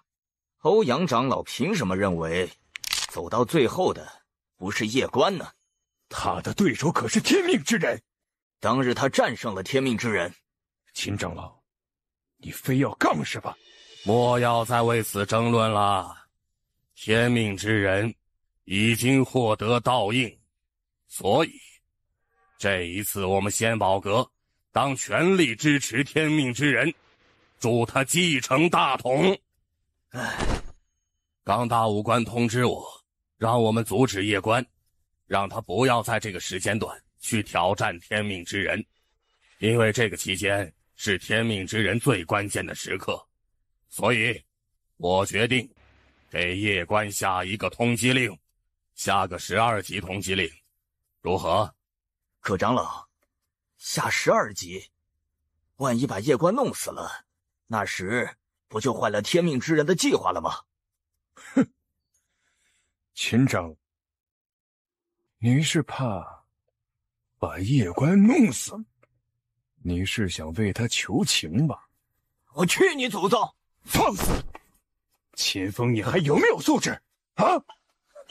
要素质是吧？你娘，我拱之！够了，秦长老，毕竟是长老团，说话还请注意一些。我这人一般不说粗话，除非实在忍不住。但欧阳长老一而再再而三的针对我，我真的是忍不了了。你们都是为了仙宝阁，而我们这次站队天命之人也是为了仙宝阁，我们应该团结在一起，一致对外。退下吧。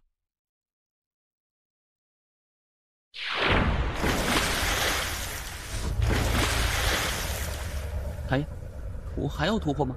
这怎么办？怎么办？怎么办呢？这还要突破呀？这不是好事儿吗？如此太快呀，这少了沉淀，容易出事儿啊！太爷，快帮我镇压一下，我不要突破。你不觉得你压得太狠了吗？修行如铸剑，须得千锤百炼，才能得盖世之风。我若境界突破太快，短时间内没有问题，但长久来看，可能不是什么好事儿。你为何会有这种想法？我现在对天法境都不了解，若是就这般突破，到了天法境，境界也不是很稳，就没有太大意义了。我帮你镇压。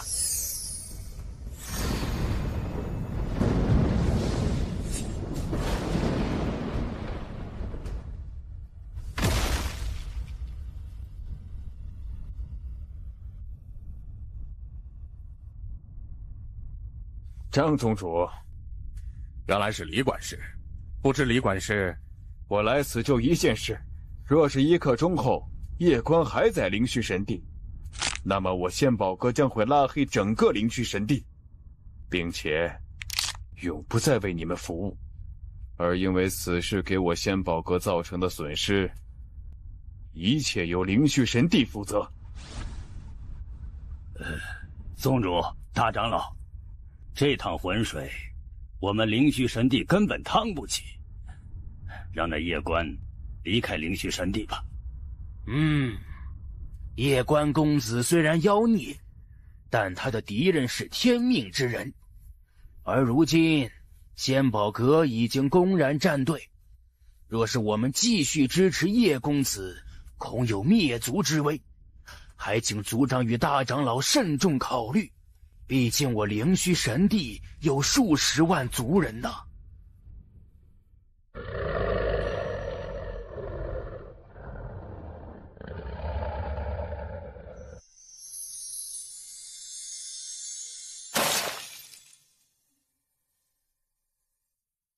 你竟然压制了自己的境界。是的。你体内有一位极强的神秘存在。我塔爷。我可见见。塔爷。塔爷这么丑的吗？把人家姑娘吓成这样。你认识我？塔爷，先祖名张文秀。未曾想到你是张主母的后人。这么说，这灵虚神帝与这小家伙也算是亲戚了。塔爷，杨族认我们吗？当然，虽然张家不是这小家伙的嫡系母族，但这怎么也算是亲戚的。塔爷，少主他放养他。是的。你们杨家玩的真变态，个个都放养，简直离谱。莫要与他说他的身份，他的身份暂时不宜透露。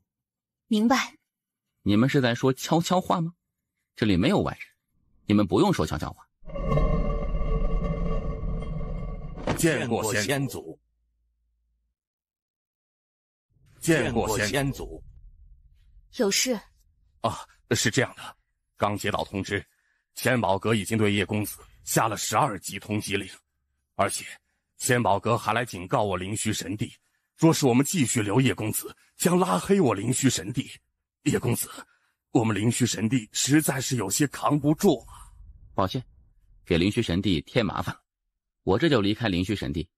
什么扛不住啊？你说什么？你别做宗主了。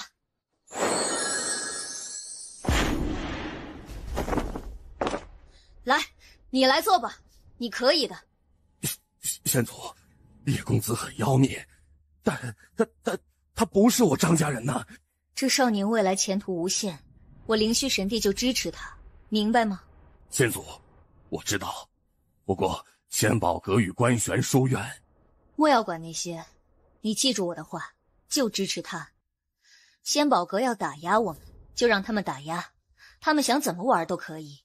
我们灵虚神帝为这位少年长生不死，明白吗？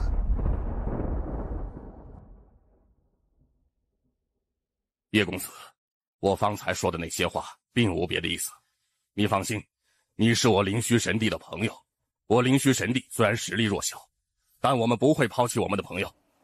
仙宝阁要制裁就让他制裁，我灵虚神帝愿与叶公子共存亡。前辈，我觉得我还是莫要连累你们了。叶公子，没有什么连累不连累的，只要你不嫌我灵虚神帝是个小宗门，我灵虚神帝愿意与你共进退。前辈和灵虚神帝相助之情，在下必铭记于心。前辈，我要出去一趟。现在仙宝阁在对你通缉，你这出去怕是有危险啊。没事的。那小友，你收下此物。前辈，这是灵虚令，是我灵虚神帝最高级别的令牌，内有一套传送阵，你若是遇到危险，就催动此令。前辈，多谢了。太爷，张家那位先祖认识你，对吗？你小子套路深得很，老子不接你话。我的敌人可是观玄书院、仙宝阁，还有天命之人。正常情况下，灵虚神帝正常的做法是让我离去，以免被书院和仙宝阁针对。但是那位前辈却让灵虚神帝的云天前辈坚定不移地支持我。太爷，难道我的身份背景比观玄书院以及仙宝阁都要强吗？你想多了。怎么说？也许人家就是人好，把你当朋友，就单纯的不想抛弃朋友而已。太爷，你能不能不要摆烂呢？哪怕你敷衍一下，忽悠一下，也是可以的。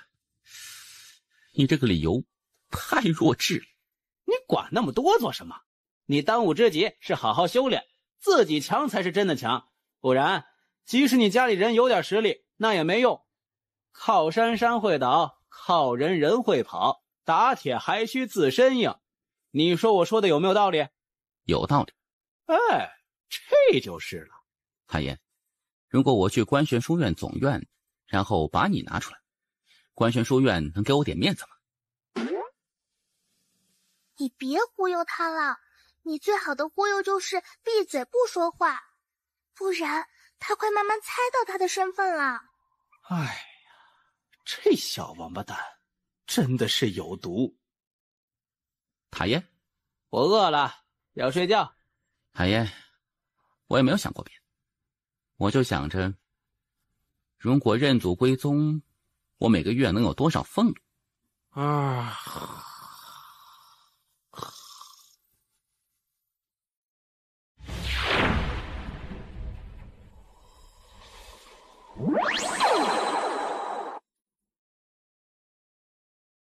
在下叶关前来拜访乔星瑶姑娘，前辈可否去通报一声？叶公子稍等。叶公子，小姑娘，此鹤来寻你，不会为你添麻烦吧？叶公子，你是特意来看我的吗？小姑娘，我来此是想与你切磋一下。为何有这种想法？玄术师很强，我想挑战一下。好。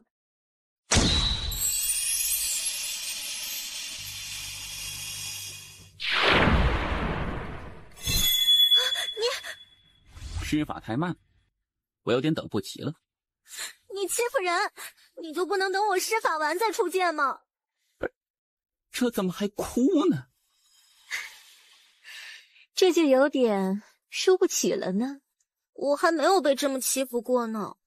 叶公子，我与你切磋一下。好。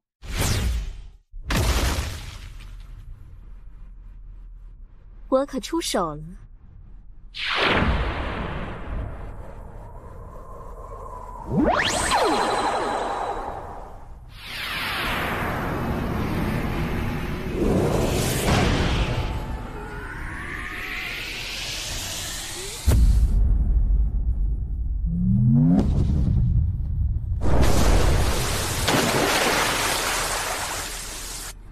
叶公子，所有人都以为你是剑帝，我没曾想到，你不仅是一位剑帝，还是一位武神。我输了。你还很委屈？你知道我高你多少个境界吗？叶公子，这位是我们岁月洞天的洞主南离音。前辈，我可以在这里每日与你切磋吗？前辈，打扰了。等一刻钟，有请先祖。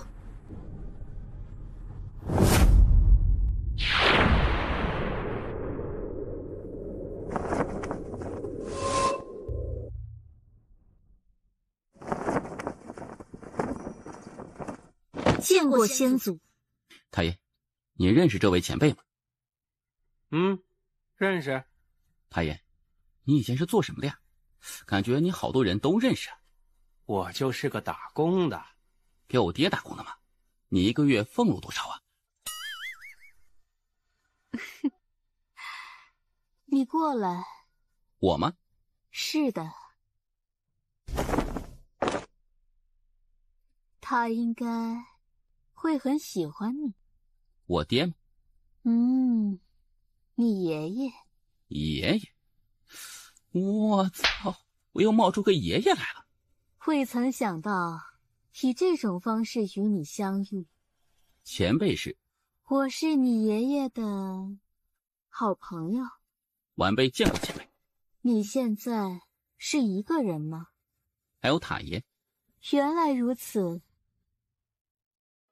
你做得极好，此人乃我故人之孙，我南黎族可倾力助之，不用顾虑别的，往死里帮就完事了。我明白。小家伙，我要走了。前辈，塔爷说我爷爷。小家伙，你别乱说话啊！我可没说过你爷爷的坏话，你不要乱来啊！你塔爷说你爷爷怎么了？啊，塔爷说我爷爷很厉害。他真的很厉害吗？还好，他现在基本都不怎么出手了。是没有什么敌人了。你爷爷的实力也就比你塔爷厉害一点点。小家伙，我走了，你努力加油，未来的路很难走，特别是你们家真的太穷了。没有背债吧？好像有呢。妈的，这还是不认祖归宗的好啊！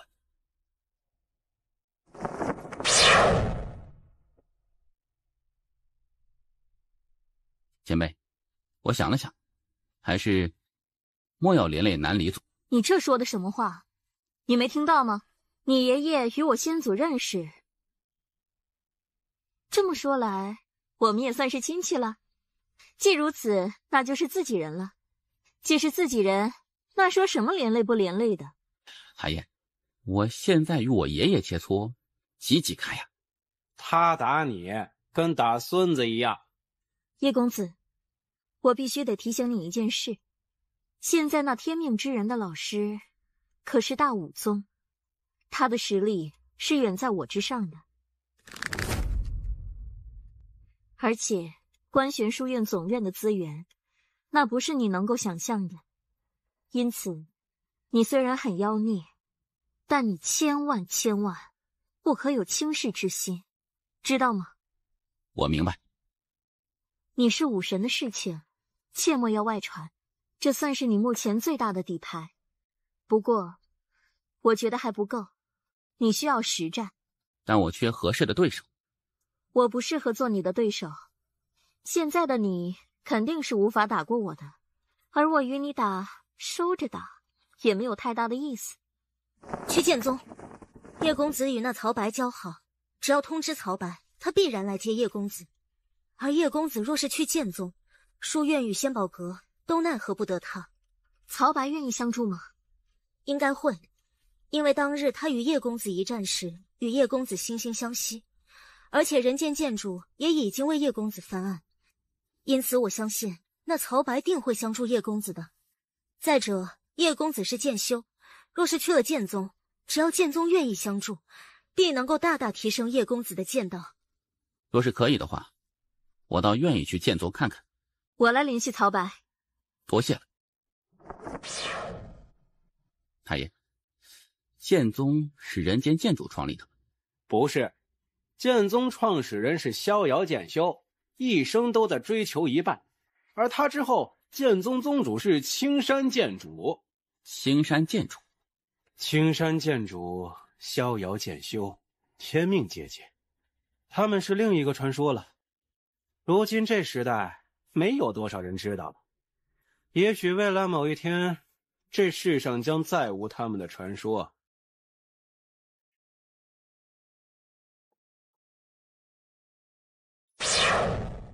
洞主，刚得到消息，仙宝阁突然派出了12名仙兵，朝着我们这边赶来。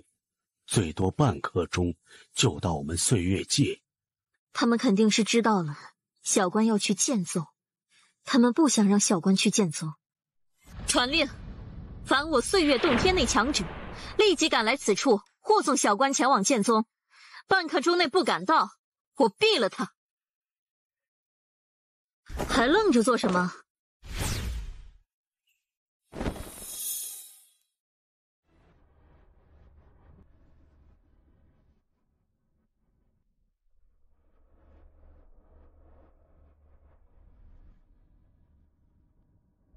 今日，我南离族全族护送叶公子前往剑宗。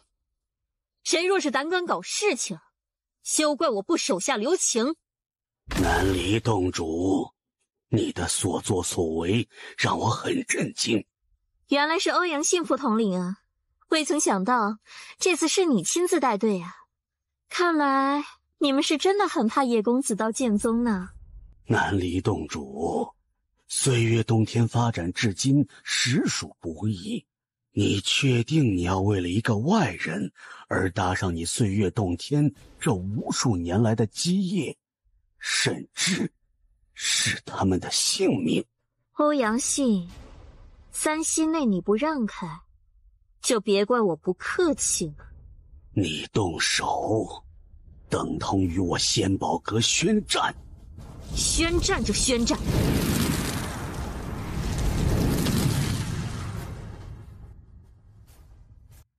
南离音，你岁月洞天将会为此付出惨重的代价。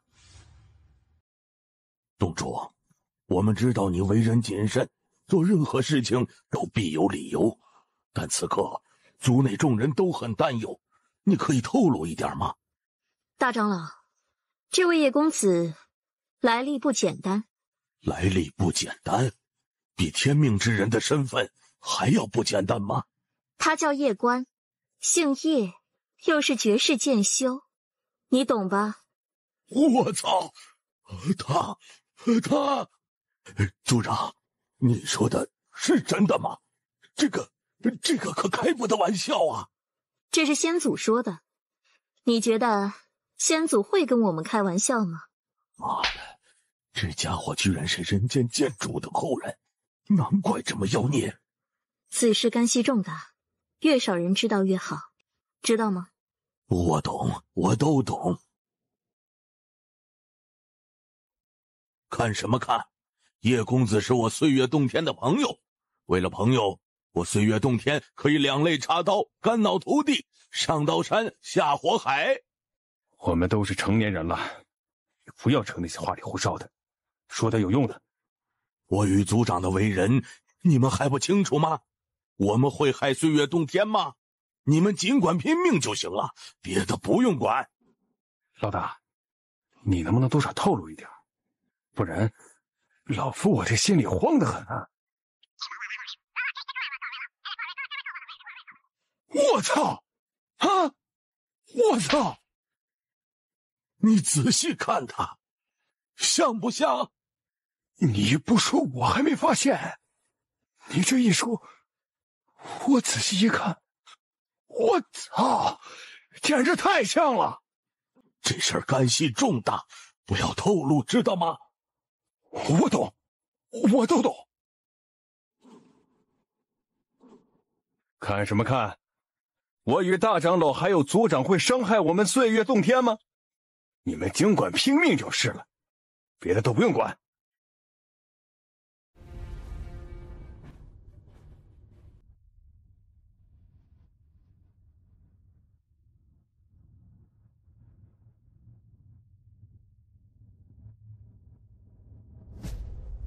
南离洞主，不得不说，你的所作所为让我仙宝阁很震惊，因为我们完全没有想到，南离洞主竟然会集全族之力相助我仙宝阁通缉的人。萧统领，我也没有想到，仙宝阁为了支持天命之人，竟然不惜公然站队，而且使出如此卑鄙手段来针对一位少年。遥想当年，秦阁主创立仙宝阁，辅助人间剑主，开万世太平。那时的仙宝阁让人心生敬意，而如今，你等行为，实在是为秦阁主抹黑。怎么，南离洞主是想教我仙宝阁做事？岂敢！我知道你南离族仙族身份不一般，有点来头，所以你南离洞主才敢这么有恃无恐。既如此，你何不换族？我倒要看看，是你仙族不简单，还是我仙宝阁不简单？前辈，给你们添麻烦了。说的什么话？叶公子，你千万莫要说这等生疏的话。你是我们南离族的朋友，既然是朋友，那就是自己人呐。自己人之间，什么麻烦不麻烦的？是的，是的，叶公子你放心，我们南离族就是战死，也要护送你安全。妈的，你们两个倒是卖命的很啊，就不能稍微透露一点吗？今日岁月冬天相处之情，我叶关铭记于心。看来岁月洞天是真的打算要与我仙宝阁为敌了。既如此，那今日起，我仙宝阁便向岁月洞天宣战。杀！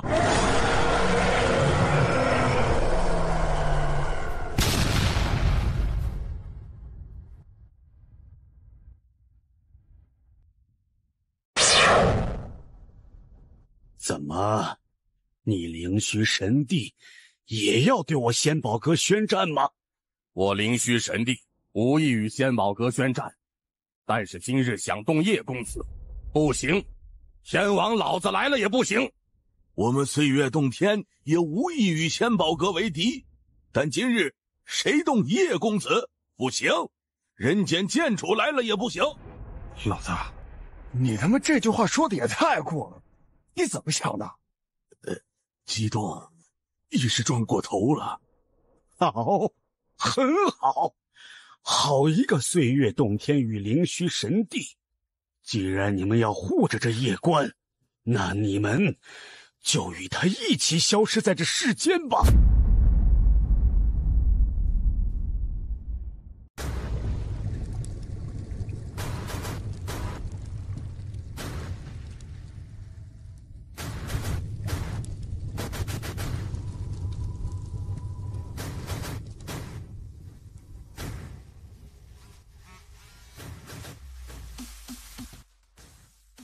杀！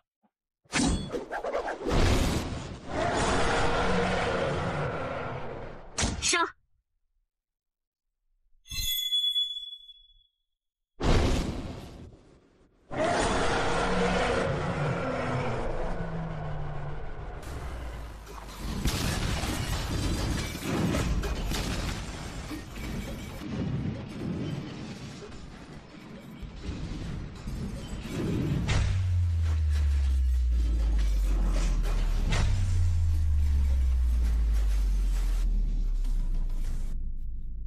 你现在就走，前往剑宗。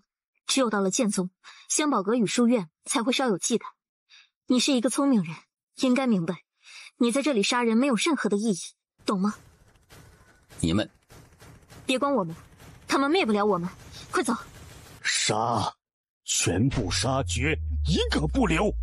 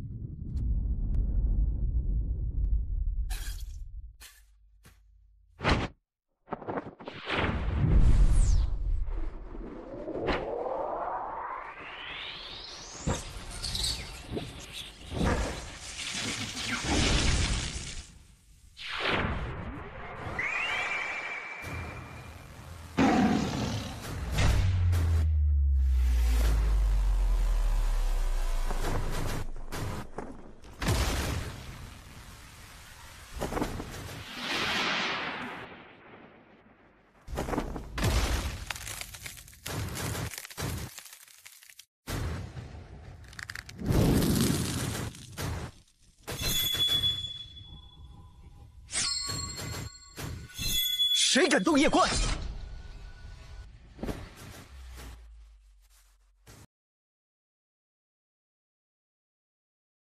曹兄，给你们添麻烦了。没有什么麻烦不麻烦的，叶兄，我们想邀请你加入剑宗。曹公子，夜关现在可还在官玄书院通缉名单之内。当日青州人间剑主已为夜关翻案，此事你难道不知道吗？人间剑主只是惩治了安家，并没有为夜关翻案。你这是在跟我耍心眼是吗？曹公子，不管如何，夜关现在在书院的通缉名单之内，而剑宗是属于书院管辖。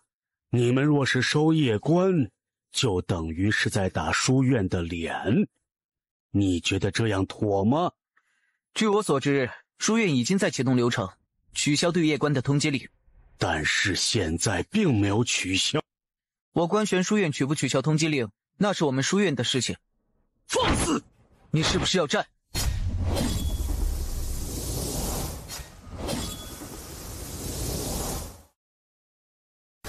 你是不是要战？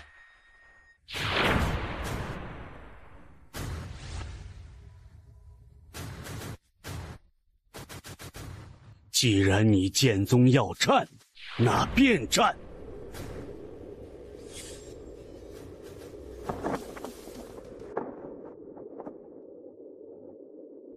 宪兵统帅欧阳笑，你剑宗要战是吧？那就来战！战就战！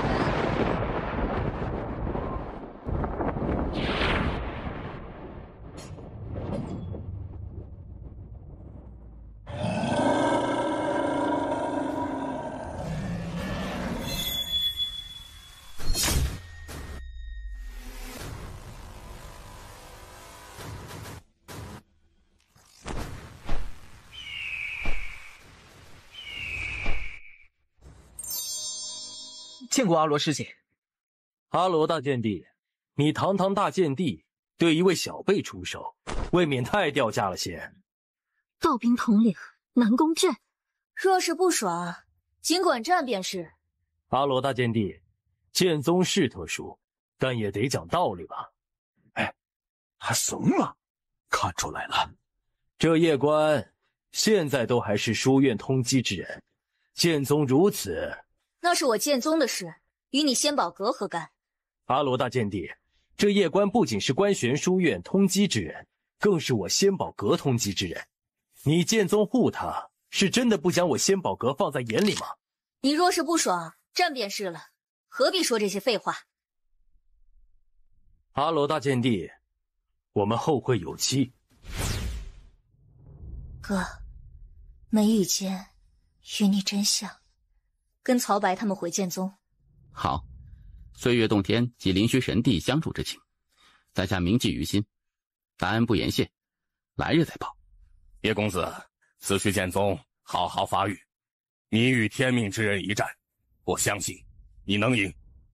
叶公子，这是你的机会，加油！两位前辈，仙宝阁是不会罢休，你们要小心呢。我明白，你莫要为我们担忧。好好修炼，等你大战那一日，我会带着岁月洞天所有人来为你加油。我灵虚神帝也是，那一日，我灵虚神帝所有人都会到官玄书院为叶公子加油。诸位，后会有期。好一个剑宗，竟敢无视我仙宝阁！他要战便战，你何必惧他？妈的，那是一位大剑帝。而且还是从虚真战场上活下来的大剑帝，战，你去跟他打呀！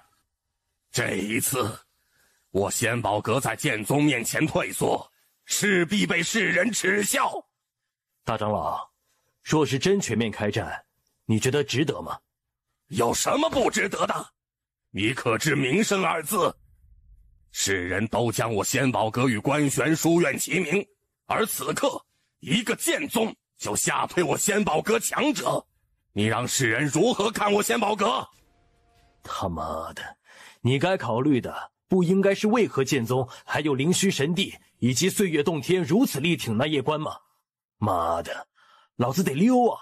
继续待在仙宝阁，恐有大难临头。在下思虑不周，丢了我仙宝阁面子，实乃大罪。我愿请辞，不再担任道兵统领，还请长老团另寻贤人。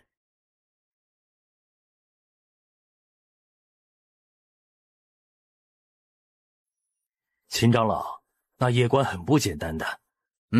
我知道，我与他接触过。我仙宝阁实在不该如此站队，即使站队，也不该如此为那天命之人摇鼓呐喊。我们仙宝阁需要向天命之人如此示好吗？你以为他们不明白吗？那为何他们还要这么做？权力，马上就要换届了，若无大功，他们都要被更换，下面的管事会上来，因此他们必须要立大功，而短时间内要立大功，就只能选择天命之人。一旦天命之人打败叶官，并且被封为官玄书院少主，那时仙宝阁就是头号功臣，他们这些长老在仙宝阁的话语权就将达到巅峰。那个时候，即使是应清府阁主，怕是也要给他们3分面子。灵虚神帝与岁月洞天都不是愚蠢之人，但此次他们一反常态，不惜与我仙宝阁为敌，也要支持那叶官，这实在是太不正常了。如今叶官与天命之人一战，已经不是他们2个人之争，而是一场利益之争。秦长老，如果长老团为了自身利益倒行逆施，如此下去恐有大难，你要保重啊。诸位，大武宗来我天龙族就为2件事儿。大武宗，还是你说吧。诸位，天命之人希望能够得到天龙族的帮助，我们希望芊少族长能够与天命之人签订平等契约，主动与天命之人融合，共享精神之力与防御。大武宗，此事改日再回复你，可好？他很看重天龙一族，希望能够与天龙一族真诚合作，共享未来。明白。芊，这可是千载难逢的机会，你为何不直接答应？你要知道，那可是天命之人呐。父亲，我想与你私自谈谈。诸位，此事关系到芊与我天龙族的未来，我与他私下谈谈，尔等退下吧。你不想跟天命之人？是。可是因为叶官？不完全是，我对这天命之人印象不好。印象不好？他若是与叶公子公平竞争，倒也没有什么，但是他却故意打压叶公子，特别是那句“有他无叶公子，有叶公子无他”。这等行为实在是小人，且气度极小，无容人之量。这种人虽身份特殊，但我相信他的路走不长的。相反，那叶公子给我的感觉却极好。此人有勇有谋，天赋妖孽，为人厚道，能成大事。给我一个理由，说服我。灵虚神帝与岁月洞天。丫头，我知道你的意思，他们如此支持叶官，必是有什么原因。但我此刻不想管他们，只想听你真实的想法。我更看好叶公子，我想支持他。你要知道，若是战队战输，我们天龙族会是什么下场？我知道。不后悔？这有什么后悔的？我也支持叶官。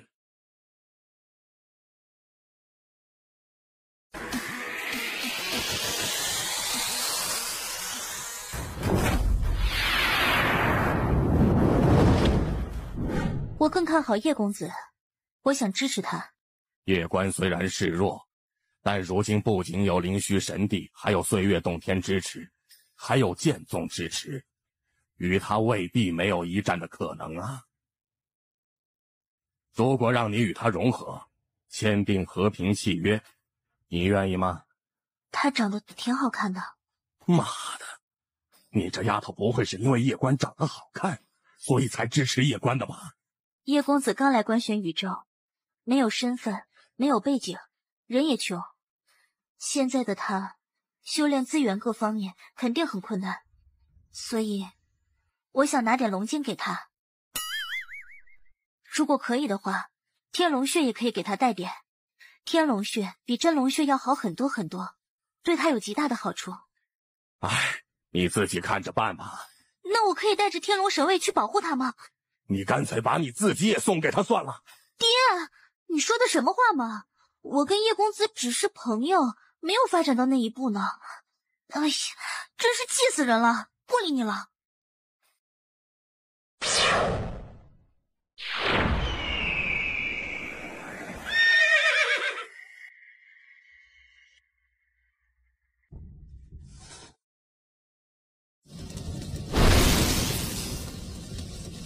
叶兄，感觉如何？真壮观。曹兄，这不是人间剑主，这乃我们剑宗师祖青山剑主。大爷，你认识青山剑主不？我不想跟你说话，想套路我，你死了这条心吧。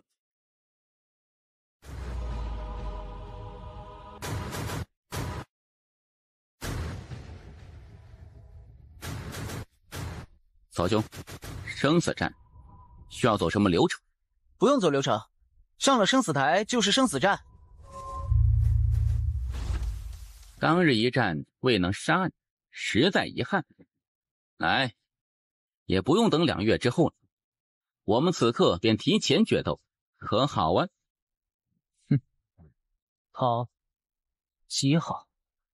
滚下来，给老子马溜剑！你很能打吗？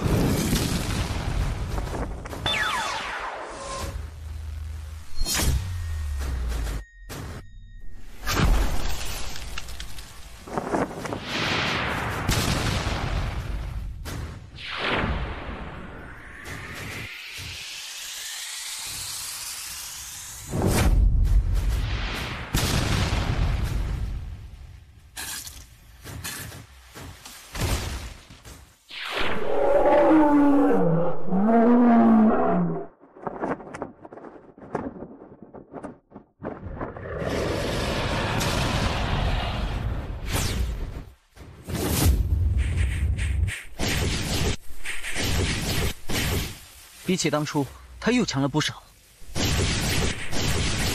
居然能够修炼到这种程度，当真厉害。哼，就这还敢挑衅当代天命之人，简直是可笑！下来，单挑！你境界比我高，是要以大欺小吗？我境界与你相同，下来，单挑！愣着做甚？下来，赶紧的！现在是陆天学长与叶关的战斗，你觉得我们现在单挑合适吗？这就是武院的？他不是我武院的，你是哪一院的？我们是一伙的，都是陆天学长的支持者。你说的没错，但你的所作所为，实在是丢我等的脸。陆天师兄是强，但是那叶关也不弱，你实在不应该捧一人贬一人，无脑吹陆天学长，贬低他人。只会让别人看不起我武院，滚！莫要与我等为伍。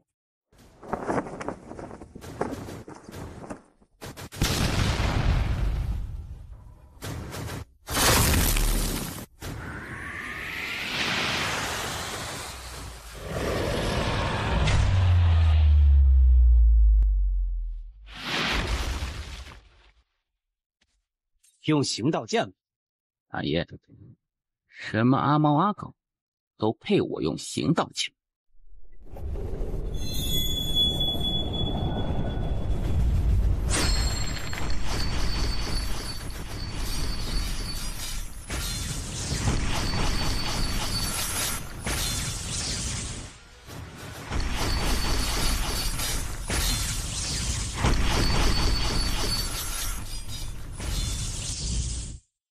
你这马屁拍的有水平，大剑帝，牛叉！我靠！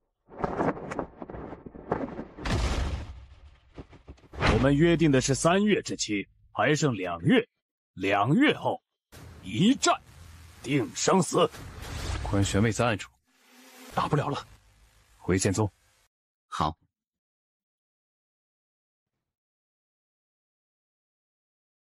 老师，叶关哥竟然达到了大剑帝，他很优秀，天赋之强，不比当年人间剑主差。老师，我要努力。被刺激到了。叶关哥很优秀，我不想被他甩下。有朝一日，我肯定能够与叶关哥并肩作战。去寻第5道法则，等寻到9道法则，开启法门，炼制万古法身。那时，就算他是大剑帝，你也能与他一战。我还真想与叶关哥切磋一下汗。可以的。我得尽快去收服这时空法则。怎么？天命之人支持着很多，大多数世家与宗门都已经支持他，而叶关哥却只有剑宗。因此，我想收服时空法则后，去官玄书院支持他。若是天命之人与叶关哥公平一战，那便好；但若是他敢入安家里边玩阴的，我可不答应。唉，未曾想到叶兄已经发展到这般程度。哎呀，叶少牛啊，真是牛啊！老夫的眼光没错啊！仙宝阁一群傻狗，瞎了你们的狗眼！逼你替我装了，我现在该怎么办呢？我达不到大剑帝，我这脸往哪儿搁呀？唉，你的意思是啊，我懂了。啊？你听得懂他说什么？是的。他在说什么呀？他说让塔爷帮忙，给点功法武器。哼，你给老子放狗屁呢！你坏得很呐！塔爷，我爹以前也很坏吗？不坏，才怪！塔爷，我要如何才能达到大剑帝呢？你莫要有此心态。剑道境界，可悟不可修，更不可及。修未得道，在求；悟未明醒，在知。心中若是有执念，反落了下乘。因此，你应该保持平常之心，不因外事而影响自身，初心不变，方能无敌。塔爷，这位前辈说的真好。他说的是你，妈的，又找了这个小王八蛋的道。行道歉确实容易坏他心情。我可不敢多说什么。不过还好，这小家伙心性极好，也很自律，因此即使有行道剑如此逆天神剑，他也未曾飘过。相反，还能够时时自省自身，实在难得。哼，你想收他为徒吗？他已经走无敌之道了。那又有什么关系？你也可以教他呀。你有没有发现，这小家伙或许真的只有他姑姑才有资格教他。没有想到，他居然是大剑帝。丫头，你觉得天命之人真的会被打败吗？当年人间剑主败过没？其实也是败过的，当然，可能没有败给年轻人过。即使败，那又如何？谁规定天命之人不能败？那陆天因为前2代天命之人的缘故，认为自己不能失败，还有了这种心境，就等于给自己种下了一个魔，心魔。他是天命之人，身份这东西就像一把双刃剑，用得好无敌，用不好坏自己心境。他当日中土神州与叶公子一战，就已经被破了道心，因此他在自己心中种了一位心魔，这位心魔就是叶公子。这也是他为何后来会说出那句有他无叶公子，有叶公子无他。而如今要除这心魔，就2种办法。第一种，认识自身，降服自己内心，坦然面对自己的不足。第2种，杀掉叶公子。而现在他选择了后者，他把自己逼到了悬崖之上。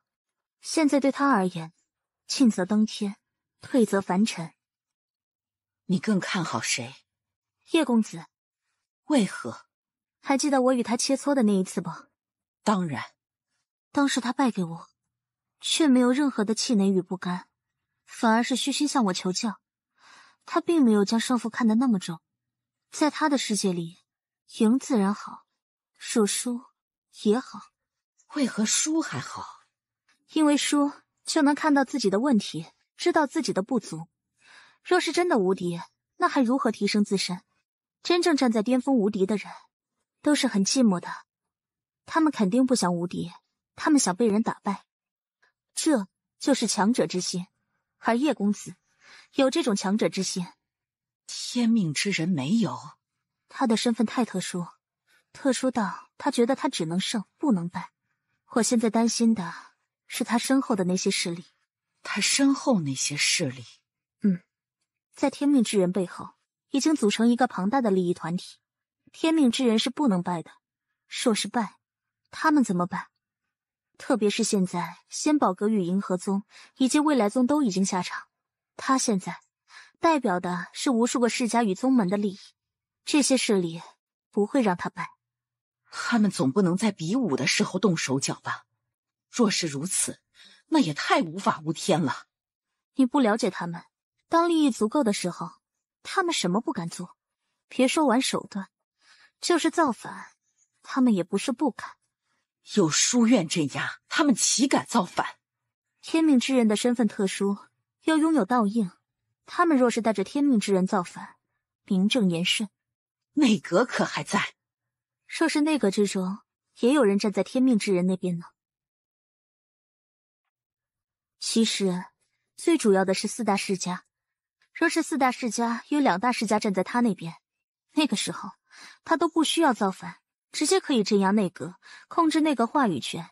这事闹得很大，内阁真的不镇压吗？怎么镇压？陆天来书院之后便开始拉帮结派，他的目的很明确，就是想做书院院长，而支持他的那些宗门与世家目的也很明确，想上位，想获得巨大好处。毕竟当年人间剑主创立书院时，当时可是扶持了一大批超级世家与超级宗门起来。洛天身边支持着很多很多，要不要从虚真战场调一批官选卫以及道兵回来？我自有安排，你莫要担心，做好分内之事便可。小家伙很优秀呢，这天下我替你守了这么久，也该结束了呢。来人，传令暗幽院首，让他立即带着所有暗院最顶级强者回来总院，就说让他来迎接他们的先王。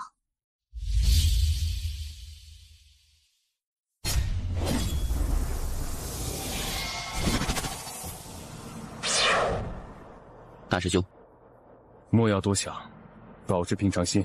师兄知道了。随我来。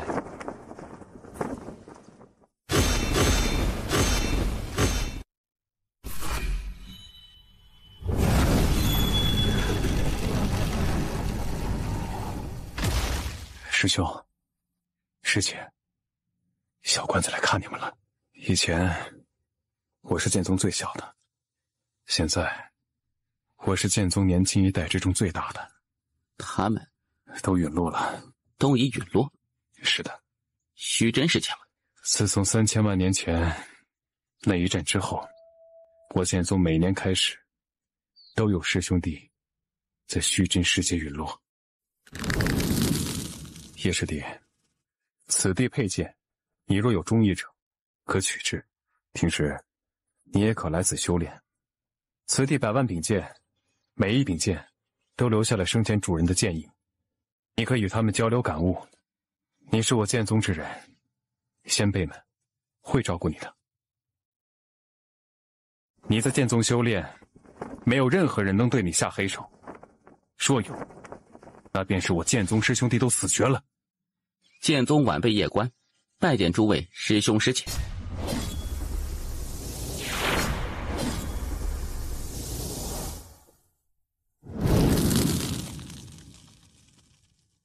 他能突破到大剑地吗？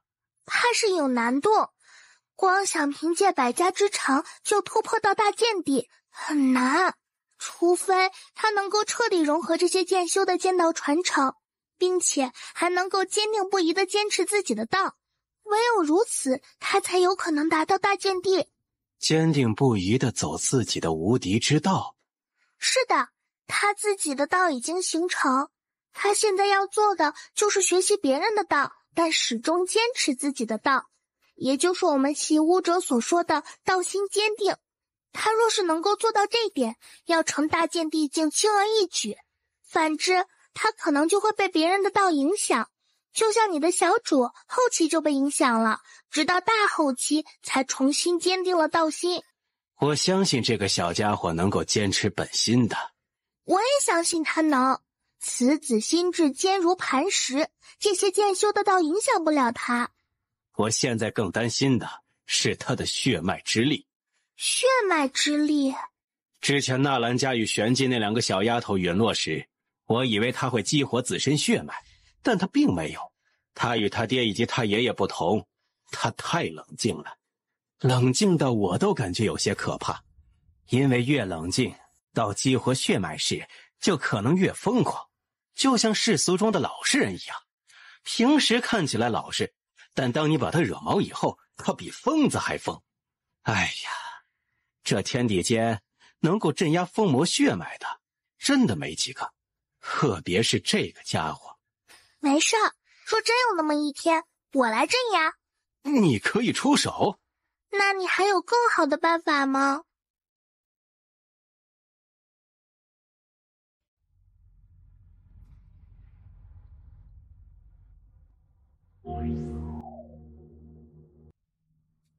叶关是大剑帝，你有信心战胜他？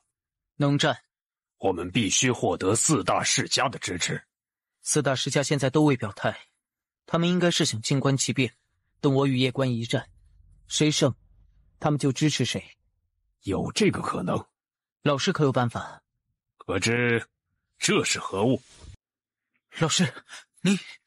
此乃人间剑主的血液。当年虚真一战，人间剑主留下了一些血液，而我先祖当年偶然机缘下得到了一滴人间剑主的鲜血。老师，你这是要我冒充人间剑主后人？想要获得四大世家支持，光靠道印还不行，你必须得有疯魔血脉。成大事者不拘小节，如今书院四分五裂，实力也不如当年，继续下去，书院会越来越没落。你是这一代天命之人，你有肩负起振兴书院的责任。只要四大族支持你，这院长的位置就是你的。哪怕他叶关战胜你，这位置也是你的，没有任何人能够撼动。你是这一代天命之人，振兴关玄书院，统领诸天万界，这是你的责任。成大事者，谁不曾使手段？好，你的血脉承受不住这疯魔血液，因此我会以秘法将此血液融入你血脉之中，然后将其封印。需要的时候，你用我传你的特殊心法催动，外人就能够感受到你身上的疯魔血脉。好。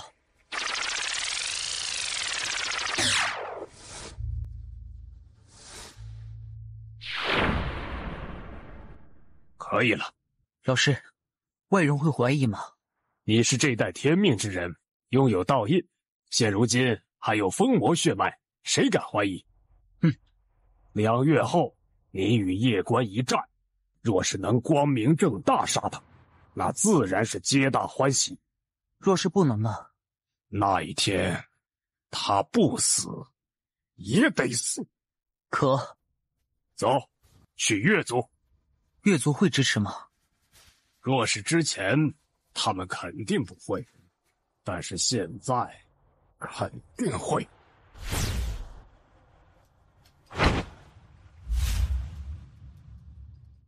安幽院守辛苦了。李大人，需要立即拿下他们吗？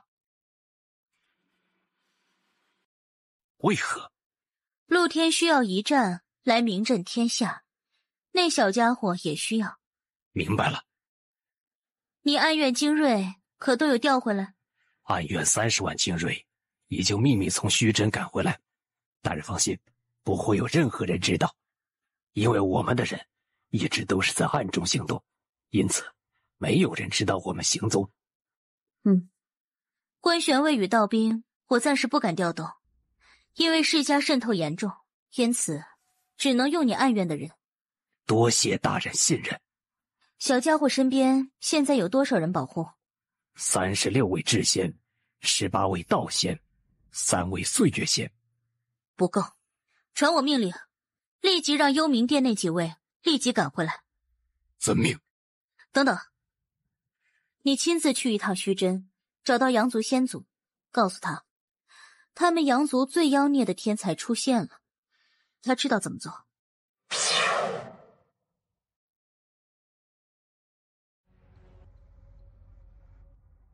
岳谦长老，别来无恙。大武官，别来无恙啊！岳谦长老，我就开门见山了，此次前来，陆天希望得到岳族的支持。都是书院的，大家和平相处才好。陆天，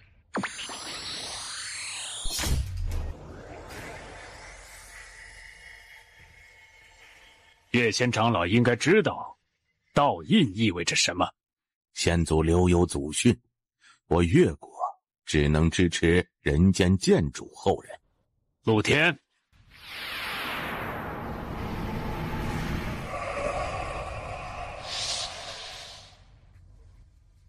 封魔血脉。岳谦长老，我们需要越国的帮助。好，既然陆天是人间剑主后人，我越国便效忠于他。比武那天恐有变故，因此那时我们需要越国越神卫相助。这是自然。事成之后，越国的荣誉与权势将翻数倍。好，岳谦长老，告辞。恭送少主。这事儿有猫腻，你为何要我答应他们？陆天不是剑主后人，何以见得？说他真是剑主后人，根本不需要来我们这里刻意征务，只要他亮出自己身份，我越国难道还敢造反不成？言之有理。他们的意思是，比武那天有变故，想要我们派兵镇压。这陆天面对那夜官没有信心。大长老可知夜官？早已经调查过了。他有没有可能是人间剑主后人？何以见得？我之前有3个疑问。第一，夜官来自南州，这是一个小世界，他为何能够获得剑道传承，而且修炼速度还如此之逆天？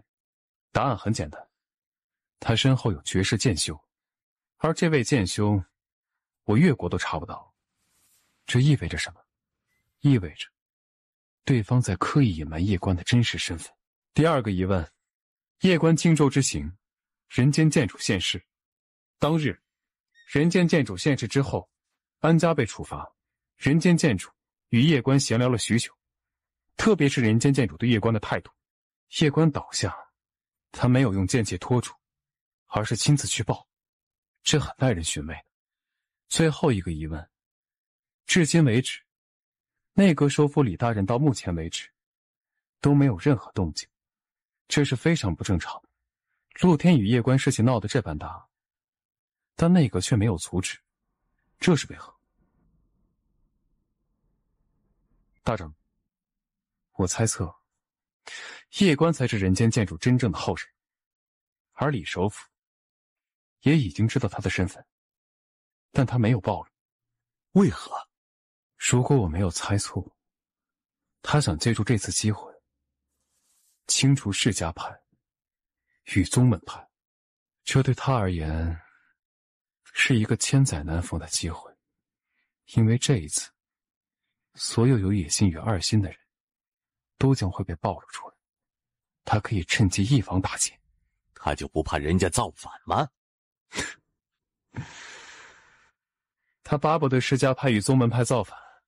大长老，我且问你，我们四大家族与那些宗门派以及释迦派，若是一起造反，能成功吗？是不是在想有那么一点机会？毕竟人间剑主本体已经数千万年未曾出现，大家都在怀疑他在当年那一战已经战死，而他若是不在，四大家族是完全有能力反的，对吗？先祖曾留下祖训，追随人间剑主后人。这句话有2个意思，第一个意思就是明面上的意思，第2个意思其实就是在告诫我们，人间剑主尚在，不要有二心。大长老，我们若是不为臣，顷刻间就会从这个世界上消失，而且我们没有那个能力造反。我不相信人间剑主没有留后手，他当年没有削弱我们释迦是仁慈，但并不代表他不会留后手，因为他太久太久没有出现，因此现在我们对他失去了敬畏之心。简单来说，就是一个个都飘了。我越国若是想成为这片宇宙的王，也很简单，我越国年轻一代远超人间剑主后辈，碾压那种，这个世界实力非存。若是那夜观真的是人间剑主的后人，我可没把握赢他。大长老，通知族长吧，把我们的猜测说给族长听，他自有判断。这种事情你我都不好做主，请族长圣裁吧。你觉得他们2人若是公平一战，谁会胜？夜观。为何？哼，天命之人打不过就叫天道，这种操作实在是掉价。真正的天才对他这种行为都是鄙视的。确实掉价。长老，立刻通知族长，这事可能关系到我们越族的生死存亡。若夜观身份一旦确定，那我越族就得有准备了。准备什么？准备迎接新的王。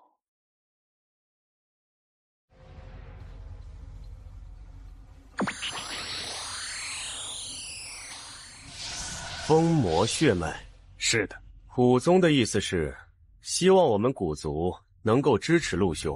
古太子，古族可愿相助？武宗是想让我古族做什么？古太子如此聪慧的人，不可能不知道我的来意。陆兄，你与夜观一战，有几成把握？10成。10成？你这牛皮吹的，我都不好意思接话了。古太子怎么想？但说无妨。此事事关重大，我得请示先祖。那我2人便先告辞了。哥，那陆天真的是人间剑主的后人吗？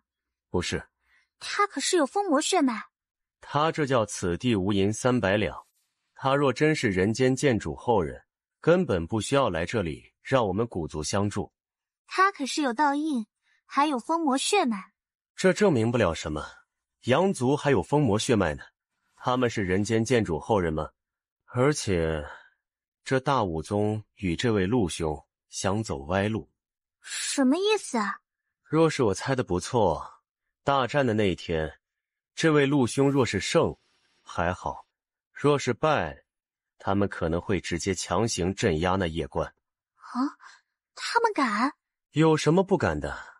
他们现在背后绑了无数的世家与宗门，特别是仙宝阁与银河宗以及未来宗，这几个势力可不容小觑。哥，我得提醒你，我们也是世家。不对劲。什么？如果夜观才是人间剑主真正的后人呢？这怎么可能？怎么没可能？天命之人公然拉帮结派，但内阁却没有任何动静，你觉得这正常吗？不正常。若是夜观才是人间建主的后人，那我们战露天就是万劫不复。内阁一句造反，就能把我们古族打入深渊。那个时候，我们只有2个选择：要么真正造反，要么任由内阁宰割。说是真的造反，又如何？那就灭族。人间建主只是消失，不是死了。就算他真的陨落了，青丘女帝可还在呢。即使青丘女帝继续沉睡，当年追随人间建主的那些大佬，随便来几个，我古族如何抵挡？先祖留有祖训，我古族必永生永世追随人间建主后人。先祖那般绝世人物，为何会说出这种话？我不相信只是单纯的忠诚，更多的还是因为他知道，唯有如此，我古族才有活路。我们现在不确定夜观身份。我可以确定了。你可以确定？我有证据。什么证据？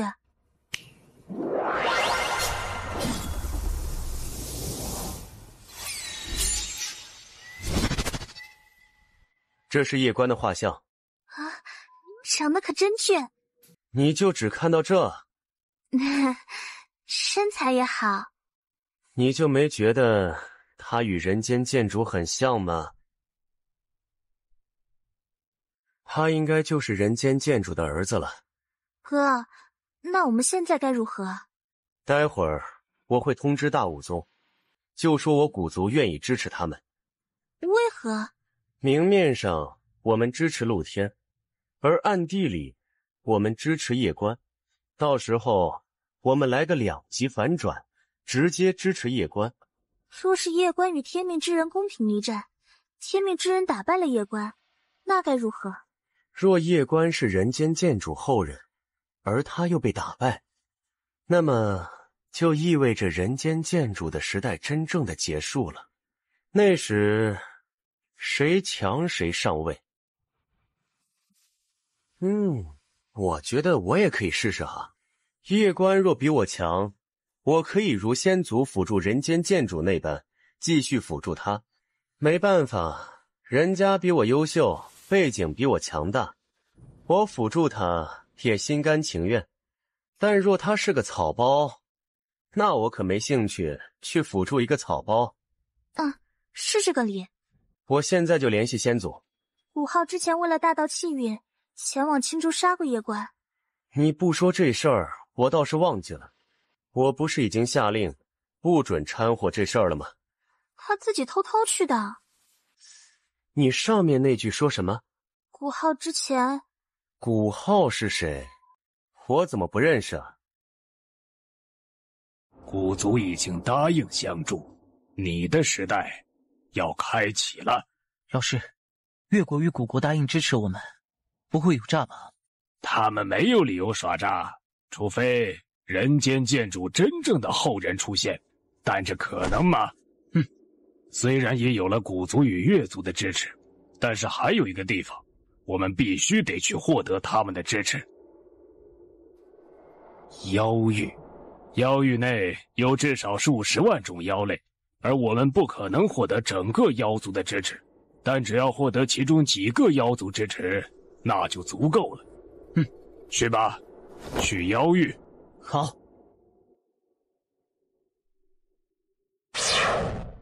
大师兄，我总感觉四周有人在监视我们剑宗，但我查了一番又没有人，是我的错觉，还是监视之人实力太强？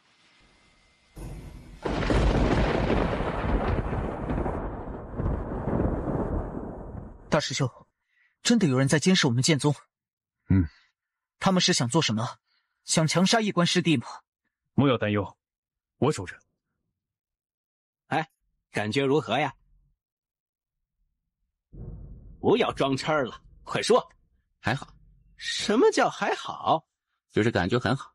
我熟悉了诸位前辈的剑道，都很优秀，但我觉得还是我自己的剑道更好。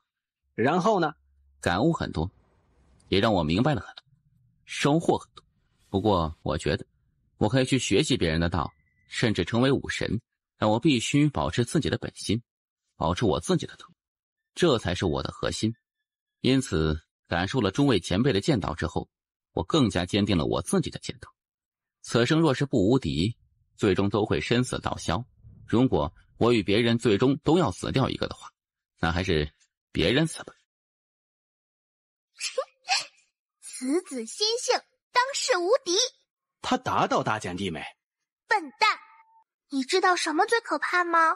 哎呀，你直接说重点，不要拐弯抹角，搞得太高深，我脑壳疼。你不知道我头脑简单吗？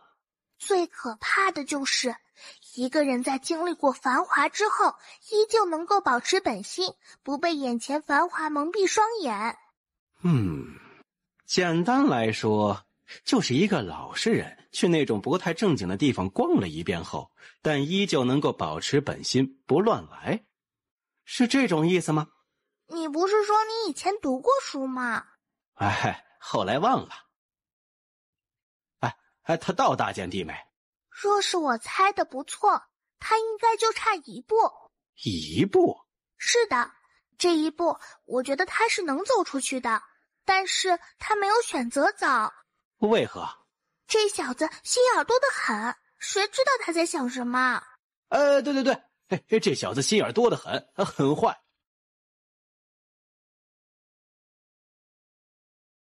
叶公子，我是官职的嬷嬷，此次来找你是官职的意思，他想让你去见一下他。不可！怎么？现在是特殊时期，若是叶师弟你离开剑宗，我们……有人在监视我。是。他们是想做什么？不管如何，叶师弟现在留在剑宗内是最安全的。曹师兄，没事的，因为他们不可能在这个时候对我出手，也没有必要在这个时候对我出手，除非天命之人面对我时一点信心都没有。那我陪你去南院吧。不用，放心，即使真的有什么危险，我应该也能自保的。那你小心。前辈，我们走吧。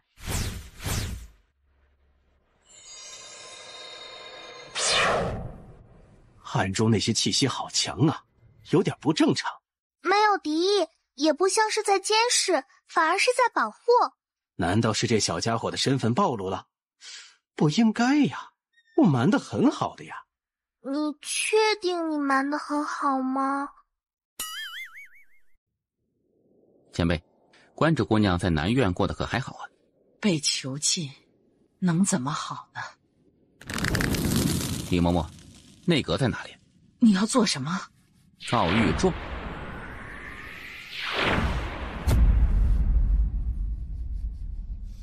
若书院无人为关主姑娘鸣不平，那我来。丫头，你没有看错人。前辈，带我去内阁。叶公子，你有这份心便可。至于去内阁，还是算了吧，此事很是复杂的。当日关主姑娘为我鸣不平，应该也已经知道后果，但她还是那么做。还请前辈带我去内阁。至于别的，就莫要多言了，我意已决。好。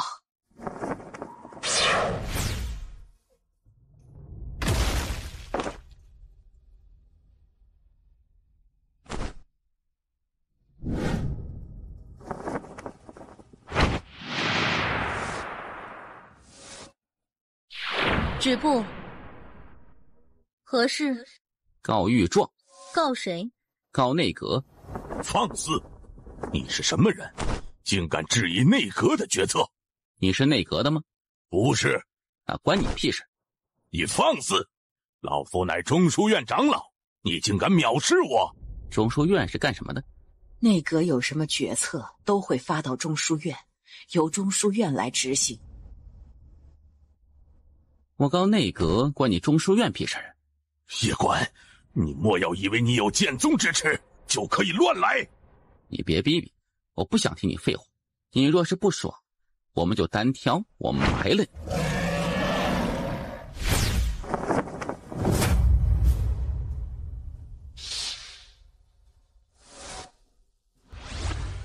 长老，放肆！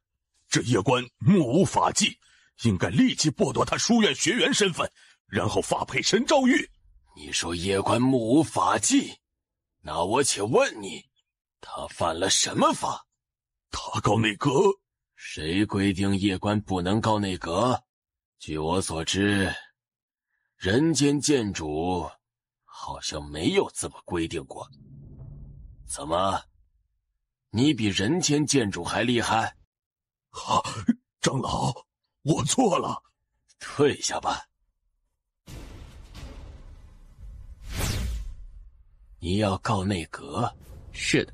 那你跟我进来。你们不会把我忽悠进去，然后群殴我吧？你怕吗？不怕。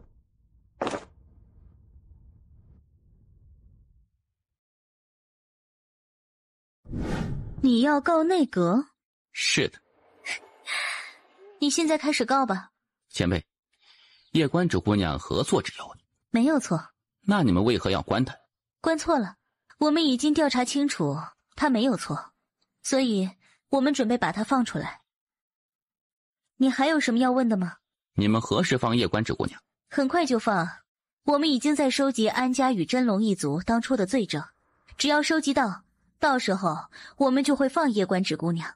毕竟我们得按照书院的流程来。不是在玩太极？放心，我们不会玩太极的。好的。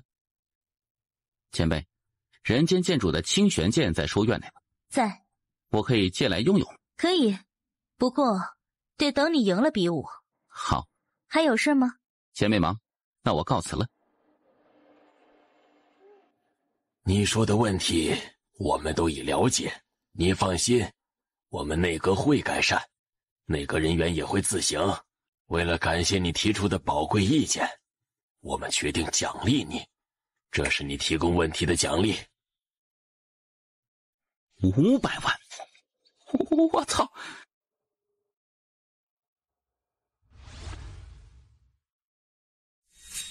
叶公子，你没事吧？我没事。你没事就好，我们去南院吧。好啊。你觉得他如何？天纵奇才，100万年难得一见。没有拍马屁，是我真心话。确实很优秀呢。是的。安幽院首，仙宝阁可有动静？他们在调动仙兵与道兵，还有在观选宇宙的部分武卫。盯紧点儿。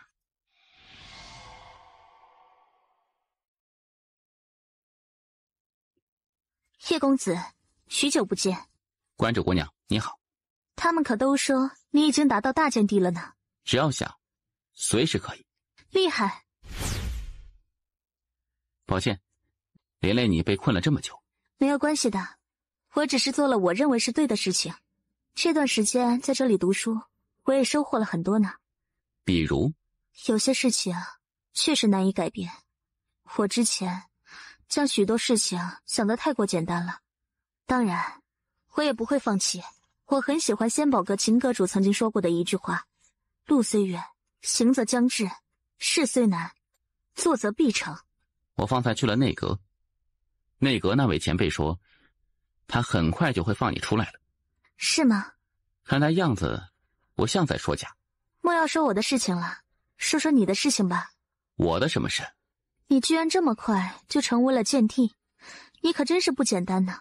你以前说过你有一位塔爷，是他在教你剑道吗？算是吧。什么叫算是吧？关主姑娘，我们要不要再切磋一下？我不喜欢打架呢。不过既然你想切磋一下，那就切磋一下吧。好。关主姑娘，我出剑了。好。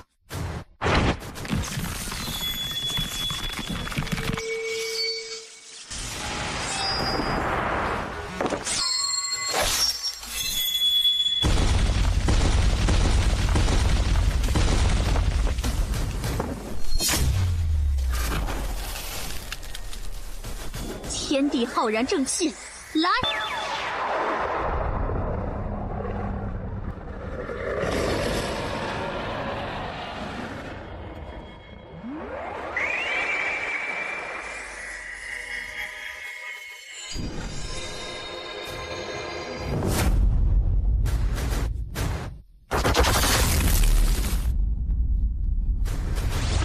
文成玉，你何不以剑成玉？不。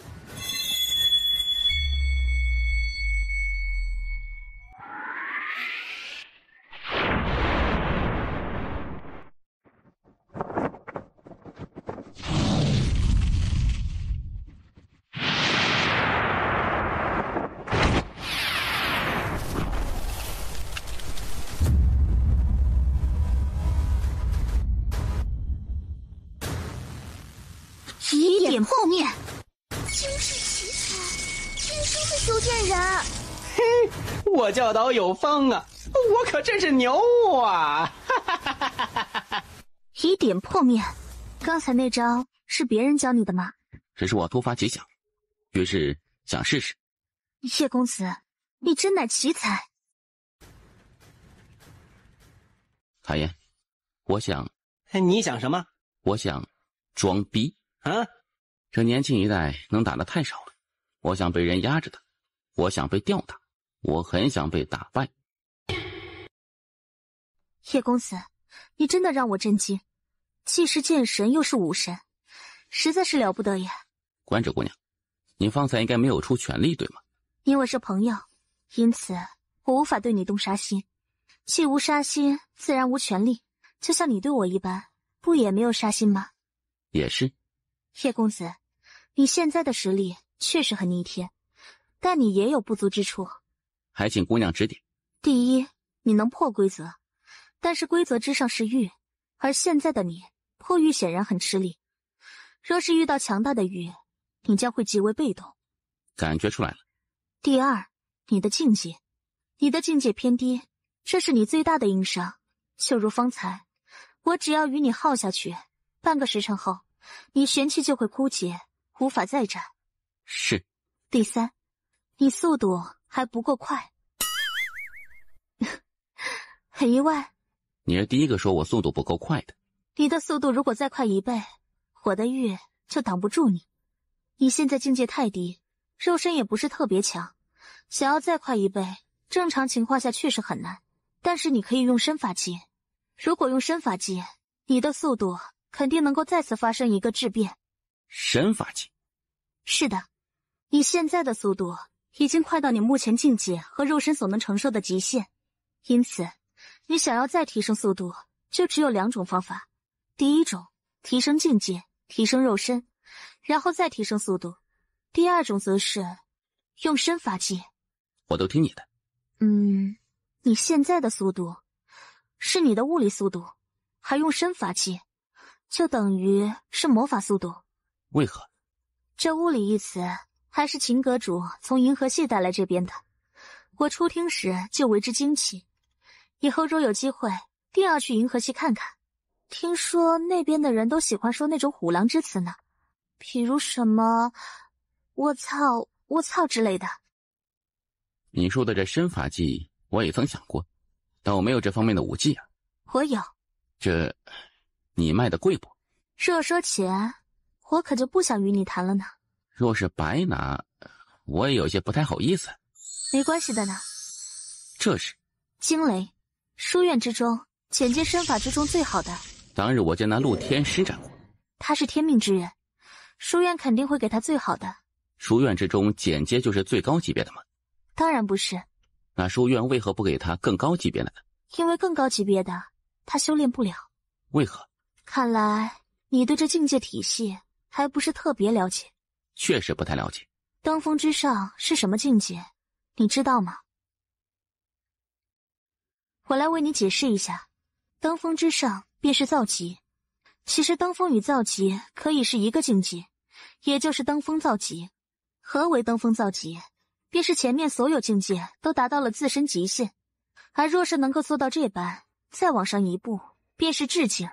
当然，要达到至境，其实是非常难的，因为达到登峰造极之后，就得经历天劫。天劫？是的，这是秦阁主当年设定的。达到登峰造极之后，想再往前一步，就得渡天劫。天劫是由天道亲自降下的，这里就是一个分水岭。再往前一步，达到至境，才能算一名真正的修炼者。这种人在观玄宇宙可称之为精英修炼者。啊，精英这个词也是秦阁主带来的哈。太爷，这仙宝阁秦阁主是好人还是坏人啊？好人，很好的人。虽然仙宝阁有点坏，但他真的是好人，真的。要达到至境，就得渡天劫，而若是渡过天劫，就能够得到天道馈赠，掌握天劫之力。而这种掌握了天劫之力的强者，实力是非常强大的，挥手之间便可轻易毁掉一座巨城。最重要的是，他们的神魂与肉身也能够达到天劫淬体，得到大大的增强。而这种掌握了天劫之力的强者，也才有资格去修炼简阶之上的功法武技。因为简阶之上的武技威力都是非常可怕的，超越天劫的存在，只有至境强者才能够掌握。可以说，至境与下于至境，一个天，一个地。关主姑娘，你什么境界？至境。至境。而且我还不是一般至境呢，因为我是掌握了玉的至境，有自己的玉。若是我没有掌握自己的玉，我与你打，其实没有多大胜算。你的剑快得有些不正常，要达到至境，你才能掌握玉，因为这对肉身和精神力有着极大的要求。你现在境界太低，即使掌握剑玉，你也无法施展，因为施展玉那消耗不是你现在能够承受的，特别是还要破开天地大道，自成一域。可以说，以你现在的境界，就算施展出玉，它也就只是能够坚持数息的时间。我明白了。我觉得你现在可以发展2个方向，第一是好好修炼这惊雷，让你自身的速度达到一个新的高度。若是你将这惊雷之法修炼成功，只要不是掌握了玉的至境，你都可以秒杀。第二，修炼以点破面。以点破面？是的，只要你掌握了以点破面，那么你就再也不用受制于掌握了玉的强者。那时至境之中你无敌，至境之下嘎嘎乱杀。这个以点破面我只是突发奇想，但要如何修炼到极致，我现在也没有别的想法。关主姑娘，你可有好的建议？要真正做到以点破面，就得必须掌握一种特殊手段，那就是临界。而会这种手段的书院目前有2个人，第一个是大武官，此人实力通天，武道造诣非常高深，但他是天命之人的老师，肯定不会教你。还有一人呢？佛院僧无大院首，他现在是书院所有院首之中唯一在书院内的院首，他可是数千万年前的人物。不过他经常待在他的寺庙里，基本不过问书院任何事情。他会教我吗？我不确定，不过你可以去试试呢。好。你得自己去找他呢，我现在还被禁足，无法与你一起去。关主姑娘，多谢了。客气了呢。我改日再来看你。好呢。你方才若是用全力，结局会如何？如果只是切磋，我打得过他；但如果是生死之战，我打不过他。为何？剑若无杀心，何来威力？他方才与我交手之中，件件都无杀心，威力大大削弱。特别是他施展那门武技时，他怕伤到我，竟然在关键时刻又收了几分力。我们这切磋跟过家家一样呢。他是一个很好的少年。嬷嬷，天命之人那边有动静是吗？有，而且动静很不小。据我所知，这段时间来，大武宗天天带着陆天到处拜访，很显然，他们是在拉拢那些世家与宗门。你也知道的，他身份特殊，那些世家与宗门肯定不会拒绝他。比武那天，我要去青丘山。为何？若是那一日，还有人胆敢倒行逆施，将布公压在叶公子身上，就算丢了这条命，我也要唤醒青丘师姐。不可！丫头，青丘姑娘曾留言过，除人间剑主外，任何人不得打扰她。你知道的，青丘院首自人间剑主消失后就不再管书院，他一旦生气，后果不堪设想。再者，在那里有神秘强者镇守，你若是去打扰，那里的神秘强者必将你镇杀。而你也清楚，那些神秘强者就连内阁也无法命令他们。我都知道。那你为何还要有这种想法？书院3番2次如此对待他，实在不公平。世间没有这般道理。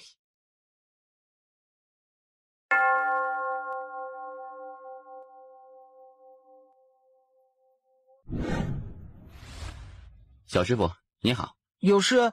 在家夜观，求见僧无院首。师祖在闭关，不得打扰。小师傅，还请通融一下。这位公子，你这是做什么？我不是那样的人。就通报一声，劳烦小师傅。公子，我看你慈眉善目，想来也是个心善之人。师祖常说要助人为乐，也罢，就算被师祖责罚，我也要为公子通报一声。小师傅，等等。怎么？你将此卡给你师祖看，就说是故人之子前来拜见。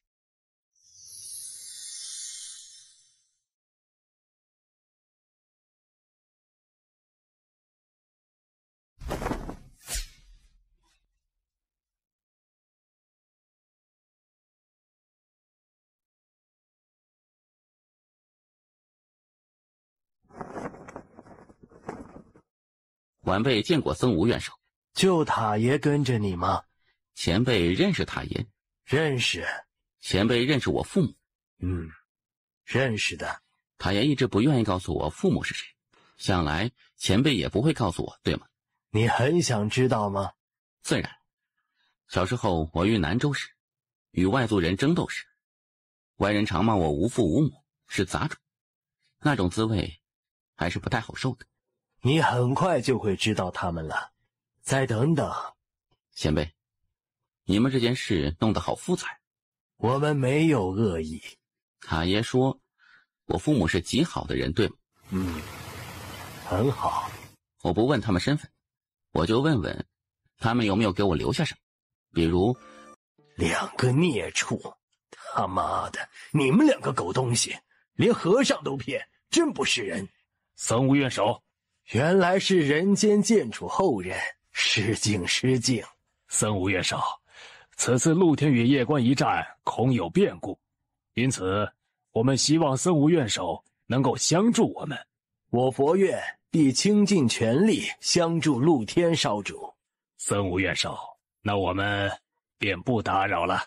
大武宗慢走，陆天少主慢走。僧无院首无需如此客气，事成之后，我不会忘了僧无院首与佛院。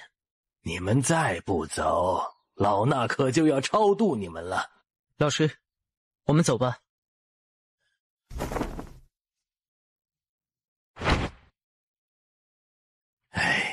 这脑子比起叶少与无边差了太多呀！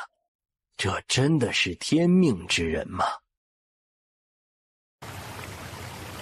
老师，这僧无院首脑子看起来好像不太灵光呢。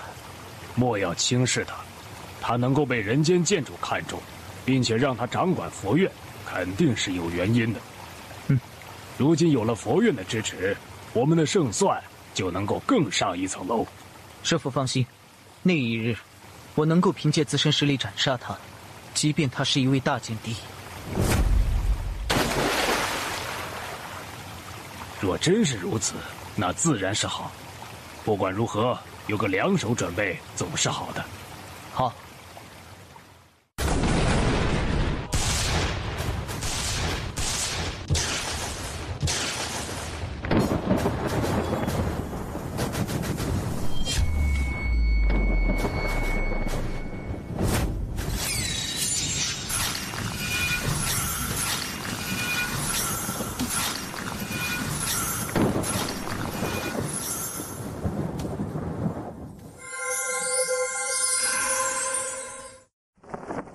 感觉如何？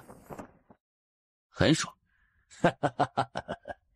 恭喜你，前辈，你与我父亲关系，你以后便知道了。好吧，与天命之人一战，有多少把握？我的对手只有一个人。谁？我自己。我的无敌剑道之路，真正的敌人只有我自己。只要我自己心境不坏，永远能够保持本心，就没有人能够打败我。你走的是无敌剑道之路，那你知道吗？你一次都不能败。前辈，你错了。无敌剑道之路不是不能败，而是需要败。只有失败才能够找到自己的不足，才能够继续提升。不能败的是心和意志。你在压制自己的剑道境界。我现在还弱小，没有人间剑主他们那种无敌的实力，因此很多时候不能太锋芒毕露，得学会藏拙。简单来说，得留些底牌保命，不要把所有一切底牌都展现在人家面前。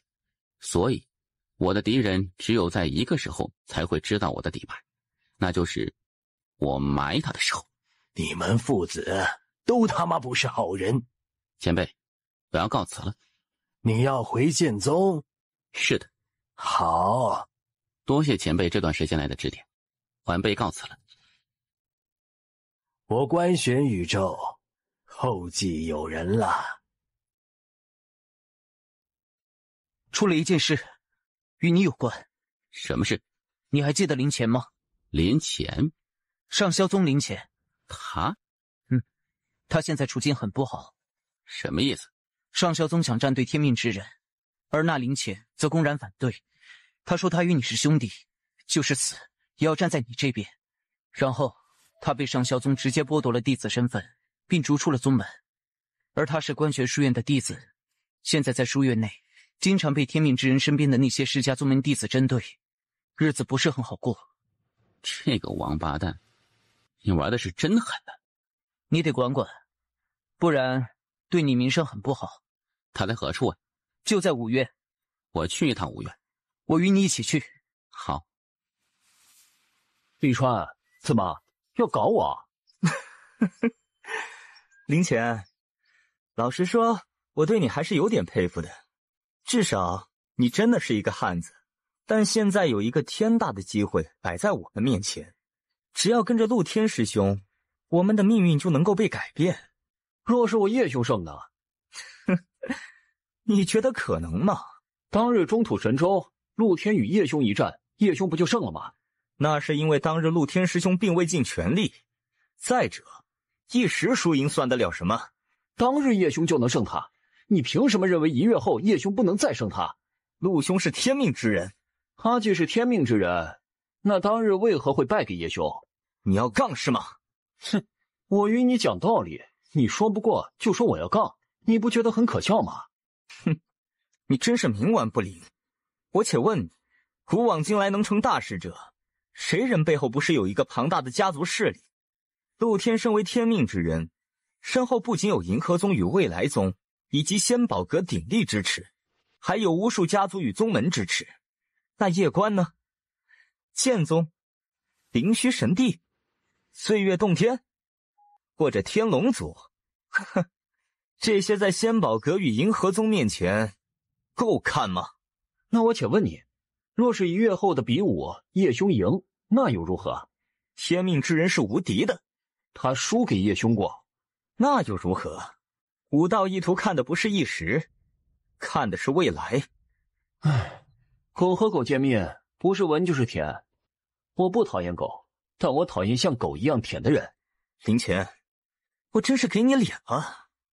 就你这眼光与智商，难怪上霄宗要将你逐出宗门。哼，你这种目光短浅之人，一辈子都吃不上3个菜。我林乾就是饿死，也绝不做舔狗。我从未说过叶兄一定能赢天命之人，但是就算他输，老子也站在他这边。你现在被上霄宗逐出宗门，成了丧家之犬，他又给了你什么？哼，你这么舔天命之人，他又给了你什么？我就不明白了，好好的人不做，为什么要去做舔狗？把他嘴巴给我打烂！谁敢动他，今天我就把5院屠了。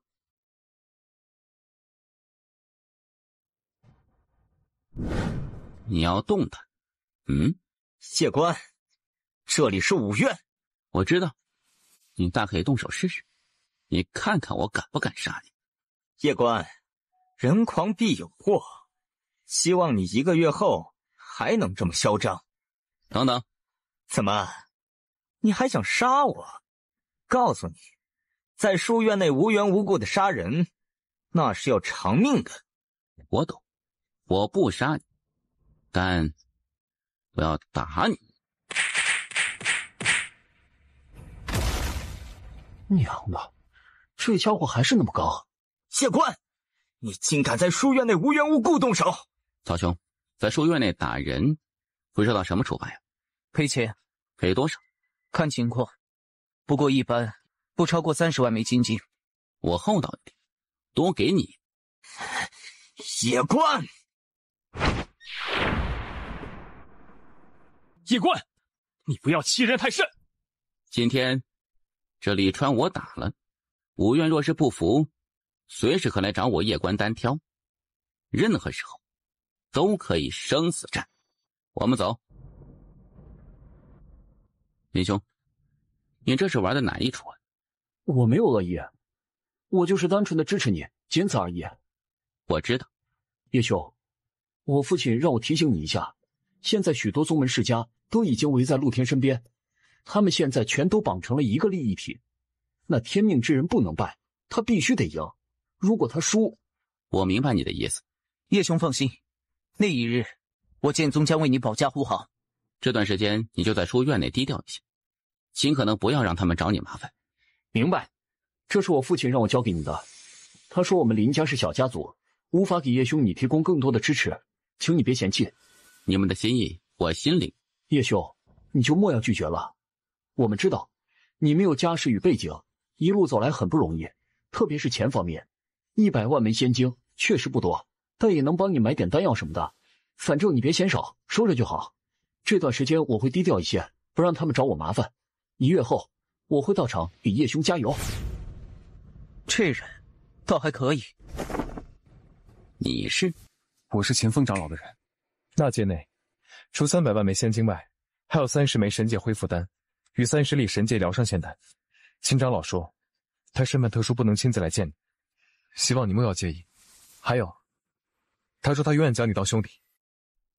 查清楚了？完全查不到。不用再查了，再查下去你有危险。首府大人，我有一种极为不好的预感，这事可能没有我们想的那么简单，背后可能有大鱼。我知道，但你不能再查，再查你必有危险，而且再查下去恐怕会打草惊蛇。明白。护在小家伙身边的人有没有问题？首府大人放心，我们暗院的人对剑主绝对忠诚。你派5名岁月仙前往南州，护住南州叶族与纳兰族，若有任何动静，立即将叶族以及纳兰族带回总院。明白。南州观玄书院那位费半清姑娘，也派1名岁月仙盯着。好。少主的安危就交给你们了。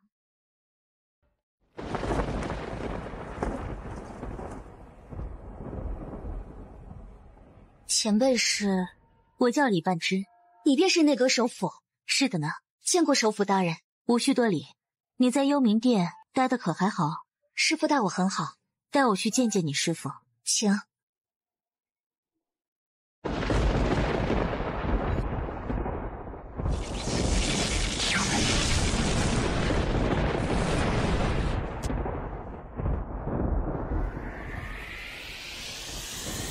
破！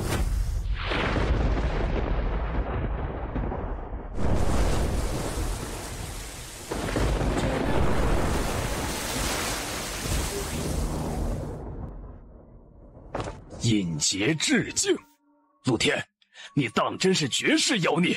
不仅我低估了你，世人也是大大低估了你。哼，大剑帝，好像也没什么太了不起。告诉你一个秘密，那叶关，并不是大剑帝。不是大剑帝？是的，仙宝阁请了一批强者分析当日的那剑势，那不是他个人的剑势。可能是那柄剑的缘故，因此那叶关根本不是大剑帝，只是那柄剑较为特殊而已。原来如此。你在此地继续修炼，我去外面再帮你联络一些世家与宗门。多谢老师。若是让他们知道你还掌握着2种域，并且是道体双修，不知道他们会是一个什么样的表情。我倒是有点期待那些投资夜观的势力，那时他们的表情肯定很精彩。这夜观身后，背后之人也肯定不简单。你放心，官玄宇宙自人间剑主与青丘女帝之后，无一人能打。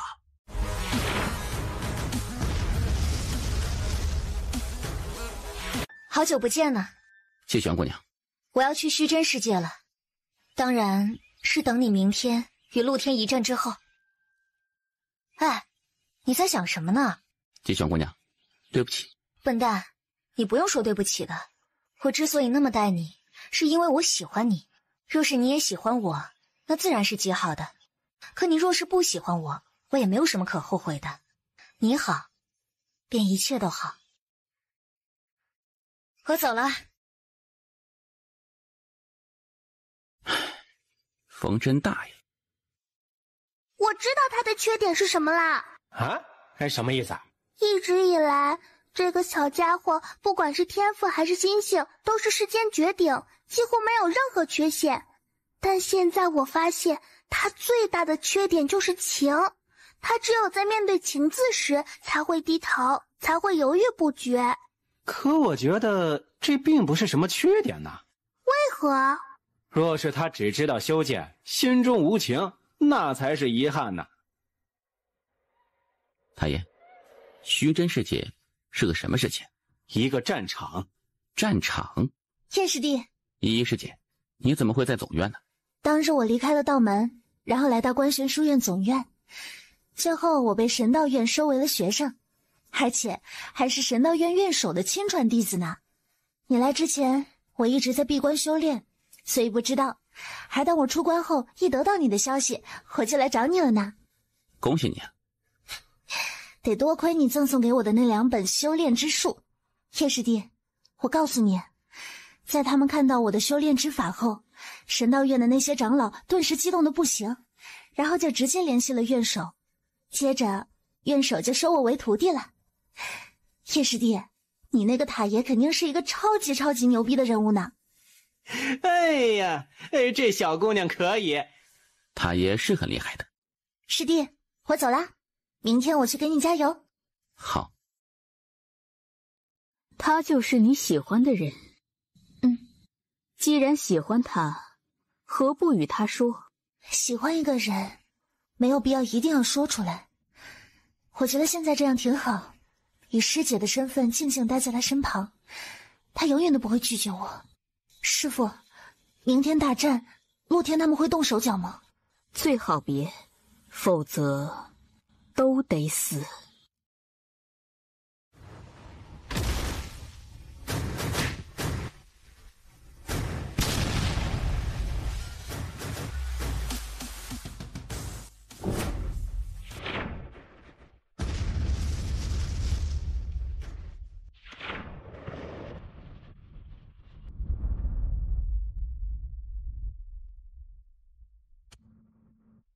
我倒是未曾想到，你天龙族会这么选择。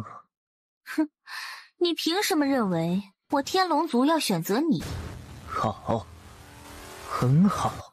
之前有人说，赵倩倩乃是天龙族万年一出的天才，眼光独到。现在看来，也不过如此。赵芊芊能成为天龙族少族长，肯定不蠢的。他看中叶关，必然有他的道理。你什么意思？你是不是想叛变？还在做什么？施展神通。我的天，是4大神兽之中攻击最凶猛的烈天神虎！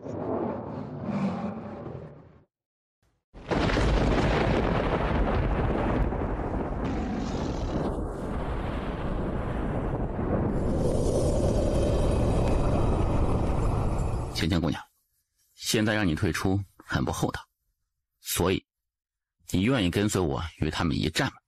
当然。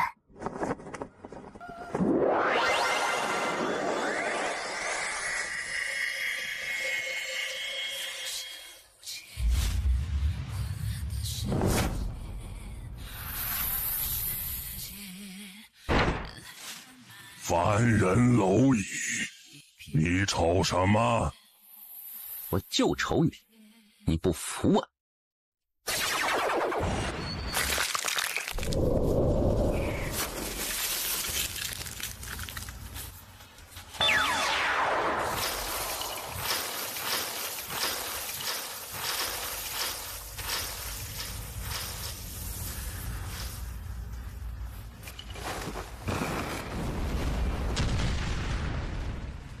夜官，我烈天神虎愿意退出你与天命之人之争，还请留我孙子。我建议你拜神我。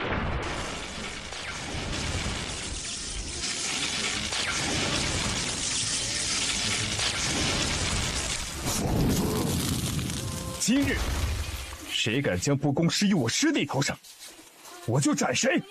我输走我孙子的尸体，你想得美！放肆！再敢往前一步，先杀你，再灭你烈天神虎一族。再来！哼，如你所愿。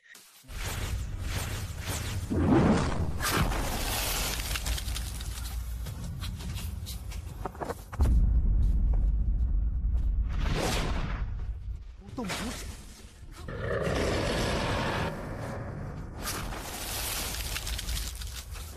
这夜官的实力好强啊！强什么？他若不是与那傲仙仙签订了平等契约，得到了傲仙仙的力量，他算个什么？陆天师兄也有神兽相护，陆师兄乃是天命之人，他身上有大道气运，乃天命所归。你居然帮了夜官说话，你是不是抢造法？天命之人，不过如此。我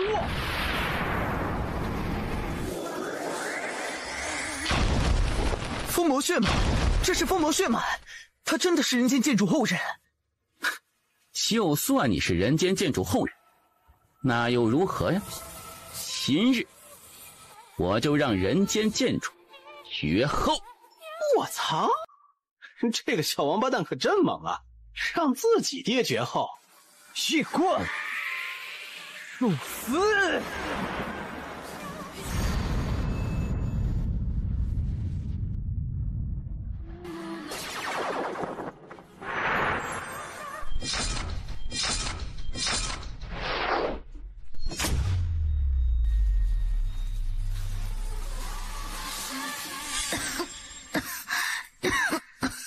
芊芊姑娘，你没事吧？无事。真的？我肉身可是比你强悍得多，你都没有什么事，我能有什么事？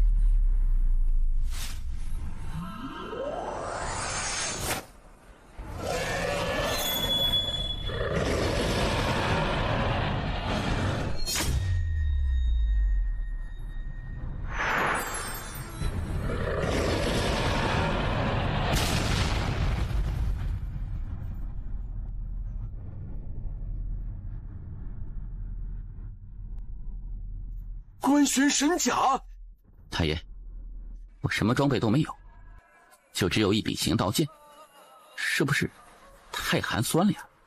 你要不要给我整点啊？我操！哎，你听听，汝人言否？禽兽也，屌毛之！你干嘛突然这么说话？你不是老说我文化少吗？我最近读了一些书，你看看我这说话水平增加了没？读得很好，下次别读了。夜官，你不是有一柄神剑吗？来，让我看看，是你神剑强，还是我这关玄假枪？我答应过我塔爷，我一般不用那柄剑。嘿，你什么时候答应过我了？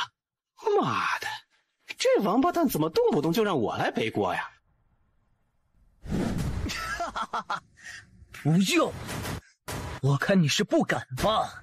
来，莫说我不给你机会，用你那柄剑往这里捅。此剑太强，我本不想多用，但奈何禁不住你3番2次要求。既如此，那我就勉为其难用一下。你不要动啊，我来了。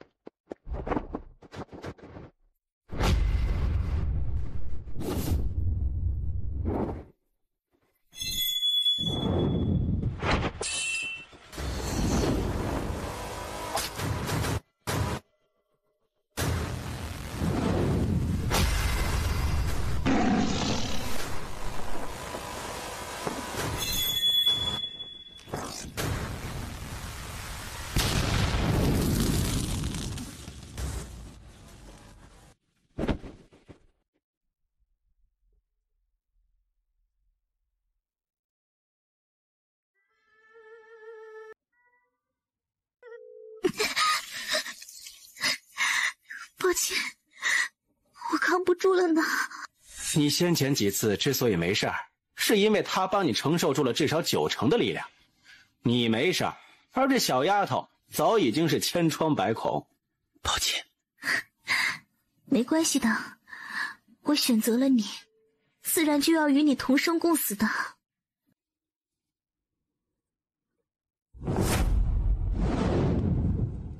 先来！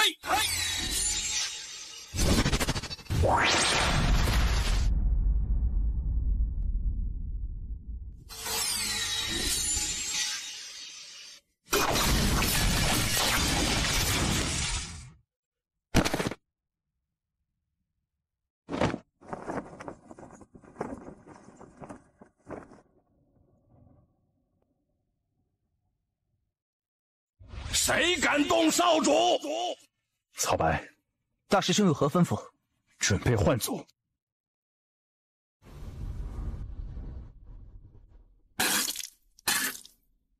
木姑娘还未到，在赶来的途中，时刻准备开启观玄阵。谁敢动陆天少主？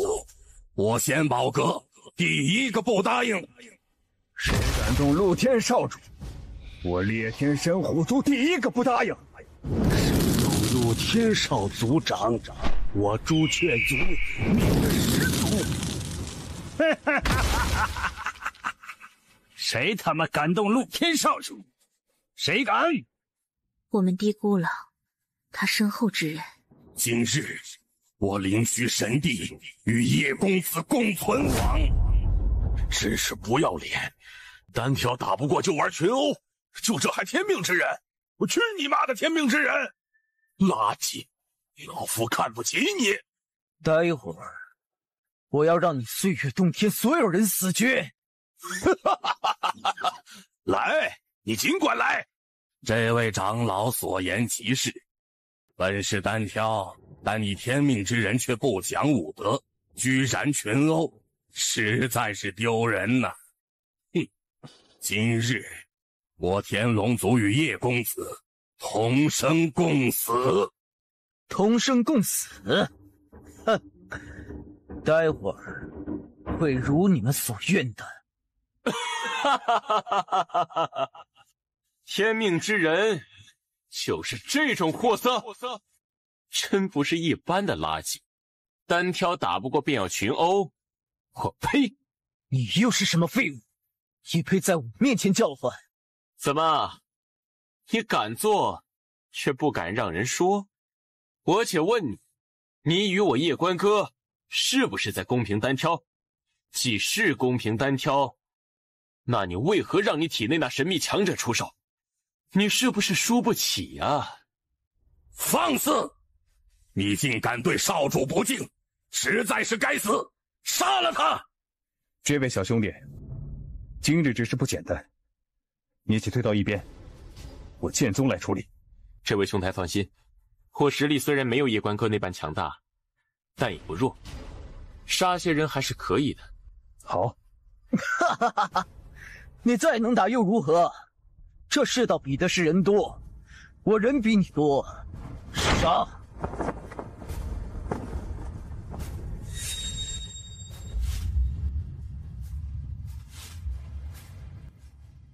属下见过少主。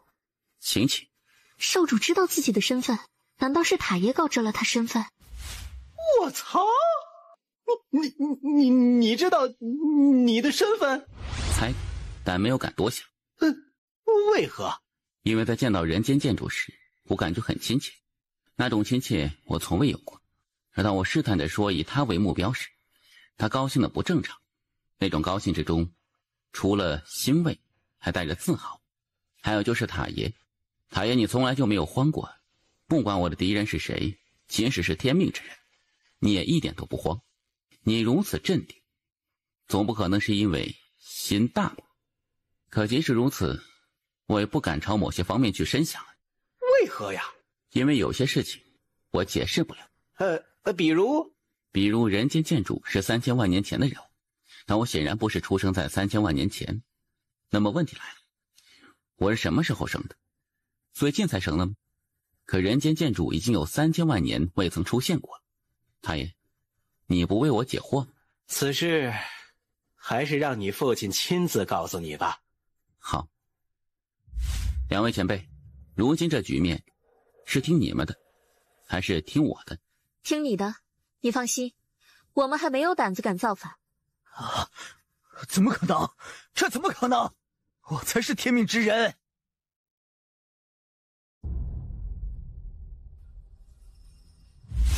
啊！怎么可能？这怎么可能？我才是天命之人！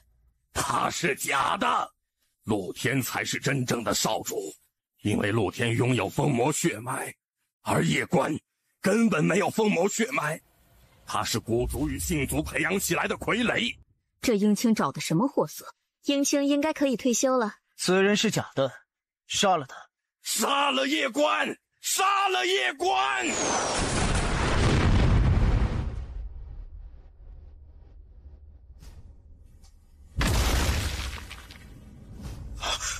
关玄位是上古关玄位，夜关真的是少主，他真的是少主。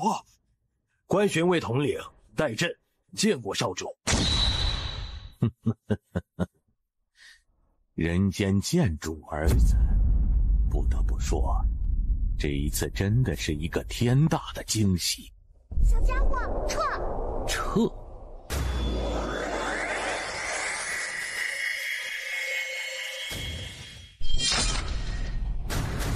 小心，是2位神灵神将。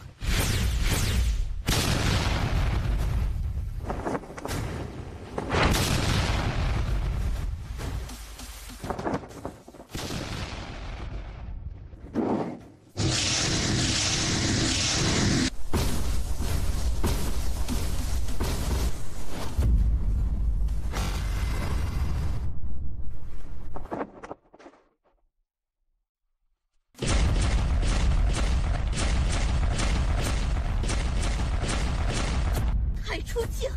你们在虚真世界干什么吃的啊？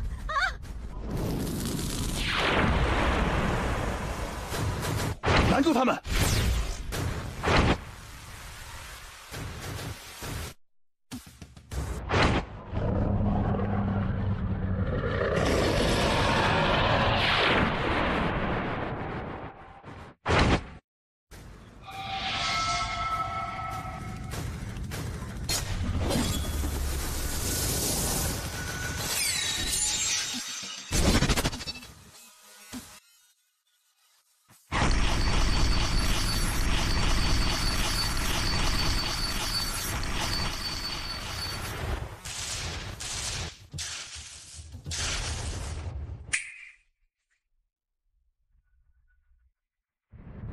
打开时空隧道，送他去虚真世界。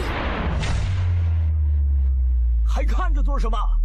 那夜关便是阁主之子，你们现在还不保护他，是想等着阁主请你们吃炸弹吗？他妈的，陆天巨人攻击神灵，保护少主，快保护少主！救少主！快他妈救少主啊！凡真境以下者，立即退走，莫要在此停留。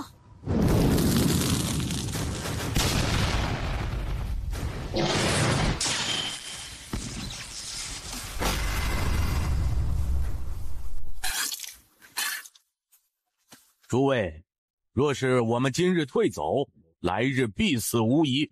莫纵族长的意思是我们一不做二不休，干掉叶关。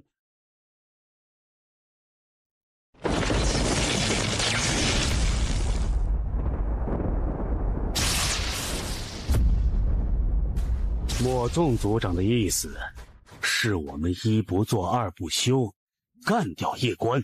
造个鸡毛啊！你看看针对少主的是谁？那是神灵，是我们官宣宇宙的死敌。我们现在要做的是如何将功赎罪。依莫纵宗主之意，我们当下该如何呀？我们的实力不是那些神灵的对手，若是此刻下去，无疑就是炮灰。但是对抗这些神灵，只有我们的先祖们。因此我建议我们一起召唤先祖，让先祖们出现对抗这些神灵。一旦保下叶关少主，我们就算活罪难逃，但灭族之罪肯定可免。换族，换族，换族！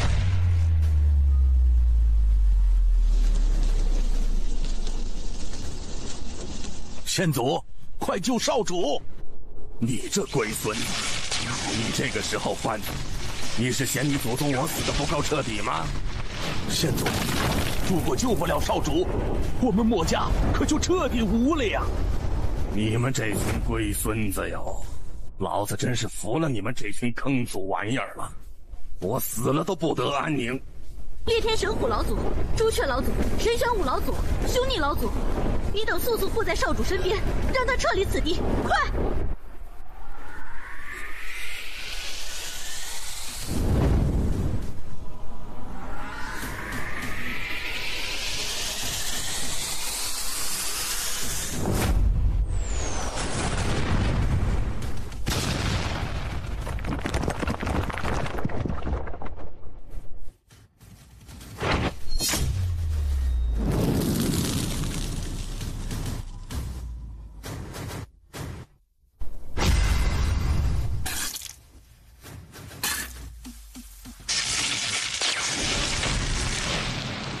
之意，我们逃不走的。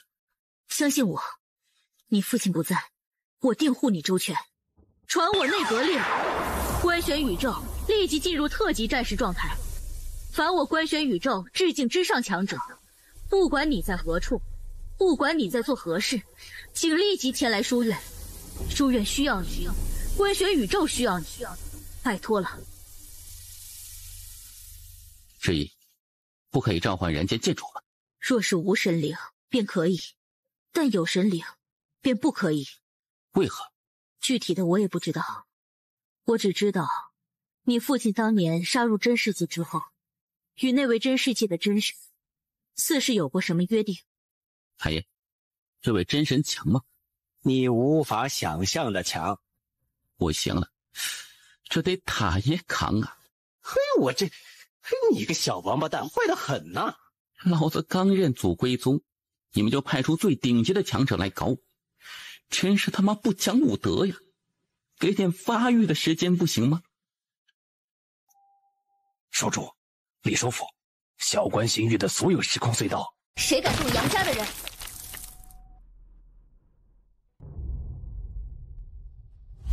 师尊，为何不先杀了这叶关？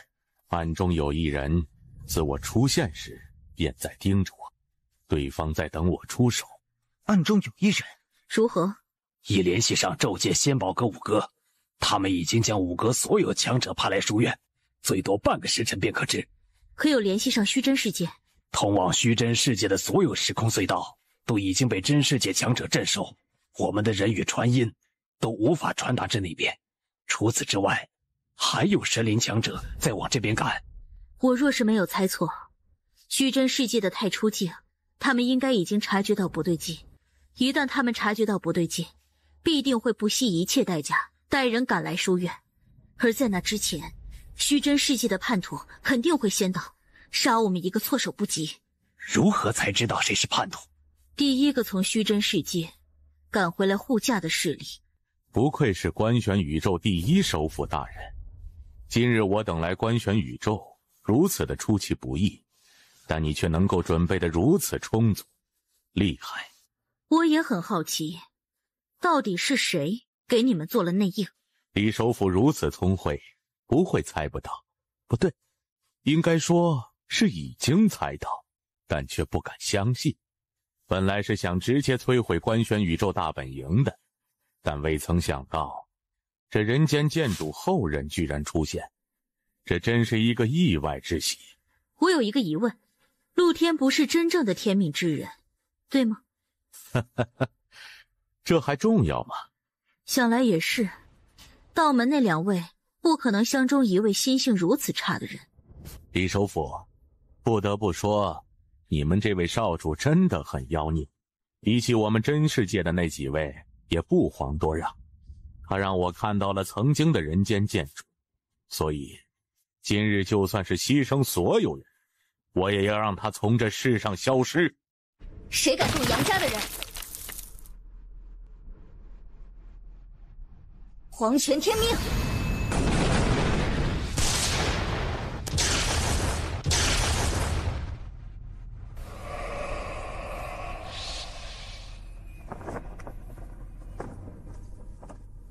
你好，我叫莹女，是你爷爷的朋友，别怕，我保护你。谢谢。这小子就是老杨的孙子，如此年轻就达到大剑帝，这天赋比他老子与他爷爷可厉害，而且比他爹与他爷爷长得还好看。他们呢？快到了。知道我是谁吗？前辈是？我叫齐比天，比天高一点。齐比天，太爷，你认识吗？认识。太爷，你是不是跟了我们家祖孙3代啊？你莫要怕，我们不会让别人以大欺小你的。炎主，冰主。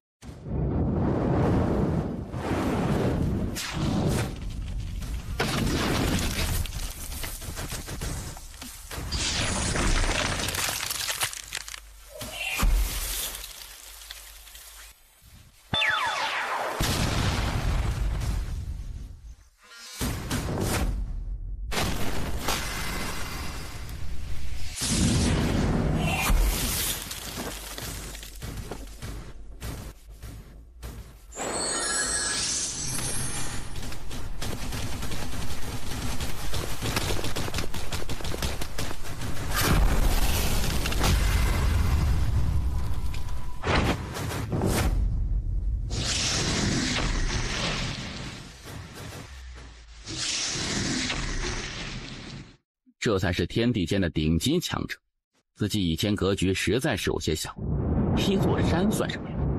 老子改天要劈个天！莫要多想，这是老一辈之间的战争，不是你现在能够插手的。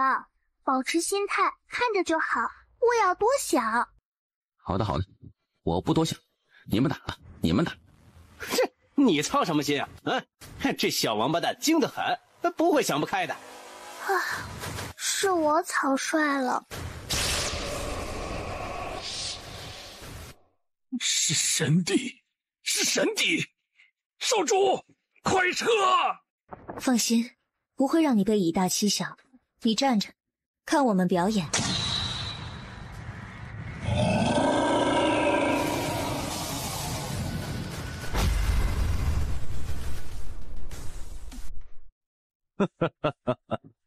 原来是人间第4剑的穆天道。真世界的震天门有9大神帝，有8位被我打过，想来你应该不是最后那一位。我是第10位，先晋升的太和神帝。未曾想到今日穆天道会出现，也好，我早就想与穆天道一战，还请赐教。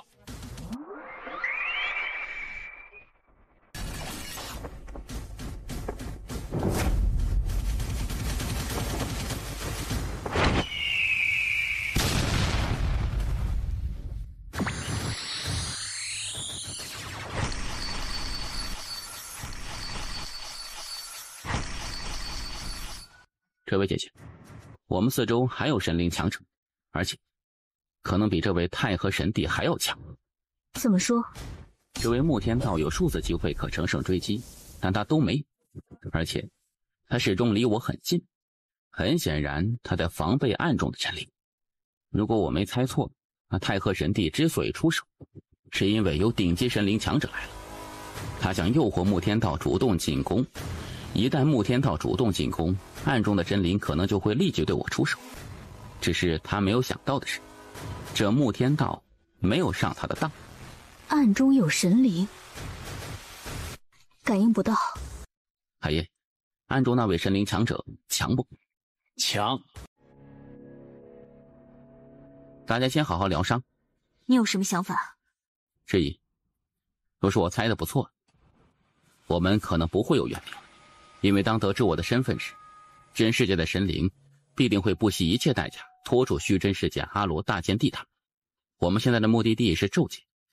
质疑，我对咒界不了解。我想问问，若是到咒界，我们就真的能够抵御那些神灵？我不敢确定，但是我们现在只能去咒界，那里是我们唯一的选择。质疑，方才我听你说咒界有5神卫赶来，最多1颗咒，他们就能够与我们会合。他们能够策反虚真世界的人，难道就不能策反仙宝阁吗？我们可以去咒界，但最好不要和这批5神卫会合。不怕1万，就怕万一。因为我们进入时空隧道前往咒界时，那太和神帝他们并没有拼命阻拦，这不太正常。按有远说，咒界谁最可靠？90%可靠那种。五阁无老，他是秦阁主带出来的人，绝对不可能背叛秦阁主与少主。而现在5神卫就是他在掌管。与我们会合的5神卫很快就要到了，你让你的人去和这批5神卫会合。若是带头的人不是这位吴老，那我们就没有必要去咒界了。质疑，现在仙宝阁是谁在做主？英青姑娘，她应该也已经知道这边的事情。不可能不知道，如料不错，她现在应该在想办法赶来这里。我们的人与5阁的人会合了。如何？来的不是吴老，而且我们的人也发现对方不对劲。少主，我们现在该如何？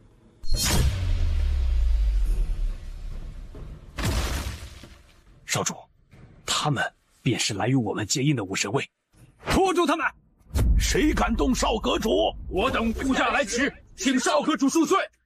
少主，属下救驾来迟，罪该万死。先不说这些，解决眼前的事情吧。于长老，阁主待你不薄，为何要背叛阁主？杀了他，他想拖延时间。还愣着干什么？少主说杀了他，快他妈动手啊！王八蛋们，你们不要害老夫呀！要是这个少主是个心眼小的人，你们这么一搞，老夫可就完犊子了呀！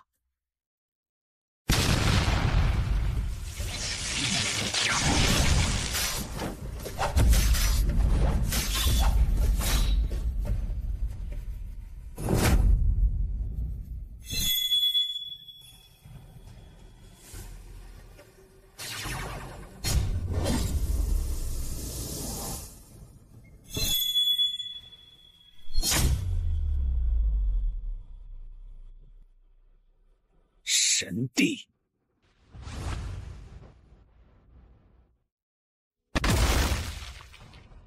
又来一位神帝！妈的，你们真世界是疯了！你们这么玩，我可顶不住啊！哎，我不想努力了，我想叫人，我想叫素群过过。哎，你不要这样。虽然他们的确是有点太过分，但是也没有必要叫人的。这个一旦叫上瘾，可就不好搞了。塔爷的意思是，素群姑姑完全打得过神帝，对吗？到了这个时候了，这个王八蛋还在给老子下套。你好的不继承，偏偏把你爹和你娘的心眼都给继承了，这他妈谁顶得住啊？太爷，素群姑姑能顶几个神帝？1万亿个！你又开始不正经了。于师傅，待会儿我把那小子骗过来，你找准机会一刀结果了他。喂，那个人类帅小伙儿，可以过来聊聊吗？我？是的，你可是观玄书院少主，你不会害怕吧？姑娘怎么称呼啊？你过来，我就告诉你。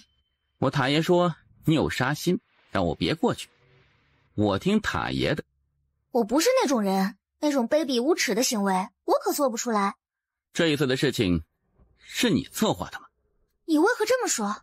一位神帝跟在你身边，而且还如此恭敬，想来你身份应该很不简单，所以我猜了一下。你这人类挺聪明的。少主，他可能在拖延时间，我们得撤。来不及了。不得不说，这一次真的有很多意外的事情。第一个意外就是你竟然是人间剑主的儿子，实在太让人意外了。而第二个意外就是这观玄宇宙竟然还有那么多我们都不了解的顶级强者。于老，杀了他，直接放大招，给他来最狠的。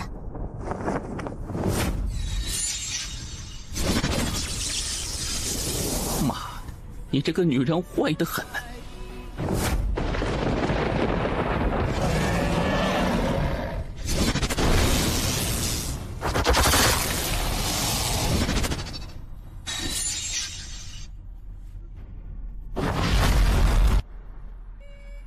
你很不错。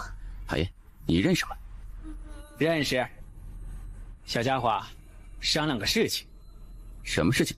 待会儿你跟这位拿枪的前辈说话时，不要乱说话，知道吗？塔爷，我怎么会乱说话呢？有好处。塔爷放心，我一定不乱说话。他们都是你的什么人？家人。你家人不是人间剑主那批强者吗？当年那场大战时，现在来帮你的这些人可没有出现过。他们是我爷爷的人。哼，你能打得过2位神帝吗？你可以再叫10个。哼，好狂啊！于老、君老，打死他！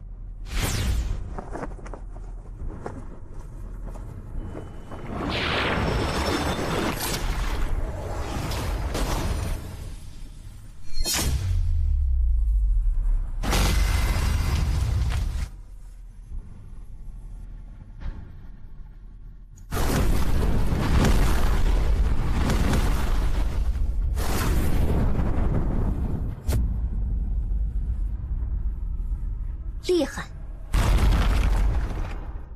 前辈认识塔爷吗？认识。哎呀，好东西，有好东西！塔爷说我爷爷很好，是真的吗？真的。前辈，能杀了这个女人吗？叫10位神帝来，不开玩笑。哼，叫就叫。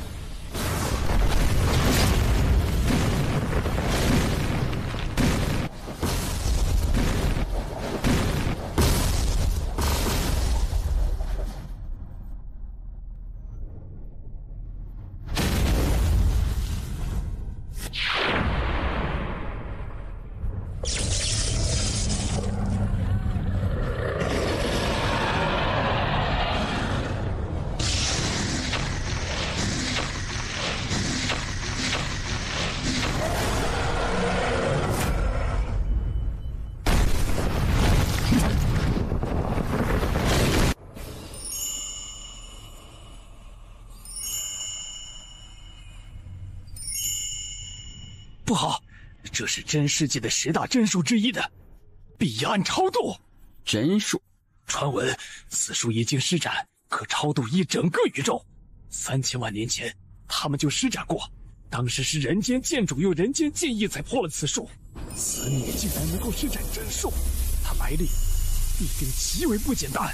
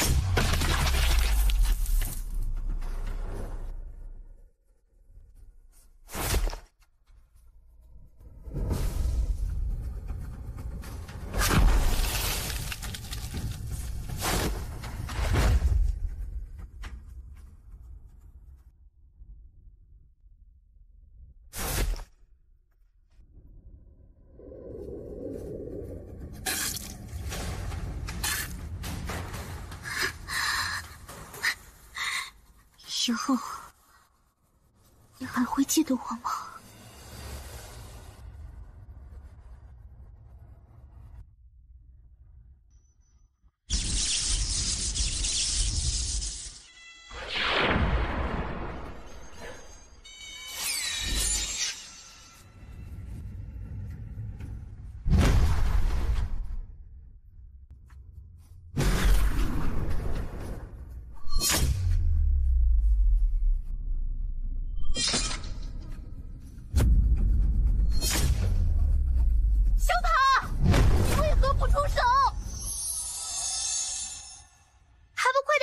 小女娃，你是想死吗？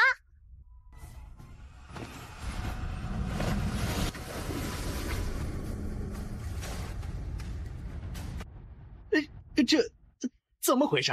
这是真世界的大道法则，不归这片天地管。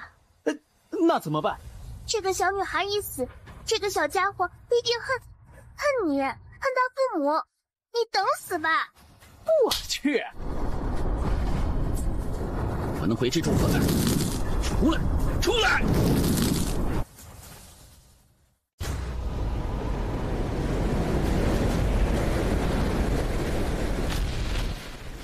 我能回之处何在？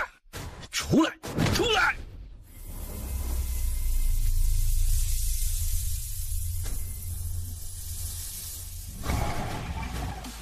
救他！少主，他被真世界法则所伤，不归我们这片宇宙管。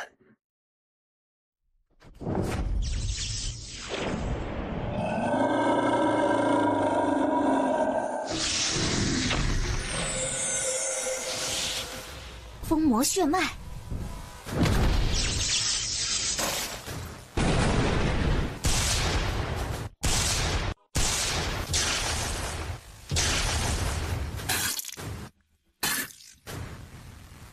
凡我安王界内，神帝、神皇、神君，凡是能打的，都给本王立即赶来，用你们最快的速度。谁敢给我拖延，我一定刨他祖宗18代的坟。要不让天命姐姐出手吧？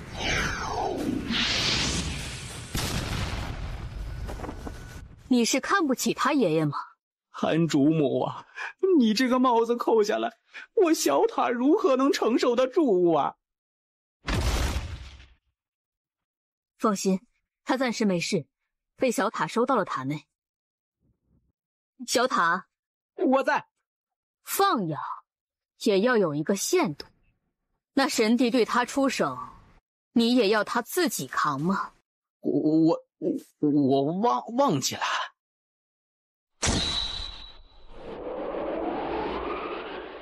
前辈，此地不宜久留，我们撤。敌去骤见，只要去了骤见，他们就算出动10位神帝，我们也不惧。暂时，怕是去不了了。不得不说，你真的很能打。如果你不是要护着这位叶公子，我们几个还真不敢在你面前了。把本王的亲卫军调来，立刻！安王，你的亲卫军在镇守迷界，这个威胁才是最大的，不能给他任何发育的机会，懂吗？我要向真神殿申请调动诸神黄昏，要调1万个，1万个！安王啊，诸神黄昏一共只有1万，他们在镇压盘武界，若是调来关玄界，会出大事的。你难道看不出这夜关的威胁吗？此人既是武神，又是大剑帝，身具2种特殊血脉，天赋妖孽的都快赶上我了。最重要的是，他脑瓜子又好使，现在除掉他，才能及时止损。若是不然，以后可就难干掉他了。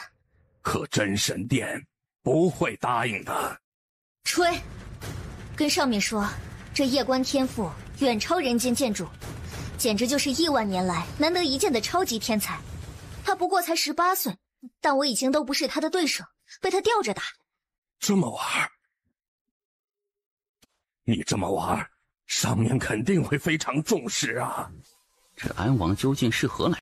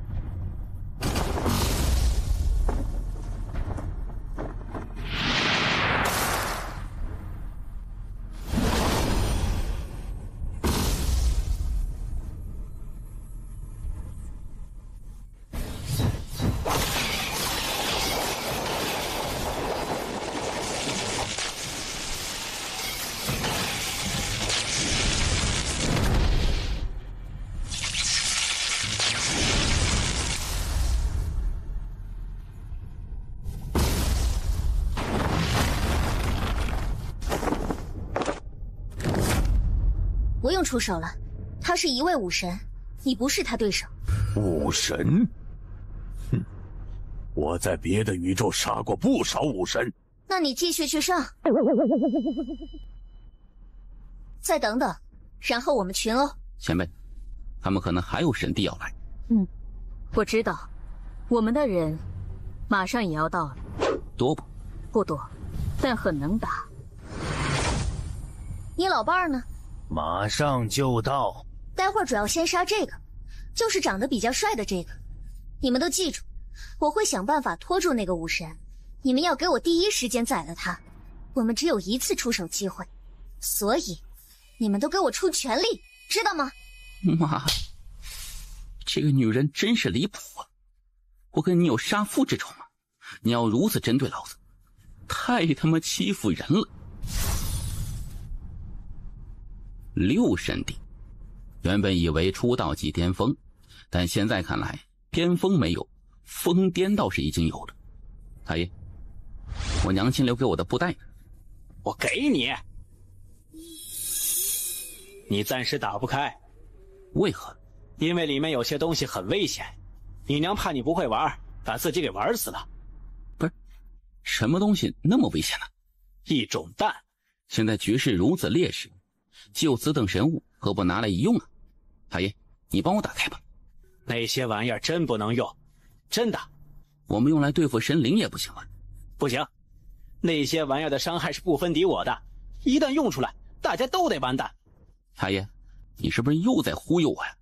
哎呀，小祖宗，你娘留下来的那些东西，别说你了，你爹都不敢轻易乱用。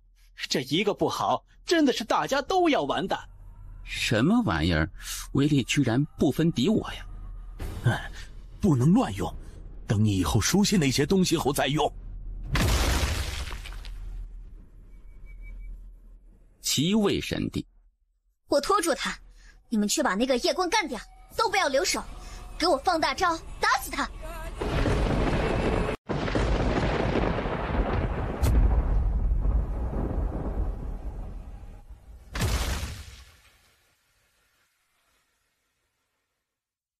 小白，保护这个小家伙。二丫魏然，打架。保护谁呀？我。他让你保护我，你是不是也很能打呀？我去，蛋！这是什么玩意儿啊？不要玩这玩意儿，他会……什么意思呀？他妈的，赶紧丢啊！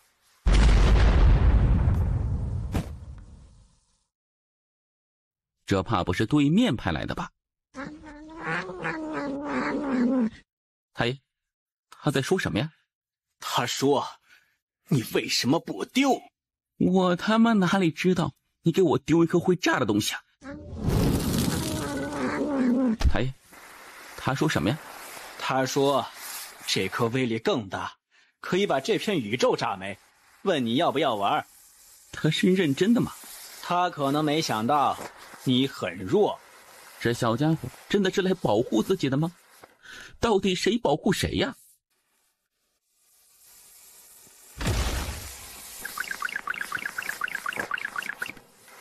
哎呀，小白，你打他呀！你打得过他的。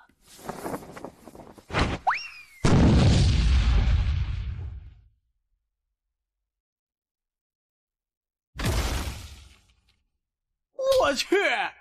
这是什么玩意儿？威力这么强的！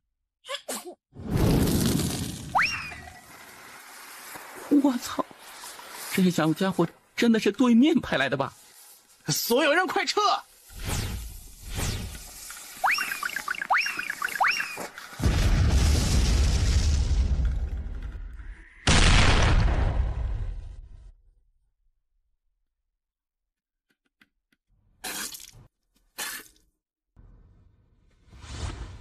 安王，诸神黄昏为何还未来？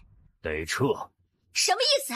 拖太久了，我们虚真世界的人已经快拖不住，再不走，虚真世界的那些大剑帝就要杀回来了。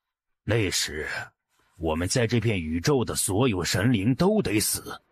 这一次斩首行动，我们失败了。上面的人已经知道这人的存在吗？知道。那他们不倾尽一切斩杀他？安王，他们还有人。还有人？一位绝世剑修，以一己之力拦住了我们36位诸神黄昏卫，并且还斩杀了好几位。你到底还有多少靠山？你是靠山王吗1000几多又能打，我也很意外。你只看到有人来帮我，你对你叫人却只字不提啊！你个好双标的女人呢！撤！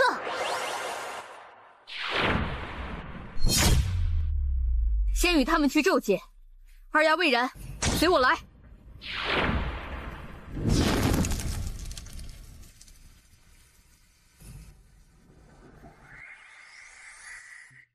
少阁主，我们去咒界。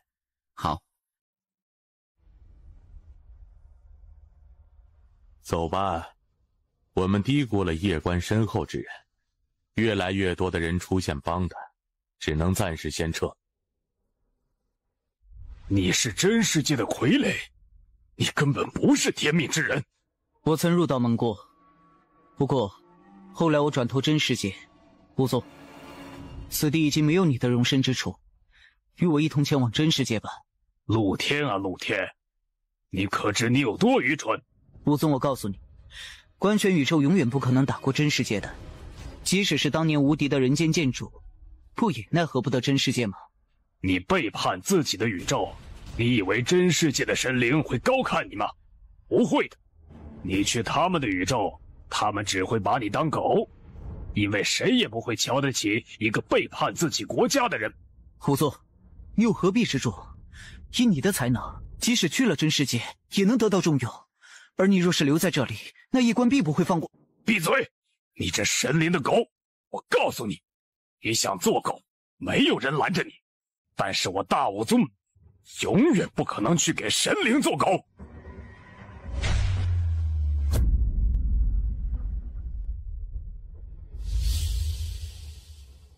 有机会活，却选择死，蠢货！走吧，夜观，来日我必亲手取你项上人头。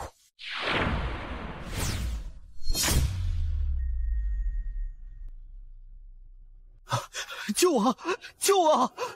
操！让你走，你就是不第一时间走，非要他妈的放句狠话再走，你是不是脑子有坑？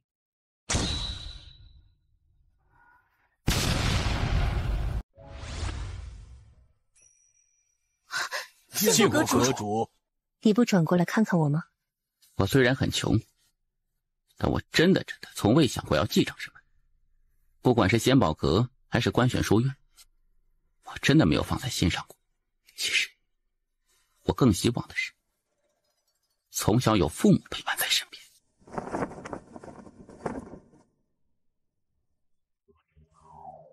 我培养你们不是让你们来给我儿子脸色看的。此刻起，五阁立即解散，五阁所有人此生永不再录用，此地盗兵，就地处决。这座城是为你打造的，而现在也没有必要存在了。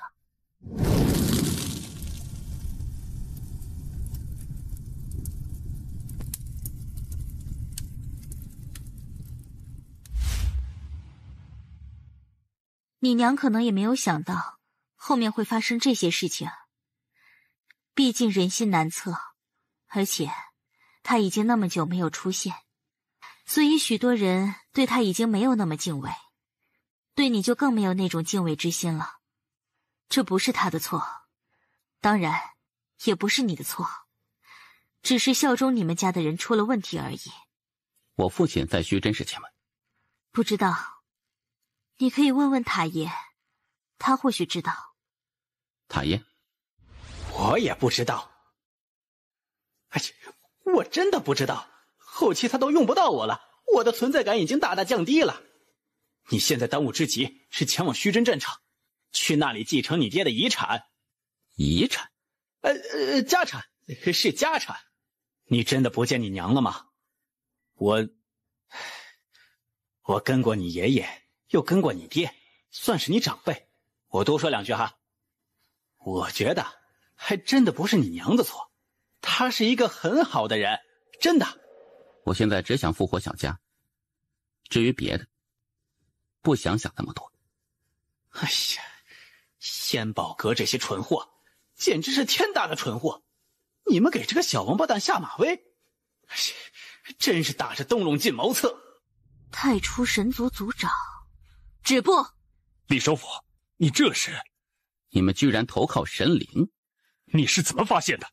猜的。你真像你爹。你太初神族为何要背叛观玄书院？因为看不到希望了。打了这么多年，我太初神族陨落了那么多人，继续打下去，一点希望都看不到。所以我们想换个活法，只是没想到，偏偏这个时候，人间剑主后人现世，真是巧得很呢。你这么做，对得起你太初神族的先辈吗？我不想管先祖们，我只想管我太初神族的后辈们，我不希望他们以后死绝。你很优秀，若是早点遇到你，我或许不会选择神领。可惜你出现的晚了。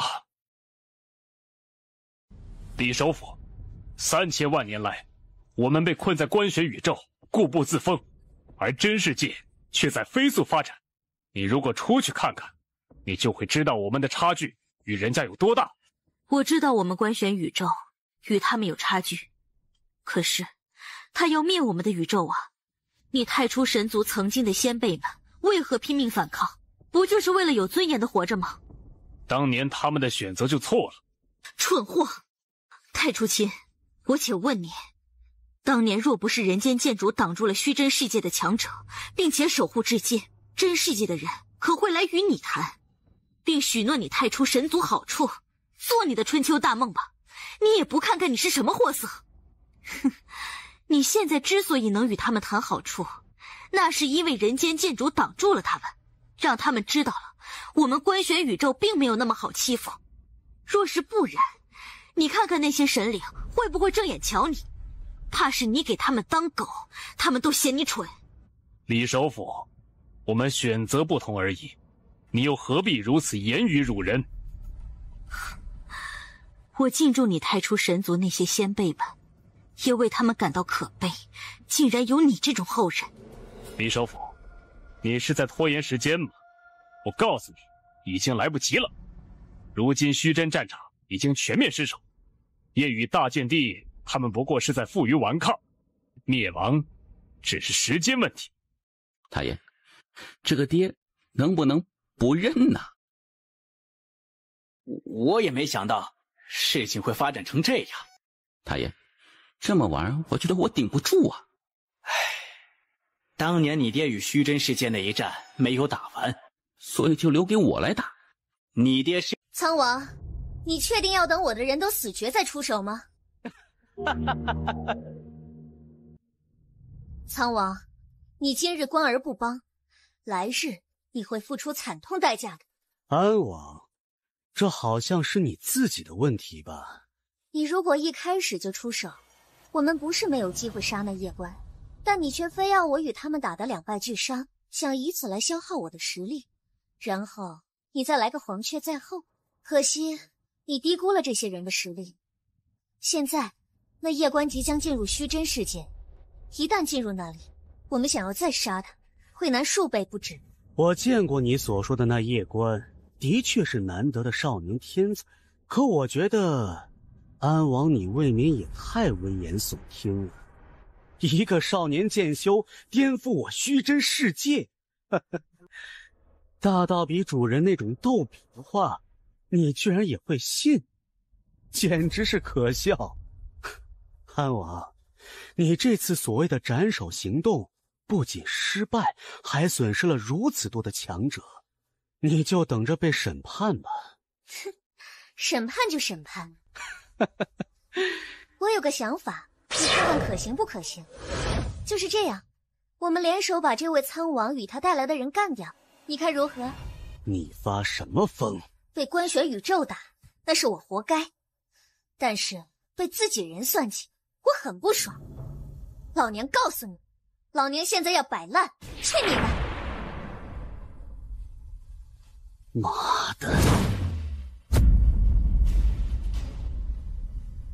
安姐，他们居然自己打起来了，我们要不要帮这女人杀了那苍王？等等，找机会杀了这个女人。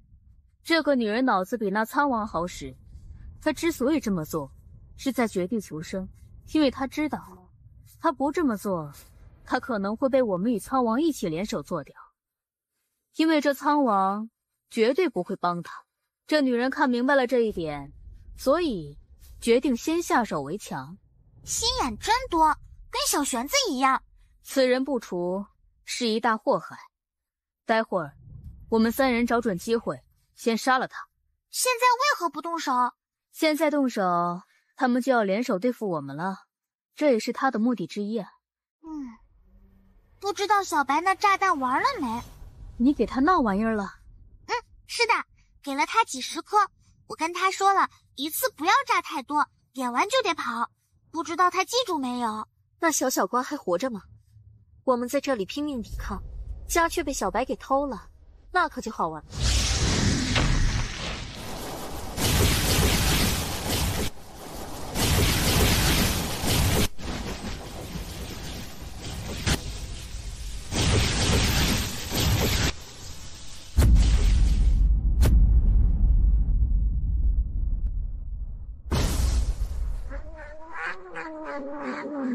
海爷，他说什么呢？他说要帮忙不？不用帮忙，我能撑得住。又来了，带着他们去虚真战场，我们断后。我们走。虚真战场失守了吗？情况应该不太好。真宇宙知道小家伙的存在，肯定不想让他活着。天命会出手吗？不会。为何？他现在只想等小玄子踏出那一步。第二，他对真世界没有任何想法。第三，他如果出手，小关的心境必被破。没有人能够在见到天命之后，还能够维持无敌的剑道之心。这个小家伙若是与他同代，或许还行。但现在，而且对于观选宇宙而言，这天命比真世界还危险。真世界真神至少不会出手，而这位天命姑娘可不会管那么多。当年如果不是小玄子，她一个念头就已经把观选宇宙抹去了。宇宙毁灭不毁灭无所谓，那小家伙没事就行。虚真战场已经失守了吗？莫要担心，去虚真神殿。去虚真神殿做什么？登基。登基？不是，老爹要挂了。师弟，誓言，毕竟是你爹。没挂，但是现在你必须登基。为何呀？稳军心。走，都在等你。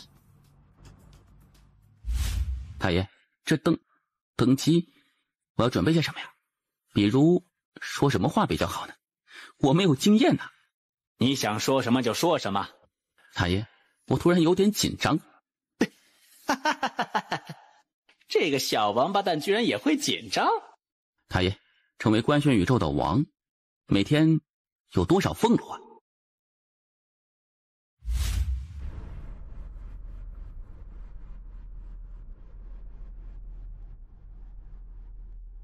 登基！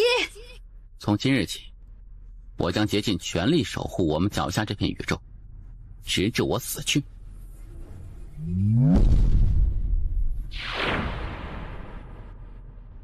这是真神吗？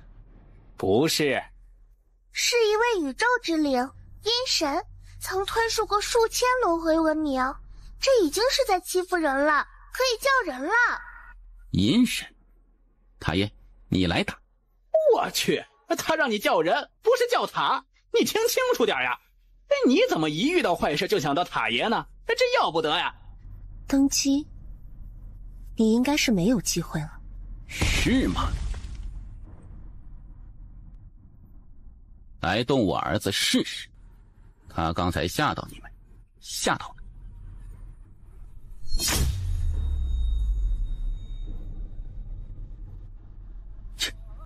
小瘪三，好来我儿子面前装逼，你当老子是死了吗？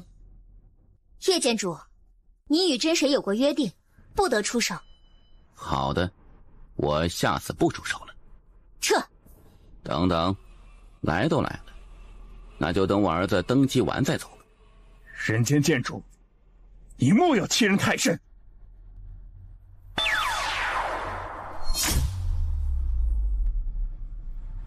我让你们参加我儿子的登基大典，这个要求很过分。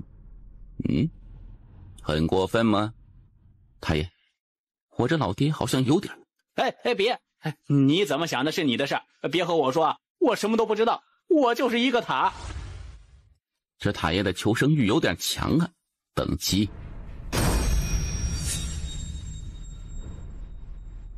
等等。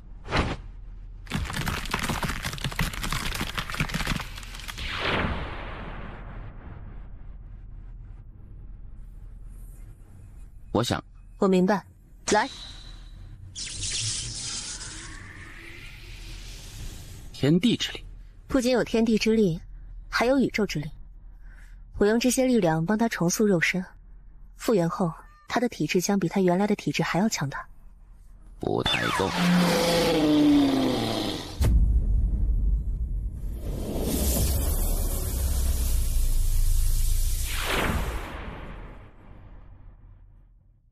小佳，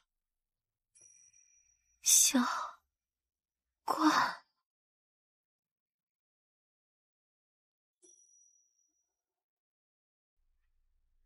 小佳，这两位便是我的父亲和娘亲。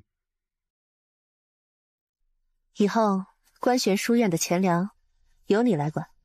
现在起，官玄宇宙交给你了。老爹你呢？今后这官玄宇宙再也不需要信仰谁了，他们该信仰的是自己。自我之后，官玄宇宙，人人心中不再有神，人人可破神。沉睡3000万年，只为等你这一刻。你守护宇宙，我守护你。老爹，你为何要散去人间剑意？官玄宇宙不需要再信仰一位神，他们该信仰的是自己。你也是，记住，自己才是自己的神。老爹守护这片宇宙已经3000万年了，接下来你帮老爹一把，带着他们继续走下去，可好？这他妈就是一个坑啊！要不你再生一个？别怕，老爹当年也是这么走过来的。你爷爷跟我说的是，年轻人就得多吃苦，多受难，多被折磨一下。以前做儿子时，我觉得他是在扯淡，但现在当爹之后，我觉得他说的还是有点道理的。我操，你这不是双标吗？这爹怎么有点坑人呢？不行啊，不能这么被坑，不然接下来怕是要被真世界打出粑粑来呀。小时候在黄古城时，我每每与人争斗，别人就骂我是没有爹娘的野种孤儿。你的路确实得你自己走，娘亲没有别的能帮你的，但是钱管够。钱管够？如果钱管够的话，苦一点好像也不是不可以。哥，丫头，你也破山了呀？说好的，你什么境界，我便什么境界。公公好。为何修剑？自是为无敌。你可知何为无敌？能杀我的没有，我想杀的没有杀不死的。这小子有自己当年风范，是个人才，不愧是自己的种。走吗？真要分别时，却还是有点不舍呢。你多待一段时间，我就是随便说说。你老爹我扛了几千万年，有点累了，而现在是你们年轻人的天下。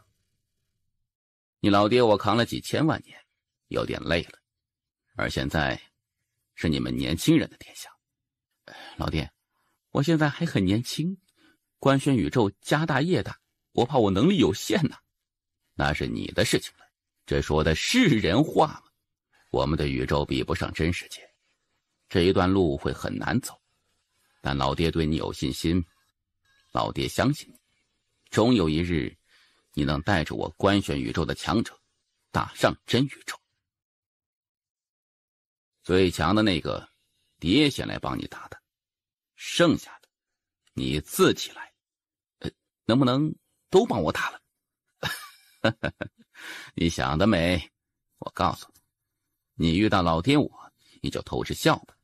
要是遇到你爷爷那种爹，你活几百年，怕是连自己爹是谁都不知道。这老爹跟爷爷好像有点不太对头啊。以前你爷爷是儿子穷养，女儿富养，你老爹我公平一点，你们姐弟都一样。你姐发展的很不错，你自己也要加油。我还有一个姐，在哪儿混呢？诸位，告辞了。真神，再战一次。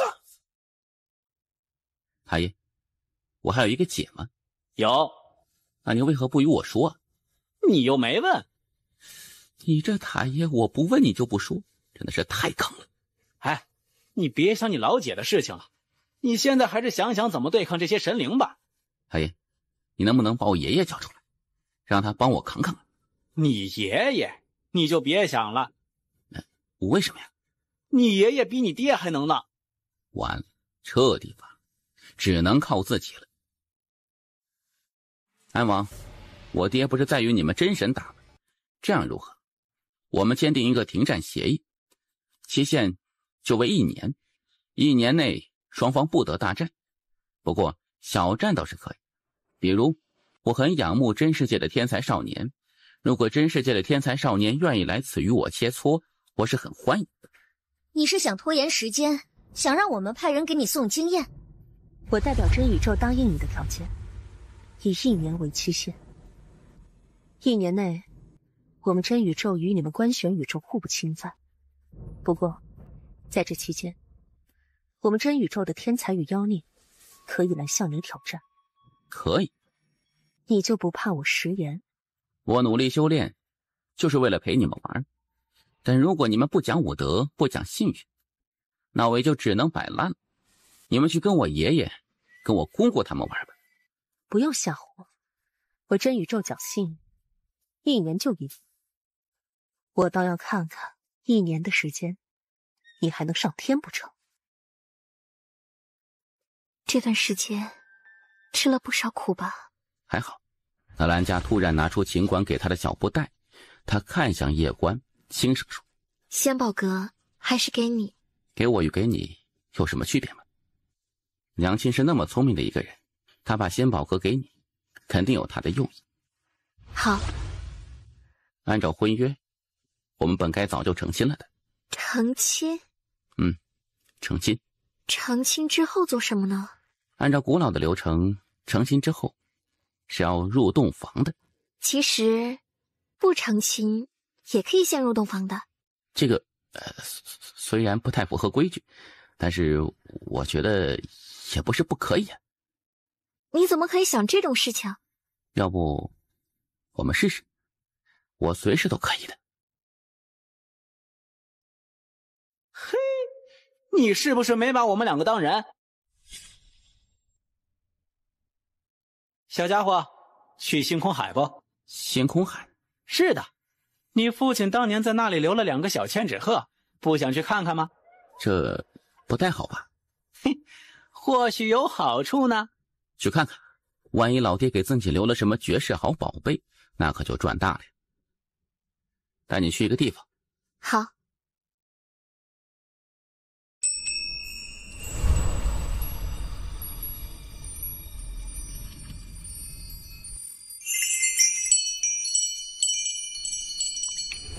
好美啊！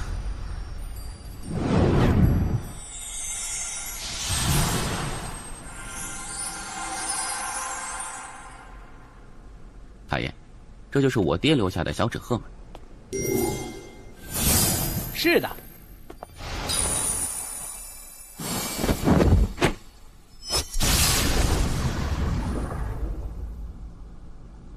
我叶璇这一生，前半生太苦，曾几何时一直在想，若无青儿相伴，这活着似乎也没有太大意思。后半生为追逐青儿与老爹脚步，不断努力，想达到他们那般高度。可奈何我的敌人总是那么的强大，不叫青儿得死，叫青儿得成为靠山王。我自然是不想死的，于是世间多了一位靠山王。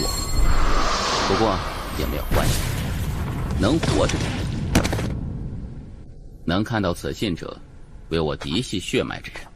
当你看到此信时，也意味着我叶璇的时代真正的结束了。虽有些许不舍，但也好，因为我再也不用那么累了。儿子，追逐巅峰时，也切莫忽略了身边人呢，也不用那么累。最强的敌人，你爹我来帮你扛，就算老爹没有破身成功，老爹也要与你一起面对所有的一切，谁也别想以大欺小我儿，如果有，那就是我死了。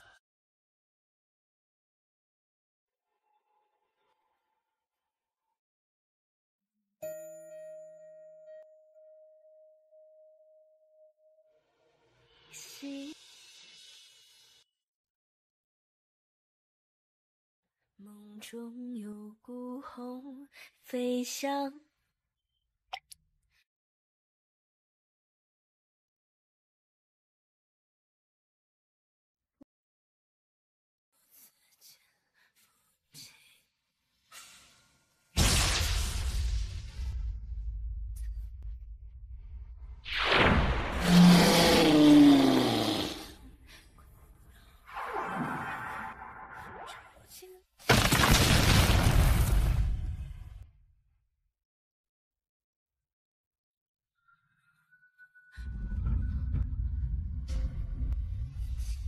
这回眸中仍然记得月下相逢。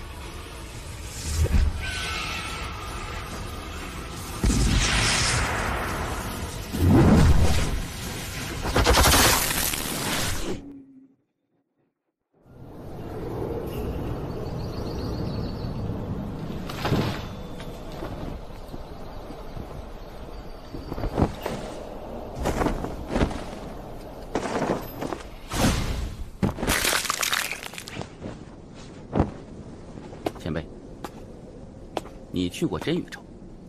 去过。你是武神？是。可以好好发展一下。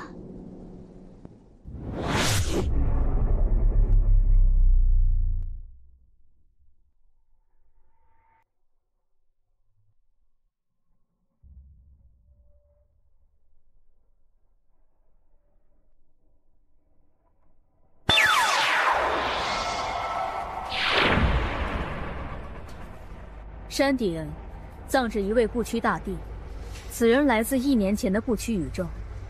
他当年带着族人反抗宇宙之灵，并且最终成功。据记载，他是第一位以凡人之躯斩杀宇宙之灵的存在。而后，在与真宇宙大战之中，一人斩杀上百位神帝，近10位宇宙神灵。最后，真神亲自出手，实战时败于真神，不屈服。第11战时，大彻大悟，更进一步，古化不屈古，异化不灭异。